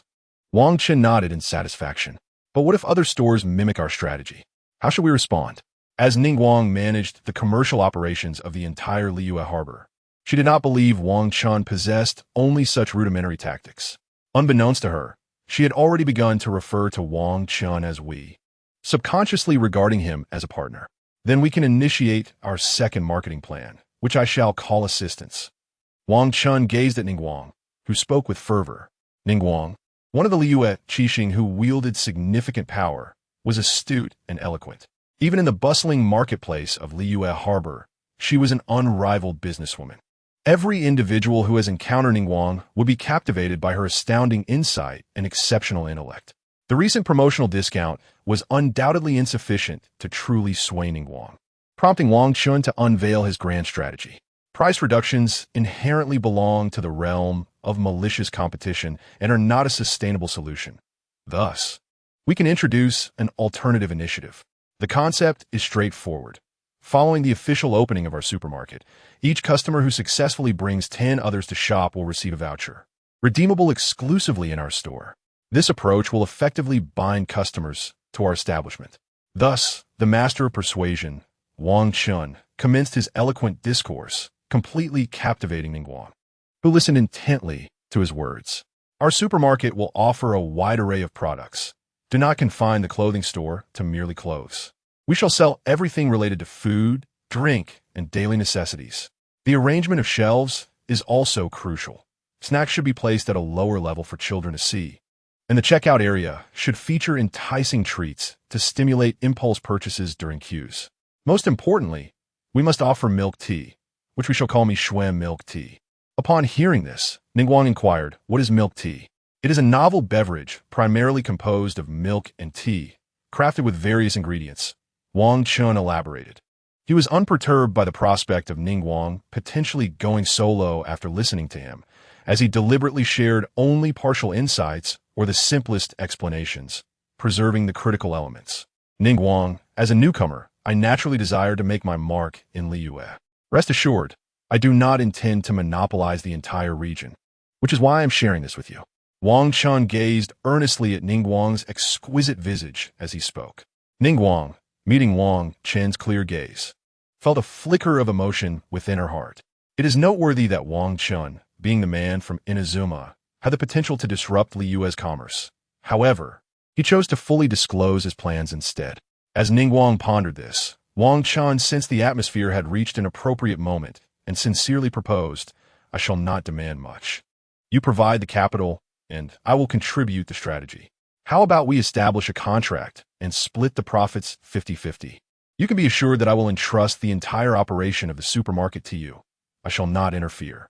Ningguang felt Wang Chen's sincerity profoundly. It is well known that merchants are driven by profit, and she had never encountered anyone as genuine as Wang Chen. Little did she know that Wang Chen was currently destitute, with no capital to establish a supermarket. Moreover, he preferred to adopt the role of a hands-off manager, relishing the joy of counting money each day. In Ningguang's eyes, Wang Chen's image ascended rapidly, and his status soared. It was no wonder he could enthrall her. Noticing Ningguang's silence, Wang Chen cleared his throat, prompting, "So, what do you say? Will you join me?" Taking a deep breath, she replied earnestly, "Lord Wang Chen, I am willing. After all, mora is never a bad thing." Ningguang harbored a vague premonition that this supermarket venture would undoubtedly thrive. "Excellent. Liyue is renowned for its contracts. Let's draft one right away." Wang Chen's eyes sparkled with excitement. "Of course, Lord Wang Chen. Please wait a moment while I have my secretary draft the contract." Ningguang responded with a radiant smile, promptly issuing the order. "All right, since we are on the topic, I shall share with you my ultimate marketing secret." Wang Chen felt a surge of delight within. "What is this secret?"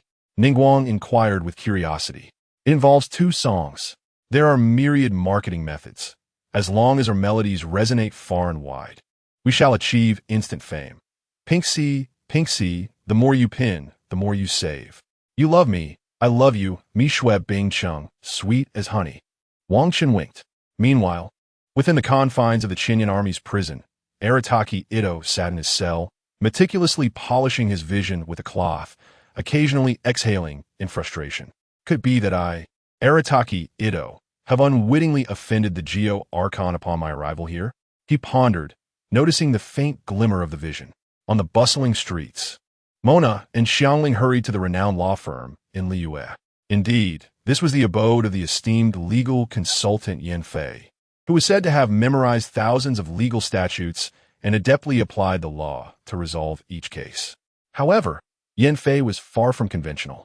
Her style revolved around flexible interpretations within the bounds of legality and morality. Hu Tao clapped her hands, exclaiming with pride. Just then, a young woman approached, adorned with a red ceremonial crown that held back her cascading coral hair. Dressed in a manner that left little to the imagination, her slender waist and fair legs exposed, evoking myriad thoughts. Yet, the white and yellow gradient horns on either side of her head, along with the delicate scales on her wrists and sides, signified her semi-divine heritage. Chapter 71, Kaching. Hey, Yan Fei, over here. Hu Tao waved enthusiastically. I see you. What seems to be the trouble? Please clarify. I'm not adept with family disputes. Yan Fei approached with a gentle smile. Liyue is a harbor that values contracts and commerce, a place where wealth accumulates and flourishes. Merchants from various nations thrive here, creating a vibrant scene, yet also bringing forth numerous disputes.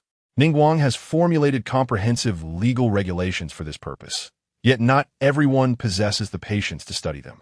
Hence, the profession of legal consultant emerged, with individuals like Yan Fei familiarizing themselves with Liyue's laws to assist those in need in resolving conflicts, earning appropriate compensation in the process. Yan Fei stands out among them. However, even she has her shortcomings, particularly concerning emotional and familial disputes such as divorce settlements, child custody issues, elder care, and severing relationships. No, it's that Xiangling's friend caused a ruckus during the celebration and got arrested, Hu Tao explained while skipping over to Yan Fei's side, grinning. Could you elaborate on what transpired? Yan Fei inquired earnestly. That individual suddenly attacked an antique. Hu Tao quickly recounted the events. I see. This matter need not concern you. Yan Fei replied with a clever smile. Since no substantial damage was inflicted, it hardly qualifies as a major disruption to the celebration. At most, he will be detained for 2 days before being released. That's a relief. Upon hearing this, Mona exhaled deeply. For her, possessing strength is indeed beneficial. Yet when compared to the ideals of the supreme and the great, martial prowess seems a trivial concept. I wonder what thoughts occupy Arataki Ito's mind. By the way, Miss Mona, you hail from Mondstadt, correct? Yan Fei asked. Indeed, Mona nodded. I know your knight, Eula. She once rescued me from the Abyss Order. Yan Fei smiled, hands clasped behind her back. It was during that incident that they began corresponding. Eula, who remembers every detail of the Knight's Code, never adheres rigidly to it, and always manages to find clever logic to navigate issues. Thus, conversing with Yan Fei is particularly comfortable. Eula? She is quite the vengeful person.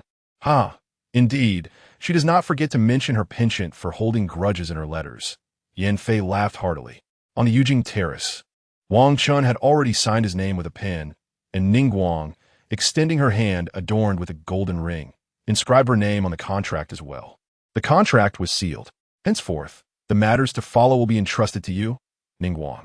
Wang Chen smiled subtly, feeling a sense of triumph within.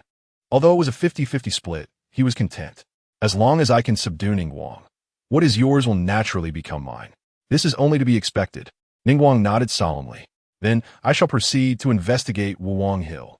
Wang Chen rose and continued. From Wuwang Hill onward, one can reach the boundary, a clandestine realm of life and death managed by the Yensheng Hall for generations.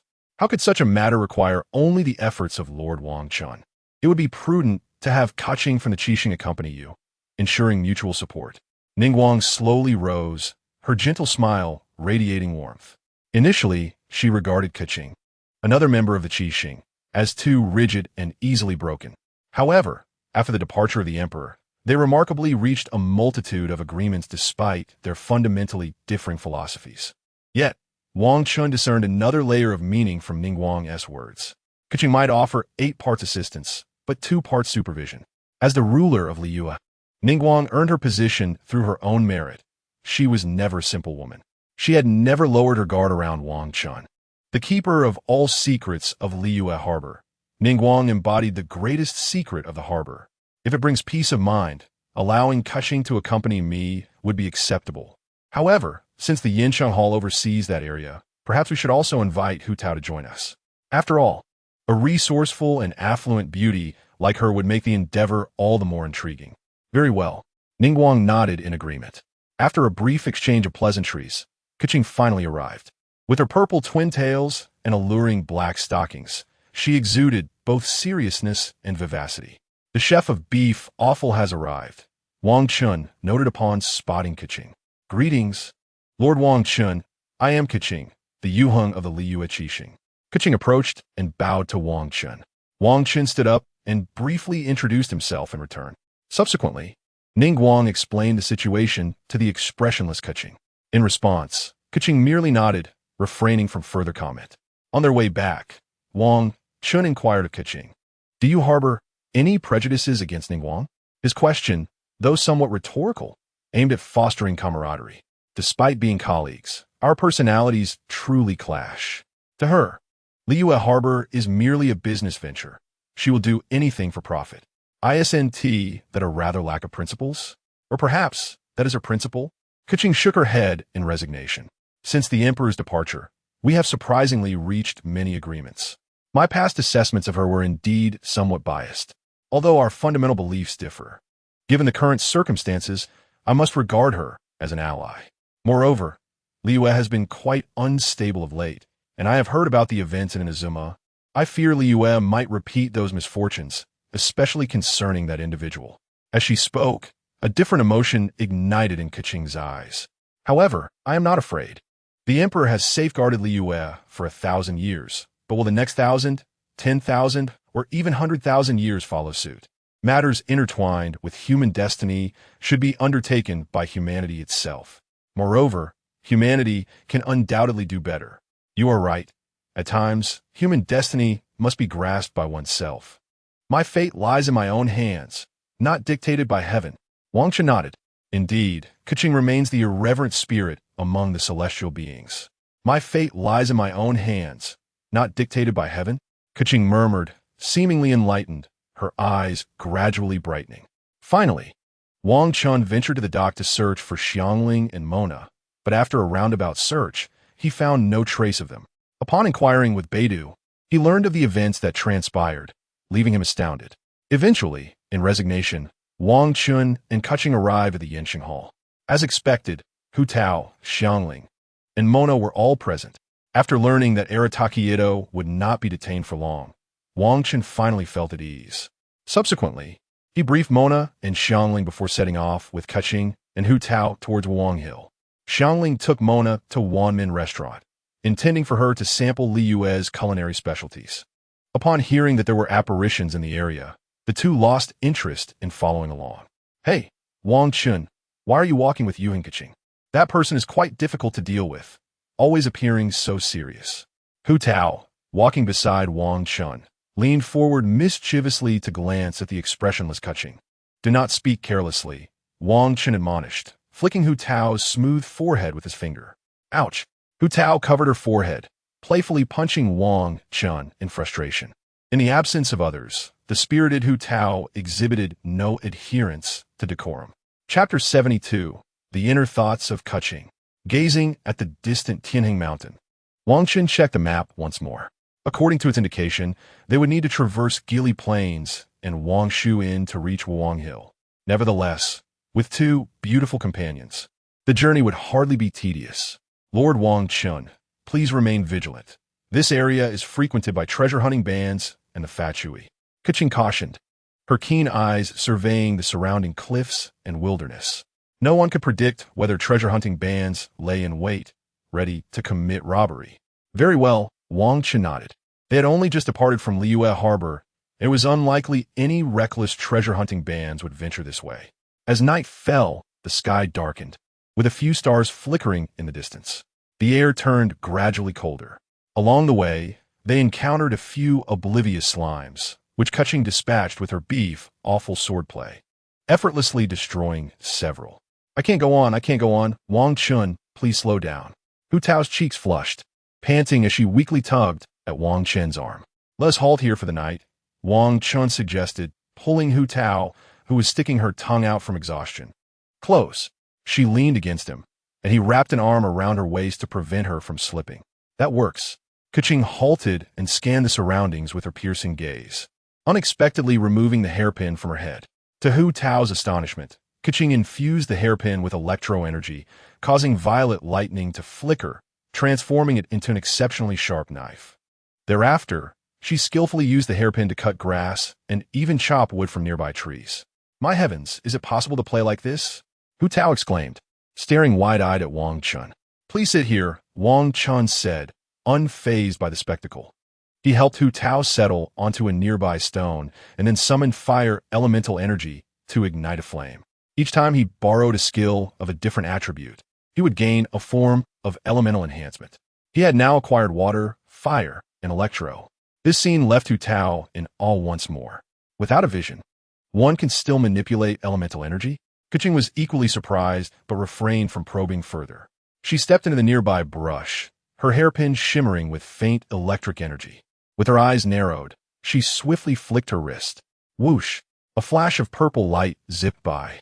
Simultaneously, a mournful cry echoed from the distant thicket. She tossed the chicken aside and ventured out again, repeating the process until she captured 3 plump, wild chickens. Once more, she charged her hairpin with electro energy, making the task of skinning and preparing the prey a mere trifle. Allow me to handle the roasting of the chicken. Wang Chen, having gathered some sunset fruits, approached and deftly skewered the wild chicken, filling their bellies with the fruits. He then placed the skewered chickens over the flames to roast. 2 of them were unstuffed and instead coated with sweet flower nectar, the skin glistening and enticingly red upon roasting. I never imagined Lord Wang Chen would be adept at cooking. I thought he wouldn't be accustomed to dining in the wilderness, Keqing remarked, finding a stone to sit upon while observing Wang Chen roast the chickens. Meanwhile, Hu Tao watched hungrily, her eyes following the golden drippings from the chicken. Are you not the same? Born into a prestigious family, I never anticipated your adeptness in this regard. Wang Chen offered a faint smile. It is difficult to envision that this high-ranking young lady had once pulled carts in the depths of the towering cliffs, helped workers at the South Dock compact the earth, and served in a humble eatery. I merely ventured into the desolate wilderness to broaden my knowledge and hone my will. In the end, Wang Chen roasted the chicken to perfection and presented it to Hu Tao and Keqing. Thank you so much, Wang Chen. Without hesitation, Hu Tao took a bite, only to immediately retract her tongue, fanning herself with her hands in a flurry. In contrast, Keqing was much more polite. She expressed her gratitude and began to tear off a piece of chicken to savor.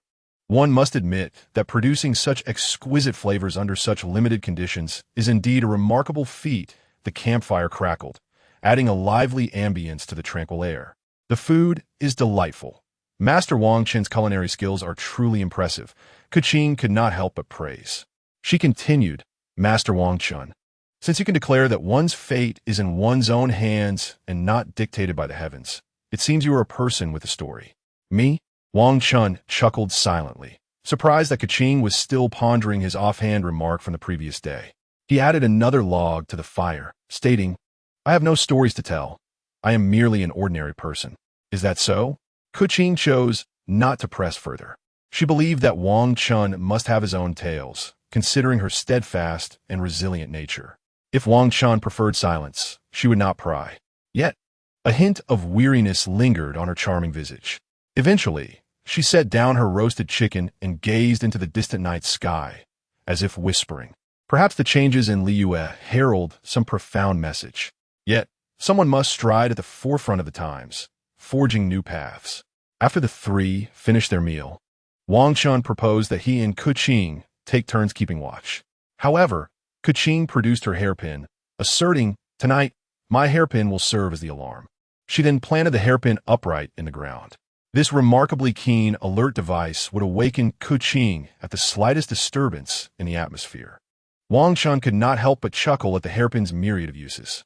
Keqing smiled in return, leaning against the stone wall, and soon fell asleep. After all, she had exerted considerable effort along their journey and appeared quite fatigued. Glancing over at Hu Tao, she had already dozed off, her head resting on a rock. That girl! Wang Chen gently lifted Hu Tao and placed her beside Keqing, where they could find some shelter from the wind against the stone wall. Noticing the thinness of their garments, Wang Chen retrieved 2 coats from his inventory and carefully draped them over the 2 girls. Keqing did not awaken, but instinctively grasped the fabric. Alas, Wang Chen felt a pang of sympathy. Keqing, who devoted most of her energy to Liyue Harbor, often faced opposition from many followers due to her progressive ideals and lack of reverence for the adepti. Such a girl must surely tire from her daily burdens. Chapter 73. The ambush emerged as the morning sunlight was warm, akin to the whispers of lovers. The golden rays cascaded over Liyue's cliffs and ravines, outlining each leaf with a brilliant golden edge. Adjusting her clothing, Keqing opened her eyes to find the campfire extinguished, then glanced down at the garments she wore. Quickly rising to her feet, "When did I fall asleep? And whose clothes are these?" Keqing turned to seize the upright hairpin, wiping the dew from its surface before placing it back in her hair. "You're awake?" Her cheeks flushed slightly, warmth flooding her heart. "Yes, Master Wang Chen. Thank you for your efforts last night. These clothes must belong to you, right?" As she spoke, Keqing neatly folded the clothes and handed them to Wang Chen. Wang Chen approached, offering a cup of water, then took the clothing while also rousing Hu Tao. "Ah, is it already bright out?" Hu Tao poked her head out from under the coat, yawning widely. Her little face bore the remnants of sleep as she struggled to sit up. "Oh dear, but I haven't had enough rest. This humble leader wished to sleep until the sun warmed my backside," though she grumbled. Hu Tao adeptly gathered the clothes and handed them to Wang Chen. In truth, she had awoken earlier, overhearing the conversation between Keqing and Wang Chen. Yet she had merely tucked her head in, hoping to steal a few more moments of slumber. "Thank you, Wang Chen. Indeed, rising early is beneficial for the body. Sleeping late makes one feel adrift." Hu Tao accepted the bamboo cup Wang Chen offered, this time being cautious to blow on it before testing the temperature with her lips. Once the trio had tidied up, they set forth on their journey anew. A gust of wind swept through, causing the remaining embers in the campfire to flicker briefly before plunging back into darkness. Not far away, beneath the stone wall, years of dust were shed as a layer of rubble fell away, revealing intricate mechanical components nestled within. A low hum of interlocking machinery echoed. A faint red glow seeped from the stone wall. In the distance, the 3 were gradually making their way forward. No, to be precise, Hu Tao was swaying left and right, exhibiting an unrestrained demeanor. As they traveled through tumultuous winds and rains, Hu Tao pranced about, humming dark melodies.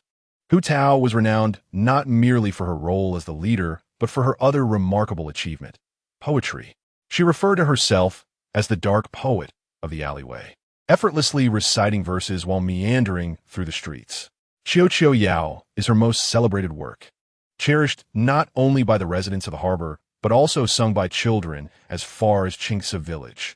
Observing how Hu Tao intertwined herself into her poetry, Wang Chen could not help but feel a few lines of exasperation form on his forehead. She clearly intended to reference the stolid Keqing, yet her words shifted to include Wang Chen instead. "Hu Tao, shall we engage in a friendly contest?" Noticing Hu Tao's increasingly absurd singing, Wang Chen deemed it necessary to interrupt her poetic endeavors. "A contest? Oh, how delightful!" Upon hearing this, Hu Tao dashed over, her eyes sparkling. Having spent countless days in the bookstore, Xingqiu had previously engaged in a poetic duel with her, selecting an auspicious day to visit with gifts in hand. The 2 had harmonized splendidly, composing verses impromptu in the courtyard of the Wangsheng funeral parlor. In response to Xingqiu's meticulously structured traditional verses, Hu Tao consistently countered with cleverness and whimsical language. Her whimsical style bore profound meaning, revealing a rhythm that was both understandable and accessible, surpassing the usual poetry with its catchy phrasing, leaving Xingqiu both amused and bewildered. Although Keqing remained silent, curiosity flickered in her eyes. Ahem. Wang Chen cleared his throat and began to sing. "I have Wu Lang playing the flute. The bright moon sinks into the river at dawn. Xiang Ling cannot be summoned. As the bells chime amidst the clouds, contending with fate, little Hu Tao will not yield. Let the rain wash away the muck, and the wind carry away the fatigue. In a lowly position, feigning ignorance, troubles still come unbidden. The river echoes with laughter, the tides surge on both shores, floating and sinking with the waves, only remembering today. In every line, the land and rivers laugh, the misty rain distant, counting the losses, chasing after loneliness. Upon reaching this point, Hu Tao stared in astonishment, her plum blossom eyes wide. These lines could hardly be deemed related. They were utterly nonsensical, a pinnacle of absurdity. Wang Chen intended to continue, but suddenly, laughter erupted from behind a nearby stone. What the heck are you laughing at? You've given us away. But brother, that fellow is just singing nonsense. Voices emerged from behind the stones. Get out, get out. An irate voice rang out, revealing a motley crew of treasure hunters who stepped forth from behind the rocks. Treasure hunters. Hu Tao hurriedly ducked behind Keqing, peeking out at the blushing faces of the band of treasure seekers. They must have been stifling their laughter.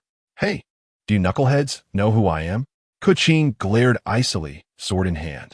The act of robbing in broad daylight is a despicable deed, a manifestation of laziness and cowardice that undermines the intrinsic worth of humanity, something that Keqing abhors deeply.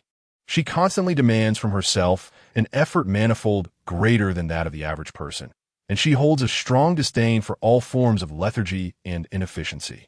Of course, recognition is due. After all, this is Yuheng. A glacial glimmer flickered in the eyes of the masked treasure thieves as one of them chuckled darkly. But what of it? With that, more than a dozen parted ways, clearing a path. A tall figure adorned in a black mask advanced slowly, a sharp blade resting upon one arm. Yet this was not the end, as a shrill laugh echoed nearby. Boom! A blinding flash of lightning illuminated the scene, heralding the sudden appearance of the Lei Shun Yuan mage. Chapter 74. A matter of one step, this situation had become rather precarious. Keqing gestured for Wang Chen and Hu Tao to step back a few paces. The adversaries before her were formidable, at the very least. She felt immense pressure facing the Lei Shun Yuan mage and one of the fire debt collectors, particularly with both of them present. It was truly unexpected for these individuals to conspire together, as if premeditated. However, Wang Chen felt a surge of excitement. I was just lamenting the lack of an opportunity to showcase my abilities in front of Keqing. With such thoughts racing through his mind, a sly grin crept across his lips. It was time for me, the Dragon King, to take charge. The 3-year period had come to an end. Ahem, a narrative interruption. I am unsure of Yuheng's intentions. Let us act decisively and eliminate Yuheng Xing, which would be a great achievement.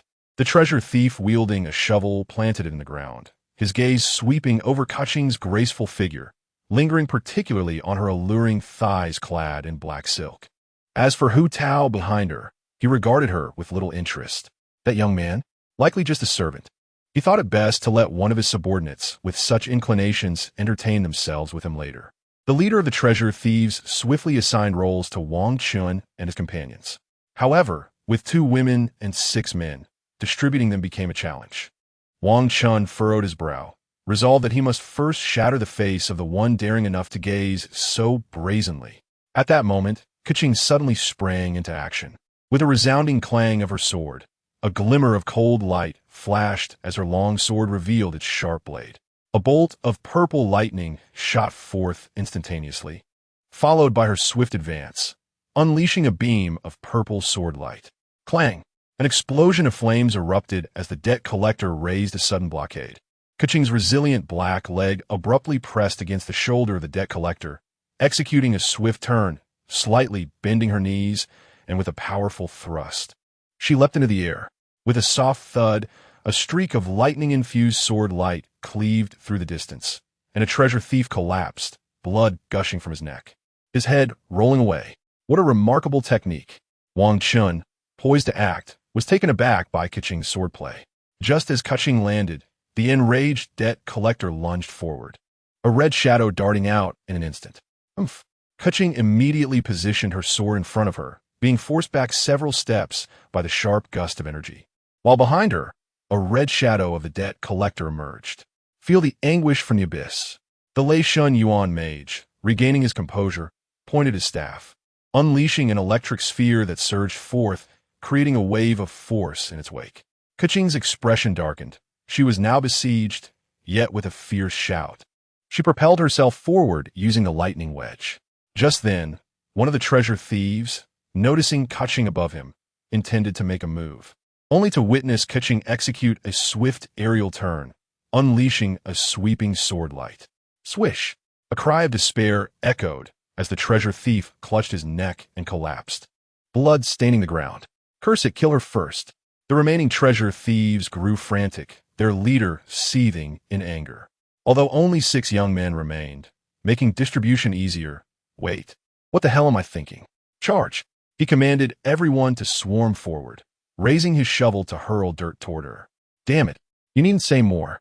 The fire debt collector's voice faltered momentarily. His gaze turned icy beneath his mask as his body blurred and vanished into thin air. The Lei Shun Yuan mage, meanwhile, flickered and reappeared before Keqing, swinging his staff as a circle of lightning rippled outward.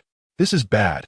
Just as Keqing touched down, she felt a numbing sensation course through her body, the overwhelming force of lightning elements surging through the air, quickly paralyzing her movements.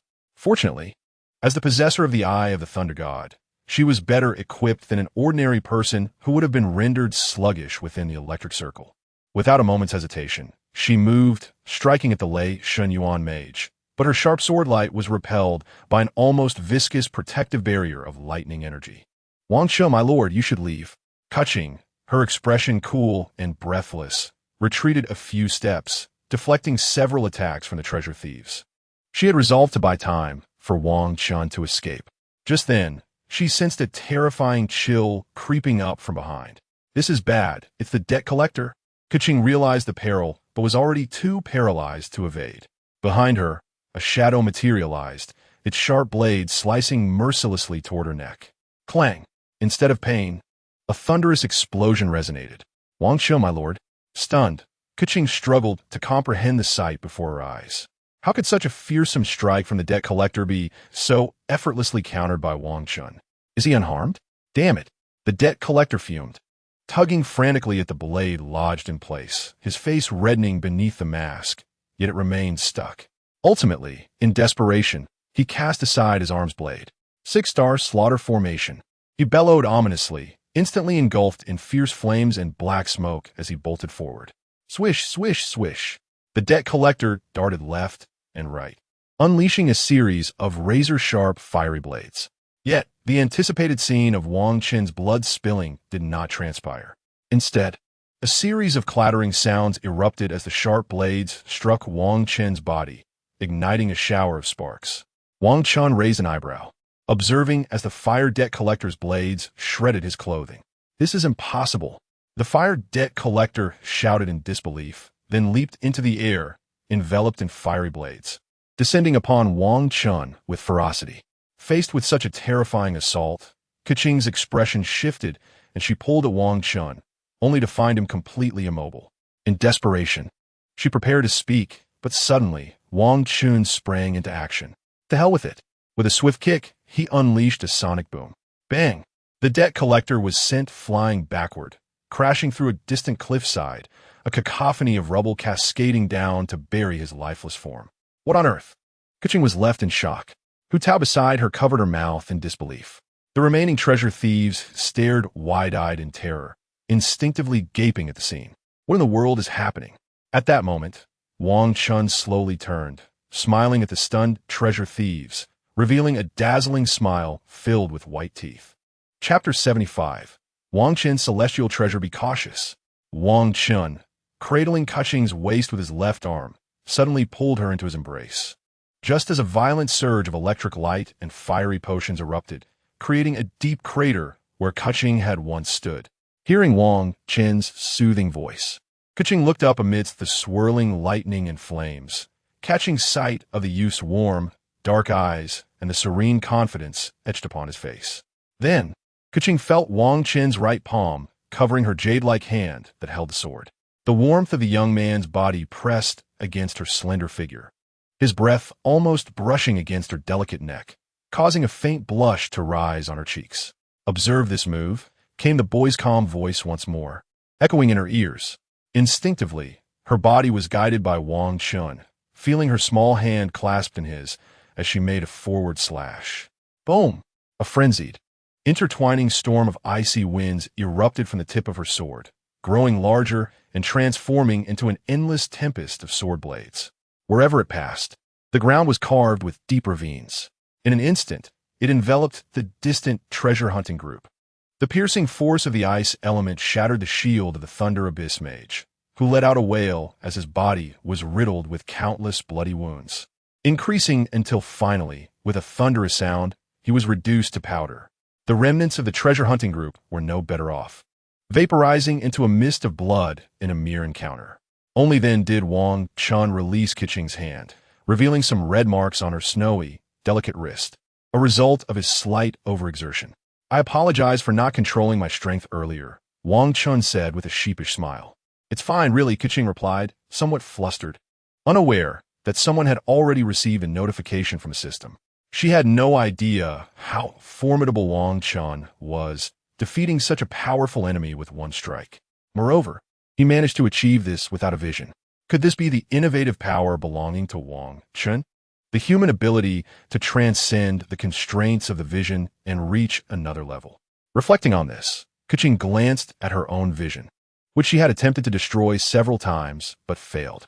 Wang Chen, oblivious to Keqing's thoughts, walked over to Hu Tao and tugged at her. After all, the previous scene was rather bloody, and he feared it might frighten Hu Tao. Sure enough, Hu Tao's face was filled with sorrow and sadness. "Is she in shock?" Wang Chen approached and waved his hand in front of Hu Tao. "Wang Chen, we are from the Yuheng funeral home, collecting money from the living and sending the dead on their way, bearing double responsibilities to satisfy both realms. You've left them with nothing. I thought we would have plenty of business." Wang Chen was at a loss for words. It made sense. Hu Tao, at the tender age of 13, had ventured out alone under the cover of night, carrying a burden of responsibility that was too heavy for her young shoulders. "All right, we've delayed long enough. Let us depart," Wang Chen said, proceeding to scavenge the treasures left by the treasure-hunting group and the Abyss Mage, piling them aside. He summoned the water element to wash them clean and store them away. "Wow, Wang Chen, what do you have in there? How can it hold so much?" Hu Tao had somehow sneaked up behind him, reaching out to feel inside his embrace. "What are you touching?" Wang Chen was drenched in sweat, hurriedly removing Hu Tao's hand, for she was far too mischievous. "You're lying. There's clearly nothing in there. I saw you sneak those 2 items in this morning." With her right hand freed, Hu Tao boldly inserted her left into his layers of clothing and felt something soft. Hearing tales of Liyue's adepti manifesting object from thin air or possessing treasures from the realms. Could this be Wang Chen's way of collecting items? Playfully, she squeezed. "Goo goo." Wang Chen's eyebrows shot up as he hurriedly lifted Hu Tao off his back. Undeterred, Hu Tao, with her eyes gleaming mischievously, lunged at Wang Chen's tattered clothing once more. "Just let me take a peek." "Hee hee, where are you hiding it?" Hu Tao's hand darted down again, and this time it was perilous. "Wow, what is this?" Her plum blossom-like eyes widened in astonishment, but in the next instant, Wang Chen quickly turned crimson and lifted her away. Was this the legendary treasure of the realms, concealing 500 million elite soldiers, or a manifestation of soldiers from beings? Yet, Hu Tao wouldn't let go, even pulling with more strength. "Let go." Wang Chen's head was spinning as he finally managed to pry Hu Tao's hand away. Fortunately, Hu Tao's back was turned to Keqing, who would have surely seen this and left Wang Chen utterly embarrassed. At that moment, Keqing approached, sheathing her sword and addressing Hu Tao. "Everyone has their own secrets. Hu Tao, please refrain from causing mischief. Those with destiny indeed possess their unique abilities." Hu Tao, chastised, promptly stuck out her tongue. It seemed that the stern Yuheng star was indeed difficult to engage with. Wang Chen also relaxed, relieved he didn't have to explain further. Keqing did not inquire further, silently standing to the side. However, Hu Tao's playful antics lightened the atmosphere considerably. It was then that Wang Chen moved behind a rock to change his clothes. Just as he was in the midst of undressing, Hu Tao's voice rang out again, counting 1 client, 2 clients, 3 clients. They're truly a handful. Wang Chen found himself both amused and exasperated. Back when she was merely 13 and not yet the head of the funeral home, Hu Tao managed to handle all affairs meticulously, ensuring the satisfaction of the clients. At such a tender age, she bore responsibilities that shouldn't have been hers. Perhaps she was always meant to be a child. Through Hu Tao's poetic musings, Wang Chen set forth once more. At noon, he gathered some mushrooms. Having been discovered, he generously produced a pot from his belongings, along with various seasonings. He prepared a soup using wild boar meat and mushrooms. Once they had eaten their fill, the three continued their journey towards Wangshu Inn. Chapter 76, Burdened by Karma. In the distance, atop a misty peak, stood a solitary figure. He emanated an aura of danger, his taciturn presence commanding attention, his gaze sharp as a blade. Dark strands of hair swept across his forehead, contrasting sharply with his impassive visage. The cool, ethereal tattoos on his exposed right arm glimmered with a chilling light, while the sleeve of his left arm fluttered in the wind, reminiscent of an ancient battle hymn from a millennium ago. Night was approaching once more. It seems the night is drawing near, he murmured in a low voice. Raising his head, his desolate gaze pierced through the vast distance, surveying the sprawling land of Liyue. The Liyue Archons were numerous, making it a most intricate realm. None could discern that beneath the ancient, weathered stones lay the lurking eyes of beasts, ever watchful. The resentments of the past, unfulfilled aspirations, and the lamentations of the defeated. Remnants of the Archons who fell during the Archon War before the establishment of the Seven Archon system stirred restlessly. They had been vanquished by Morix, suppressed beneath the solid rock. Yet the Archons, being undying entities, left behind not only remnants of consciousness, but also their lingering power and resentment, festering into a miasma that incessantly troubled the living. Hope remains. There may yet be a chance for redemption. As night fell, Wang Chen and the others found themselves once more under the open sky, the distant silhouette of Wangshu Inn and its flickering lights barely visible, yet still a stretch away, their arrival uncertain. Thus they decided to rest. A fire was kindled, and Wang Chen leaned against a great tree alongside Keqing and Hu Tao. The battle that day had indeed exhausted them. Keqing removed her hairpin and planted it into the ground, while Hu Tao, having leaned against the tree trunk, rested her small head and quickly fell into a deep slumber. Go ahead and sleep, Wang Chen said, draping his coat over Hu Tao and settling beside her, while Keqing took her place on his right.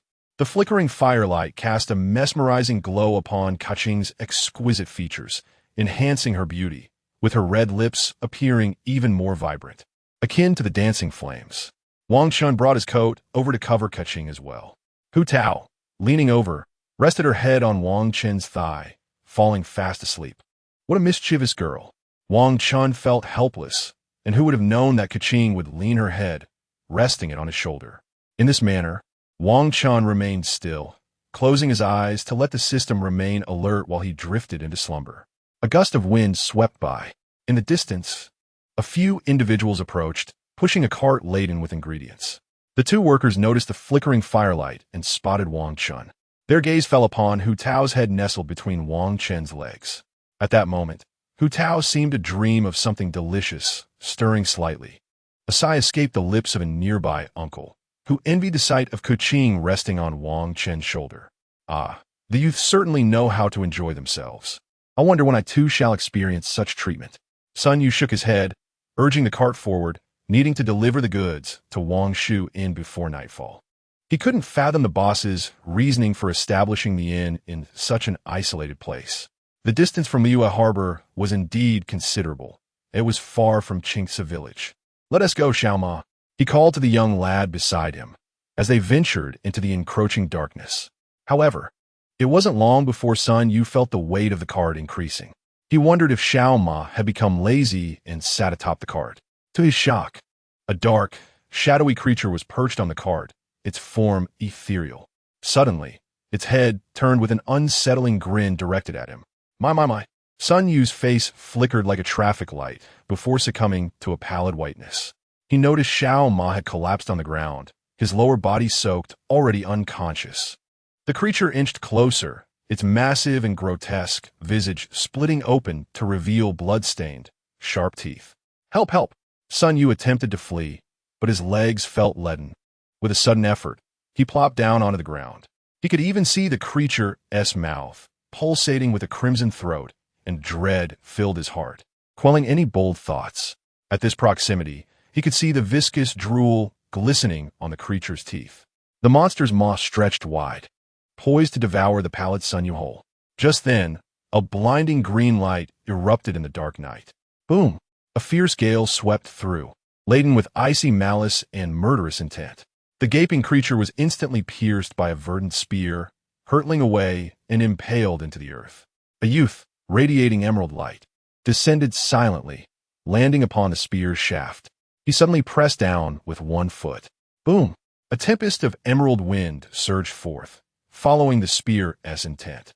Countless translucent green spear images erupted like bamboo shoots after rain, completely perforating the creature's body. Sun Yu was left dumbfounded, his mouth agape in astonishment at the surreal scene. The night enveloped them, the spear glowing with an ethereal luminescence, as a youth stood silently atop the spear shaft. The young man, adorned with a dark green mask, had glimmering emerald eyes peering from the hollow sockets of his mask. His dark green hair billowed in the night, surrounded by a shadowy aura deeper than the darkness itself, with hints of flickering blue radiance. The temperature seemed to plummet, growing ever colder. In that darkness, a solitary youth battled the malevolent forces unleashed by remnants of the demon gods. He was neither a harbinger of prosperity nor a guardian of peace.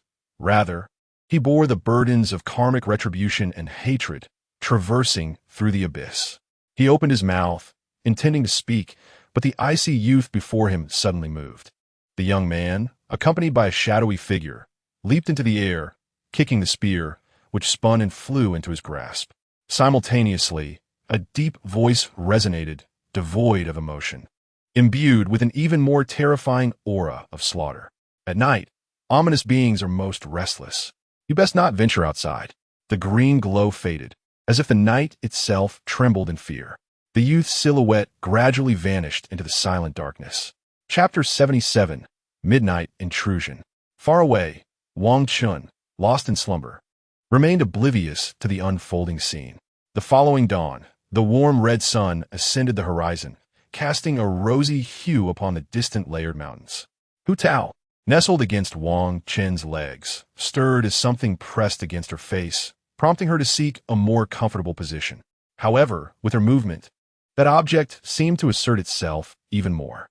Was it Wang Chen's treasure from the realm? Hu Tao, still drowsy, lifted her head, fixated on Wang Chen's artifact. She reached out and grabbed it suddenly. Wang Chen jolted awake, hastily pulling her hand away. As he moved, Keqing also awoke, lifting her head to retrieve her hairpin. Let me see.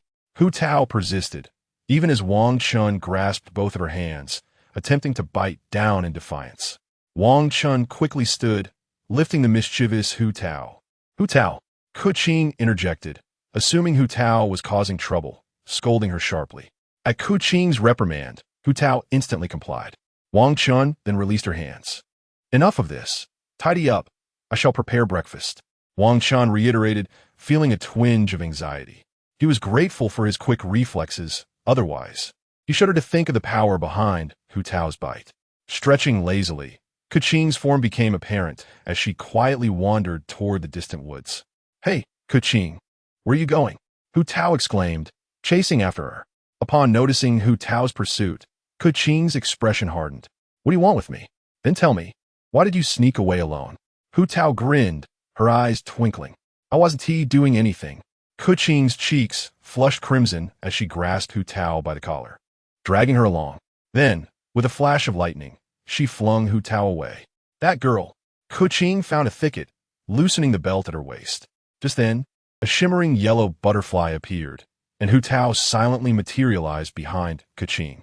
At this moment, Keqing had already discarded her skirt and black stockings, her long, pale legs exposed to the air, seemingly glowing. Then, she removed her undergarments.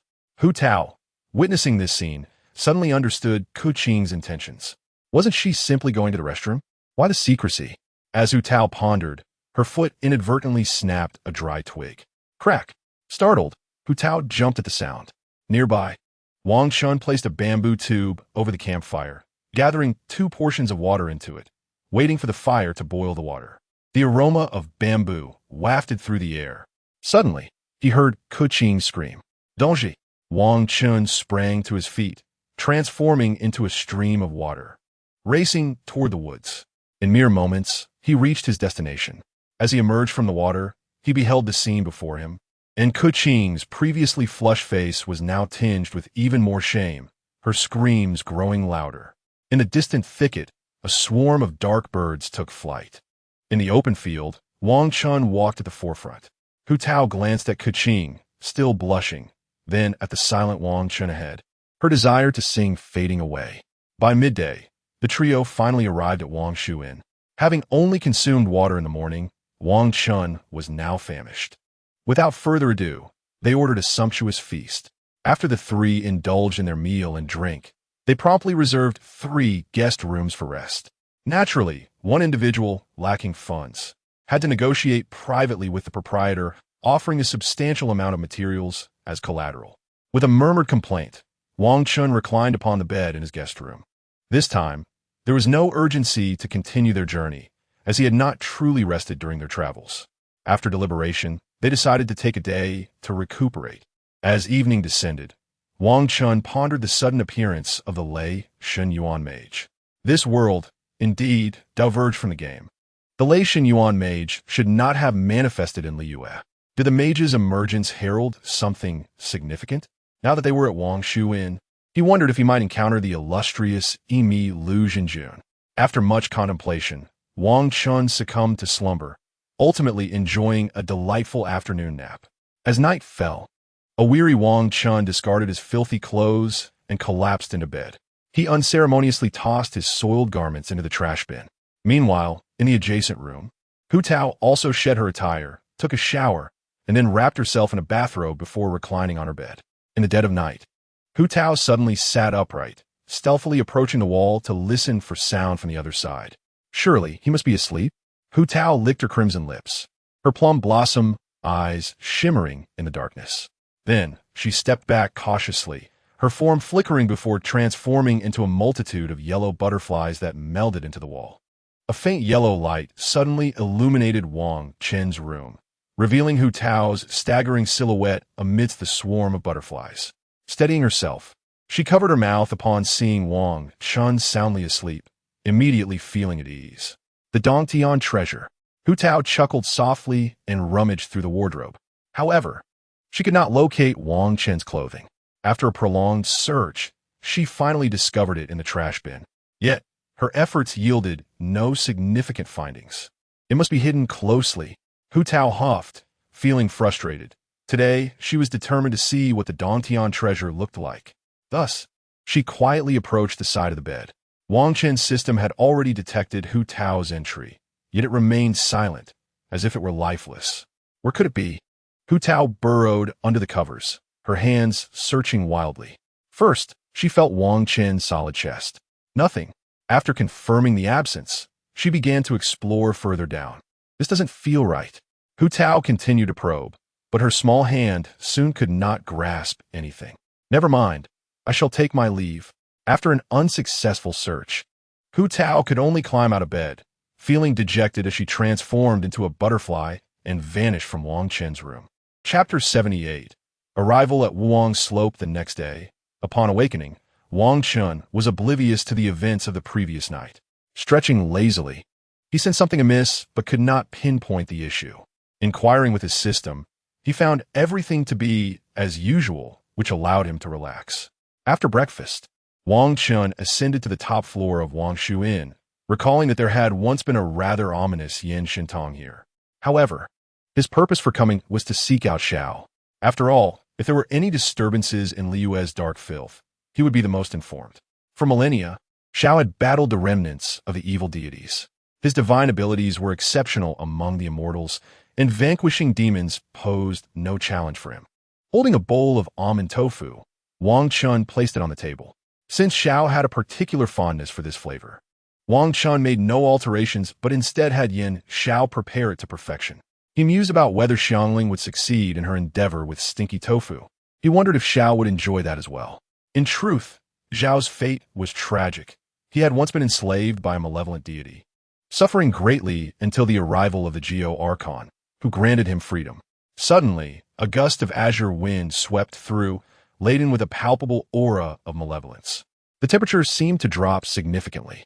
A young man appeared silently at the railing, his gaze cold and taciturn, embodying a silent blade. "You called for me. What is it?" came his low, melancholic voice. Wang Chen was taken aback, surprised that Xiao had arrived without him having to summon him. The tone suggested familiarity. I merely wish to inquire if there have been any unusual movements among the remnants of the fallen deities in Liyue recently." After a moment's consideration, Wang Chen posed a question. He also sensed that Zhao's aura was somewhat off. The burdens of karma behind him seemed to have intensified, affecting the surrounding environment. The power of the fallen deities was immense, and their hatred and obsession were beyond mortal comprehension, as Xiao continuously eradicated the filth that arose from their remnants. He also inadvertently absorbed some of that hatred, which polluted his spirit. Years of accumulated karma could burn the heart and corrode the bones. Judging from Zhao's current state, it appeared he had recently vanquished a considerable number of fallen deities. As expected, Xiao nodded indifferently, his expression unreadable. "Recently, Liyue has been ominously restless. We must remain vigilant. Have you encountered a man in a black robe? He may be the root cause of all this chaos." Wang Chen inquired steadily upon hearing the answer he had anticipated. "A man in a black robe? No, I have heard of the ominous occurrences in Inazuma." Xiao shook his head coldly. "If I encounter him in the future, I will slay him." Despite Zhao's words, Wang Chen remained apprehensive. "Please, do exercise caution and be wary of the fallen deity's resentment tainting your heart." "Understood," Xiao replied, casting a surprised glance at Wang Chen. Only a handful in Liyue were aware of the corruption of the heart by the resentment of the fallen deities. He did not expect Wang Chen to possess such knowledge. Simultaneously, he could not help but think of a certain individual. In a past battle, he had been afflicted by the resentment of the fallen deities. As he lay in agony amidst the reeds, the sudden pain had inexplicably vanished. It was not that he had suppressed the malevolent thoughts himself, but rather a melody had saved him. Although he had never delved deeply into the identity of that person, he harbored a vague answer within. "I will be cautious." In truth, since Wang Chen's arrival in Liyue, he had gleaned information from the local immortals. Now, with the resentment of the fallen deities stirring, it seemed to be responding to some summons or disturbance. Thus, knowing that Wang Chen had once single-handedly saved Inazuma, Xiao held a significant interest in him. When Wang Chen called for him today, he had arrived. In any case, let's prioritize safety. We must head to Wuwang's slope to investigate. Understanding Zhao's cool disposition, Wang Chen continued. "Agreed." Xiao nodded, then turned and vanished from the top floor of Wangshu Inn. After Zhao's departure, Wang Chen glanced at the almond tofu beside him, only to discover that even the plate had disappeared. When did this fellow take it? Confirming that the remnants of the fallen deities in Liyue had undergone a transformation, Wang Chen felt a weight in his heart. What was the black-robed man scheming? What was the purpose behind these actions? Was it merely for destruction? First Inazuma, then Liyue. Would Mondstadt be next? Wang Chen did not believe this individual was so trivial. There must be an ulterior motive behind his actions, although he remained unaware of what that motive could be. For now, his priority was to safeguard Liyue from impending calamities. After all, Ningguang had no second Xuanyu pavilion to manipulate the heavens. After purchasing some ingredients at Wangshu Inn, Wang Chen and his companions set forth once more. As they took to the road, Wang Chen's heart was filled with trepidation. Finally, after some haste, they arrived at Wuwang's slope, though darkness had already enveloped the land. With familiarity, Wang Chen and Kuching chose to rest at the site. In the depths of night, countless souls of the departed wander, the air thick with an ominous atmosphere. Recently, Wuwangpo has been particularly restless. It would be wiser to travel during the day. The flickering campfire cast dancing shadows, as Wang Chen idly prodded the flames. Pondering the strange occurrences at Wuwangpo, where an eerie energy permeated the surroundings. Huda, already weary, leaned against his back, lost in slumber. Suddenly, Kuching sprang to her feet, her gaze alert as she scanned their surroundings. "It seems I hear something. I must investigate," she declared, hesitating momentarily. "You cannot go," Wang Chen exclaimed, startled by her intention. Trapped in his seated position with Huda leaning on him, he could only grasp Keqing's slender thigh. Why? Keqing was taken aback by Wang Chen's reaction, feeling a warmth from his grip that made her cheeks flush. Wang Chen hesitated, suddenly struck dumb. He could not voice the thought that her words resembled those of a character facing imminent demise in a suspenseful tale. Ultimately, he insisted, "You mustn't go. It is far too dangerous here. We cannot separate." After a moment's contemplation, he articulated his reasoning. "Lord Wang Chen does have a point," Keqing mused, recognizing the validity in his words, and she sat back down.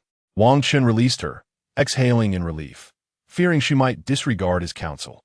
However, he couldn't help but notice the difference in texture between Keqing's silk stockings and Huda's touch, leading him to idly rub his fingers together. Keqing caught sight of this, and her face reddened once more, though the light of the campfire concealed her embarrassment. Chapter 79. The anomalies of Wangpo this night was destined to be tumultuous. Keqing and Wang Chen took turns keeping watch, ever wary of potential dangers. The night was heavy, shrouded in dark clouds that obscured the stars. In the distance, something white flitted through the trees, unmistakably the restless spirits of the departed. Meanwhile, Wang Chen revisited the documents given to him by Ningguang. After some discussion with Keqing, he carefully stored the materials away. Advancing beyond Wangpo would lead to the boundary, a secret realm managed by the Yuan Hall, a place where life and death intertwine. It was said that one could encounter deceased relatives and souls with unfulfilled wishes there. Recently, however, the spirits of Wangpo had begun to stir restlessly, even resisting their passage to the afterlife. Wangpo had long been a site of supernatural occurrences, yet Ningguang had initially dismissed it. She had intended for Huda to investigate, believing she could handle the matter with ease. Only upon Wang Chen's reminder did she take the situation seriously, her perspective shifting under his influence. At that moment, Wang Chen sensed an unusual scent in the air. Glancing at Keqing, who was dozing on a log, he momentarily lost himself in thought. His gaze shifted, and he noticed that the hairpin Keqing had placed on the ground had fallen. His pupils contracted in alarm. It dawned on him that something was amiss. Suddenly, he felt Huda's weight behind him had shifted considerably. A gust of night wind blew, dimming the flames of the campfire. Wang Chen swallowed hard, sensing a presence pressing against his back, a sticky sensation that seemed to slice through his nerves. Slowly, he turned his head, only to be met with the sight of a pale, ghostly visage where Huda had been. The ghost's vacant gaze fixated on Wang Chen, her long hair cascading around him, brushing against his face. The once audacious Wang Chen, who had boasted of his fearlessness, found himself devoid of courage in that moment. It was simply unimaginable. He called upon his system, but to no avail. Drawing a deep breath, he prepared to take action when he suddenly noticed that Keqing had awakened, her expression vacant as she approached him without a sound. "Keqing?" Panic surged within Wang Chen as he realized his heart's connection had faltered, leaving him weak and immobile.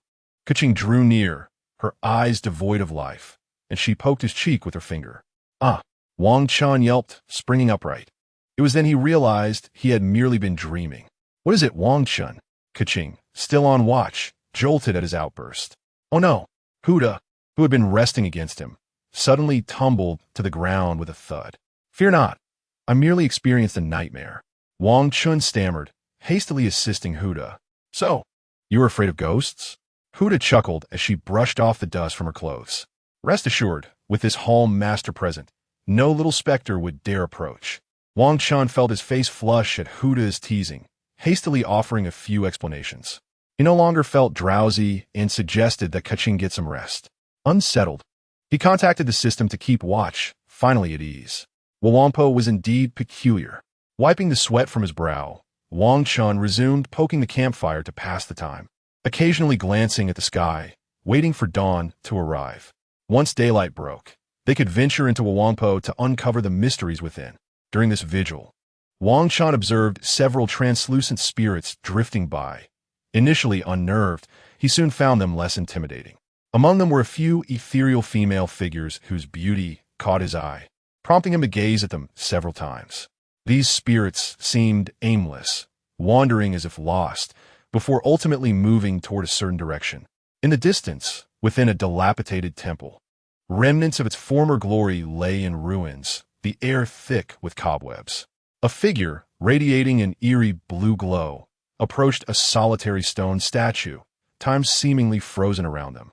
Years passed, thousands of them, yet the erosion of time was a burden even the divine could not withstand, rendering all memories to dust. I once believed that the sights of Liyue would grant you peace, the youth murmured, producing a roasted chihua fish. Noticing it had cooled, he stepped outside to rekindle the fire, clumsily warming the fish over the flames. However, he mismanaged the heat, leaving several areas charred. A frown creased Zhao's brow. He had not anticipated grilling a fish would be so challenging. At last, satisfied that the fish was adequately heated, Zhao extinguished the flames and placed the imperfectly cooked chihua fish beside the statue. I know you may argue that death is merely a means of survival, yet I still hope to see you before me once more. This time, I shall certainly refrain from ordering almond tofu. This was the first time the youth had spoken so extensively. He donned his mask, a serene glow enveloping his slender frame as he made his way into the darkness. Raging waves seek chihua. Snow and wind return to the mountains to vanquish evil. A millennium passes like a fleeting dream. Who still remembers the ancient immortals? Having uttered these reflections, Zhao faded into the inky night. Within the temple, the stone statue of the copper sparrow stood silently in the darkness, enduring the passage of time as if unchanged. Chapter 80. The mobile wallet at last. Wang Chen endured until dawn. Although the daylight in Wangpo bore little distinction from the night, perpetually shrouded in a dim twilight. He extinguished the campfire, consumed a modest meal, and followed Huda's lead as they ventured deeper into Wangpo. During the day, the wandering spirits were scarcely visible. For the wandering souls that linger here, the blazing sun during the day represents the peak of yang energy, which is akin to poison for them. Hu Tao, bouncing ahead, called out, "Hey, you two, hurry up. The boundary is just ahead." She waved her hand, familiar with the terrain. The boundary represents a secret realm of life and death, meticulously managed by the Wangxing funeral parlor through generations. Hu Tao had once waited here day after day for her grandfather. As one of the few living beings daring to linger at the boundary, Hu Tao had, during a certain incident, moved an ineffable deity and thus received the divine gift of an eye that attests to her extraordinary power. "Slow down, Hu Tao, don't get lost." Wang Chen, leaping over vines, called out in concern, fearing for Hu Tao's safety. Keqing wielded her sword, cutting through obstructive branches while remaining vigilant of her surroundings. They were steadily approaching the boundary. In the distance, beyond the boundary, loomed an enveloping darkness. The deeper one gazed, the more unfathomable the eternal blackness appeared. It seemed to be a low-hanging valley, flanked by towering cliffs, with a chilling white mist swirling in between. Within this mist, a vague object could be discerned, resembling a slowly pulsating mechanism, reminiscent of a colossal reactor. Countless white souls, laden with thick, ominous energy, gradually entered this reactor. With each soul that crossed its threshold, the device glowed brighter, and the low hum intensified. Eerie red light flickered, illuminating the valley and causing the white mist to take on a hazy crimson hue. As the souls entered, 3 abyss mages floated nearby, exchanging cryptic conversations while occasionally nodding in acknowledgement. The 3 abyss mages, water, fire, and lightning, spoke in their obscure abyssal tone, adding an extra layer of terror to the already silent and haunting valley. In the distance, a golden-haired youth squinted his azure eyes, scrutinizing the scene. He stood tall, clad in gray attire, with rolled-up sleeves revealing a toned abdomen, and a water elemental divine eye clasped at his waist. Positioned behind a sturdy tree, he utilized its trunk to conceal his presence. The sunlight cascaded down, reflecting a subtle sheen off his metal shoulder armor, causing the sinister eye on his mask to flicker faintly. It was Tartaglia, the mobile wallet of Zhongli. At that moment, Tartaglia's pupils abruptly constricted, and he instinctively stepped back. A figure cloaked in black appeared where he had just stood, observing Tartaglia with surprise at his keen awareness and quick reaction, as if his muscular instincts surpassed his neural reflexes. "A little fellow from the winter country," the cloaked figure remarked with a meaningful smile, his voice devoid of gender. akin to the coldest of serpents. Little fellow, Tartaglia's eyes glimmered with a dangerous light, and he responded with a boastful grin. I am the 11th harbinger of the Fatui. Tartaglia. Upon hearing this, the cloaked figure extended a pale hand to grasp a falling leaf, commenting with keen interest, I am well aware of your identity. From the tender age of 14, you have graced the battlefield, a born master of martial arts, proficient in various techniques of slaughter. So, tell me, are you afraid? Tartaglia chuckled lightly. If that is the case, I must say you truly disappoint me. Afraid? The cloaked figure tilted his head, observing Tartaglia's haughty demeanor with evident disdain. He slowly replied, the 11th harbinger, the weakest among them.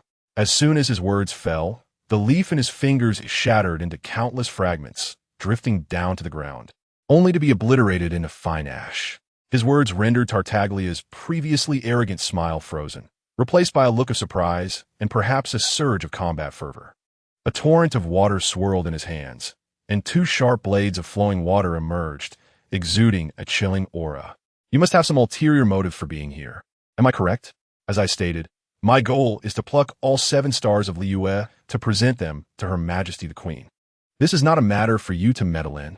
With that declaration, he stomped his foot against the ground, launching forward with his water blades, trailing a cascade of blue water, striking fiercely towards the cloaked figure. Overreaching, the cloaked figure chuckled, remaining motionless. Tartaglia's assault was as swift as lightning, yet when it connected with the cloaked figure's neck, his eyes widened in disbelief. His attack seemed to pass through the figure's body as if it were air. I told you, you are far from my level. The cloaked figure's form fractured into countless tiny pieces, only to coalesce once more as he forcefully pushed against Tartaglia's chest. Dark red fragments erupted outward, propelling Tartaglia several meters away. Thud! His complexion paled as he knelt on one knee. Yet when he lifted his gaze, it was not fear that shone in his eyes, but an insatiable desire for battle. Rising to his feet, Tartaglia flicked his wrist and smiled at the cloaked figure. You are formidable, worthy of my full attention. Prepare yourself. This will hurt. No sooner had he spoken than a multitude of purple lightning surged around him, a tempestuous wind howling as it whipped his scarf about. The ground trembled as the purple-black lightning ravaged the earth, carving deep furrows into the soil, and the sky appeared to darken. Interesting. Are you resorting to your sinister eye? The cloaked figure remained still, observing Tartaglia's every move with keen interest, as one capable of wielding both the sinister eye and the divine eye. Tartaglia seldom employed this power in battle, for the burden of the demonic weapon on his body was immense. It was only worth the risk in critical moments. While the cloaked figure contemplated this, the elemental power gathered by the sinister eye reached an astonishing magnitude. Behind Tartaglia, purple lightning surged, lifting him slowly into the air, intertwined with the blue water swirling beneath him, producing a cacophony. Boom! The blue water enveloped his legs, suddenly expanding as dark armor infused with purple hues materialized, clanking as it fitted snugly around him. The mask drifted into place, concealing Tartaglia's face as he clapped his hands together, then pulled them apart. Boom! Enveloped in purple lightning, Tartaglia was clad in dark armor, a cloak that shimmered like the starry sky billowing behind him. A violent purple aura erupted, forcing the surrounding trees to bend backward. Thud! As he landed, a deep voice emerged from beneath his mask. Your strength is commendable. I too must unleash my full power in response. He beckoned with his hand as purple lightning crackled to life, gradually coalescing into a spear of purple lightning, which he gripped tightly. But do not let me down. With that, Tartaglia raised his head, his body slightly bending, before suddenly transforming into a bolt of purple lightning that shot forth. Boom! His speed was astonishing, carving deep channels into the earth, scattering countless fallen leaves in his wake. In the blink of an eye, Tartaglia surged forward, sweeping out with ferocious force. The cloaked figure's body was cleaved in two, the seamless cut spilling forth dark red fragments, only to rejoin once more. Not bad, he remarked with a mocking tone, tilting his head. Was utterly enraged. With a swift motion of his hand, the spear he wielded emitted a brilliant and dazzling purple lightning. Extreme evil law, devour and annihilate. Upon uttering these words, He forcefully thrust the spear into the ground. Thunderous roars echoed as a bolt of purple lightning, akin to an enraged dragon, surged from the heavens, striking the figure clad in black robes before him. Amidst the violent column of lightning, the edges of the black-robed man's body began to disintegrate rapidly, transforming into black and red shards, only to reform instantaneously. "I told you, this is beyond your capability," the black-robed man chuckled lightly, seemingly amused by the futility of the young master's actions. He then pointed a finger, from which a phantom vortex materialized, distorting the very air around it. Thunderous rumbles ensued as the once ferocious column of lightning began to converge toward the vortex, ultimately being completely absorbed. Furthermore, the violent purple lightning enveloping the young master was entirely siphoned into the vortex on the black-robed man's fingertip. The malevolent lightning elemental power is precisely what I require. I shall take it for myself. Countless purple bolts of lightning gathered, causing the young master's aura to dwindle rapidly. Alarmed, he attempted to retreat, only to find himself ensnared. His mask shimmered with a faint glow, and the demonic armor he wore disintegrated into countless purple sparks, all absorbed by the vortex on the black-robed man's finger.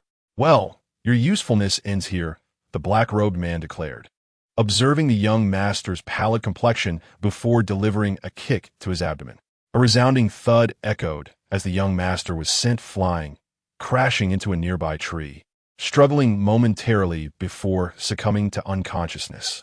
"Ah, the Empress of Zhidongua, I eagerly anticipate the surprises you may bring upon my arrival," he mused before slowly turning away. With a single wave of his hand, the purple lightning power from the vortex surged forth, transforming into a straight beam of light that struck a distant device nestled in the valley. A humming sound resonated as numerous souls were obliterated by the overwhelming lightning power. Yet, with the infusion of purple lightning, the device's operational sounds grew increasingly intense, akin to a rhythmic drumming echoing throughout the valley. "This amount of power suffices. I still require the energy of that toad," he remarked, casting a glance toward the distant woods. "That aberrant one seems to be approaching. It will be prudent to depart. However, once my plans come to fruition, haha." Meanwhile, Wang Chen, hearing the explosive sounds, quickened his pace, suddenly sneezing. He looked up in confusion, sensing someone berating him from behind. "Wang Chen, hurry up," Hu Tao urged, giving him a gentle shove. "Oh, right." Wang Chen shook his head and hastened toward the source of the explosive sounds. After walking for a while, Hu Tao suddenly exclaimed, "Wow, we have a customer." However, Keqing's voice followed. "What nonsense are you spouting?" He merely fainted. Nevertheless, he is no saint. Why not send him away and gain some business? Chapter 82. Rescuing Didier Wang, Chun hurriedly made his way over, discovering that the unconscious figure on the ground was none other than Didier. "TSK, TSK, TSK, Wang Chun mused, surprised to find Didier here. Noticing the black footprints on his belly, it was evident he had been kicked. A hint of hostility flickered in Keqing's eyes as she placed her hand on the hilt of her sword. Wang Chen couldn't help but chuckle at the sight. It was understandable, given Didier's past transgressions in plotting against Zhongli's divine heart and unleashing Osale. Yet under those circumstances, it was the optimal choice to draw out Morix while satisfying his own craving for chaos. Although his actions were reprehensible, Didier held no remorse for Liyue and was merely a pawn on the chessboard, too young and naive, ultimately falling into the trap. A battle occurred here? To placate Keqing, Wang Chun deliberately changed the subject. Surveying the area, he noted the rampant signs of lightning destruction, with many trees charred. Turning his head, he discovered a massive chasm leading into the nearby valley. Keqing, acutely sensitive to the elemental power of lightning, immediately focused on their surroundings. "You scout the area first. Let me awaken him," Wang Chun said, pushing Hu Tao aside. He called upon the system, channeling restorative energy to heal Didier's injuries. Keqing hesitated but remained silent. The mention of herbs was merely an offhand remark from Wang Chun. It would be a miracle if they found any. Though somewhat reluctant, Keqing recognized that as the diplomat of Zhidongua, responsible for relations with Liyue, she could not take advantage of a vulnerable individual. Once the two had moved away, Wang Chen successfully revived Didier. Slowly, Didier opened his eyes, seemingly perplexed as to why he was there. "Who are you?" he asked, sitting up abruptly, wariness evident in his gaze. "I'm a diplomat from Inazuma, here to investigate the matters of Wuwang Hill, and unexpectedly encountered you," Wang Chen explained. He listened intently, instinctively removing his mask, only to find that the once glimmering malevolent I had extinguished. His expression darkened instantly. As Wang Chen spoke, he too noticed Ya's extinguished eye, feeling a twinge of surprise. This malevolent eye, bestowed upon Dia by the Harbinger Pierrot, had been a reward for his victories against fearsome beasts and a testament to countless battles. Yet now it had dimmed, as if its energy had been siphoned away. It was no wonder Dia's demeanor had soured. Anyone would feel discomfort upon witnessing their glory diminished. Finally, after listening to Wang Chen's explanation, Dia stood and performed the highest courtesy of Ji Donghua, thanking him sincerely. Wang Chen reciprocated politely before beginning to probe for more information. Dia, knowing he could not keep secrets, directly explained, "As you have seen, I was discovered by that individual, and we engaged in battle. After I lost consciousness, he seemingly departed. If I recall correctly, there should have been a massive mechanical device there. That man is powerful, but I eagerly anticipate our next encounter." Dia pointed toward the distant valley, yet the area where the colossal device should have been was now empty. "He must have left," Wang Chen observed, glancing in the direction Dia indicated, seeing nothing but white mist. "What a pity to arrive too late. Do you know where he intends to go next?" "No. Dia shuruk, admitting his ignorance. Before I fainted, I vaguely heard him mention something about an aberration approaching and something about a toad." As he spoke, Dia cast a fleeting glance at Wang Chen, his initial suspicion dissipating almost instantly. Upon closer inspection, Wang Chen did not resemble the aberration described. Wang Chen felt a headache coming on, pondering the identity of the black-robed man. However, he soon realized who the toad referred to: the Lord of the Abyss. Chapter 83. Were my clothes? "Well, I've said all that I needed. It's time for me to depart," Dia remarked, noticing Wang Chen lost in thought. Chuckling softly, he raised his head to gaze at the vast ravine below, a flicker of fervent battle intent igniting within his eyes. It is precisely through the experiences of dancing between life and death that one can truly comprehend the preciousness of life. Death is an unchanging constant, while life is what brings forth transformation. I eagerly anticipate the opportunity to enhance my skills in the next battle. I intend to conduct an investigation here for a while. Without a doubt, Dada Duck is likely contemplating finding someone to engage in combat with. For him, the thrill of battle offers the ultimate experience of conquering formidable foes and enjoying the praise of onlookers. However, this pursuit resembles rock climbing. The exhilaration of combat can also become monotonous. Should Dada Duck relentlessly chase after battle, his threshold for excitement may gradually elevate. The trivial skirmishes would offer no satisfaction, leading him to seek increasingly terrifying adversaries and more perilous battlegrounds. Every year, countless extreme sports enthusiasts pursue ever more exhilarating challenges, resulting in their untimely demise.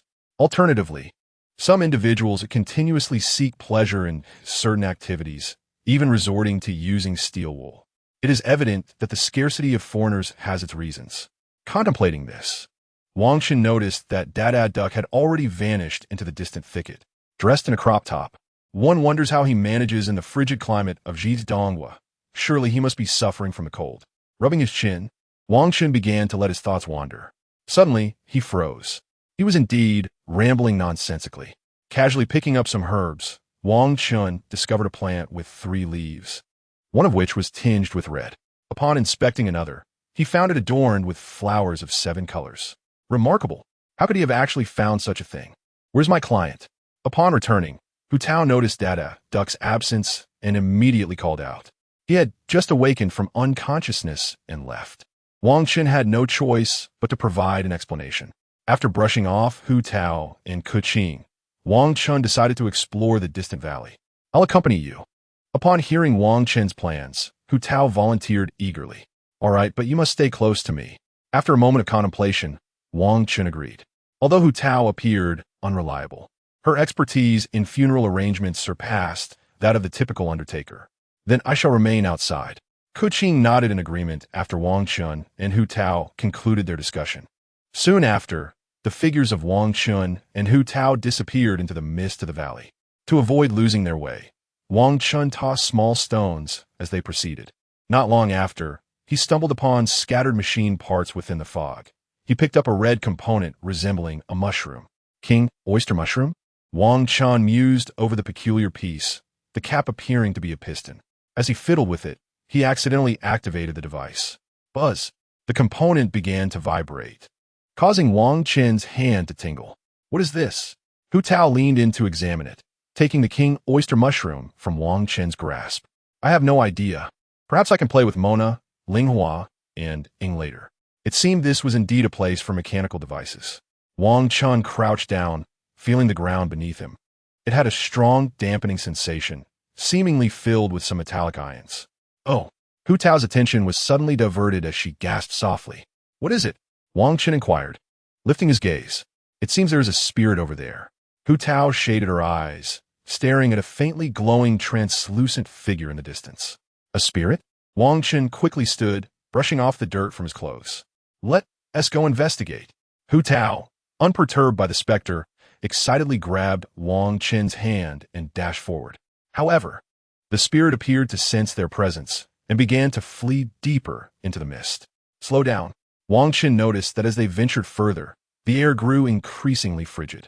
The thick fog rendered their sense of direction nearly non-existent. Eventually, Wang Chen abruptly halted Hu Tao, realizing something was amiss.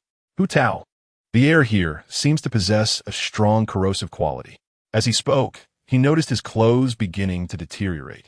Huh? Hu Tao glanced at her attire, alarmed to see the fabric starting to decay. This is my favorite outfit. Perhaps something in the air instinctively feared Hu Tao's constitution, as her clothes had yet to show any signs of wear. However, no one knew how long this would last. Let me store it in my space. Wang Chen patted Hu Tao's hat and clothing. Whoosh! Hu Tao's outfit was instantly stored in his inventory. Hu Tao did not expect Wang Chen to take such action, and she squealed, her face flushing crimson. She was left in nothing but her undergarments. There was no other choice. This was the last resort. Wang Chen's clothing had completely vanished, leaving him without any covering. Yet, he felt a peculiar sensation. If the air were indeed highly acidic, why did his skin feel unaffected while only his clothes were damaged? In front of him, Hu Tao's face was so red it seemed she might bleed, causing her to crouch down and shield her body. There was little difference between being covered and uncovered. Wang Chen chuckled inwardly at the normally fearless girl now in a state of panic. Meanwhile, he silently questioned the system about the situation. Ding! The mist contains microscopic organisms that specifically consume cotton and silk fibers. So that is how it is. Wang Chen immediately felt relieved. Who would have thought that the mist was filled with tiny creatures? The world is truly wondrous. After pondering for a moment, Wang Chen explained the situation to Hu Tao and then helped her to her feet. Those vile creatures. Upon hearing Wang Chen's explanation, Hu Tao seethed with anger, gnashing her teeth as she flailed her arms at the air. Wang Chen grasped Hu Tao's arm, fearing that her outburst might provoke these microorganisms, leading to an amusing yet disastrous fate for both of them. Just then, Wang Chen found himself momentarily at a loss. Hu Tao had pulled him along so quickly that he had forgotten to toss stones. Now, faced with the endless sea of fog, Wang Chen was utterly bewildered. Thank you to all the readers for your gifts. I'm deeply grateful and moved to tears. Without your support, this book could not have come this far. Chapter 84. The Sea Lantern Festival. What's wrong? She crossed her legs, arms crossed over her chest, and pouted. A cold breeze swept through, making her shiver again. I ran too fast and forgot to throw stones. Turning back, Wang Chen scratched his head awkwardly. At that moment, he felt a chill beneath him, but there was no alternative. You're not allowed to look. Hu Tao quickly pressed herself against Wang Chen's back, attempting to evade his gaze. All right. Wang Chen turned away, feeling the delicate warmth of the girl's skin against his back, an indescribable comfort washing over him. What should we do now? Hu Tao asked, glancing around in search of something to cover herself. Let's walk a bit and see. Wang Chen had no choice but to respond this way. Subsequently, the two of them proceeded forward.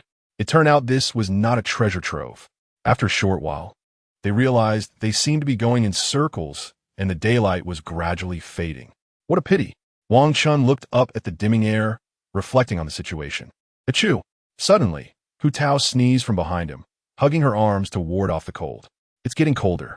We can't keep wandering. It will tire us out and lead to rapid heat loss. We should find a place to rest. Hearing Hu Tao sneeze, Wang Chen replied, All right. Hu Tao was already beginning to shiver from cold. The two individuals embarked on a quest and eventually discovered a somewhat narrow space beneath a cliff. Why don't we girls have such amusing things?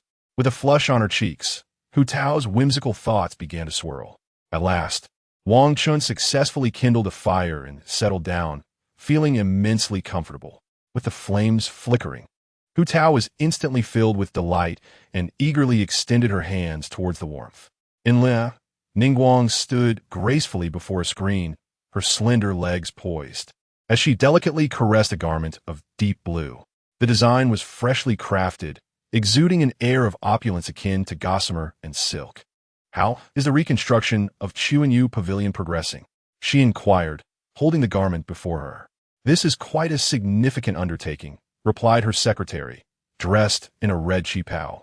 With a smile, I still vividly recall my first ascent to Chuanyu Pavilion, standing at the edge of the high platform, gazing up at Liyue Harbor. My endeavor to reconstruct Chuanyu Pavilion is not solely for my benefit. I aspire for it to perpetually hover above Liyue Harbor, overseeing its prosperity. With a gentle smile, Ningguang's eyes shimmered with boundless contemplation before she continued. What are the preparations for the supermarket?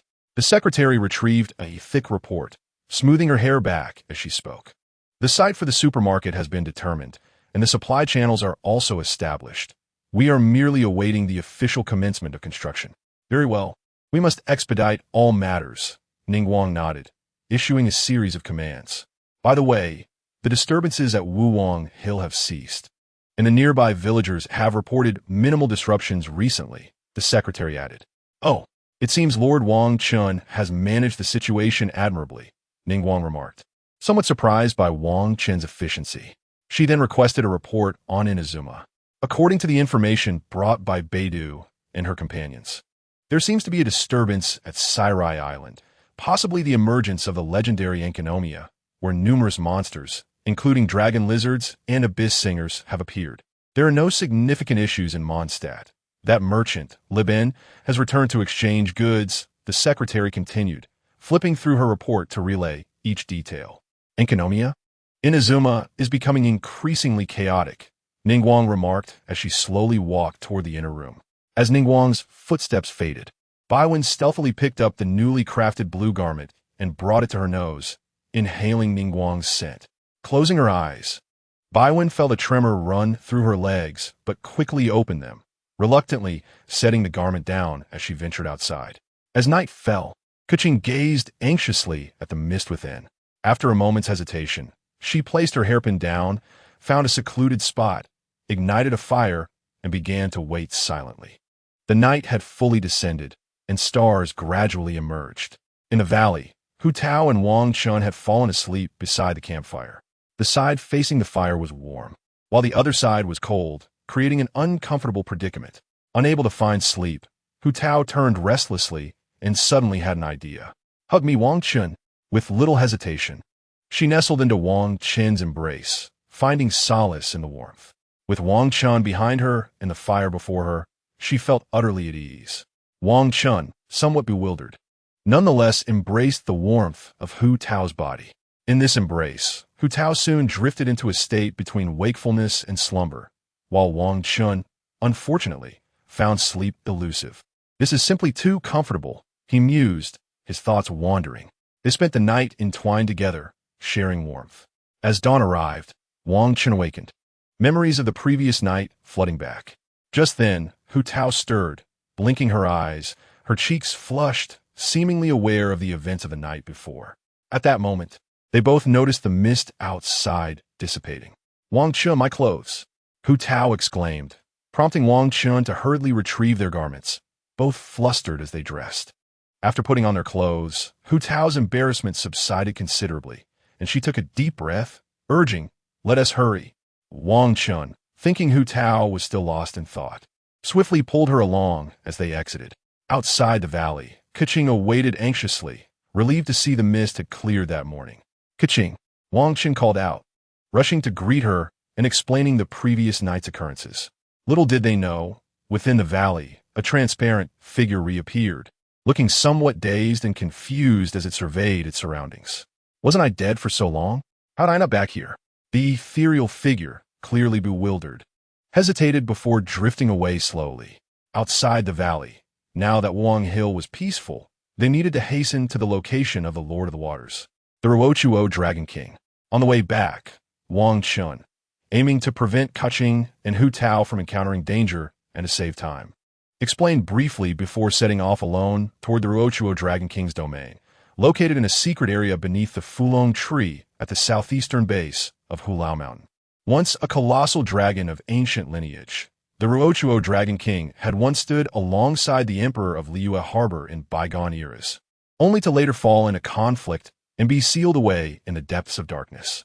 Wang Chen recalled his previous attempt to conquer this domain without the Shield Bureau's leader, bringing only Hu Tao, Xingqiu, and Sucrose, resulting in a hasty retreat in disarray.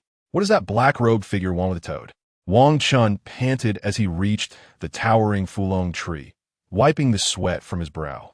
Upon arrival, he discovered chaos surrounding him. Scanning the area, he spotted several treasure-seeking individuals digging about, seemingly in search of riches. Let us inquire with them. Wang Chen's eyes brightened, and he dashed towards them. Not far ahead, a group of masked treasure hunters were fervently at work when they suddenly heard hurried footsteps approaching. Is this kid out his mind? They exchanged glances, bewildered. Typically, those who encountered them would flee in fright. Yet here was someone approaching with intention. Stop! A corpulent man, wielding a shovel, barked angrily. Northwest Xiantian clouds. Crows descend among phoenixes. Two lackeys pulled potions from their pockets, effectively blocking the path. 3 minutes later, Wang Chen clapped his hands, seated atop the back of their leader, playfully molding the shovel in his hands like clay. Can we converse properly now? Boss, we'll tell you everything. The two lackeys quaked as they knelt, stammering their account. After gathering the necessary information, Wang Chen swiftly dealt with the treasure-seeking bandits, collecting their spoils into his inventory.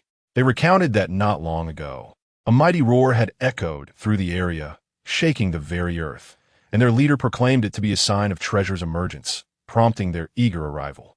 Who knew that the treasure would remain untouched, only to encounter Wang Chen, this harbinger of calamity? However, according to their accounts, it seemed they witnessed a remarkably enchanting woman wielding a talisman, engaging in combat with a figure cloaked in black. Before departing, she uttered some cryptic words, as if proclaiming, "Since you bear the burden of Qiong Huai, the sorrowful loneliness of the heart, and distance yourself from the mundane world, I shall compel you to enter the realm of the ordinary." The two spoke these words after much effort. Shenhe? In an instant, Wang Chen recognized her identity. Shenhe was the scion of a demon-hunting lineage, raised by the esteemed Jun of the Liyun sect due to certain circumstances. Calculating the time, it would not be long before miHoYo would unveil Shenhe, yet regrettably, these players had yet to summon her, while he had already grasped her essence. No, he had come to see Ruo Tuo Long Wang. Shaking his head, Wang Chen dismissed his frivolous thoughts and hurried to the base of the Fulong tree, where the outer seal had significantly weakened. He traversed through this layer of seal and ventured inside. As expected, in the distance lay a colossal yellow figure, prostrate. Yet its aura was alarmingly feeble. Wang Chen, shifting between reality and illusion, approached and discovered that Ruo Tuo Long Wang seemed to have had a substantial portion of its primordial power siphoned away, but there appeared to be no other significant harm. With years of absorbing the power of rock elements and drawing strength from the earth's veins, it should be able to recover to its former glory. Just as Wang Chen breathed a sigh of relief, he suddenly sensed an unusual elemental force coalescing in the air. This was the ice element. His heart raced as he followed the trail of the ice element to a secluded corner of the cave, where an opening seemed to lead to another realm. Without hesitation, he stepped inside. The light dimmed, revealing an exceedingly long corridor. After traversing for a while, Wang Chen felt the ice element in the air intensifying. Most noticeably, The temperature in the air had dropped significantly. Suddenly, his vision brightened. Wang Chen discovered a modest cave ahead, where a white-haired woman lay, her snowy locks obscuring one eye, while the rest were braided with a red ribbon. She donned a white garment adorned with gold edges on her upper body and fitted black silk on her lower half, with her skin, revealed at the waist, glistening like snow. It was none other than Shunhe. However, at that moment, her delicate brows were furrowed, and an ethereal beauty was shrouded in an indescribable haze, imbued with the essence of the mundane world. It was akin to the mist of willows, an ineffable quality. This haze concealed the secrets and sincerity hidden within Shunhe, much like the elusive mist in the mountains. Was she injured? Wang Chen felt a surge of surprise. It must be noted that Shunhe was somewhat of a recluse, living alongside celestial beings in a human form. Her exceptional constitution, formidable will, and remarkable talent for celestial arts, combined with years of cultivation and a diet of divine herbs, endowed her with extraordinary physical prowess. What sort of poison could have afflicted her? In a moment of daze, Shunhe suddenly opened her eyes, staring blankly at the unexpectedly intruding Wang Chen, before swiftly rising. In a flash, she appeared before him with an afterimage and then kissed him directly. Chapter 87. Shunhe, do not be so forward. Wang Chen was taken aback by the abruptness of this blissful moment. No, he had not anticipated that Shunhe had succumbed to such vile poison. At this instant, as Wang Chen embraced her slender waist, he comprehended the black-cloaked figure's words. This poison was exceedingly malicious, given Shunhe's ethereal, celestial-like demeanor. To find herself in the embrace of any man would undoubtedly be a fate more dreadful than death for her. How fortunate that it was he who encountered her. Wang Chen shuddered at the thought of her meeting those treasure-hunting brigands outside. As he contemplated this, he noticed Shunhe's breathing becoming increasingly labored. Though she was innocent, the influence of the poison was bringing her torment. Simultaneously, it could be said that an illusory blue figure suddenly detached from Shunhe's body, causing her actions to become erratic, seemingly under the poison's sway. This toxin must inflict excruciating agony. The black-cloaked figure was truly malevolent. Moreover, under the poison's influence, Shunhe had involuntarily unleashed her abilities. This avatar must represent her power. It cannot be allowed to wreak havoc. Wang Chen attempted to intervene, yet his hand merely passed through the ethereal figure. System. Wang Chen urgently called out to the system. However, it remained silent, seemingly feigning death. What the heck? Why did you falter at such a critical moment? Wang Chen widened his eyes in exasperation. System, when will you ever be reliable? What time is it now? Must he witness Shunhe succumb to the poison? System, do not toy with me. Gasping in panic, he realized that if Shunhe awakened, it could lead to despair. This was no time for jest. It was not that he was unwilling, but rather out of concern for Shunhe. Ding! Beep! Wang Chen was taken aback. Thankfully, the system's voice finally resonated once more. Ding! Healing energy has been bestowed upon the host. The system chimed, then fell silent again. But where was Shunhe injured? Wang Chen quickly restrained her and examined her closely. He scrutinized every inch, yet found no wounds. This was impossible. There were clearly no injuries. How had the black-cloaked figure administered the poison? How was he to treat this? Nothing. System, speak up. Observing Shunhe's increasingly pained expression, Wang Chen felt a headache coming on. Time passed slowly. After a painstaking treatment, Wang Chen wiped the sweat from his brow. Noticing that the veil of mist on Shunhe's delicate face had dissipated significantly. Though he was uncertain where she was hurt, he resolved to continue treating her. It was the only foolish method left. As long as he could awaken this innocent girl, that was sufficient. She had already been abandoned by her father, and her background was tragically pitiable. How could she endure such misfortune again? He had to save her. With that, Wang Chen unleashed his healing power. It was not until nightfall that he observed Shunhe's breathing gradually stabilize. Wiping away the sweat, Wang Chen noted that the toxins within her had finally been entirely dispelled. For the moment, he would wait for Shunhe to awaken. Previously, it was mentioned to seek free little gifts for support, and in the past few days, many treasures have supported me, which truly moved me. A little warmth gathered together is an ocean of fervent emotion. I have nothing else to say. Congratulations to everyone on a consecutive windfall of 10 gold. May your wishes come true. Chapter 88. Bathing Shun-He. Wang Chen, recalling that every inch of Shun-He's skin had been tended to by him, felt a sense of discomfort. Thus, he gazed at the spring water gushing from the stone wall and devised a plan. He lifted Shun-He and placed her beneath the spring, while one hand pressed against the wall, summoning a strong concentration of fire element. Before long, the spring water turned warm, and the cave was enveloped in a mist. With one hand needing to maintain the warmth of the water, Wang Chen carefully undressed Shun-He and began to wash her. Heaven knows the posture he adopted while bathing her, but ultimately, he exhaled in relief after drying her off and laid her down on a prepared large coat. Swiftly, he dressed her, but fearing she might feel cold, Wang Chen retrieved another garment from his inventory and laid it over her. She instinctively wrapped her arms around the clothing and fell into a deep slumber. Wiping the sweat from his brow, Wang Chen picked up a stone to block the incessant flow of water seeping through the cracks in the nearby stone wall, finally halting the stream. However, the water that had already flowed left him soaked. Feeling somewhat parched, he raised the stone again to drink a few mouthfuls of the sweet water. Leaning against the stone wall, he wiped the sweat from his forehead. The Ru-2 Dragon King in the cave, deprived of elemental power, lowered its majestic head. It was at this moment that Wang Chen found his composure. Cursed black-robed figure, I shall not let you escape. With such thoughts simmering in his mind, he eventually drifted into sleep.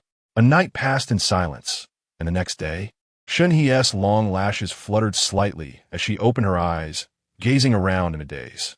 It seemed as though someone had arrived, prompting her to leap forward. However, the events that transpired afterward eluded her memory. Upon realizing this, she noticed the garments covering her were not her own. Startled, she sat up and beheld Wang Chen slumbering beside her. In that fleeting moment, a tumult of emotions surged within Shun-He, her exquisite face, akin to a sculpture of ice and snow, revealing a hint of turmoil. Yet, her body assured her that nothing significant had occurred the previous night. It merely involved some innocent contact. Still, for someone like her, who subsisted on dew and fairies, such an experience was difficult to accept. She felt increasingly distanced from the mortal realm, never anticipating such a calamity would befall her. A flush crept onto her cheeks as she glanced at the sleeping Wang Chen. His features were striking, his physique both balanced and robust, exuding an indescribable freshness akin to sunlight. It was undeniably alluring. This was Shun-He's first encounter with such intimacy, and inexplicably, her gaze towards Wang Chen lacked the initial anger or discomfort. The intoxicating allure of human emotions was, in truth, far more captivating than she had imagined. Even she was taken aback by her own reaction. Her heartbeat quickened slightly, yet these thoughts were fleeting. Having accompanied Lu Yun borrowing Wen Jinjuan for so long, how could her composure waver so easily? In that moment, Wang Chen awoke, meeting Shun-He's breathtakingly expressionless visage, causing his heart to skip a beat. This is it. She won to be overwhelmed with despair. Will she? Just as Wang Chen prepared to speak, Shun-He beat him to it, attempting to mask her own unease. Thank you for saving me. This left Wang Chen momentarily speechless, yet he quickly regained his composure. Rising to reply, it was nothing, merely a trivial effort, just a display of verbal prowess. Truly, it was no great matter. This place is unsafe. Ahead lies the Ru-2 Dragon King. Though it currently lies in slumber, we should depart at once. Seemingly indifferent to Wang Chen's words, Shun-He brushed off the dust from her attire and, with her graceful long legs, stepped out first. Wang Chen followed closely behind. How did you end up here alone? I witnessed your struggle with the black-robed figure, and I feared you might be injured. Wang Chen's ability to fabricate excuses had reached a level of mastery. I see. Shun-He replied with a slight nod to his explanation.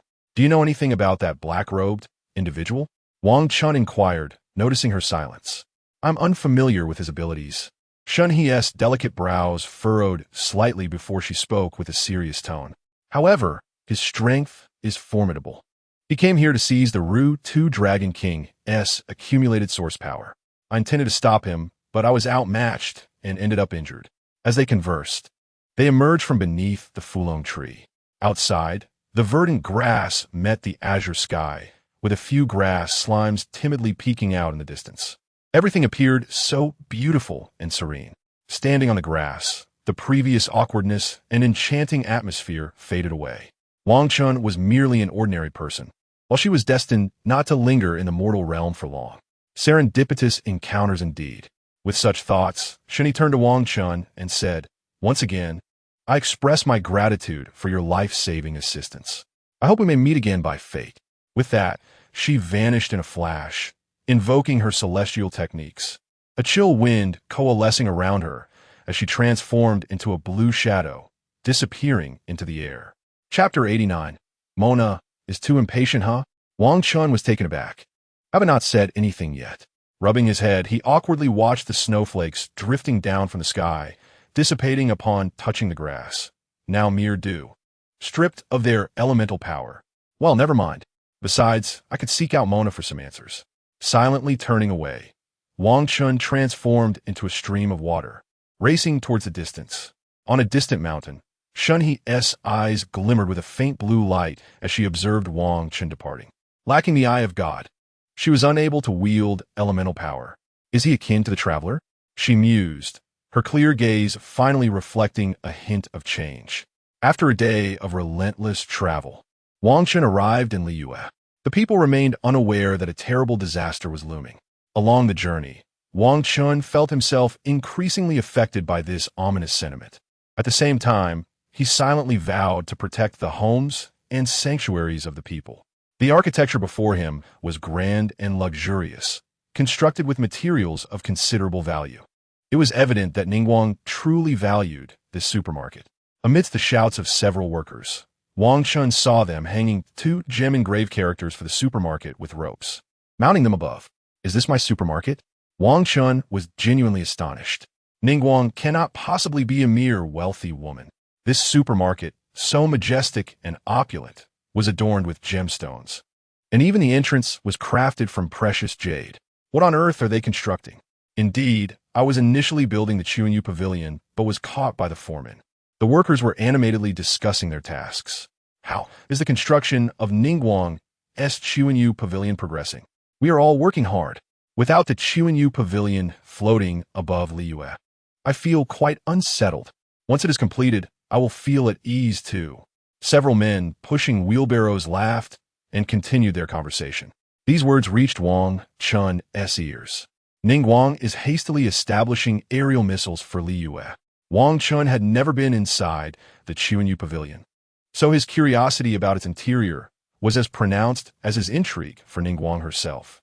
"Make way, kid," the men pushing the carts called out, urging Wang Chen to step aside. "This is Lord Ningguang's construction. Do not linger here, or you might get hurt if materials fall." With that, one of the men pushed past. To him, Wang Chen appeared to be just a curious child. If something were to drop and injure him, that would be troublesome. "Enough." Wang Chen rolled his eyes. "This is my supermarket. They won't even allow me to look." Although he had not spent a single mora, Zhongli was absent, and he had no idea where Hu Tao had wandered off to. Only Mona remained to keep watch. At the entrance of the bustling establishment, Mona was sleeping with her head resting on the table. Thankfully, this was the Wangsheng funeral parlor, where it mattered not if someone was keeping watch. Otherwise, it would have been a wasted trip. Seeing Mona in such a deep slumber, Wang Chen approached and playfully flicked her forehead. The sleepiness vanished from her face, replaced by delight. She quickly sprang from behind the counter and embraced Wang Chen. Wang Chen chuckled, holding Mona. "Hurry, Ningguang has arranged an inn for us," Mona exclaimed eagerly, pulling him along as they dashed outside. "Just in time. I have a treasure I want to show you." Wang Chen immediately recalled that particular component. Generally, I dispatch it on the same day and designate it as a highlighted message, so those who are unable to find it can refer to the essence of the message. I am deeply grateful for the support from all of you, bowing in appreciation, and thank you for the explosive updates and the inspiration capsules of Zhongli for retirement, as well as the gifts from all readers. I'm truly moved and exceedingly thankful, bowing once more.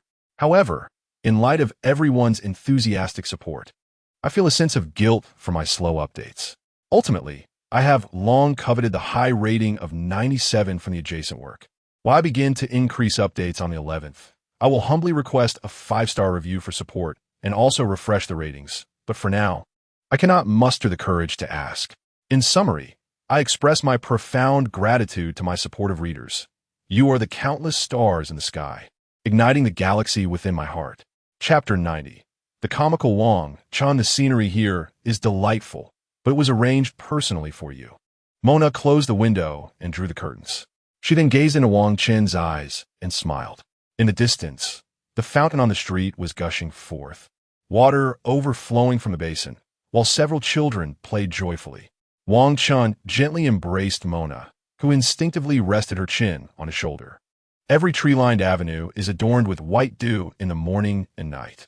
Each person experiences loneliness and coldness. Perhaps it requires the fierce sunlight to dispel the morning dew and infuse a touch of warmth into the mundane morning. With that thought, Wang Chen took out the component from his pocket. What is this? As girls grow up, they naturally take a liking to toys. Upon seeing the component Wang Chen produced, Mona could not help but be captivated. What can this do? Wang Chen felt a warm and sincere affection for Mona. It dawned on her that Wang Chen was quite the playful individual. Their personalities aligned perfectly, for she too was a mischievous girl in private. Wang Chen used his eloquence to recount the amusing incidents of the past few days to Mona. Outside, a gentle breeze blew, and amidst the fountain, children were frolicking, with the clear spring water flowing melodiously, splashing as they played. As night fell, Wang Chen and Mona ventured out.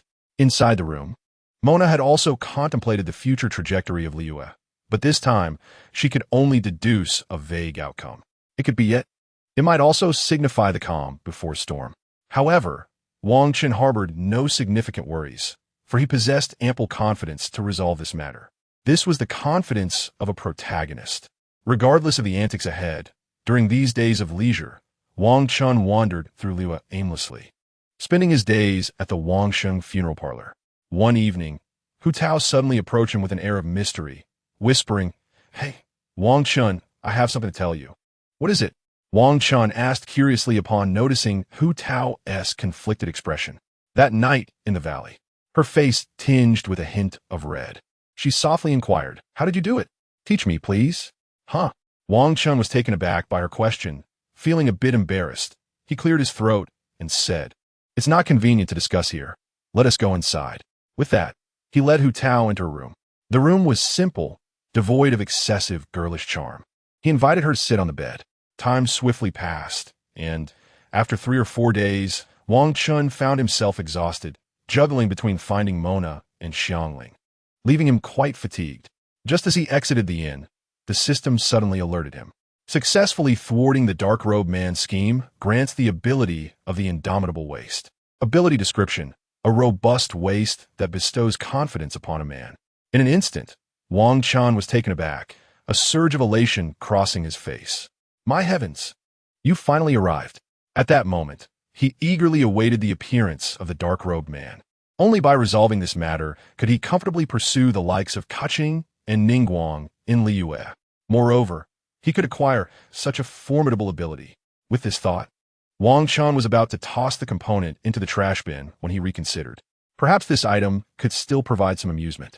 However, what if he crafted something from it and opened an unmanned shop? The sudden spark of inspiration brightened Wang Chen's eyes. Stroking his chin, he began to formulate his business empire plan. Meanwhile, outside Liyue Harbor, a multitude of individuals of various heights and builds were gathering, the Fatui among them. "Dear Executive, why have we been summoned?" The rotund Ice Fatui inquired with a sycophantic smile. "There's nothing particularly special. If you encounter this person, be sure to report to me." Dada Duck produced a blurred image from his pocket, revealing the indistinct figure of the dark-robed man. The crowd exchanged puzzled glances, unsure of the unfolding situation. The image was so vague that one could mistake it for simply a black robe hanging there. Nevertheless, they dared not speak further and obediently accepted the image, beginning to scrutinize it collectively. This matter was reported to Ningguang. No one could decipher why the Fatui were fixated on the dark-robed man. In the days that followed, the supermarket managed by Ningguang was finally completed and awaited the arrival of goods for a grand opening. One day, Wang Chen received news from Baiwen that he would meet Ningguang at Yujing Terrace. Today I will only update once, as I am utterly overwhelmed with tasks. I sincerely apologize. But regular updates will resume after the 11th. Chapter 91. The lilies on Yujing Terrace. On the Yujing Terrace, where the lioli lilies blossomed, Ningguang stood quietly, perusing the information in her hands. News of Li Yue's significant events during these days. Baiwen stood behind her, gazing at the flower bed filled with lioli lilies. The lilies bloomed, pure and unblemished, with dewdrops resting on their delicate stamens. A gentle breeze stirred, causing the blue and white petals to quiver, as two lilies leaned closely together. Baiwen seemed to envision the two tender stamens drawing near, brushing against one another, dewdrops cascading down. Yet as the breeze passed, the lilies instantly parted. How is the inventory for the supermarket coming along? Has it been arranged? Ningguang inquired, closing the documents in her hands. We have already begun sourcing goods from Mondstadt, with Beidu's fleet responsible for Inazuma, Baiwen replied. Nodding, Ningguang handed the documents to Baiwen. Let Ganyu handle these matters. Now we merely await Wang Chen's arrival to coordinate the remaining arrangements. As they conversed, a clamor arose from a distance. A few members of the Qianyuan army were greeting Wang Chen. Gradually, a figure appeared along the winding steps. Lord Wang Chen has arrived.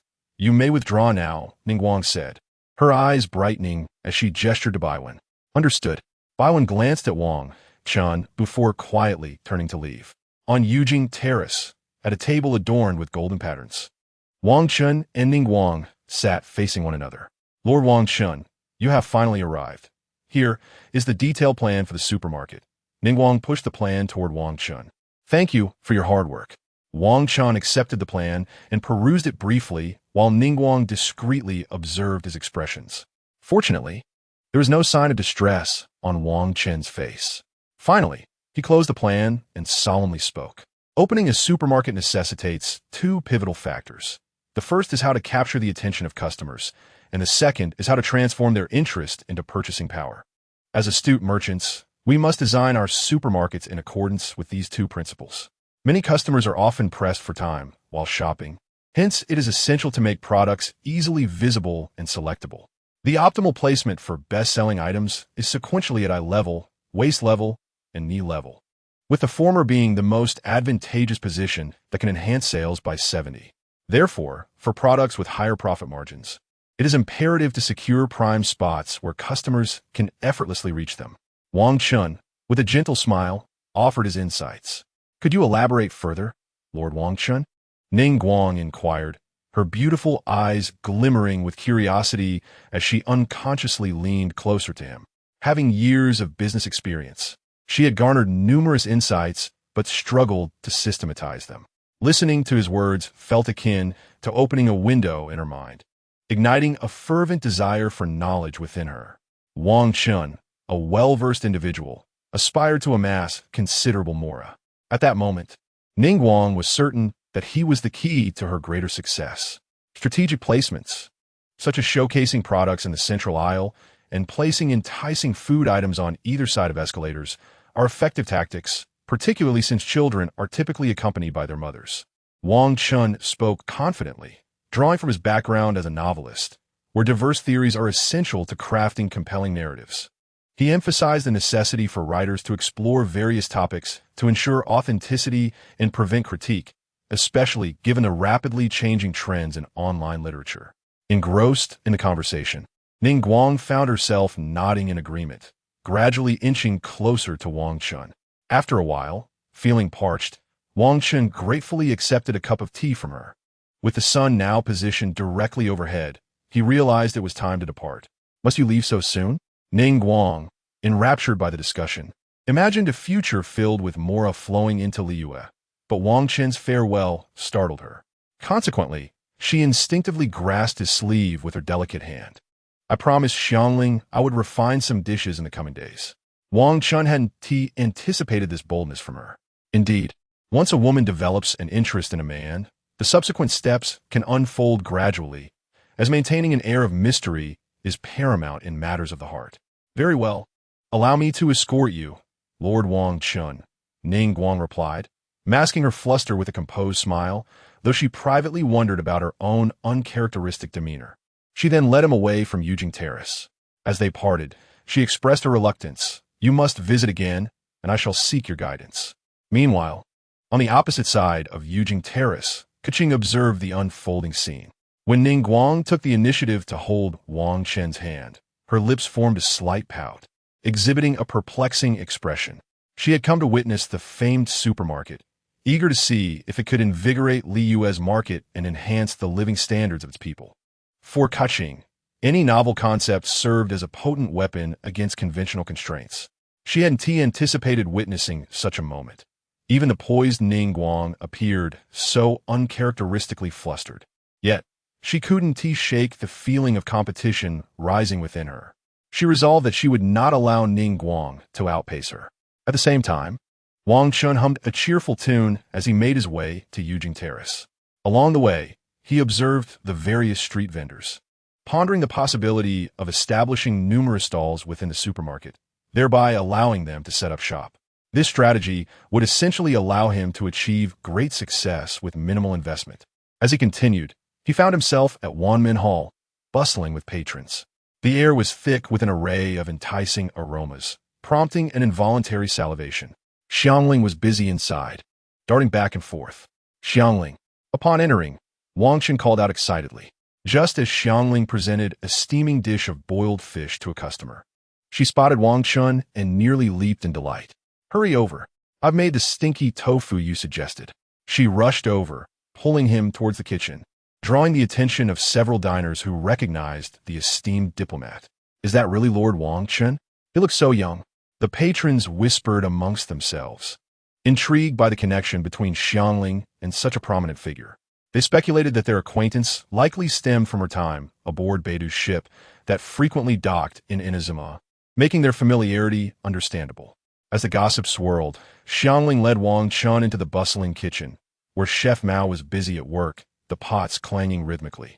Upon seeing Wang Chen, he greeted him warmly, his face beaming with delight. Despite Wang Chen's noble status, he exuded an approachable demeanor, devoid of any airs.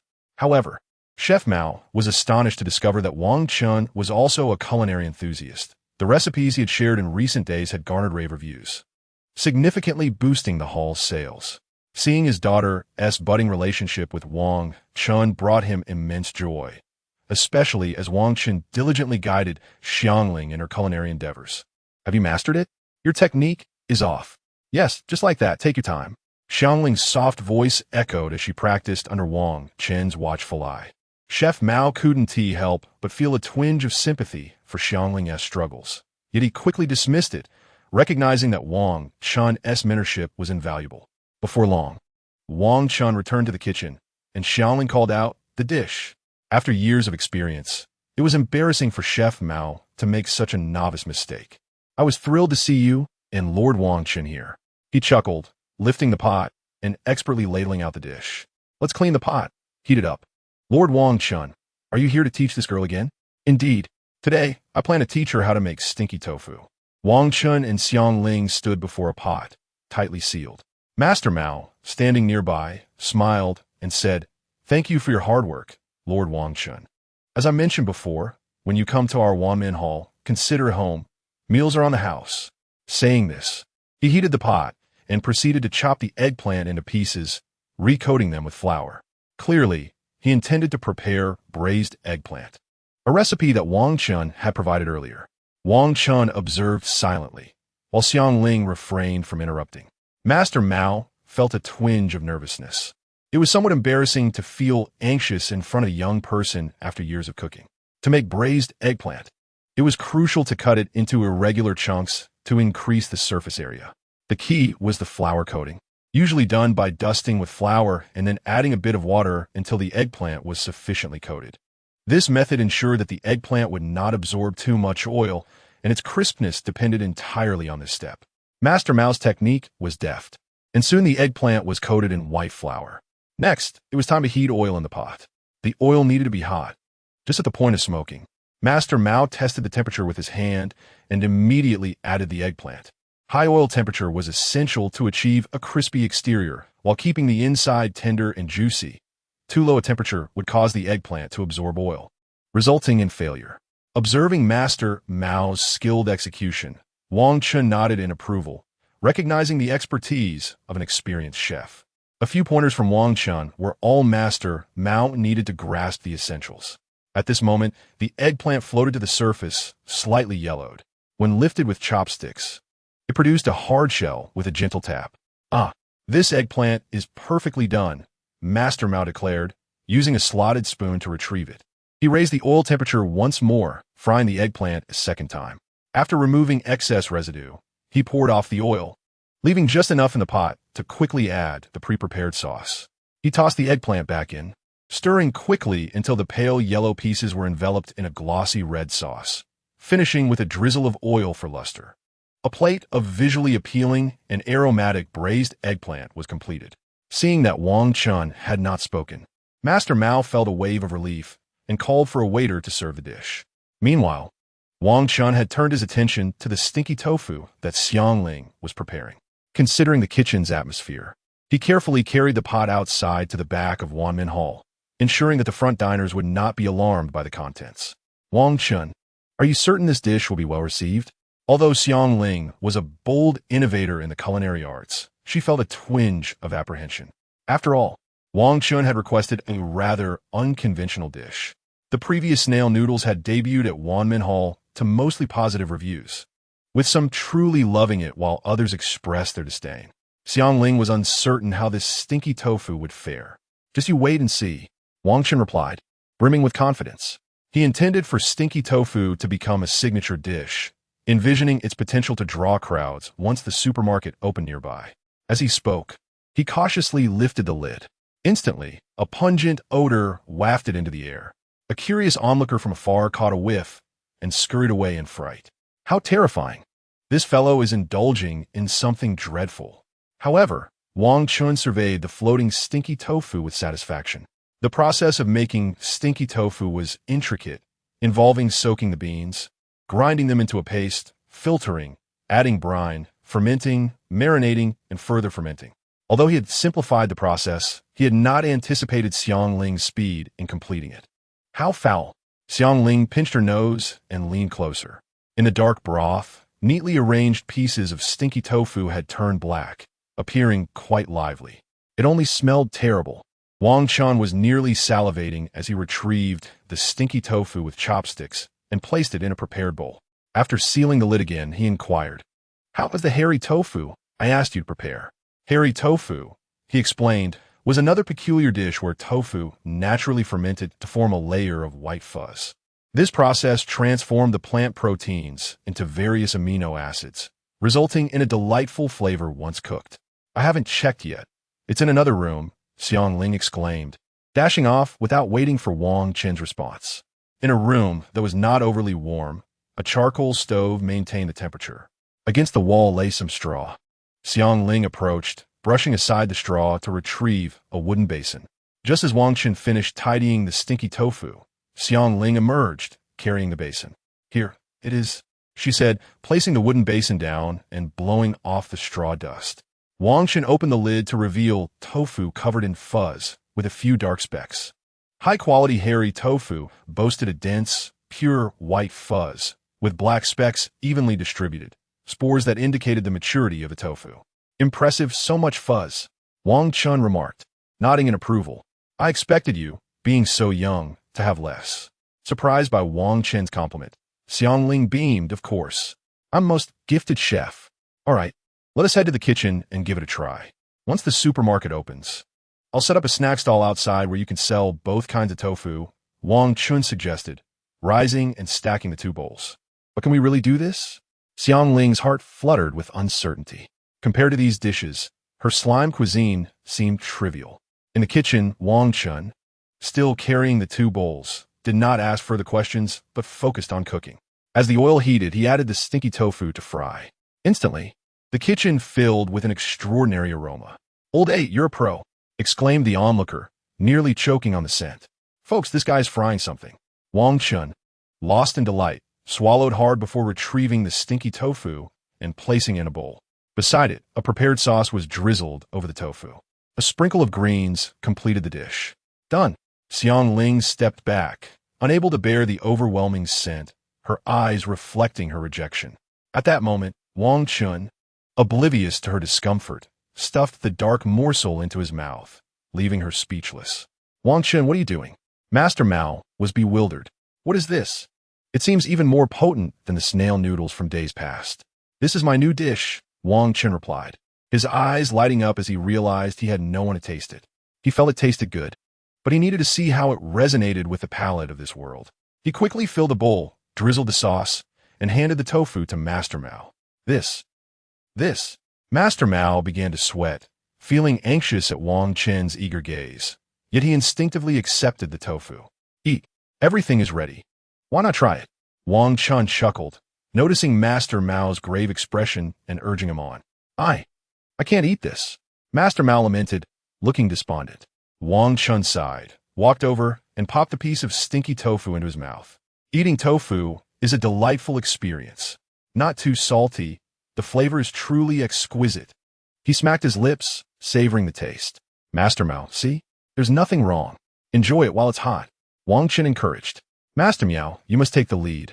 Without your guidance, who would dare to partake? After all, one must be bold in their endeavors. Observing her father still hesitating, Xiangling approached and firmly struck the table, urging, Eat. Why not indulge?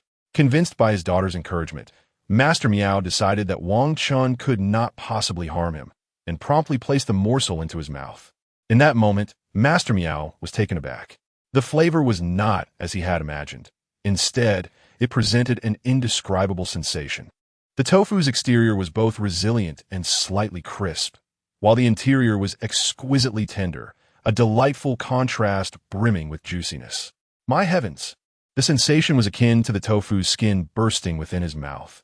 After frying, the exterior was astonishingly crunchy and firm, making it hard to fathom that one could ever combine such disparate descriptors. The interior tofu was saturated with juices, mingling with the sauce, its spiciness complemented by a rich aroma, while the subtle pungency enhanced the complexity of flavors. Master Miao, channeling the spirit of a judge from a cooking competition, exclaimed, Is it truly this delectable? Witnessing her father's delight, Xiangling seized the stinky tofu from Wang Chen's hand and took a bite. Instantly, her eyes lit up. Delicious, she exclaimed, having never encountered such tofu before. Seeing that the two were utterly captivated by the stinky tofu, Wang Chen proceeded to prepare the soft tofu in the frying pan, readying the accompanying dry ingredients. The two began sampling, nodding in approval. Only when the waiter arrived to hasten them did Master Miao reluctantly set down his chopsticks to resume cooking. Wang Chen, I shall begin promoting this dish from today, Xiangling declared joyfully, wiping her mouth.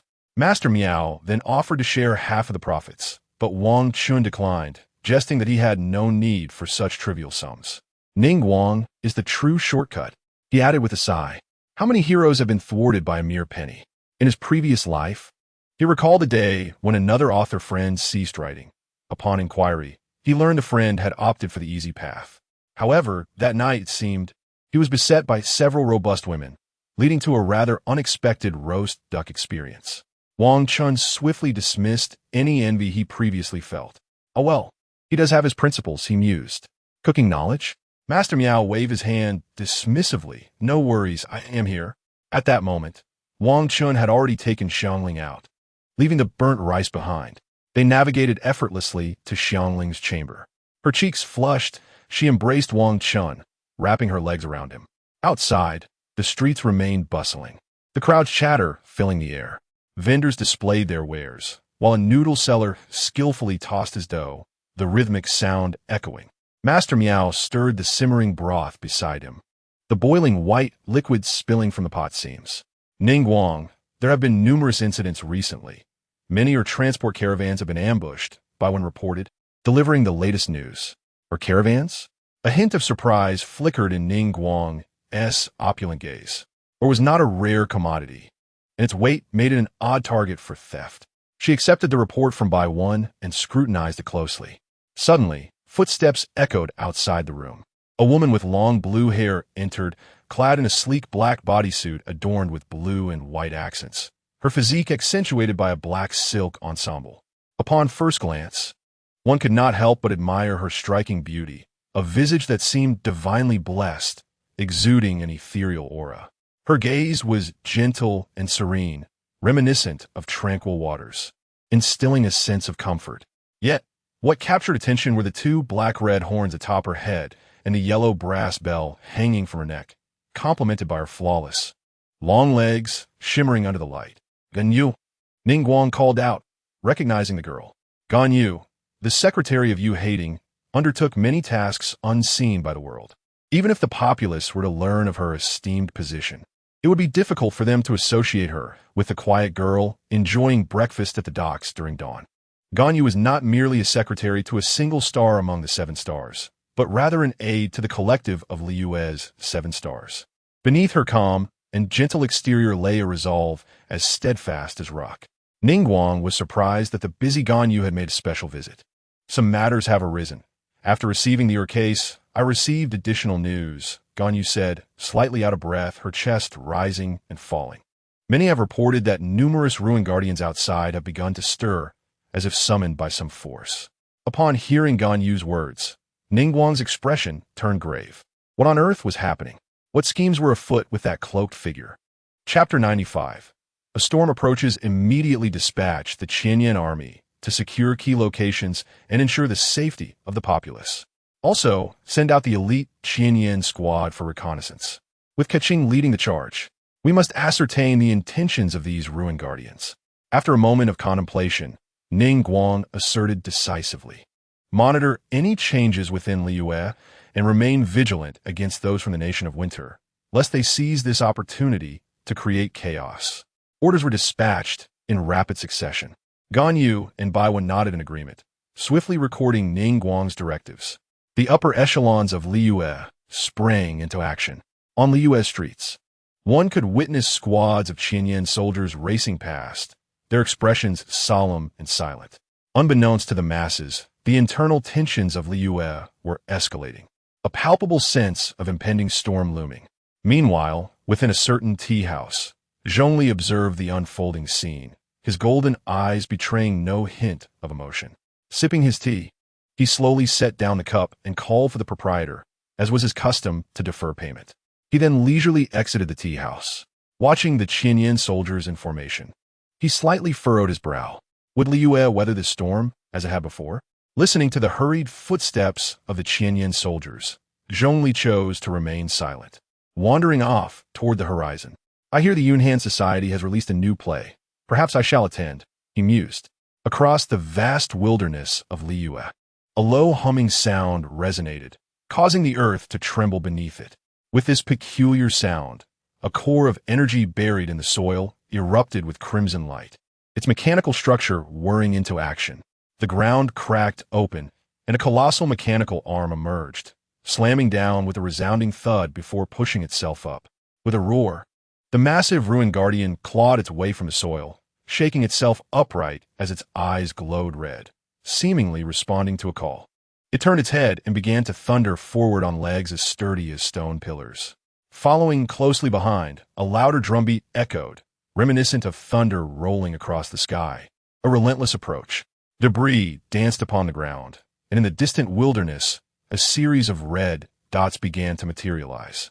A murky shadow approached, growing larger with the resonating sound.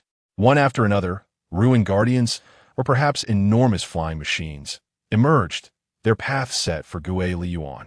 In the very spot where Wang Chen had previously camped, the once hidden mechanical structure within the stone wall was now fully exposed. It was an astonishingly intricate apparatus, with pistons leaping rapidly and producing a cacophony of sounds. Vibrant circles of crimson light flickered with a peculiar rhythm. The figure in the black robe led a throng of monstrous entities, standing beside a complex array of formations. There were a total of 8 formations, resembling concentric circles encircling the enormous mechanical device. Among these 8 circles, 5 abyssal mages wielding lightning attributes stood resolutely, channeling their elemental energy into the apparatus through the formations. The remaining 3 included a diminutive energy entity resembling the Lord of the Thunder Dragons, which lay prostrate within the formation, expelling energy from its gaping maw. Another was a sphere of lightning energy coalesced from the evil eye, crackling with electric force. The last consisted of countless frigid soul's energies. Under the infusion of such colossal power, the mechanical device whirred into motion, its sounds crescendoing. The earth began to tremble. The ground heaved, and countless rocks and soil cascaded down. At that moment, the true form of the colossal mechanism was revealed, resembling a gigantic heart. Its surface was ensconced with mechanical conduits resembling veins and nerves, coursing with immense energy. The esoteric mysteries of alchemy seemed to manifest upon this device. As this heart-like apparatus emerged, it began to emit a rhythmic heartbeat. Thud! The deep thumping resonated with an incredible allure, causing all the monsters that heard it to raise their heads in unison. Their eyes turned blood red, and the elemental forces within them surged vigorously. Excellent. The figure in the black robe nodded in satisfaction upon witnessing the complete activation of the device. With a gesture, countless shards of red and black radiated outward, enveloping the vast machinery. The device began to grow transparent, and soon the entire area was shrouded in concealment.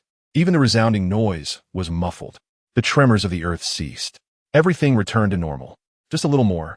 Once the celestial formations I devised are fully realized and the ley lines of Liyue are stirred, that entity should emerge successfully. Despite the unexpected detours, I have obtained what was needed from Inazuma. If I can also secure what is in Liyue, my grand plan will be halfway complete. That scoundrel Wang Chen. Once my celestial formations are successfully laid, I shall see how you will respond. The figure in the black robe snorted coldly. Having lived for so long, he had devised numerous strategies to contend with Wang Chen's formidable prowess. Chapter 96. The Fallen on the Battlefield after uttering these words. The figure in the black robe slowly made his exit. He had not gone far when he abruptly halted, turning to glance behind him. Has he been following me for so long? It is time for him to reveal himself. A gust of wind swept through, lifting a flurry of fallen leaves. The entire wilderness, save for the rocks, seemed eerily silent. The leaves twirled and descended gently. The moment they touched the ground, they were instantly swept up by a stronger gale. A streak of azure light, akin to lightning, flashed forth, carving a deep chasm in the earth.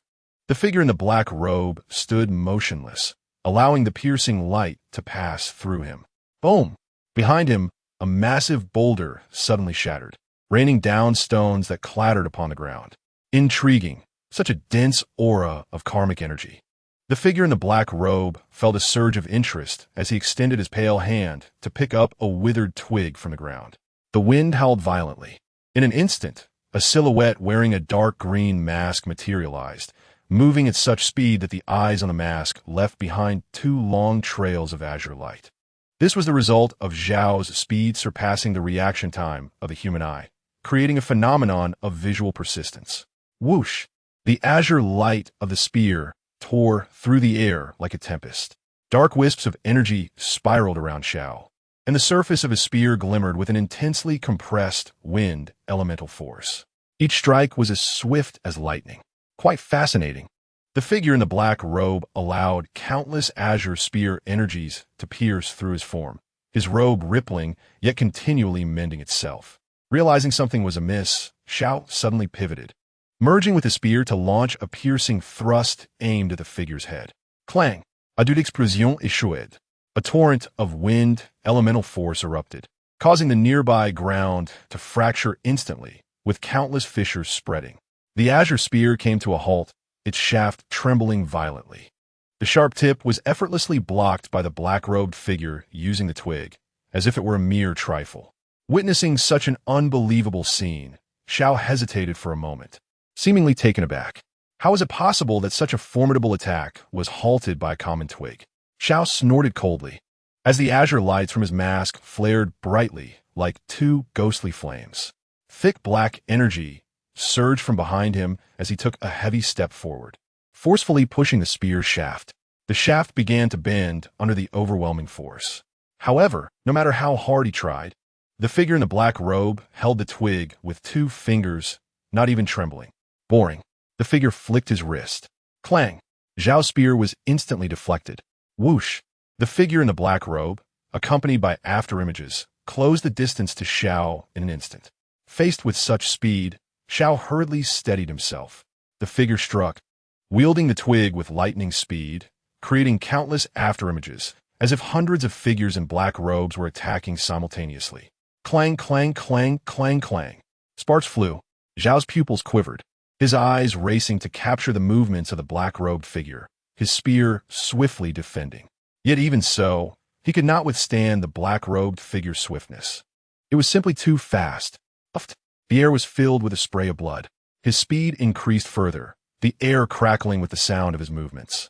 Countless droplets of blood splattered forth. Xiao felt excruciating pain coursing through his body. Shoulders, thighs, calves, arms. His clothing was torn, revealing wounds. A shift in expression finally occurred beneath Xiao's mask. In that moment, he comprehended the black-robed figure's intent. The figure intended to slay him with a twig. Do you not fear death? Why do you not flee? The figure in the black robe found Zhao's reckless demeanor rather surprising. Combat was the only thing he could still do for the people. Suddenly, he leaped into the air, his spear crashing to the ground, unleashing countless illusory spear shadows. It remained futile. Whoosh! At that moment, the figure in the black robe abruptly swung the blood-soaked twig, deflecting the tip of Zhao's spear, and aimed the twig at Zhao's throat. How curious! Do you not think to escape? But unexpectedly, Zhao's movements showed no sign of hesitation, as if the threat of death were non-existent. His attack continued unabated, the spear thrusting fiercely toward the figure's throat. Swoosh! The spear pierced through the black-robed figure's throat. Yet it bore no effect, as the figure's form passed through Zhao's body like a mirage. However, the twig in his hand struck true, penetrating Zhao's throat. Scalding blood flowed forth. Xiao staggered, propping himself up with the spear, remaining utterly still. The young man's posture remained erect. The figure in the black robe casually discarded the branch in his hand and walked calmly into the distance. Meanwhile, the body of the Xiao behind him trembled slightly, blood dripping from him and pooling at his feet. After each battle, he would embark on his journey home. Yet, to call a homecoming would be misleading, for there was no true place to return to. The accumulated karma over the years gnawed at his heart, and after 2 millennia of existence, all grievances and benevolences seemed but fleeting illusions. Not long after the black-robed man departed, a spectral figure arrived, gliding gracefully towards the Xiao, who stood motionless amidst the gathering pool of blood. Is this the work of fate? He mused, observing the silent stance of the young warrior.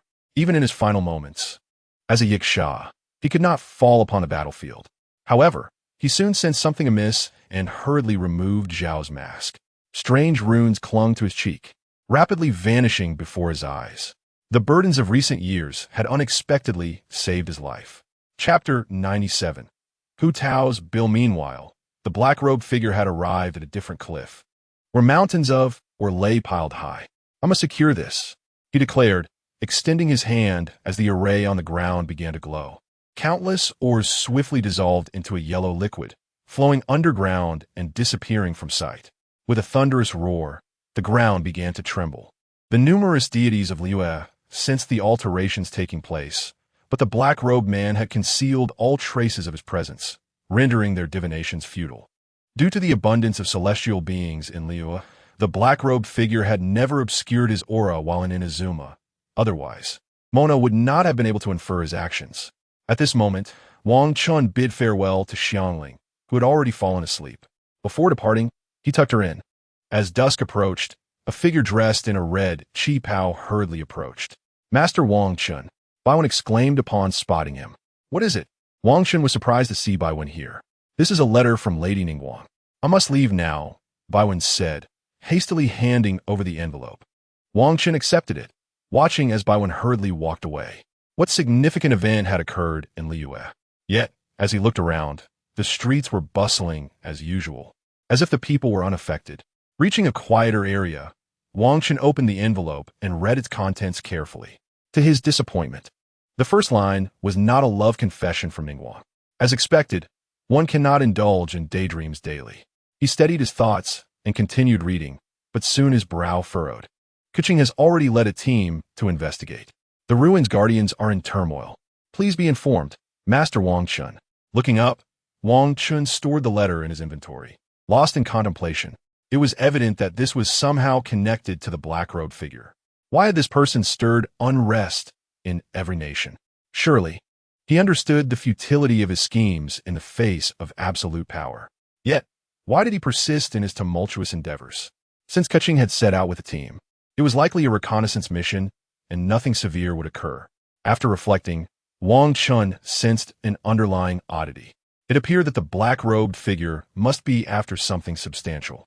However, that was vast, and if the black-robed figure wished to conceal himself, there was little Wang Chen could do. With the enemy lurking in the shadows, it was indeed challenging to track them down.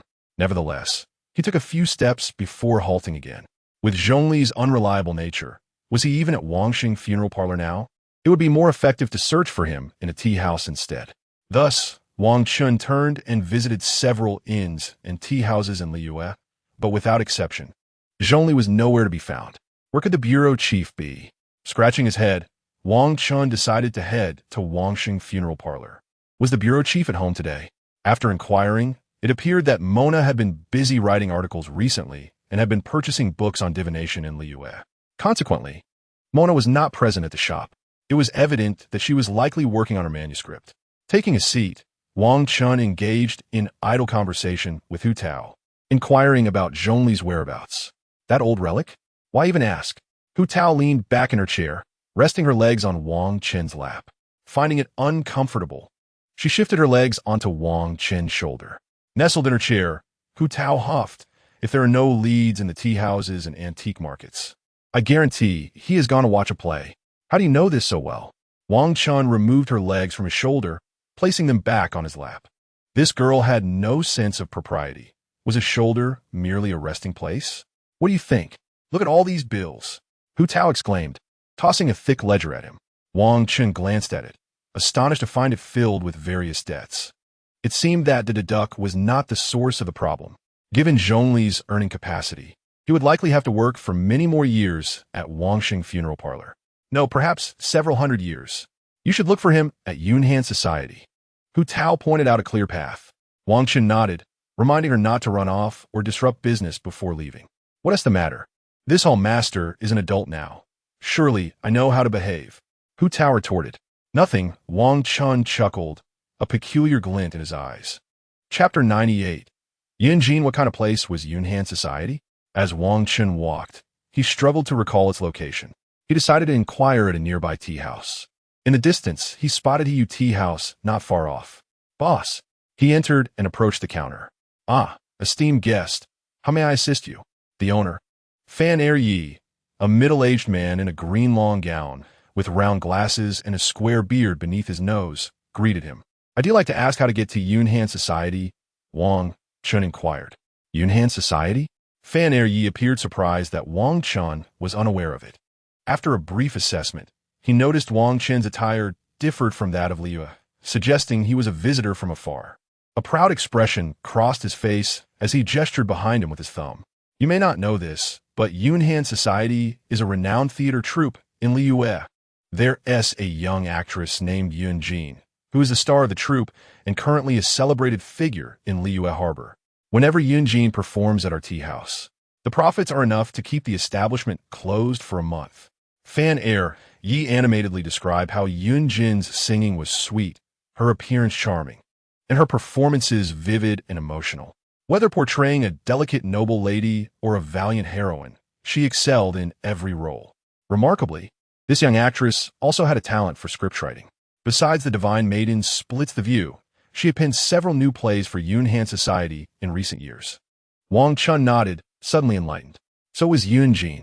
The term red carpet references a classical poem embodying the essence of the theatrical stage. It is well known that Chanwan often signifies beauty. Therefore, the phrase red carpet Chanwan implies that Yunjin is an unparalleled beauty on stage. In a moment of excitement, the owner pulled out a framed photograph, captured by camera. Wang Chen gazed upon it and saw a graceful woman singing at the center of the stage. At first glance, the posture and attire of Yunjin easily evoke the image of a Dao Ma Dan from Jingju, the form she excels in portraying as a valiant female character.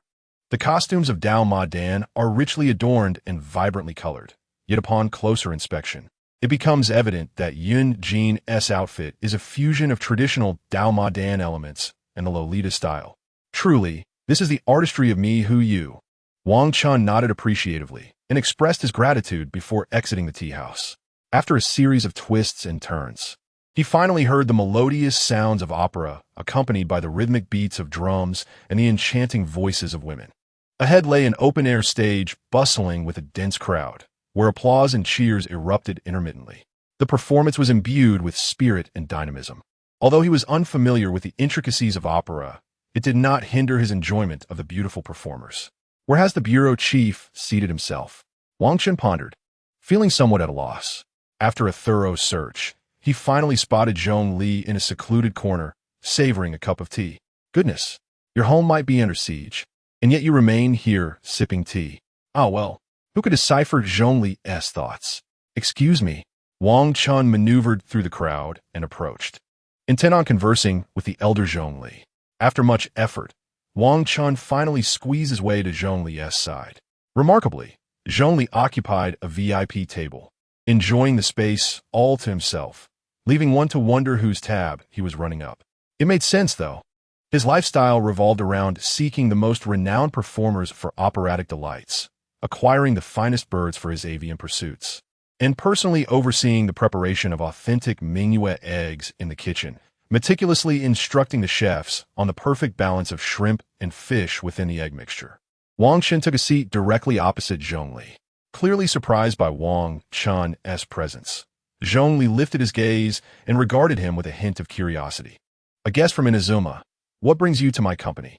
If you seek to explore the wonders of Liyue, I possess some excellent recommendations. No, I am here to inquire about matters pertaining to Liyue. Wang Chen poured himself a cup of tea and took a generous sip. Matters of Liyue? Zhong Li set down his teacup. There's much to discuss regarding Liyue. Its clothing, daily necessities, jewels, porcelain, food, pastries, tea, spices, flowers, and birds. Not these. Wang Chen regained his composure and continued. You must be aware of the black-robed figure I mentioned earlier? Recently, the malevolent forces hidden within the land of Liyue have been awakened, and there has been a rebellion among the relic guardians in Guli Yuan.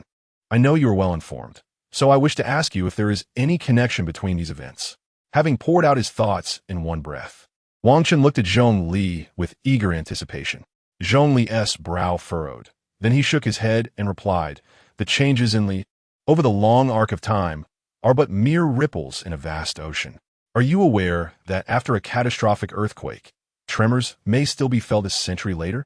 For ancient Liyue, 100 years is but a fleeting moment. After sipping his tea, Zhong Li spoke thus. Since his agreement with the Ice Queen, he has relinquished his duty of safeguarding Liyue, now preferring to observe how Liyue will evolve on its own. Wang Chen was left speechless. In essence, Zhong Li conveyed that Liyue may transform as it wishes, and he no longer wished to intervene. It seemed the elder Zhong Li had truly embraced a carefree retirement. Alas, though Mihayu shrouded the specifics of Zhong Li's pact with the Ice Queen in mystery, Wang Chen perceived that Zhong Li had treated the Divine Heart as merely a work credential, relinquishing it with ease for the sake of retirement. How absurd. Chapter 99. An unexpected bath, yet Wang Chen remained undeterred. He was still too inexperienced compared to the seasoned Zhong Li. Zhong Li's mastery of the art of conversation had reached a level of finesse, with every word leading Wang Chen in circles. At this moment, the great deceiver Wang Chen found himself at a loss. Unbeknownst to him, night had fallen. Zhong Li used the lid of his teacup to push aside the tea leaves and remarked, we have chatted for quite some time. Wang Chen, the night has enveloped us. Although we have missed Mr. Yun's performance, the night still holds many splendid venues in Liyue. What do you say? Would you care to join me? Upon raising his head, he found Wang Chen had vanished. Zhong Li, initially intent on settling the bill, was momentarily taken aback. If you wish to charge it to my account, you may as well forget it. Frustrated at having gained no valuable insights, Wang Chen walked homeward. On his way back, he decided to check on the preparations at the supermarket. The streets remained brightly lit, bustling with individuals busying themselves with the store's renovations. Wang Chen surveyed the scene, feeling reassured. This would be his steady source of income in the future. However, after a moment, the earlier uncle spotted Wang Chen again and promptly shooed him away. Go! Go, go! This place is dangerous. What would you do if a heavy object fell on you?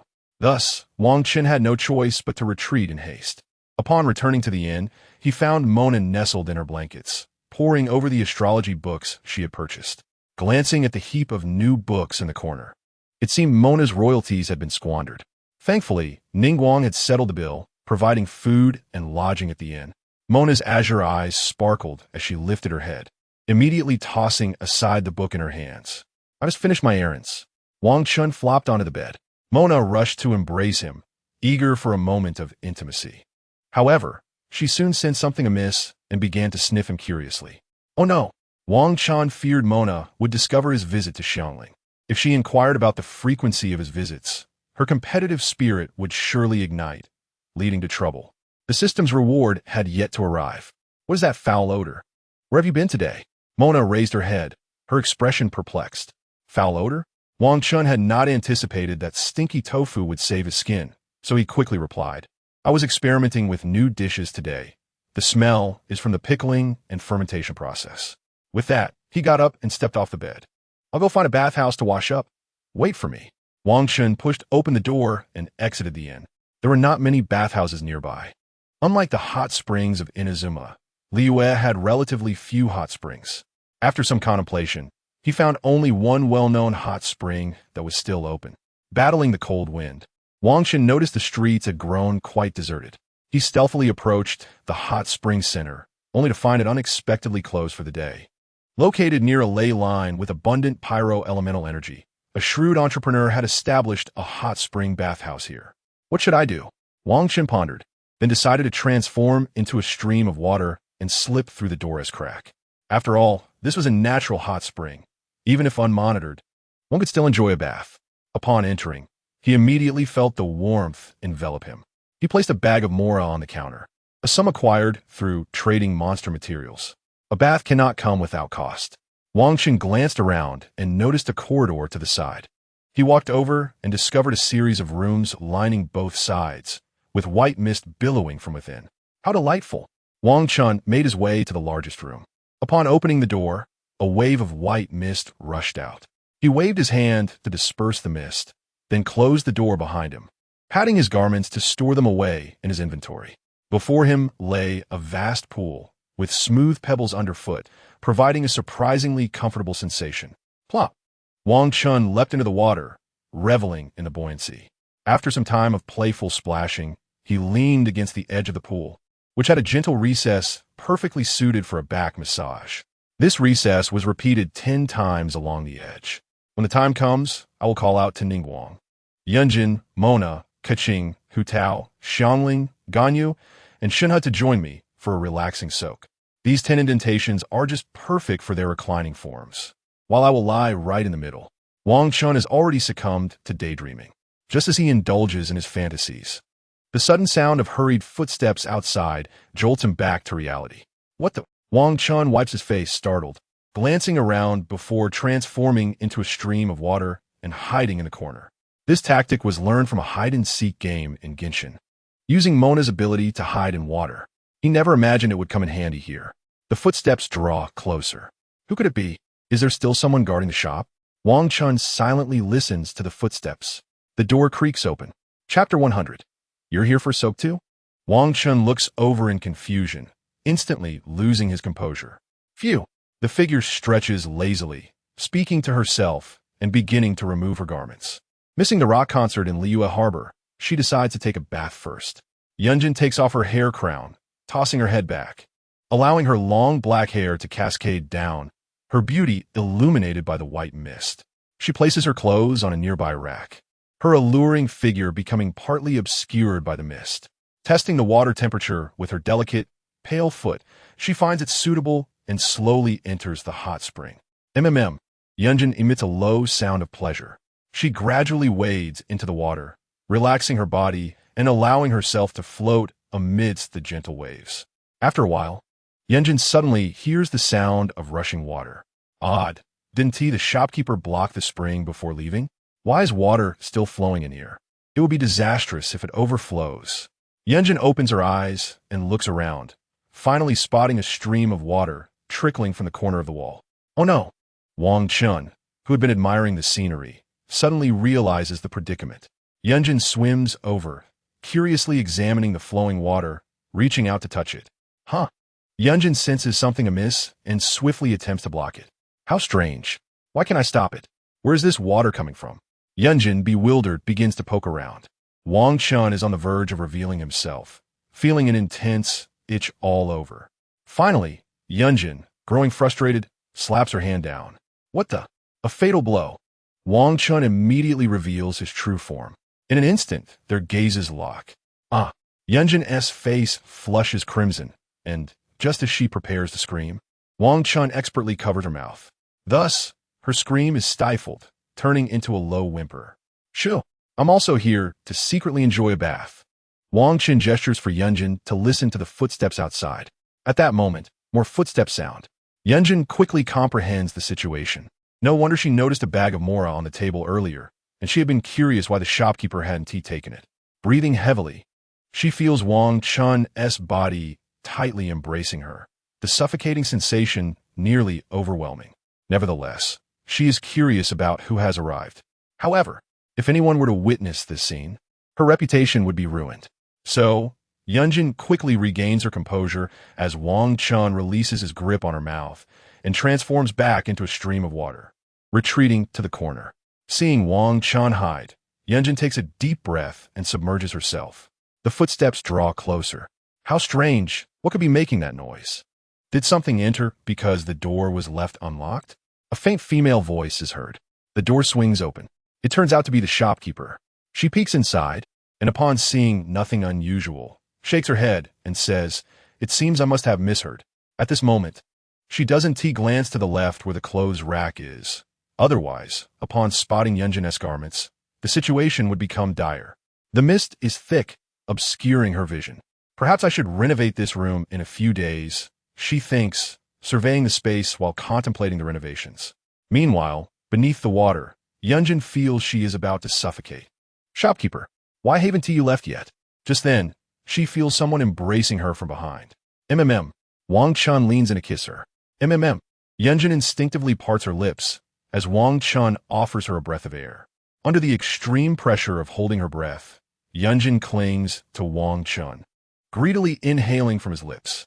The shopkeeper finally finalizes her renovation plan, smiling broadly as she exits and closes the door. A click echoes as she locks it. Splash!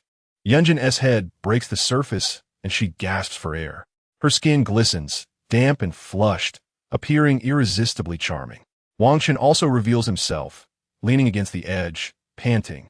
Yunjin, seeing Wang Chen emerge, recalls the earlier scene and feels on the verge of tears. "My first kiss is gone. You scoundrel." Yunjin swims over, ready to strike Wang Chen with her small fists. Today, she vows to teach this rogue a lesson. "Wronged," Wang Chen exclaims, exasperated. "I was already here enjoying a bath. By the order of arrival, you barged into my sanctuary. Moreover, if I hadn't given you air, you would have suffocated." His articulate defense momentarily silences Yunjin. Yunjin grits her teeth, realizing the logic in Wang Chen's words, yet something still feels off. However, recalling how Wang Chen had embraced and kissed her, she disregards everything and unleashes her fury upon him. "Stop hitting me. The shopkeeper has locked the door. How are we going to get out?" Wang Chen grabs Yunjin's small hand. "How should I know?" Yunjin suddenly realizes the dire situation, her eyes widening. "No way. Am I going to have to spend the night with this scoundrel? The only way out is through this door, which is now locked. Surely, I can't force it open." Yunjin is momentarily distracted by this new predicament, forgetting the prior events. Spending the night here is out of the question. Tomorrow, business must resume as usual. Otherwise, when the shopkeeper opens the door, what a surprise it would be to find a man and a woman secretly meeting here. And upon closer inspection, who are they? One is the famous actress Yunjin, and the other, even more remarkable, is the husband of the current diplomat from Inazuma. What a scandal! What a scandal! The thought makes Yunjin's face burn even redder, resembling a ripe peach amidst the swirling mist. Wang Chen, however, feels no fear. At worst, he could simply slip away and retrieve the key to unlock the door. Of course, he would never voice that out loud. For now, he intends to tease this young lady a bit longer. Yunjin raises her head and meets Wang Chen's gaze, finally recognizing him. As the head of the Yunhan Society, she is aware of Wang Chen's identity. Then she suddenly remembers, doesn't that mean this rogue has seen everything? Oh no! Yunjin hastily retreats, swimming far away. The water and mist obscure her form, so Wang Chen likely cannot see her clearly. Hey, Wang Chen! Yunjin calls out, you need to think of a solution. What is the rush? Wang Chen leisurely leans against the pool edge, saying since we're locked in here anyway, rather than fret, we might as well enjoy a delightful soak first. Upon hearing Wang Chen's words, Yunjin found a semblance of truth in them. She was indeed fatigued, her body aching. Perhaps a soak in a hot spring would be beneficial. Thus, she fell silent and quietly leaned against the edge of the pool. Noticing that Wang Chen had closed his eyes and was no longer observing her, she assessed the distance. In such a vast pool, shrouded in mist, he could only perceive her as a vague silhouette. He likely could not see her at all. Maintaining this protective stance was quite exhausting, so she relaxed, crawled over, and donned her clothes. Deciding to bathe in her attire, she reasoned that her thick garments were now drenched anyway, so she might as well wash them. With a sigh, Yunjin closed her eyes and began to savor the experience.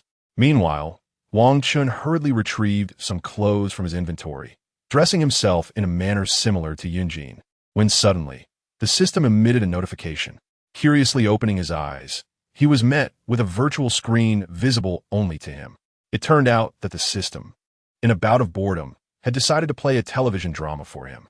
Wang Chen felt a surge of frustration. After half an hour of soaking, it was already midnight, and he remembered that Mona was waiting for him inside. However, knowing her penchant for astrology books, he assumed she had lost all sense of time and was not overly concerned. Still, he felt a pang of hunger.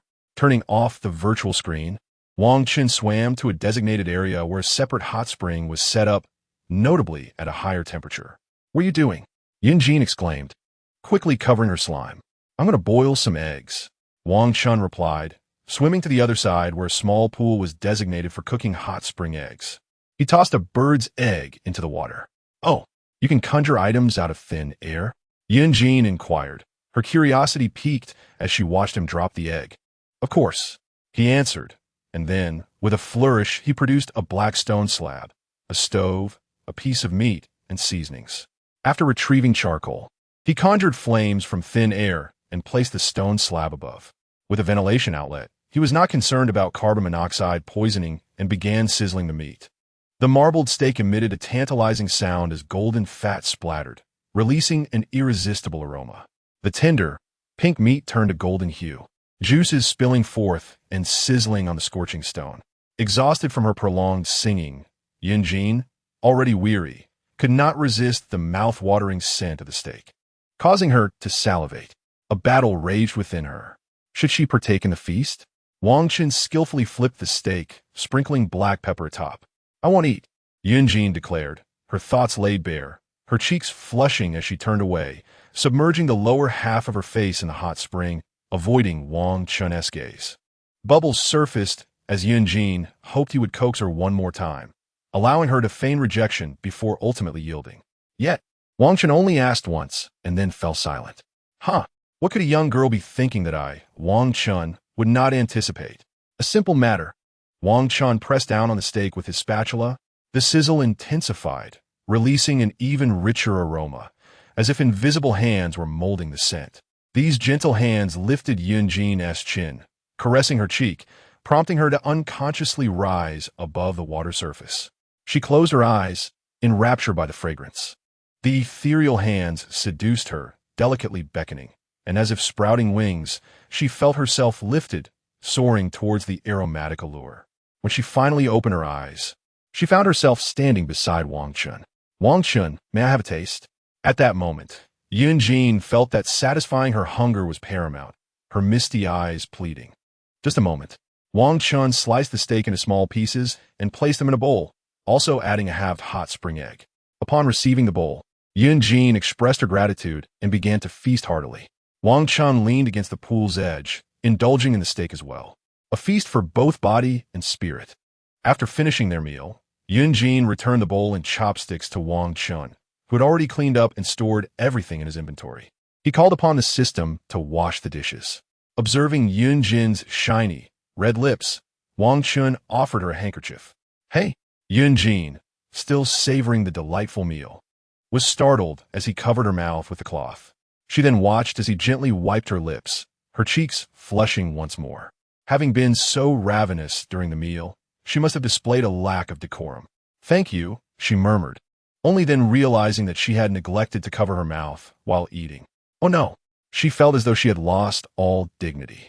In a fluster, she swam to the opposite edge of the pool, leaning against the side, her heart racing and her cheeks ablaze. An awkward silence ensued. As Yunjin's thoughts spiraled, her body relaxed after the meal, blood rushing to her stomach, and the warm soak causing her blood vessels to dilate. Having absorbed some carbon monoxide for being near the stove, she felt somewhat lightheaded and, before long, drifted into a drowsy slumber. Her body softened, and she slipped beneath the water. Gulp! The sound startled Wang Chen, prompting him to swim over in alarm, only to find that she had ingested a considerable amount of water. He quickly bent down and lifted Yunjin out of the water. The clear water cascaded down her porcelain-like body, flowing over her curves and into the hot spring. Cough, cough. Yunjin furrowed her brows, coughing painfully as she expelled some water. No time to waste. Wang Chen climbed onto the shore, placing her down and applying pressure to her slime. Cough, cough. Yunjin continued to expel water, her oxygen deprivation improving significantly, with water escaping from her nose as well. I recall how to perform first aid. Next step, artificial respiration. Wang Chen inhaled deeply and began to administer mouth-to-mouth resuscitation. Saving a life is worth more than building a pagoda. Finally, Yunjin's face turned pale, her eyes fluttering open as she gasped for breath, regaining her senses. You're awake. You nearly scared me to death. Wang Chen wiped the sweat from his brow, helping her sit up and embracing her. I lost my breath completely. I can't breathe, she exclaimed, feeling discomfort in her chest. Surely a result of Wang Chen's vigorous resuscitation efforts. Tears of frustration welled in her eyes, resolving to feign unconsciousness. She closed her eyes and lay still in Wang Chen's arms, thinking, I shall not move. I will act as though nothing occurred. Hey! Wang Chen noticed that Yunjin had fainted again and concluded that his rescue attempt had been insufficient. He leaned in once more, preparing to perform artificial respiration again. Yunjin slightly opened her eyes, realizing that Wang Chen was once again sealing her lips with his. At that moment, she was utterly bewildered. Unsure whether to awaken or remain asleep, she ultimately could not maintain the facade any longer, blinking her eyes open to gaze at Wang Chen with watery eyes. I'm exhausted. Yunjin, you're finally awake. You just frightened me to death. Wang Chen hurriedly helped Yunjin to her feet, gently patting her lovely back. What has happened to me? Yunjin resolved to feign ignorance, feeling somewhat touched by Wang Chen's anxious gaze. She had not anticipated that he would be so concerned for her well-being. It seems you fainted. Indeed, one should not soak in a bath right after a meal. Wang Chen explained to Yunjin. Eventually, he assisted her in leaning against the wooden wall. Once he ensured Yunjin was settled, Wang Chen transformed into a stream of water, disappearing through the crack in the door. At this moment, Yunjin felt a bit dazed. She gazed at the vanishing stream and pondered, sensing something amiss. Oh dear, forget it. No need to think about it, she declared, rising to don her clothes. Once she finished tidying up, she heard the sound of a key turning outside. The door opened, and Wang Chen waved the key in his hand as he entered, helping Yunjin out before locking the door behind them. He inquired, and at that moment, the streets were deserted, so Wang Chen felt no concern about being seen. My home is at. Yunjin, feeling a bit weak, gradually regained her strength with the fresh air outside and began to share her address. I see. Wang Chen exclaimed as he effortlessly lifted her onto his back, allowing the slime to compress against him as he dashed towards Yunjin's home. He soon arrived at the inn, where, as expected, Mona was engrossed in a book. I was delayed by certain matters, Wang Chen said, removing his coat and placing it in the cupboard. The fountain outside continued its nocturnal serenade. The next day, a content Wang Chen embraced the sleeping Mona in his arms. Mona opened her cerulean eyes, still slightly sleepy, and glanced at Wang Chen when she suddenly heard a noise from the door. Who is it? Wang Chen turned over, puzzled. How strange. I'll go check. It seems like the items I ordered yesterday have arrived. Mona shifted Wang Chen's hand aside, emerging from his embrace, wrapping herself in a bathrobe, and opened the door. Miss Mona, your new clothes have arrived. A woman clad in a green qipao stood outside, holding a box. Thank you, Mona replied, accepting the package and shutting the door. What did you buy? Wang Chen asked, sitting up as he watched Mona open the box. With a joyful smile, she retrieved a new dress, resplendent and elegant, holding it up against her body before trying it on. Ah, Wang Chen exclaimed in excitement, surprised that Mona had purchased him new clothes. He was utterly delighted. This outfit looks quite lovely. Indeed, Mona replied, twirling to admire herself in the mirror. It's beautiful. This dress suits you quite well. Wang Chen tried it on as well, and to his astonishment, it fit him perfectly. Of course, I bought it with my manuscript fees. As Mona continued to model the dress, she suddenly turned and revealed her last possessions. The prices in Liyue are quite reasonable. The clothing is not expensive at all. Don't worry, once the supermarket opens, I'll buy you more beautiful clothes. Wang Chen chuckled, envisioning a time when they could purchase whatever they desired. Playing with Mona, Wang Chen suddenly realized he should buy more garments for the others as well. Ganyu, Ningguang, and Shenhe could also use a change of clothing, as they always wore the same outfits. After a moment of contemplation, he calculated that he could buy clothes for them as gifts. Surely, every girl would appreciate lovely attire. In Mondstadt, the Knights of Favonius, Jean stood up after a long day, stretching her limbs, her perfect silhouette on display. Women are indeed quite conscious of their figures. It seemed that Liyue was facing numerous dangers lately. Jean stood in contemplation, setting her pen down. Meanwhile, in a tavern in Mondstadt, Rosaria sat there, sipping her drink. What a bore, she muttered, her face reflecting her impatience. Being a nun is so tiresome. She slammed her cup down on the table, clearly very upset. At this moment, Wang Chen had taken his leave from Mona, as Ningguang had urgently summoned him to the Yuehai Pavilion. Upon his arrival, the Qinyan army promptly allowed him to pass, with a soldier guiding him expertly to the pavilion. The setting was notably neat and orderly. Wang Chen observed Ganyu busily bending over, seemingly organizing something. He thought to himself that he could also buy Ganyu new clothes one day. Wang Chen, sir? Ganyu gently tucked a strand of hair behind her ear, lifting her head to behold the legendary figure before her. Indeed, he was handsome, with clear eyes that radiated innocence and kindness. As expected, she mused. Ganyu quickly straightened up, inadvertently knocking a few pens off the table. Hello, is Ningguang not here yet? Wang Chen surveyed the area, noting that Ganyu was the only one occupied. This girl certainly has a lot on her plate. It was reasonable, considering that centuries ago, when the 7 stars of Liyue first emerged, Ganyu had become the secretary for the inaugural 7 stars. Through the years of change, Ganyu remained steadfastly by their side, a true testament of dedication. As an adept, Ganyu possessed an extended lifespan, leaving one to wonder when she might retire. With Liyue so busy lately, it was likely that pressing matters had delayed her. Ganyu smiled warmly, her delicate face glowing like a white lotus under the soft light. Please, Sir Wang Chen, rest here for a moment. After saying this, she resumed her work. It is known that the various departments in Liyue handle a multitude of paperwork, which eventually culminates in Ganyu's responsibilities. Seeing her so fatigued, Wang Chen suggested, why don't you take a short break? Rest? Ganyu replied, lowering her head as she wrote. She looked up, smiling gently at Wang Chen. I've just started my shift, and I'm not tired yet. Besides, what I do is still far from the achievements of the Emperor. Ah, a workaholic. Wang Chen shook his head, observing Ganyu diligently at her desk. As she continued writing, Ganyu suddenly stood up once more, clutching a thick report as she hurriedly exited from behind the counter. As she passed by Wang Chen, her foot caught on one of the pens she had knocked over earlier.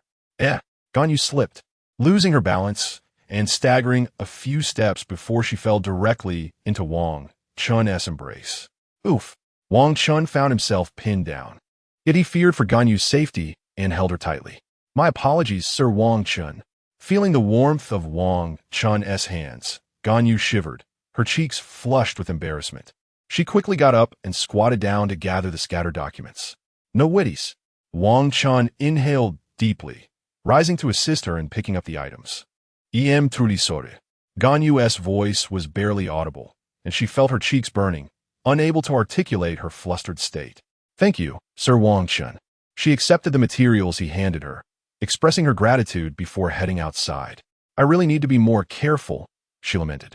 Wang Chen shook his head, gathering the pens from the floor and placing them on the table. As he waited, he considered speaking with Ningguang about remaining vigilant. No, Liu is currently under significant scrutiny. Who knows what that figure in the black cloak is plotting? He resolved to be cautious. At that moment, Wang Chen suddenly heard hurried footsteps approaching from outside. Sir Wang Chen, something is wrong. What is it? Wang Chen's heart raced. Kaching? Ganyu ran too swiftly and stumbled over the threshold. Wang Chen merely caught a fleeting glimpse of her figure before she once again lunged towards him. Reacting instinctively, he embraced Ganyu, but alas, her momentum was overwhelming. With a thud, they both fell to the ground, Ganyu landing atop Wang Chen. Please, slow down, he murmured, a garbled sound escaping his lips as he feared for Ganyu's safety. The Yang fruit truly lived up to its reputation in the midst of chaos. One becomes oblivious to everything else. I'm so sorry, Ganyu exclaimed, not anticipating such a mishap. In a flurry, she attempted to rise but found her slender arms unable to support her frail body, which had grown weak from excessive running. Thus, half risen, she collapsed again with a heavy thud. Oof! The sudden impact sent Wang Chen back down, and upon hearing his voice, Ganyu panicked, thinking she had struck the back of his head. In a flurry of concern, she pushed herself off the ground and finally managed to stand. Are you all right, Wang Chen? She asked, half kneeling on his lap, gently shaking his shoulder. I'm fine, he replied, feeling a bit dizzy. Ganyu, you should get up. You're crushing me. That's normal, I suppose, she sighed in relief, only now realizing she was still perched atop him. In a fluster, she attempted to rise, but, feeling a bit sore, fumbled and struggled to get up due to a mix of nerves and embarrassment. How humiliating. With her cheeks flushed, Ganyu finally managed to elevate herself. Hold on. Wang Chen quickly drew his legs in as she lifted herself. Soda. Ganyu gasped as she found herself sitting on the ground, finally catching her breath. It's nothing.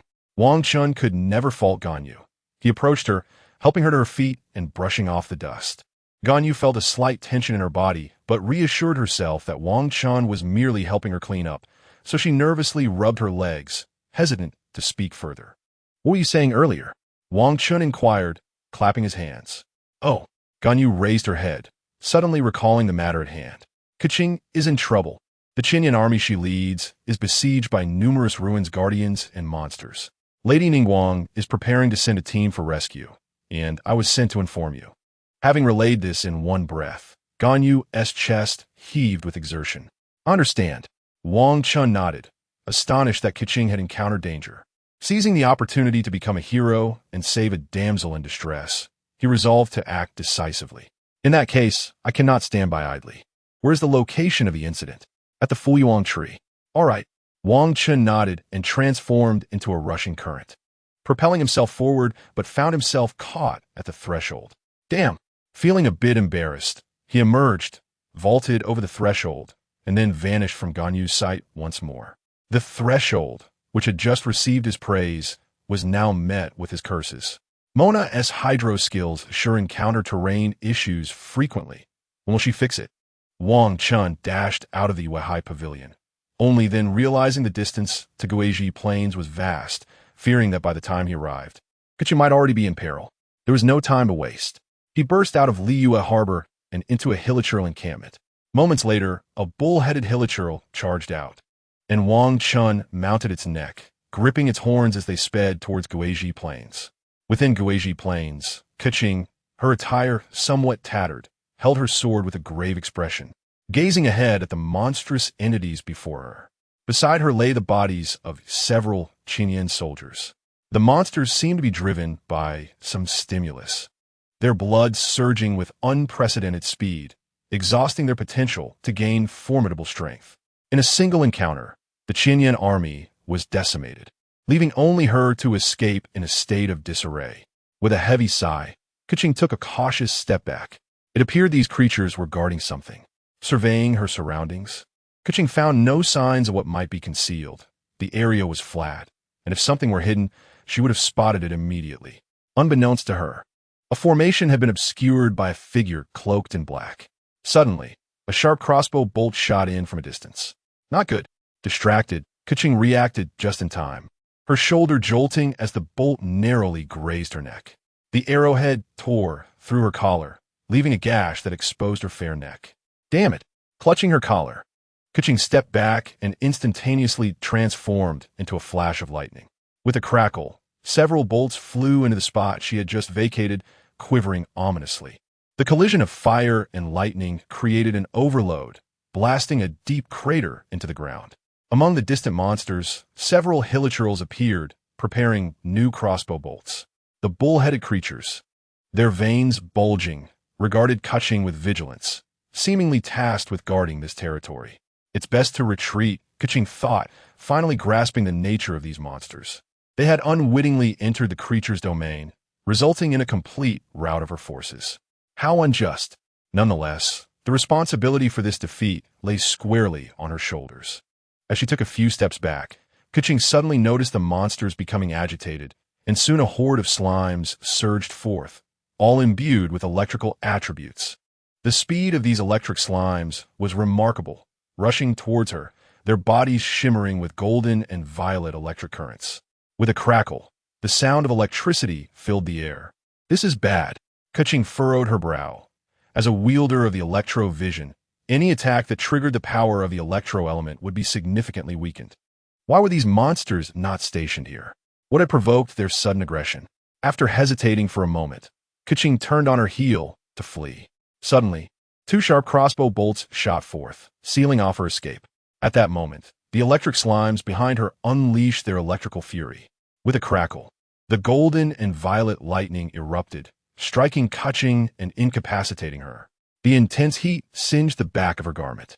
Coughing, blood trickled from the corner of her mouth. Having inadvertently plunged into the monster's ranks had already drained much of her stamina.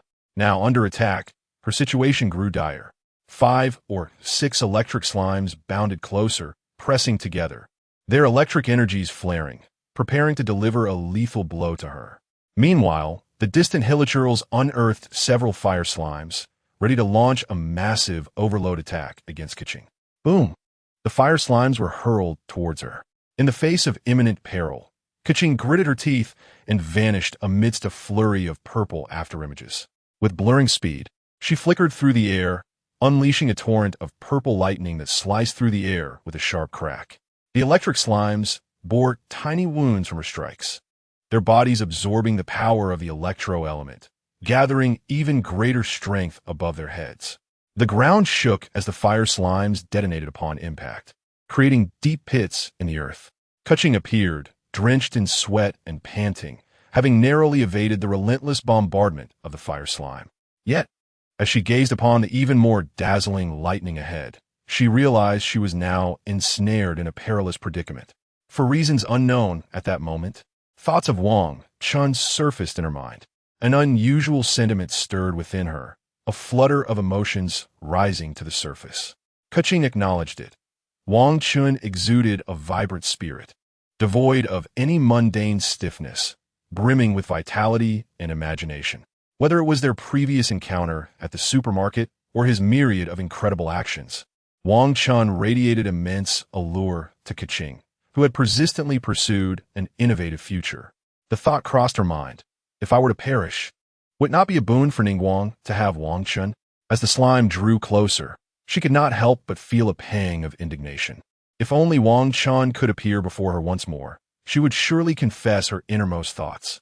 At that moment, she felt a warmth behind her. A broad chest pressed against her, and her hand was firmly grasped.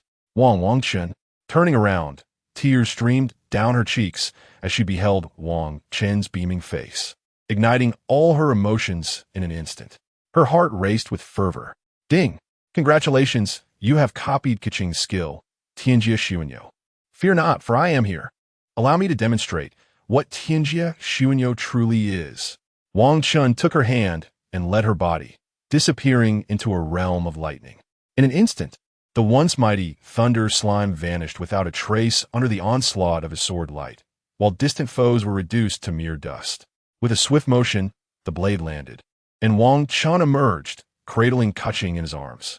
Observing her disheveled state, he offered a gentle smile.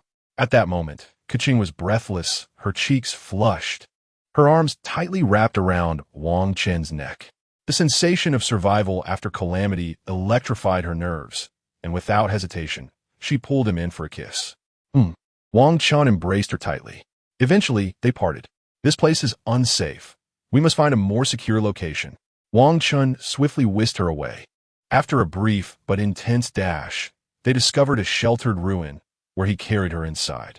Wang Chen, upon entering the ruins, the feeling of having been granted a second chance at life overwhelmed Keqing. The fear of never seeing her companions again gripped her heart. Without a second thought, she embraced Wang Chen once more, sealing her lips against his. Outside, the wind continued to blow. The trees bore ripe sunset fruits, and a gentle breeze rustled through. Suddenly, one of the fruits plummeted, crashing onto a branch, and bright red juice cascaded down. With a crack, the fruit split open, releasing a torrent of juice. A small, furry creature scampered over, skillfully licking up the juice.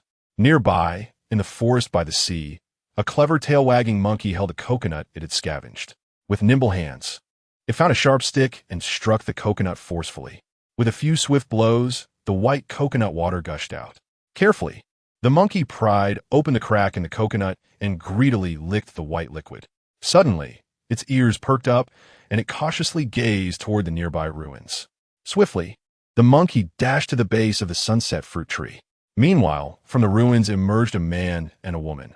Wang Chen and Keqing stepped out side by side. Keqing's legs felt weak, and she leaned on Wang Chen's arm, her cheeks still flushed. Liyue is fraught with danger, Wang Chen cautioned. You must remain vigilant and avoid venturing too deep. As they discussed, they began their journey home. Meanwhile, at the Gili Plains, the previously concealed array lost its potency, causing a massive mechanical structure to slowly sink into the earth. Before this colossal apparatus lay hundreds of incapacitated ruin guards, their cores vanished, lying silently on the ground. The red glow that once illuminated them now extinguished. In Liyue, Keqing still had many matters to report. Just then, she received an urgent message from Baiwen. Ningguang required her presence at the Guyu Pavilion. What does Ningguang want at the Guyu Pavilion? Wang Chen inquired, puzzled. I've been informed that some important projects need my supervision at the Guyu Pavilion, projects deemed even more significant than those at the Chuanyu Pavilion. Very well, but do take care. Thus, with reluctance, she parted ways with Wang Chen. Although Liyue appeared tranquil, it was rife with hidden perils. Ningguang had once boasted that these were the times of contracts in Liyue, perhaps explaining why the Adepti had yet to intervene. After all, the Geo Archon still roamed the mortal realm. At that moment, while Liyue seemed calm on the surface, Wang Chen felt an unsettling disturbance in the air. After walking for a while, he spotted a petite girl with a talisman on her forehead. Is that Chi-Chi? Wang Chen hurried over. Chi-Chi, what are you doing here? Oh, your Lord Wang Chen, Chi-Chi replied, looking a bit dazed. Chi-Chi is helping to evacuate the crowd. If danger arises, Chi-Chi will step in to protect everyone. Please, don't approach the seaside. It's perilous. Evacuating the crowd? Danger? Wang Chen was taken aback. Just then, he noticed Lumen and Shunhe in the distance. Wang Chen, Paimon exclaimed, her excitement palpable. Do you know each other? At this point, she had already grasped Wang Chen's identity. Indeed, Lumen turned to Shunhe, explaining, previously, during our time in Inazuma, Lord Wang Chen joined us on an adventure and even defeated the God of Shadows. I see, Shunhe nodded thoughtfully. Shunhe? Wang Chen was surprised to see her, knowing she belonged to the Adepti and might have insights. He quickly asked, are you aware of the danger Chi-Chi mentioned? Upon hearing Wang Chen's inquiry, Shunhe replied coolly, the little zombie named Chi-Chi speaks the truth. There is indeed malevolent energy in the sea. It is best to keep our distance until we ascertain its origin. Malevolent energy? Wang Chen furrowed his brow. Could it be that the figure in the black cloak is about to strike? Meanwhile, atop a towering rock, Xiao stood with a pale countenance, accompanied by a spectral figure. Is there a solution to the dangers in the sea? After all, its power is formidable enough to awaken even me, the apparition inquired. Ningguang has yet to clarify the situation. There have been some issues at the Guyu Pavilion. As per our agreement, I, as an adeptus, will not intervene in this matter. Moreover, this situation is indeed unpredictable. Even I nearly faced death, Xiao replied, a flicker of apprehension in his eyes. In the Chuanyu Pavilion, at Ningguang's invitation, Wang Chen and the others ascended together. It's been a while since my last visit to the Chuanyu Pavilion, Wang Chen remarked with a smile at Yunjin, whose cheeks flushed as memories of previous events surfaced. How peculiar! Traveler, have you noticed that every girl blushes upon seeing Wang Chen? Paimon whispered to Lumen. Really? Lumen felt her own cheeks warm.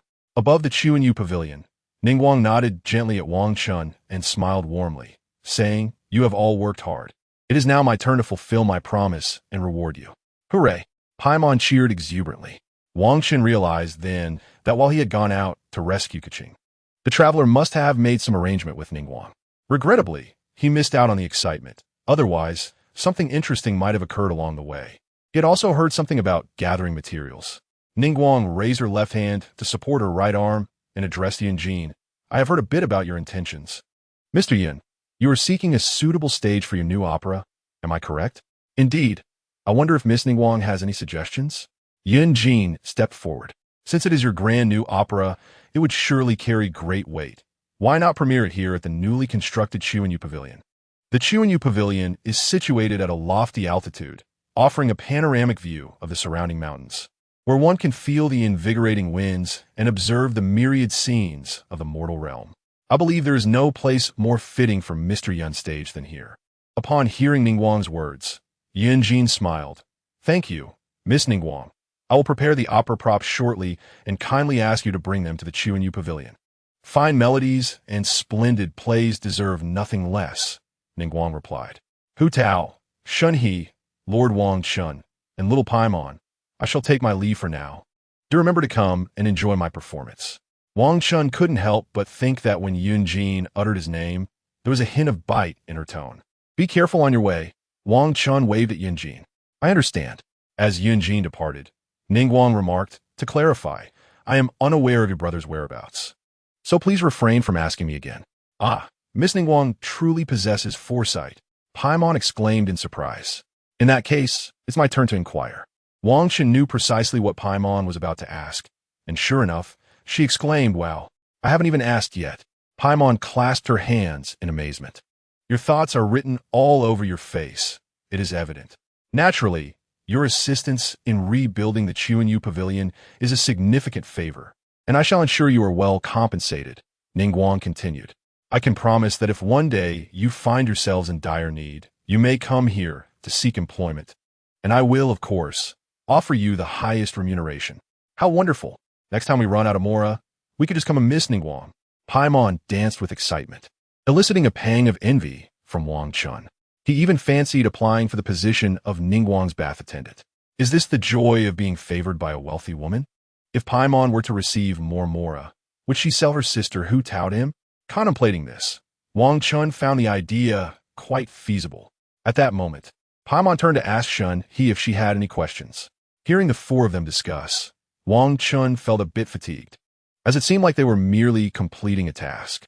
He walked to the edge of the Chuanyu Pavilion, gazing out at the bustling Liyue harbor, his heart filled with emotion. As a nation almost identical to the last, he was determined to safeguard it well. Shen He raised the question of how to integrate into Liyue harbor. In response, Ningguang began to impart some profound wisdom. Perhaps it is about encountering certain people and experiencing particular events here. Upon hearing this, Shen He instinctively looked up at Wang Chen, whose silhouette appeared somewhat desolate. Having arrived in a foreign land, did he also bear sentiments akin to her own? Ultimately, everyone requires a reason to remain. I hope you find her soon, Ningguang concluded. A reason to stay? Shen He murmured, I understand now. She nodded in acknowledgement. Just then, a figure approached in the distance. Lord Wang Chen is here too. Beidou greeted him. You are here as well, Wang Chen remarked, surprised to see Beidou participating. Just in time. It's your turn to ask a question. Upon noticing Baidu's arrival, Paimon exclaimed joyfully, I have no questions. I was merely dragged here to help and participate, Baidu shrugged, before engaging in conversation with Ningguang. Listening to their exchange, Wang Chen furrowed his brow. Was Ningguang planning to confront the changes in Liyue single-handedly? If things proceeded normally, that might be feasible. However, since his arrival, the enigmatic figure in black had altered the timeline. Perhaps this time, he would need to assist. Down with the black-cloaked figure. For the sake of the Liyue's protection, regrettably, he had not entered any competitions. According to their agreement, Ningguang could not allow him to ask additional questions. Otherwise, inquiring about her measurements would not be out of the question. Of course, such thoughts were merely jestful musings for Wang Chen. As he bid farewell to Hu Tao and the others, Wang Chen intended to depart, but Ningguang called out to him. Lord Wang Chen, why the haste? Why not stay and enjoy the scenery with me? Ningguang commanded her servants to bring over a red velvet sofa and table. The table was antique and elegant, adorned with a finely patterned tablecloth, laden with Liyue's fruits and 2 cups of fragrant tea. Faced with Ningguang's invitation, Wang Chen, who was already feeling weary, acquiesced. After all, there was still time. Try some of my tea. Ningguang gestured for Wang Chen to sit beside her on the sofa. It has been quite a while since I last saw Ayaka and the others. I find myself missing them. Wang Chen then subtly broached the topic of Liyue's changes, to which Ningguang had nothing to conceal. The wife of the Vortex demon god. Upon hearing this shocking revelation, Wang Chen was taken aback. Even the demon gods have wives now. Some individuals should reconsider their choices. He realized that the reconstruction of the Chuanyu Pavilion was intended to provoke its appearance and then defeat it.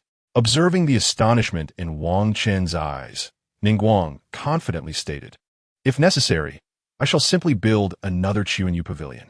Wang Chen couldn't help but admire her audacity. So, the Chuanyu Pavilion truly serves as a metaphorical missile, a nuclear deterrent. Indeed, would it require destruction? If Zhongli were to intervene, a few geospheres would suffice to vanquish it directly. Reflecting on Zhongli's demeanor in the game, Wang Chen shook his head. It made sense to utilize the formidable 7 gods as support. After all, a steadfast support is preferable to a transient main character. However, considering the time, Zhongli might soon be reintroduced, although he had already been subtly weakened in the broader context, such as the existence of bleeding dogs. If this trend continues, in the new world, Zhongli might not hold up like Vinny. Once Zhongli falls, could it be time for my Raiden Shogun? Truly, it is Yumiho Yo. Calculating, Wang Chen deduced a wealth of useful information. Just then, he noticed Ningguang had subtly leaned against the sofa and fallen asleep. It was understandable. She had been toiling away for days and may not have rested well. After all, the Chuanyu Pavilion held immense significance for her. A considerable portion of the endless wealth Ningguang had amassed was devoted to inviting top artisans to continuously expand the Chuanyu Pavilion, rendering it ever more grand and opulent. To Ningguang, the Chuanyu Pavilion symbolized her authority and prowess. It was a token of her thriving business. It was her most cherished possession, second only to Mora. Gazing at Ningguang's serene, sleeping visage, Wang Chen contemplated rising to cover her with a blanket, only for Ningguang's head to tilt and rest on his shoulder. Her hand instinctively tightened around him. Dear guest, would you like to purchase some more meat? Ningguang mumbled in her sleep, clearly lost in a dream. Ningguang's ascent to the position of Tianquan was achieved solely through her own efforts. At that moment, she walked barefoot from Yaowang Beach toward the South Pier, peddling her wares along the way. Unexpectedly, the exalted Tianquan revealed a side of herself that was quite different in private. Wang Chen, taken aback, dared not move. Instead, he embraced Ningguang's body, allowing her to rest peacefully. Once in his arms, her soft form leaned fully against him, finding solace in his embrace, her breathing becoming increasingly steady. It seemed she had truly fallen into a deep slumber. Clearly, Ningguang held a genuine affection for Liyue. As Wang Chen held her close, he gazed at the distant, bustling Liyue harbor. This hard-won peace and tranquility must not be disrupted by others. When the Chuanyu Pavilion ascended into the sky, he would undoubtedly thwart the plans of the Archons. Of course, there was also the scheme of the man in the black robe. Unbeknownst to him, Wang Chen too had drifted into slumber. Upon awakening, he discovered that Ningguang had somehow left. A blanket covered him. Were they preparing for the ascension ceremony? He removed the blanket and saw Ningguang standing in front of him, gazing into the distance at the splendid scenery of Liyue, seemingly waiting for him to awaken. With a hint of nostalgia, she remarked, "The first time I ascended the Chuanyu Pavilion, I stood at the edge of the platform, looking down at Liyue Harbor from above. At that moment, I thought, one day, I would cast the shadow of the Chuanyu Pavilion over the Seven Nations." What? Over the Seven Nations? Wang Chen was taken aback. The global nuclear strike power, a veritable airborne aircraft carrier, the Chuanyu Pavilion. In response to Wang Chen's astonishment, Ningguang merely smiled and continued, "To this day, my wish remains unchanged, but this time, the reconstruction of the Chuanyu Pavilion is not for my own sake. I hope that, regardless of the time, the Chuanyu Pavilion can always hover above Liyue Harbor, witnessing the prosperity and tranquility of the mortal realm. I also hope that you, Wang Chen, can witness it with me." As they spoke, Shun He and Ing Mei approached. After sharing these words, Ningguang solemnly declared, "The ascension ceremony begins." As her voice faded, Wang Chen felt a tremor beneath him, and the Chuanyu Pavilion began to sway. Were they really about to ascend? No, he had merely taken a nap. Wang Chen felt a surge of panic as he heard the sound of chains loosening one after another, and the Chuanyu Pavilion began to rise slowly. Within the core of the Chuanyu Pavilion, mechanisms whirred into action, dazzling golden light flashing before finally coalescing into a golden core. With a resounding roar, the Chuanyu Pavilion ascended smoothly, flying towards the vast sea ahead. "Wow, it really took off," Paimon exclaimed, flying alongside Ing Mei, her voice filled with awe. Shun He and Ing Mei wore expressions of curiosity as they gazed at the mountains whizzing by. Wang Chen observed Paimon and then the flying Chuanyu Pavilion, lost in thought. Logically, since Paimon was flying in the air and the Chuanyu Pavilion was ahead, she should continue to fly forward. This conundrum revolved around the issue of drones flying within a high-speed train. Paimon was akin to a drone, after all. Just as Wang Chen was lost in contemplation, he suddenly noticed the air growing dark. A rumble echoed, and dark clouds, reminiscent of monstrous beasts, crackled with intense lightning, weaving through like a dragon. With a thunderous crash, a bolt of lightning struck the sea. The once tranquil waters erupted into tumultuous waves, the furious tides rising, wreaking havoc. Massive waterspouts surged skyward, obscuring the sun as they furiously ravaged the ocean. "What the heck? My golden kidney is coming." Wang Chen leapt up from the sofa, hastily rushing to the front of the Chuanyu Pavilion. He's coming. My golden kidney is about to be credited." "Ah, what happened?" Paimon shrieked in alarm, startled that they had barely taken off before encountering a thunderstorm. She flew onto Ing Mei's shoulder, clutching her ear for comfort. "This aura, it is the foul energy from the sea." Shun He's eyes glinted coldly, her brow furrowing slightly. A colossal whirlpool formed atop the churning sea, revealing a blue-black figure that quietly emerged, breaking through the surface with a thunderous roar, raising its head high. Roar! It opened its massive jaws, emitting an extremely violent roar as its fins stood erect, water cascading around it. Transparent sound waves surged forth from its throat, causing countless people in Liyue Harbor to watch in terror at the distant sea. "What is that? An Archon? Run! Help!" Witnessing such an apocalyptic scene, people immediately scattered in panic. The once quiet streets turned into chaos. The Qinyan army arrived to restore order, urging people to evacuate in an orderly fashion. At that moment, someone noticed the air darkening, a massive shadow looming over them. "Look up!" Upon glancing up, joy spread across his face. "Don't be afraid. It's Lady Ningguang's Chuanyu Pavilion." "What? Lady Ningguang's Chuanyu Pavilion?" People halted their frantic escape, gazing up at the aerial structure racing past like a missile. With a thunderous sound, the Chuanyu Pavilion did not linger, soaring straight over Liyue Harbor before finally reaching the turbulent sea. Boom! Multiple bolts of blue lightning struck down suddenly. "Watch out!" Wang Chen leapt forward, catching Shun He in his arms. Boom! A bolt of blue lightning descended directly, but thanks to Wang Chen's swift action, he managed to pull Shun He away. "Are you all right?" he asked worriedly after rolling them both to safety. I'm fine, Shun-He assured him, though she noticed that Wang Chen's hand had inadvertently brushed against her slime due to the urgency of the moment. Thank goodness. Realizing his hand was misplaced, Wang Chen quickly withdrew it, helping Shun-He to her feet. Thank you, she said, her face slightly flushed as she expressed her gratitude.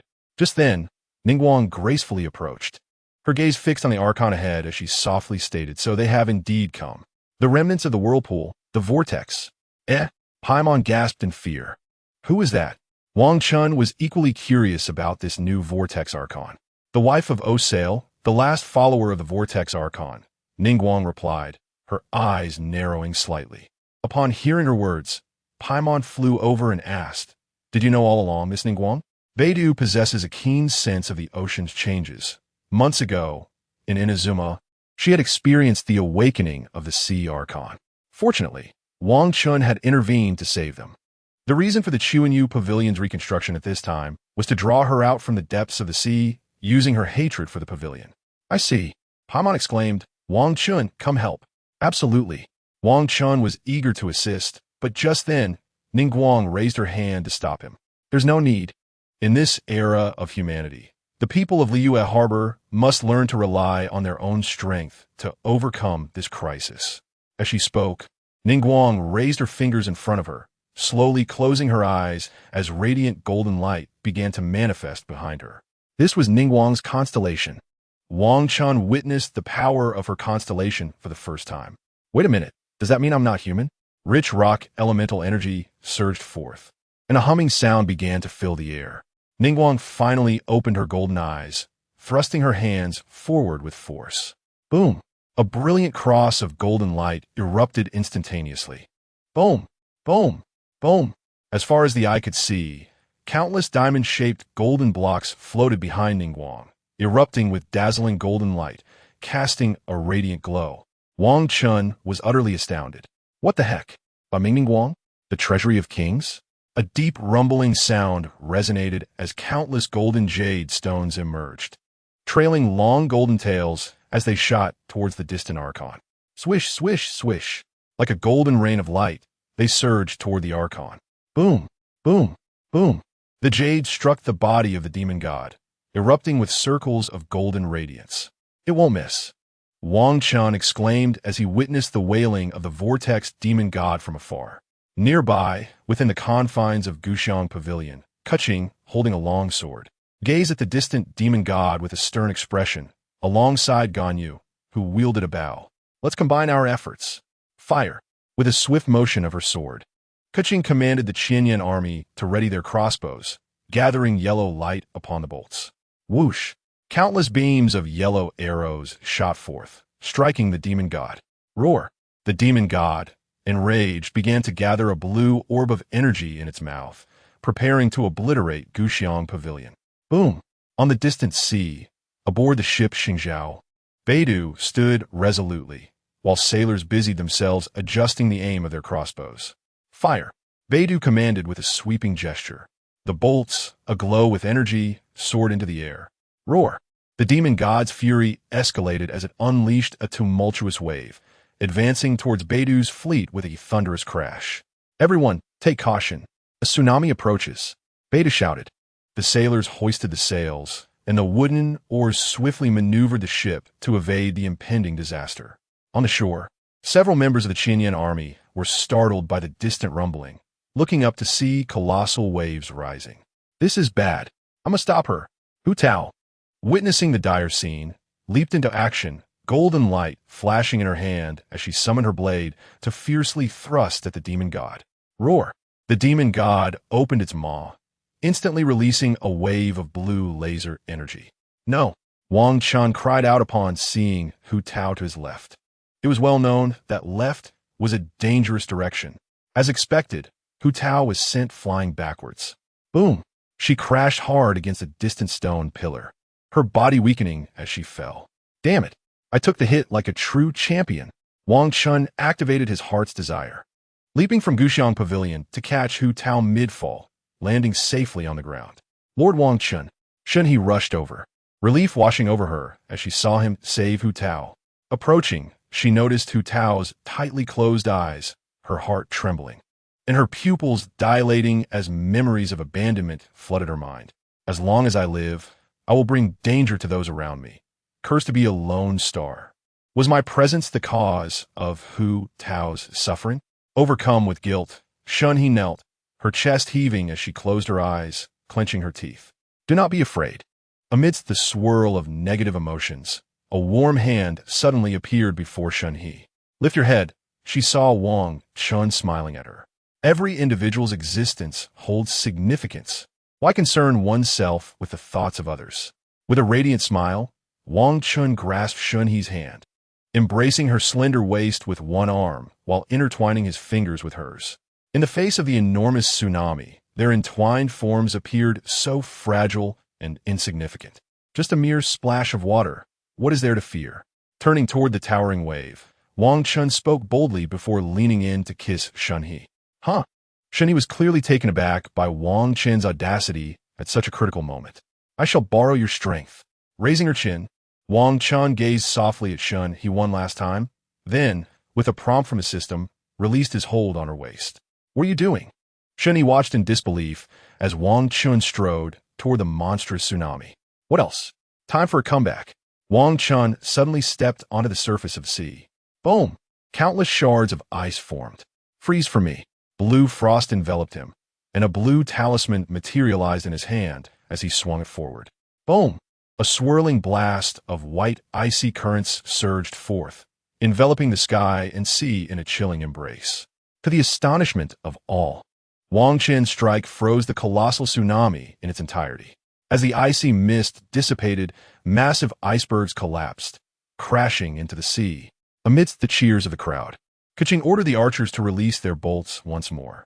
Whoosh! Golden arrows shot forth. Roar! The demon god, now battered and bruised, shrieked in pain, attempting to escape the surface of the sea. Trying to flee? Wang Chen dashed forward, leaping high. Diamond fist. Liu has split. He bellowed, driving a punch into the demon god's body. Boom!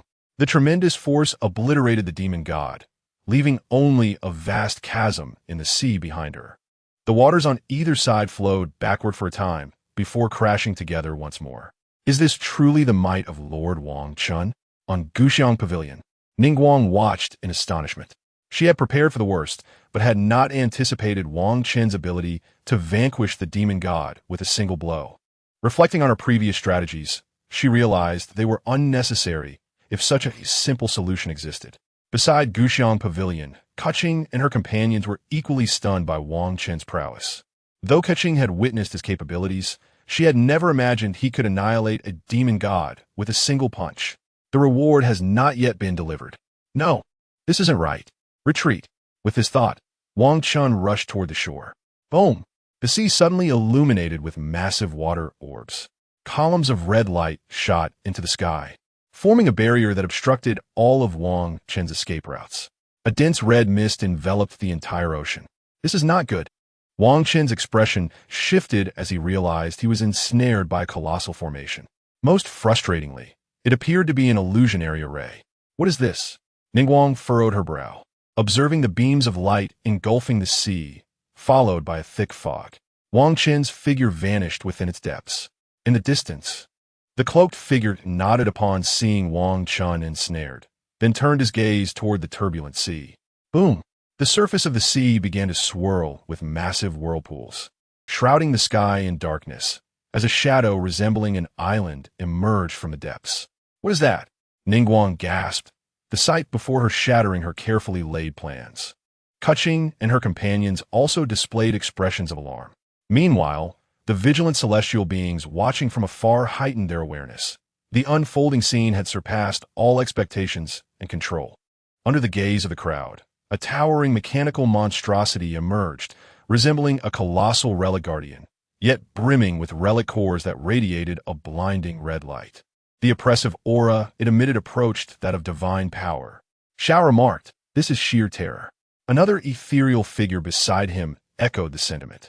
Within the fog, the cloaked figure aimed to ensnare me. Wang Chen discerned the malevolent intent of the figure. Previously, he and Hu Tao had been trapped in a valley. The cloaked figure likely sought to exploit this knowledge. If only he could stall Wang Chen for a moment, the mechanical monster would obliterate Liyue Harbor. What to do? In that moment of distraction, Wang Chen suddenly recalled a skill he had copied but never utilized. His eyes lit up with realization. Above the sea, the gigantic relic guardian thundered forward, its stone-like feet generating waves that surged toward Liyue Harbor. The people gazed in terror, nearly forgetting to flee in the face of such a dreadful creature. Where could they possibly escape to? Xiangling lifted her head, her delicate face appearing somewhat pallid. Beside her, Guoba stared blankly at the enormous relic guardian. Yet, in the next moment, Guoba's ears were suddenly filled with Wang Chen's voice. Guoba breathed fire. Boom! An incredible surge of power surged into Guoba's body. Chapter 112. The manifestation of Maxius in the tales recounted by Ping Lao Lao. The kitchen god sacrificed all his divine power for Liyue, losing not only his strength, but also his memories, ultimately retreating to a desolate mountainous region to slumber alone. Upon awakening, he discovered the presence of Wotu and little Xiangling, and from that moment, he chose to accompany the culinary-loving girl, becoming Guoba. Moreover, the patterns adorning Guoba's body corresponded to the elements of fire and earth within the world of Genshin, symbolizing the kitchen. Suddenly, the patterns on Guoba's body illuminated fiercely, as an overwhelming force of the demon surged forth. In the next instant, Guoba silently vanished into the swirling flames. Boom! A brilliant blaze erupted in the dim sky, flames like clouds igniting the heavens, confronting the distant dark storm clouds. From afar, one could see a sea of crimson fire on one side and an abyss of ink black on the other. What transpired? It was so hot. People stood in awe, gazing up at the sky ablaze with flames. My heavens, what is that? Suddenly, someone let out a cry of astonishment. Boom! A swirling vortex of roaring flames formed, revealing a colossal figure that slowly emerged, crashing down into the sea with a thunderous sound, creating countless waves. Its entire form was enveloped in cloud-like flames, its massive body casting shadows over Liyue Harbor. The deity that protects countless households in Liyue had returned to the mortal realm. In this moment, Maxius regained his strength and consciousness, even more potent than before.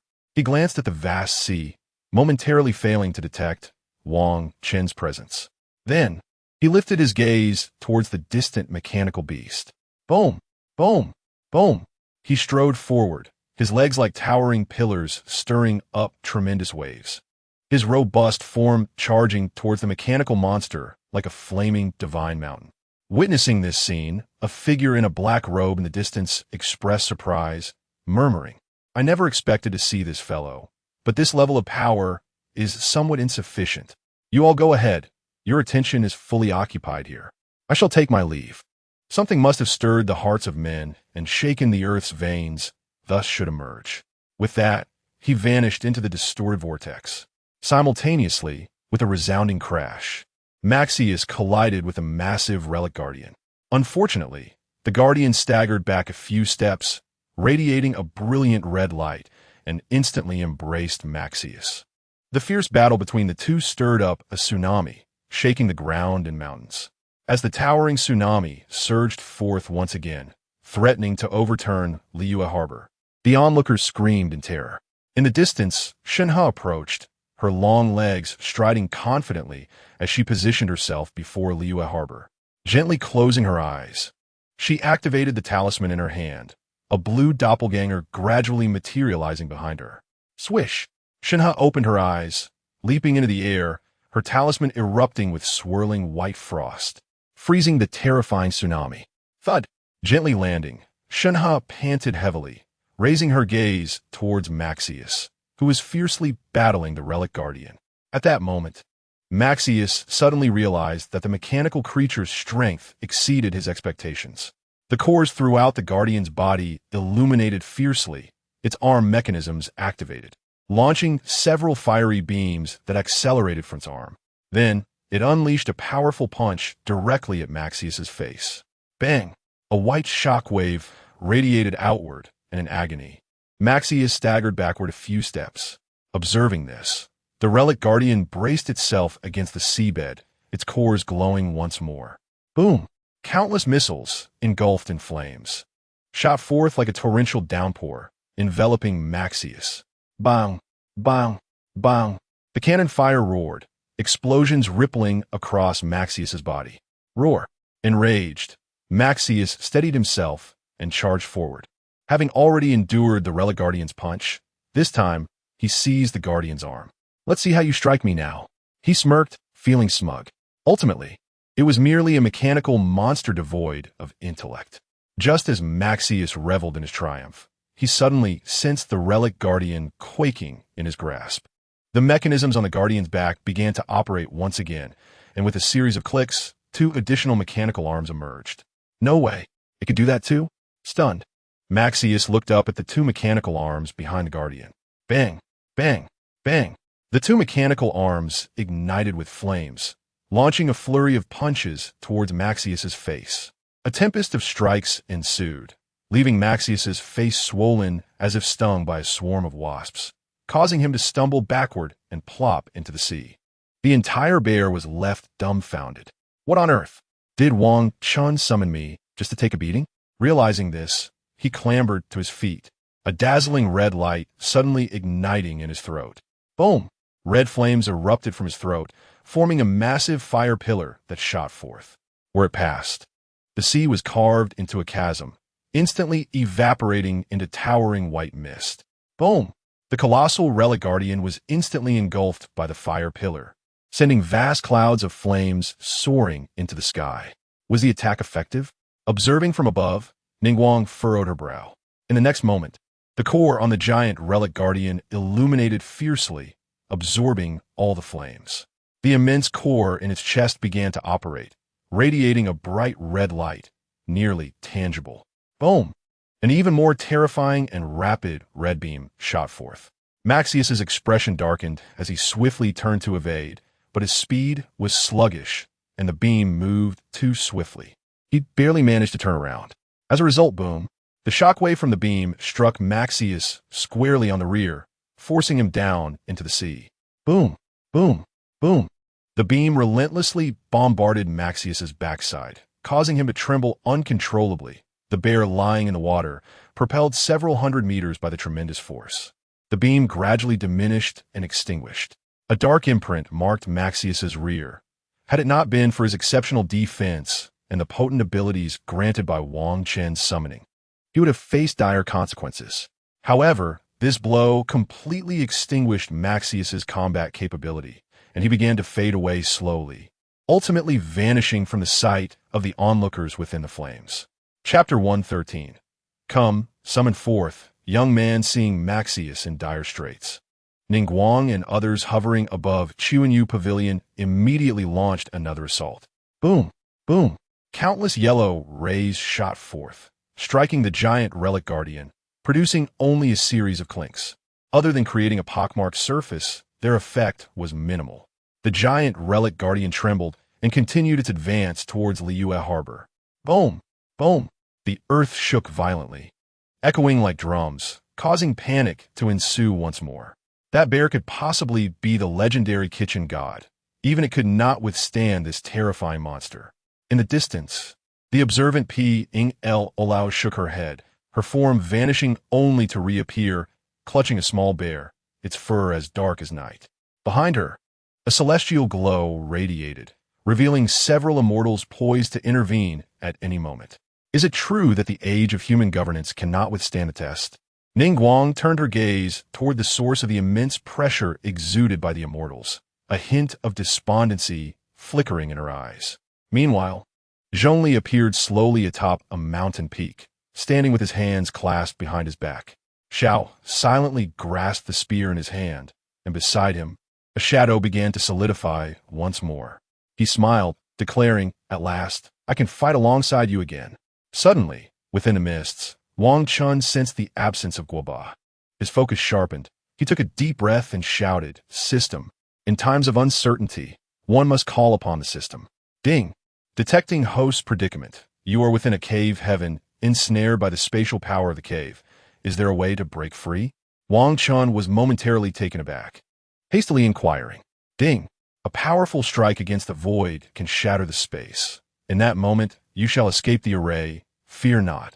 The system will automatically provide you with a weapon capable of breaking the boundary. Will you choose to draw? Draw, draw, draw. Wang Chen could hardly wait any longer, urgently exclaiming.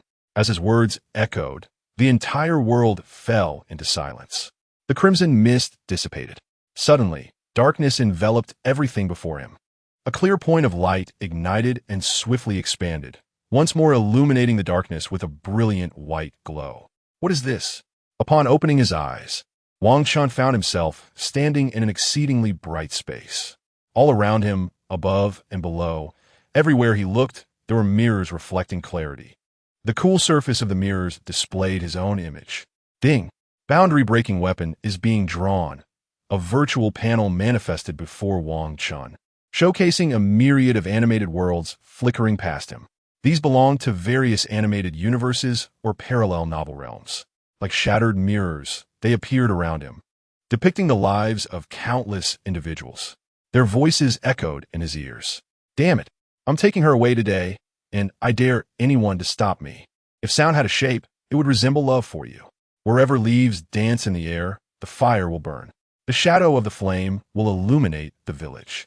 We shall eventually know one another beneath the distant firmament. I finally understand. You do not protect me out of obligation or duty, but from your own volition. Soon, spring will arrive, the spring where I meet you, a spring devoid of your presence. We shall undertake the tasks scorned by others, and the rest shall be to change the world. Tasmi, shout with your fervent soul. Asuna, my life belongs to you. Aaron, as long as you are with me, I am invincible. The song of humanity is the song of courage. Ora, ora, ora, ora. Wang Chen quietly observed the scene. The myriad of luminous images reflected in his dark eyes.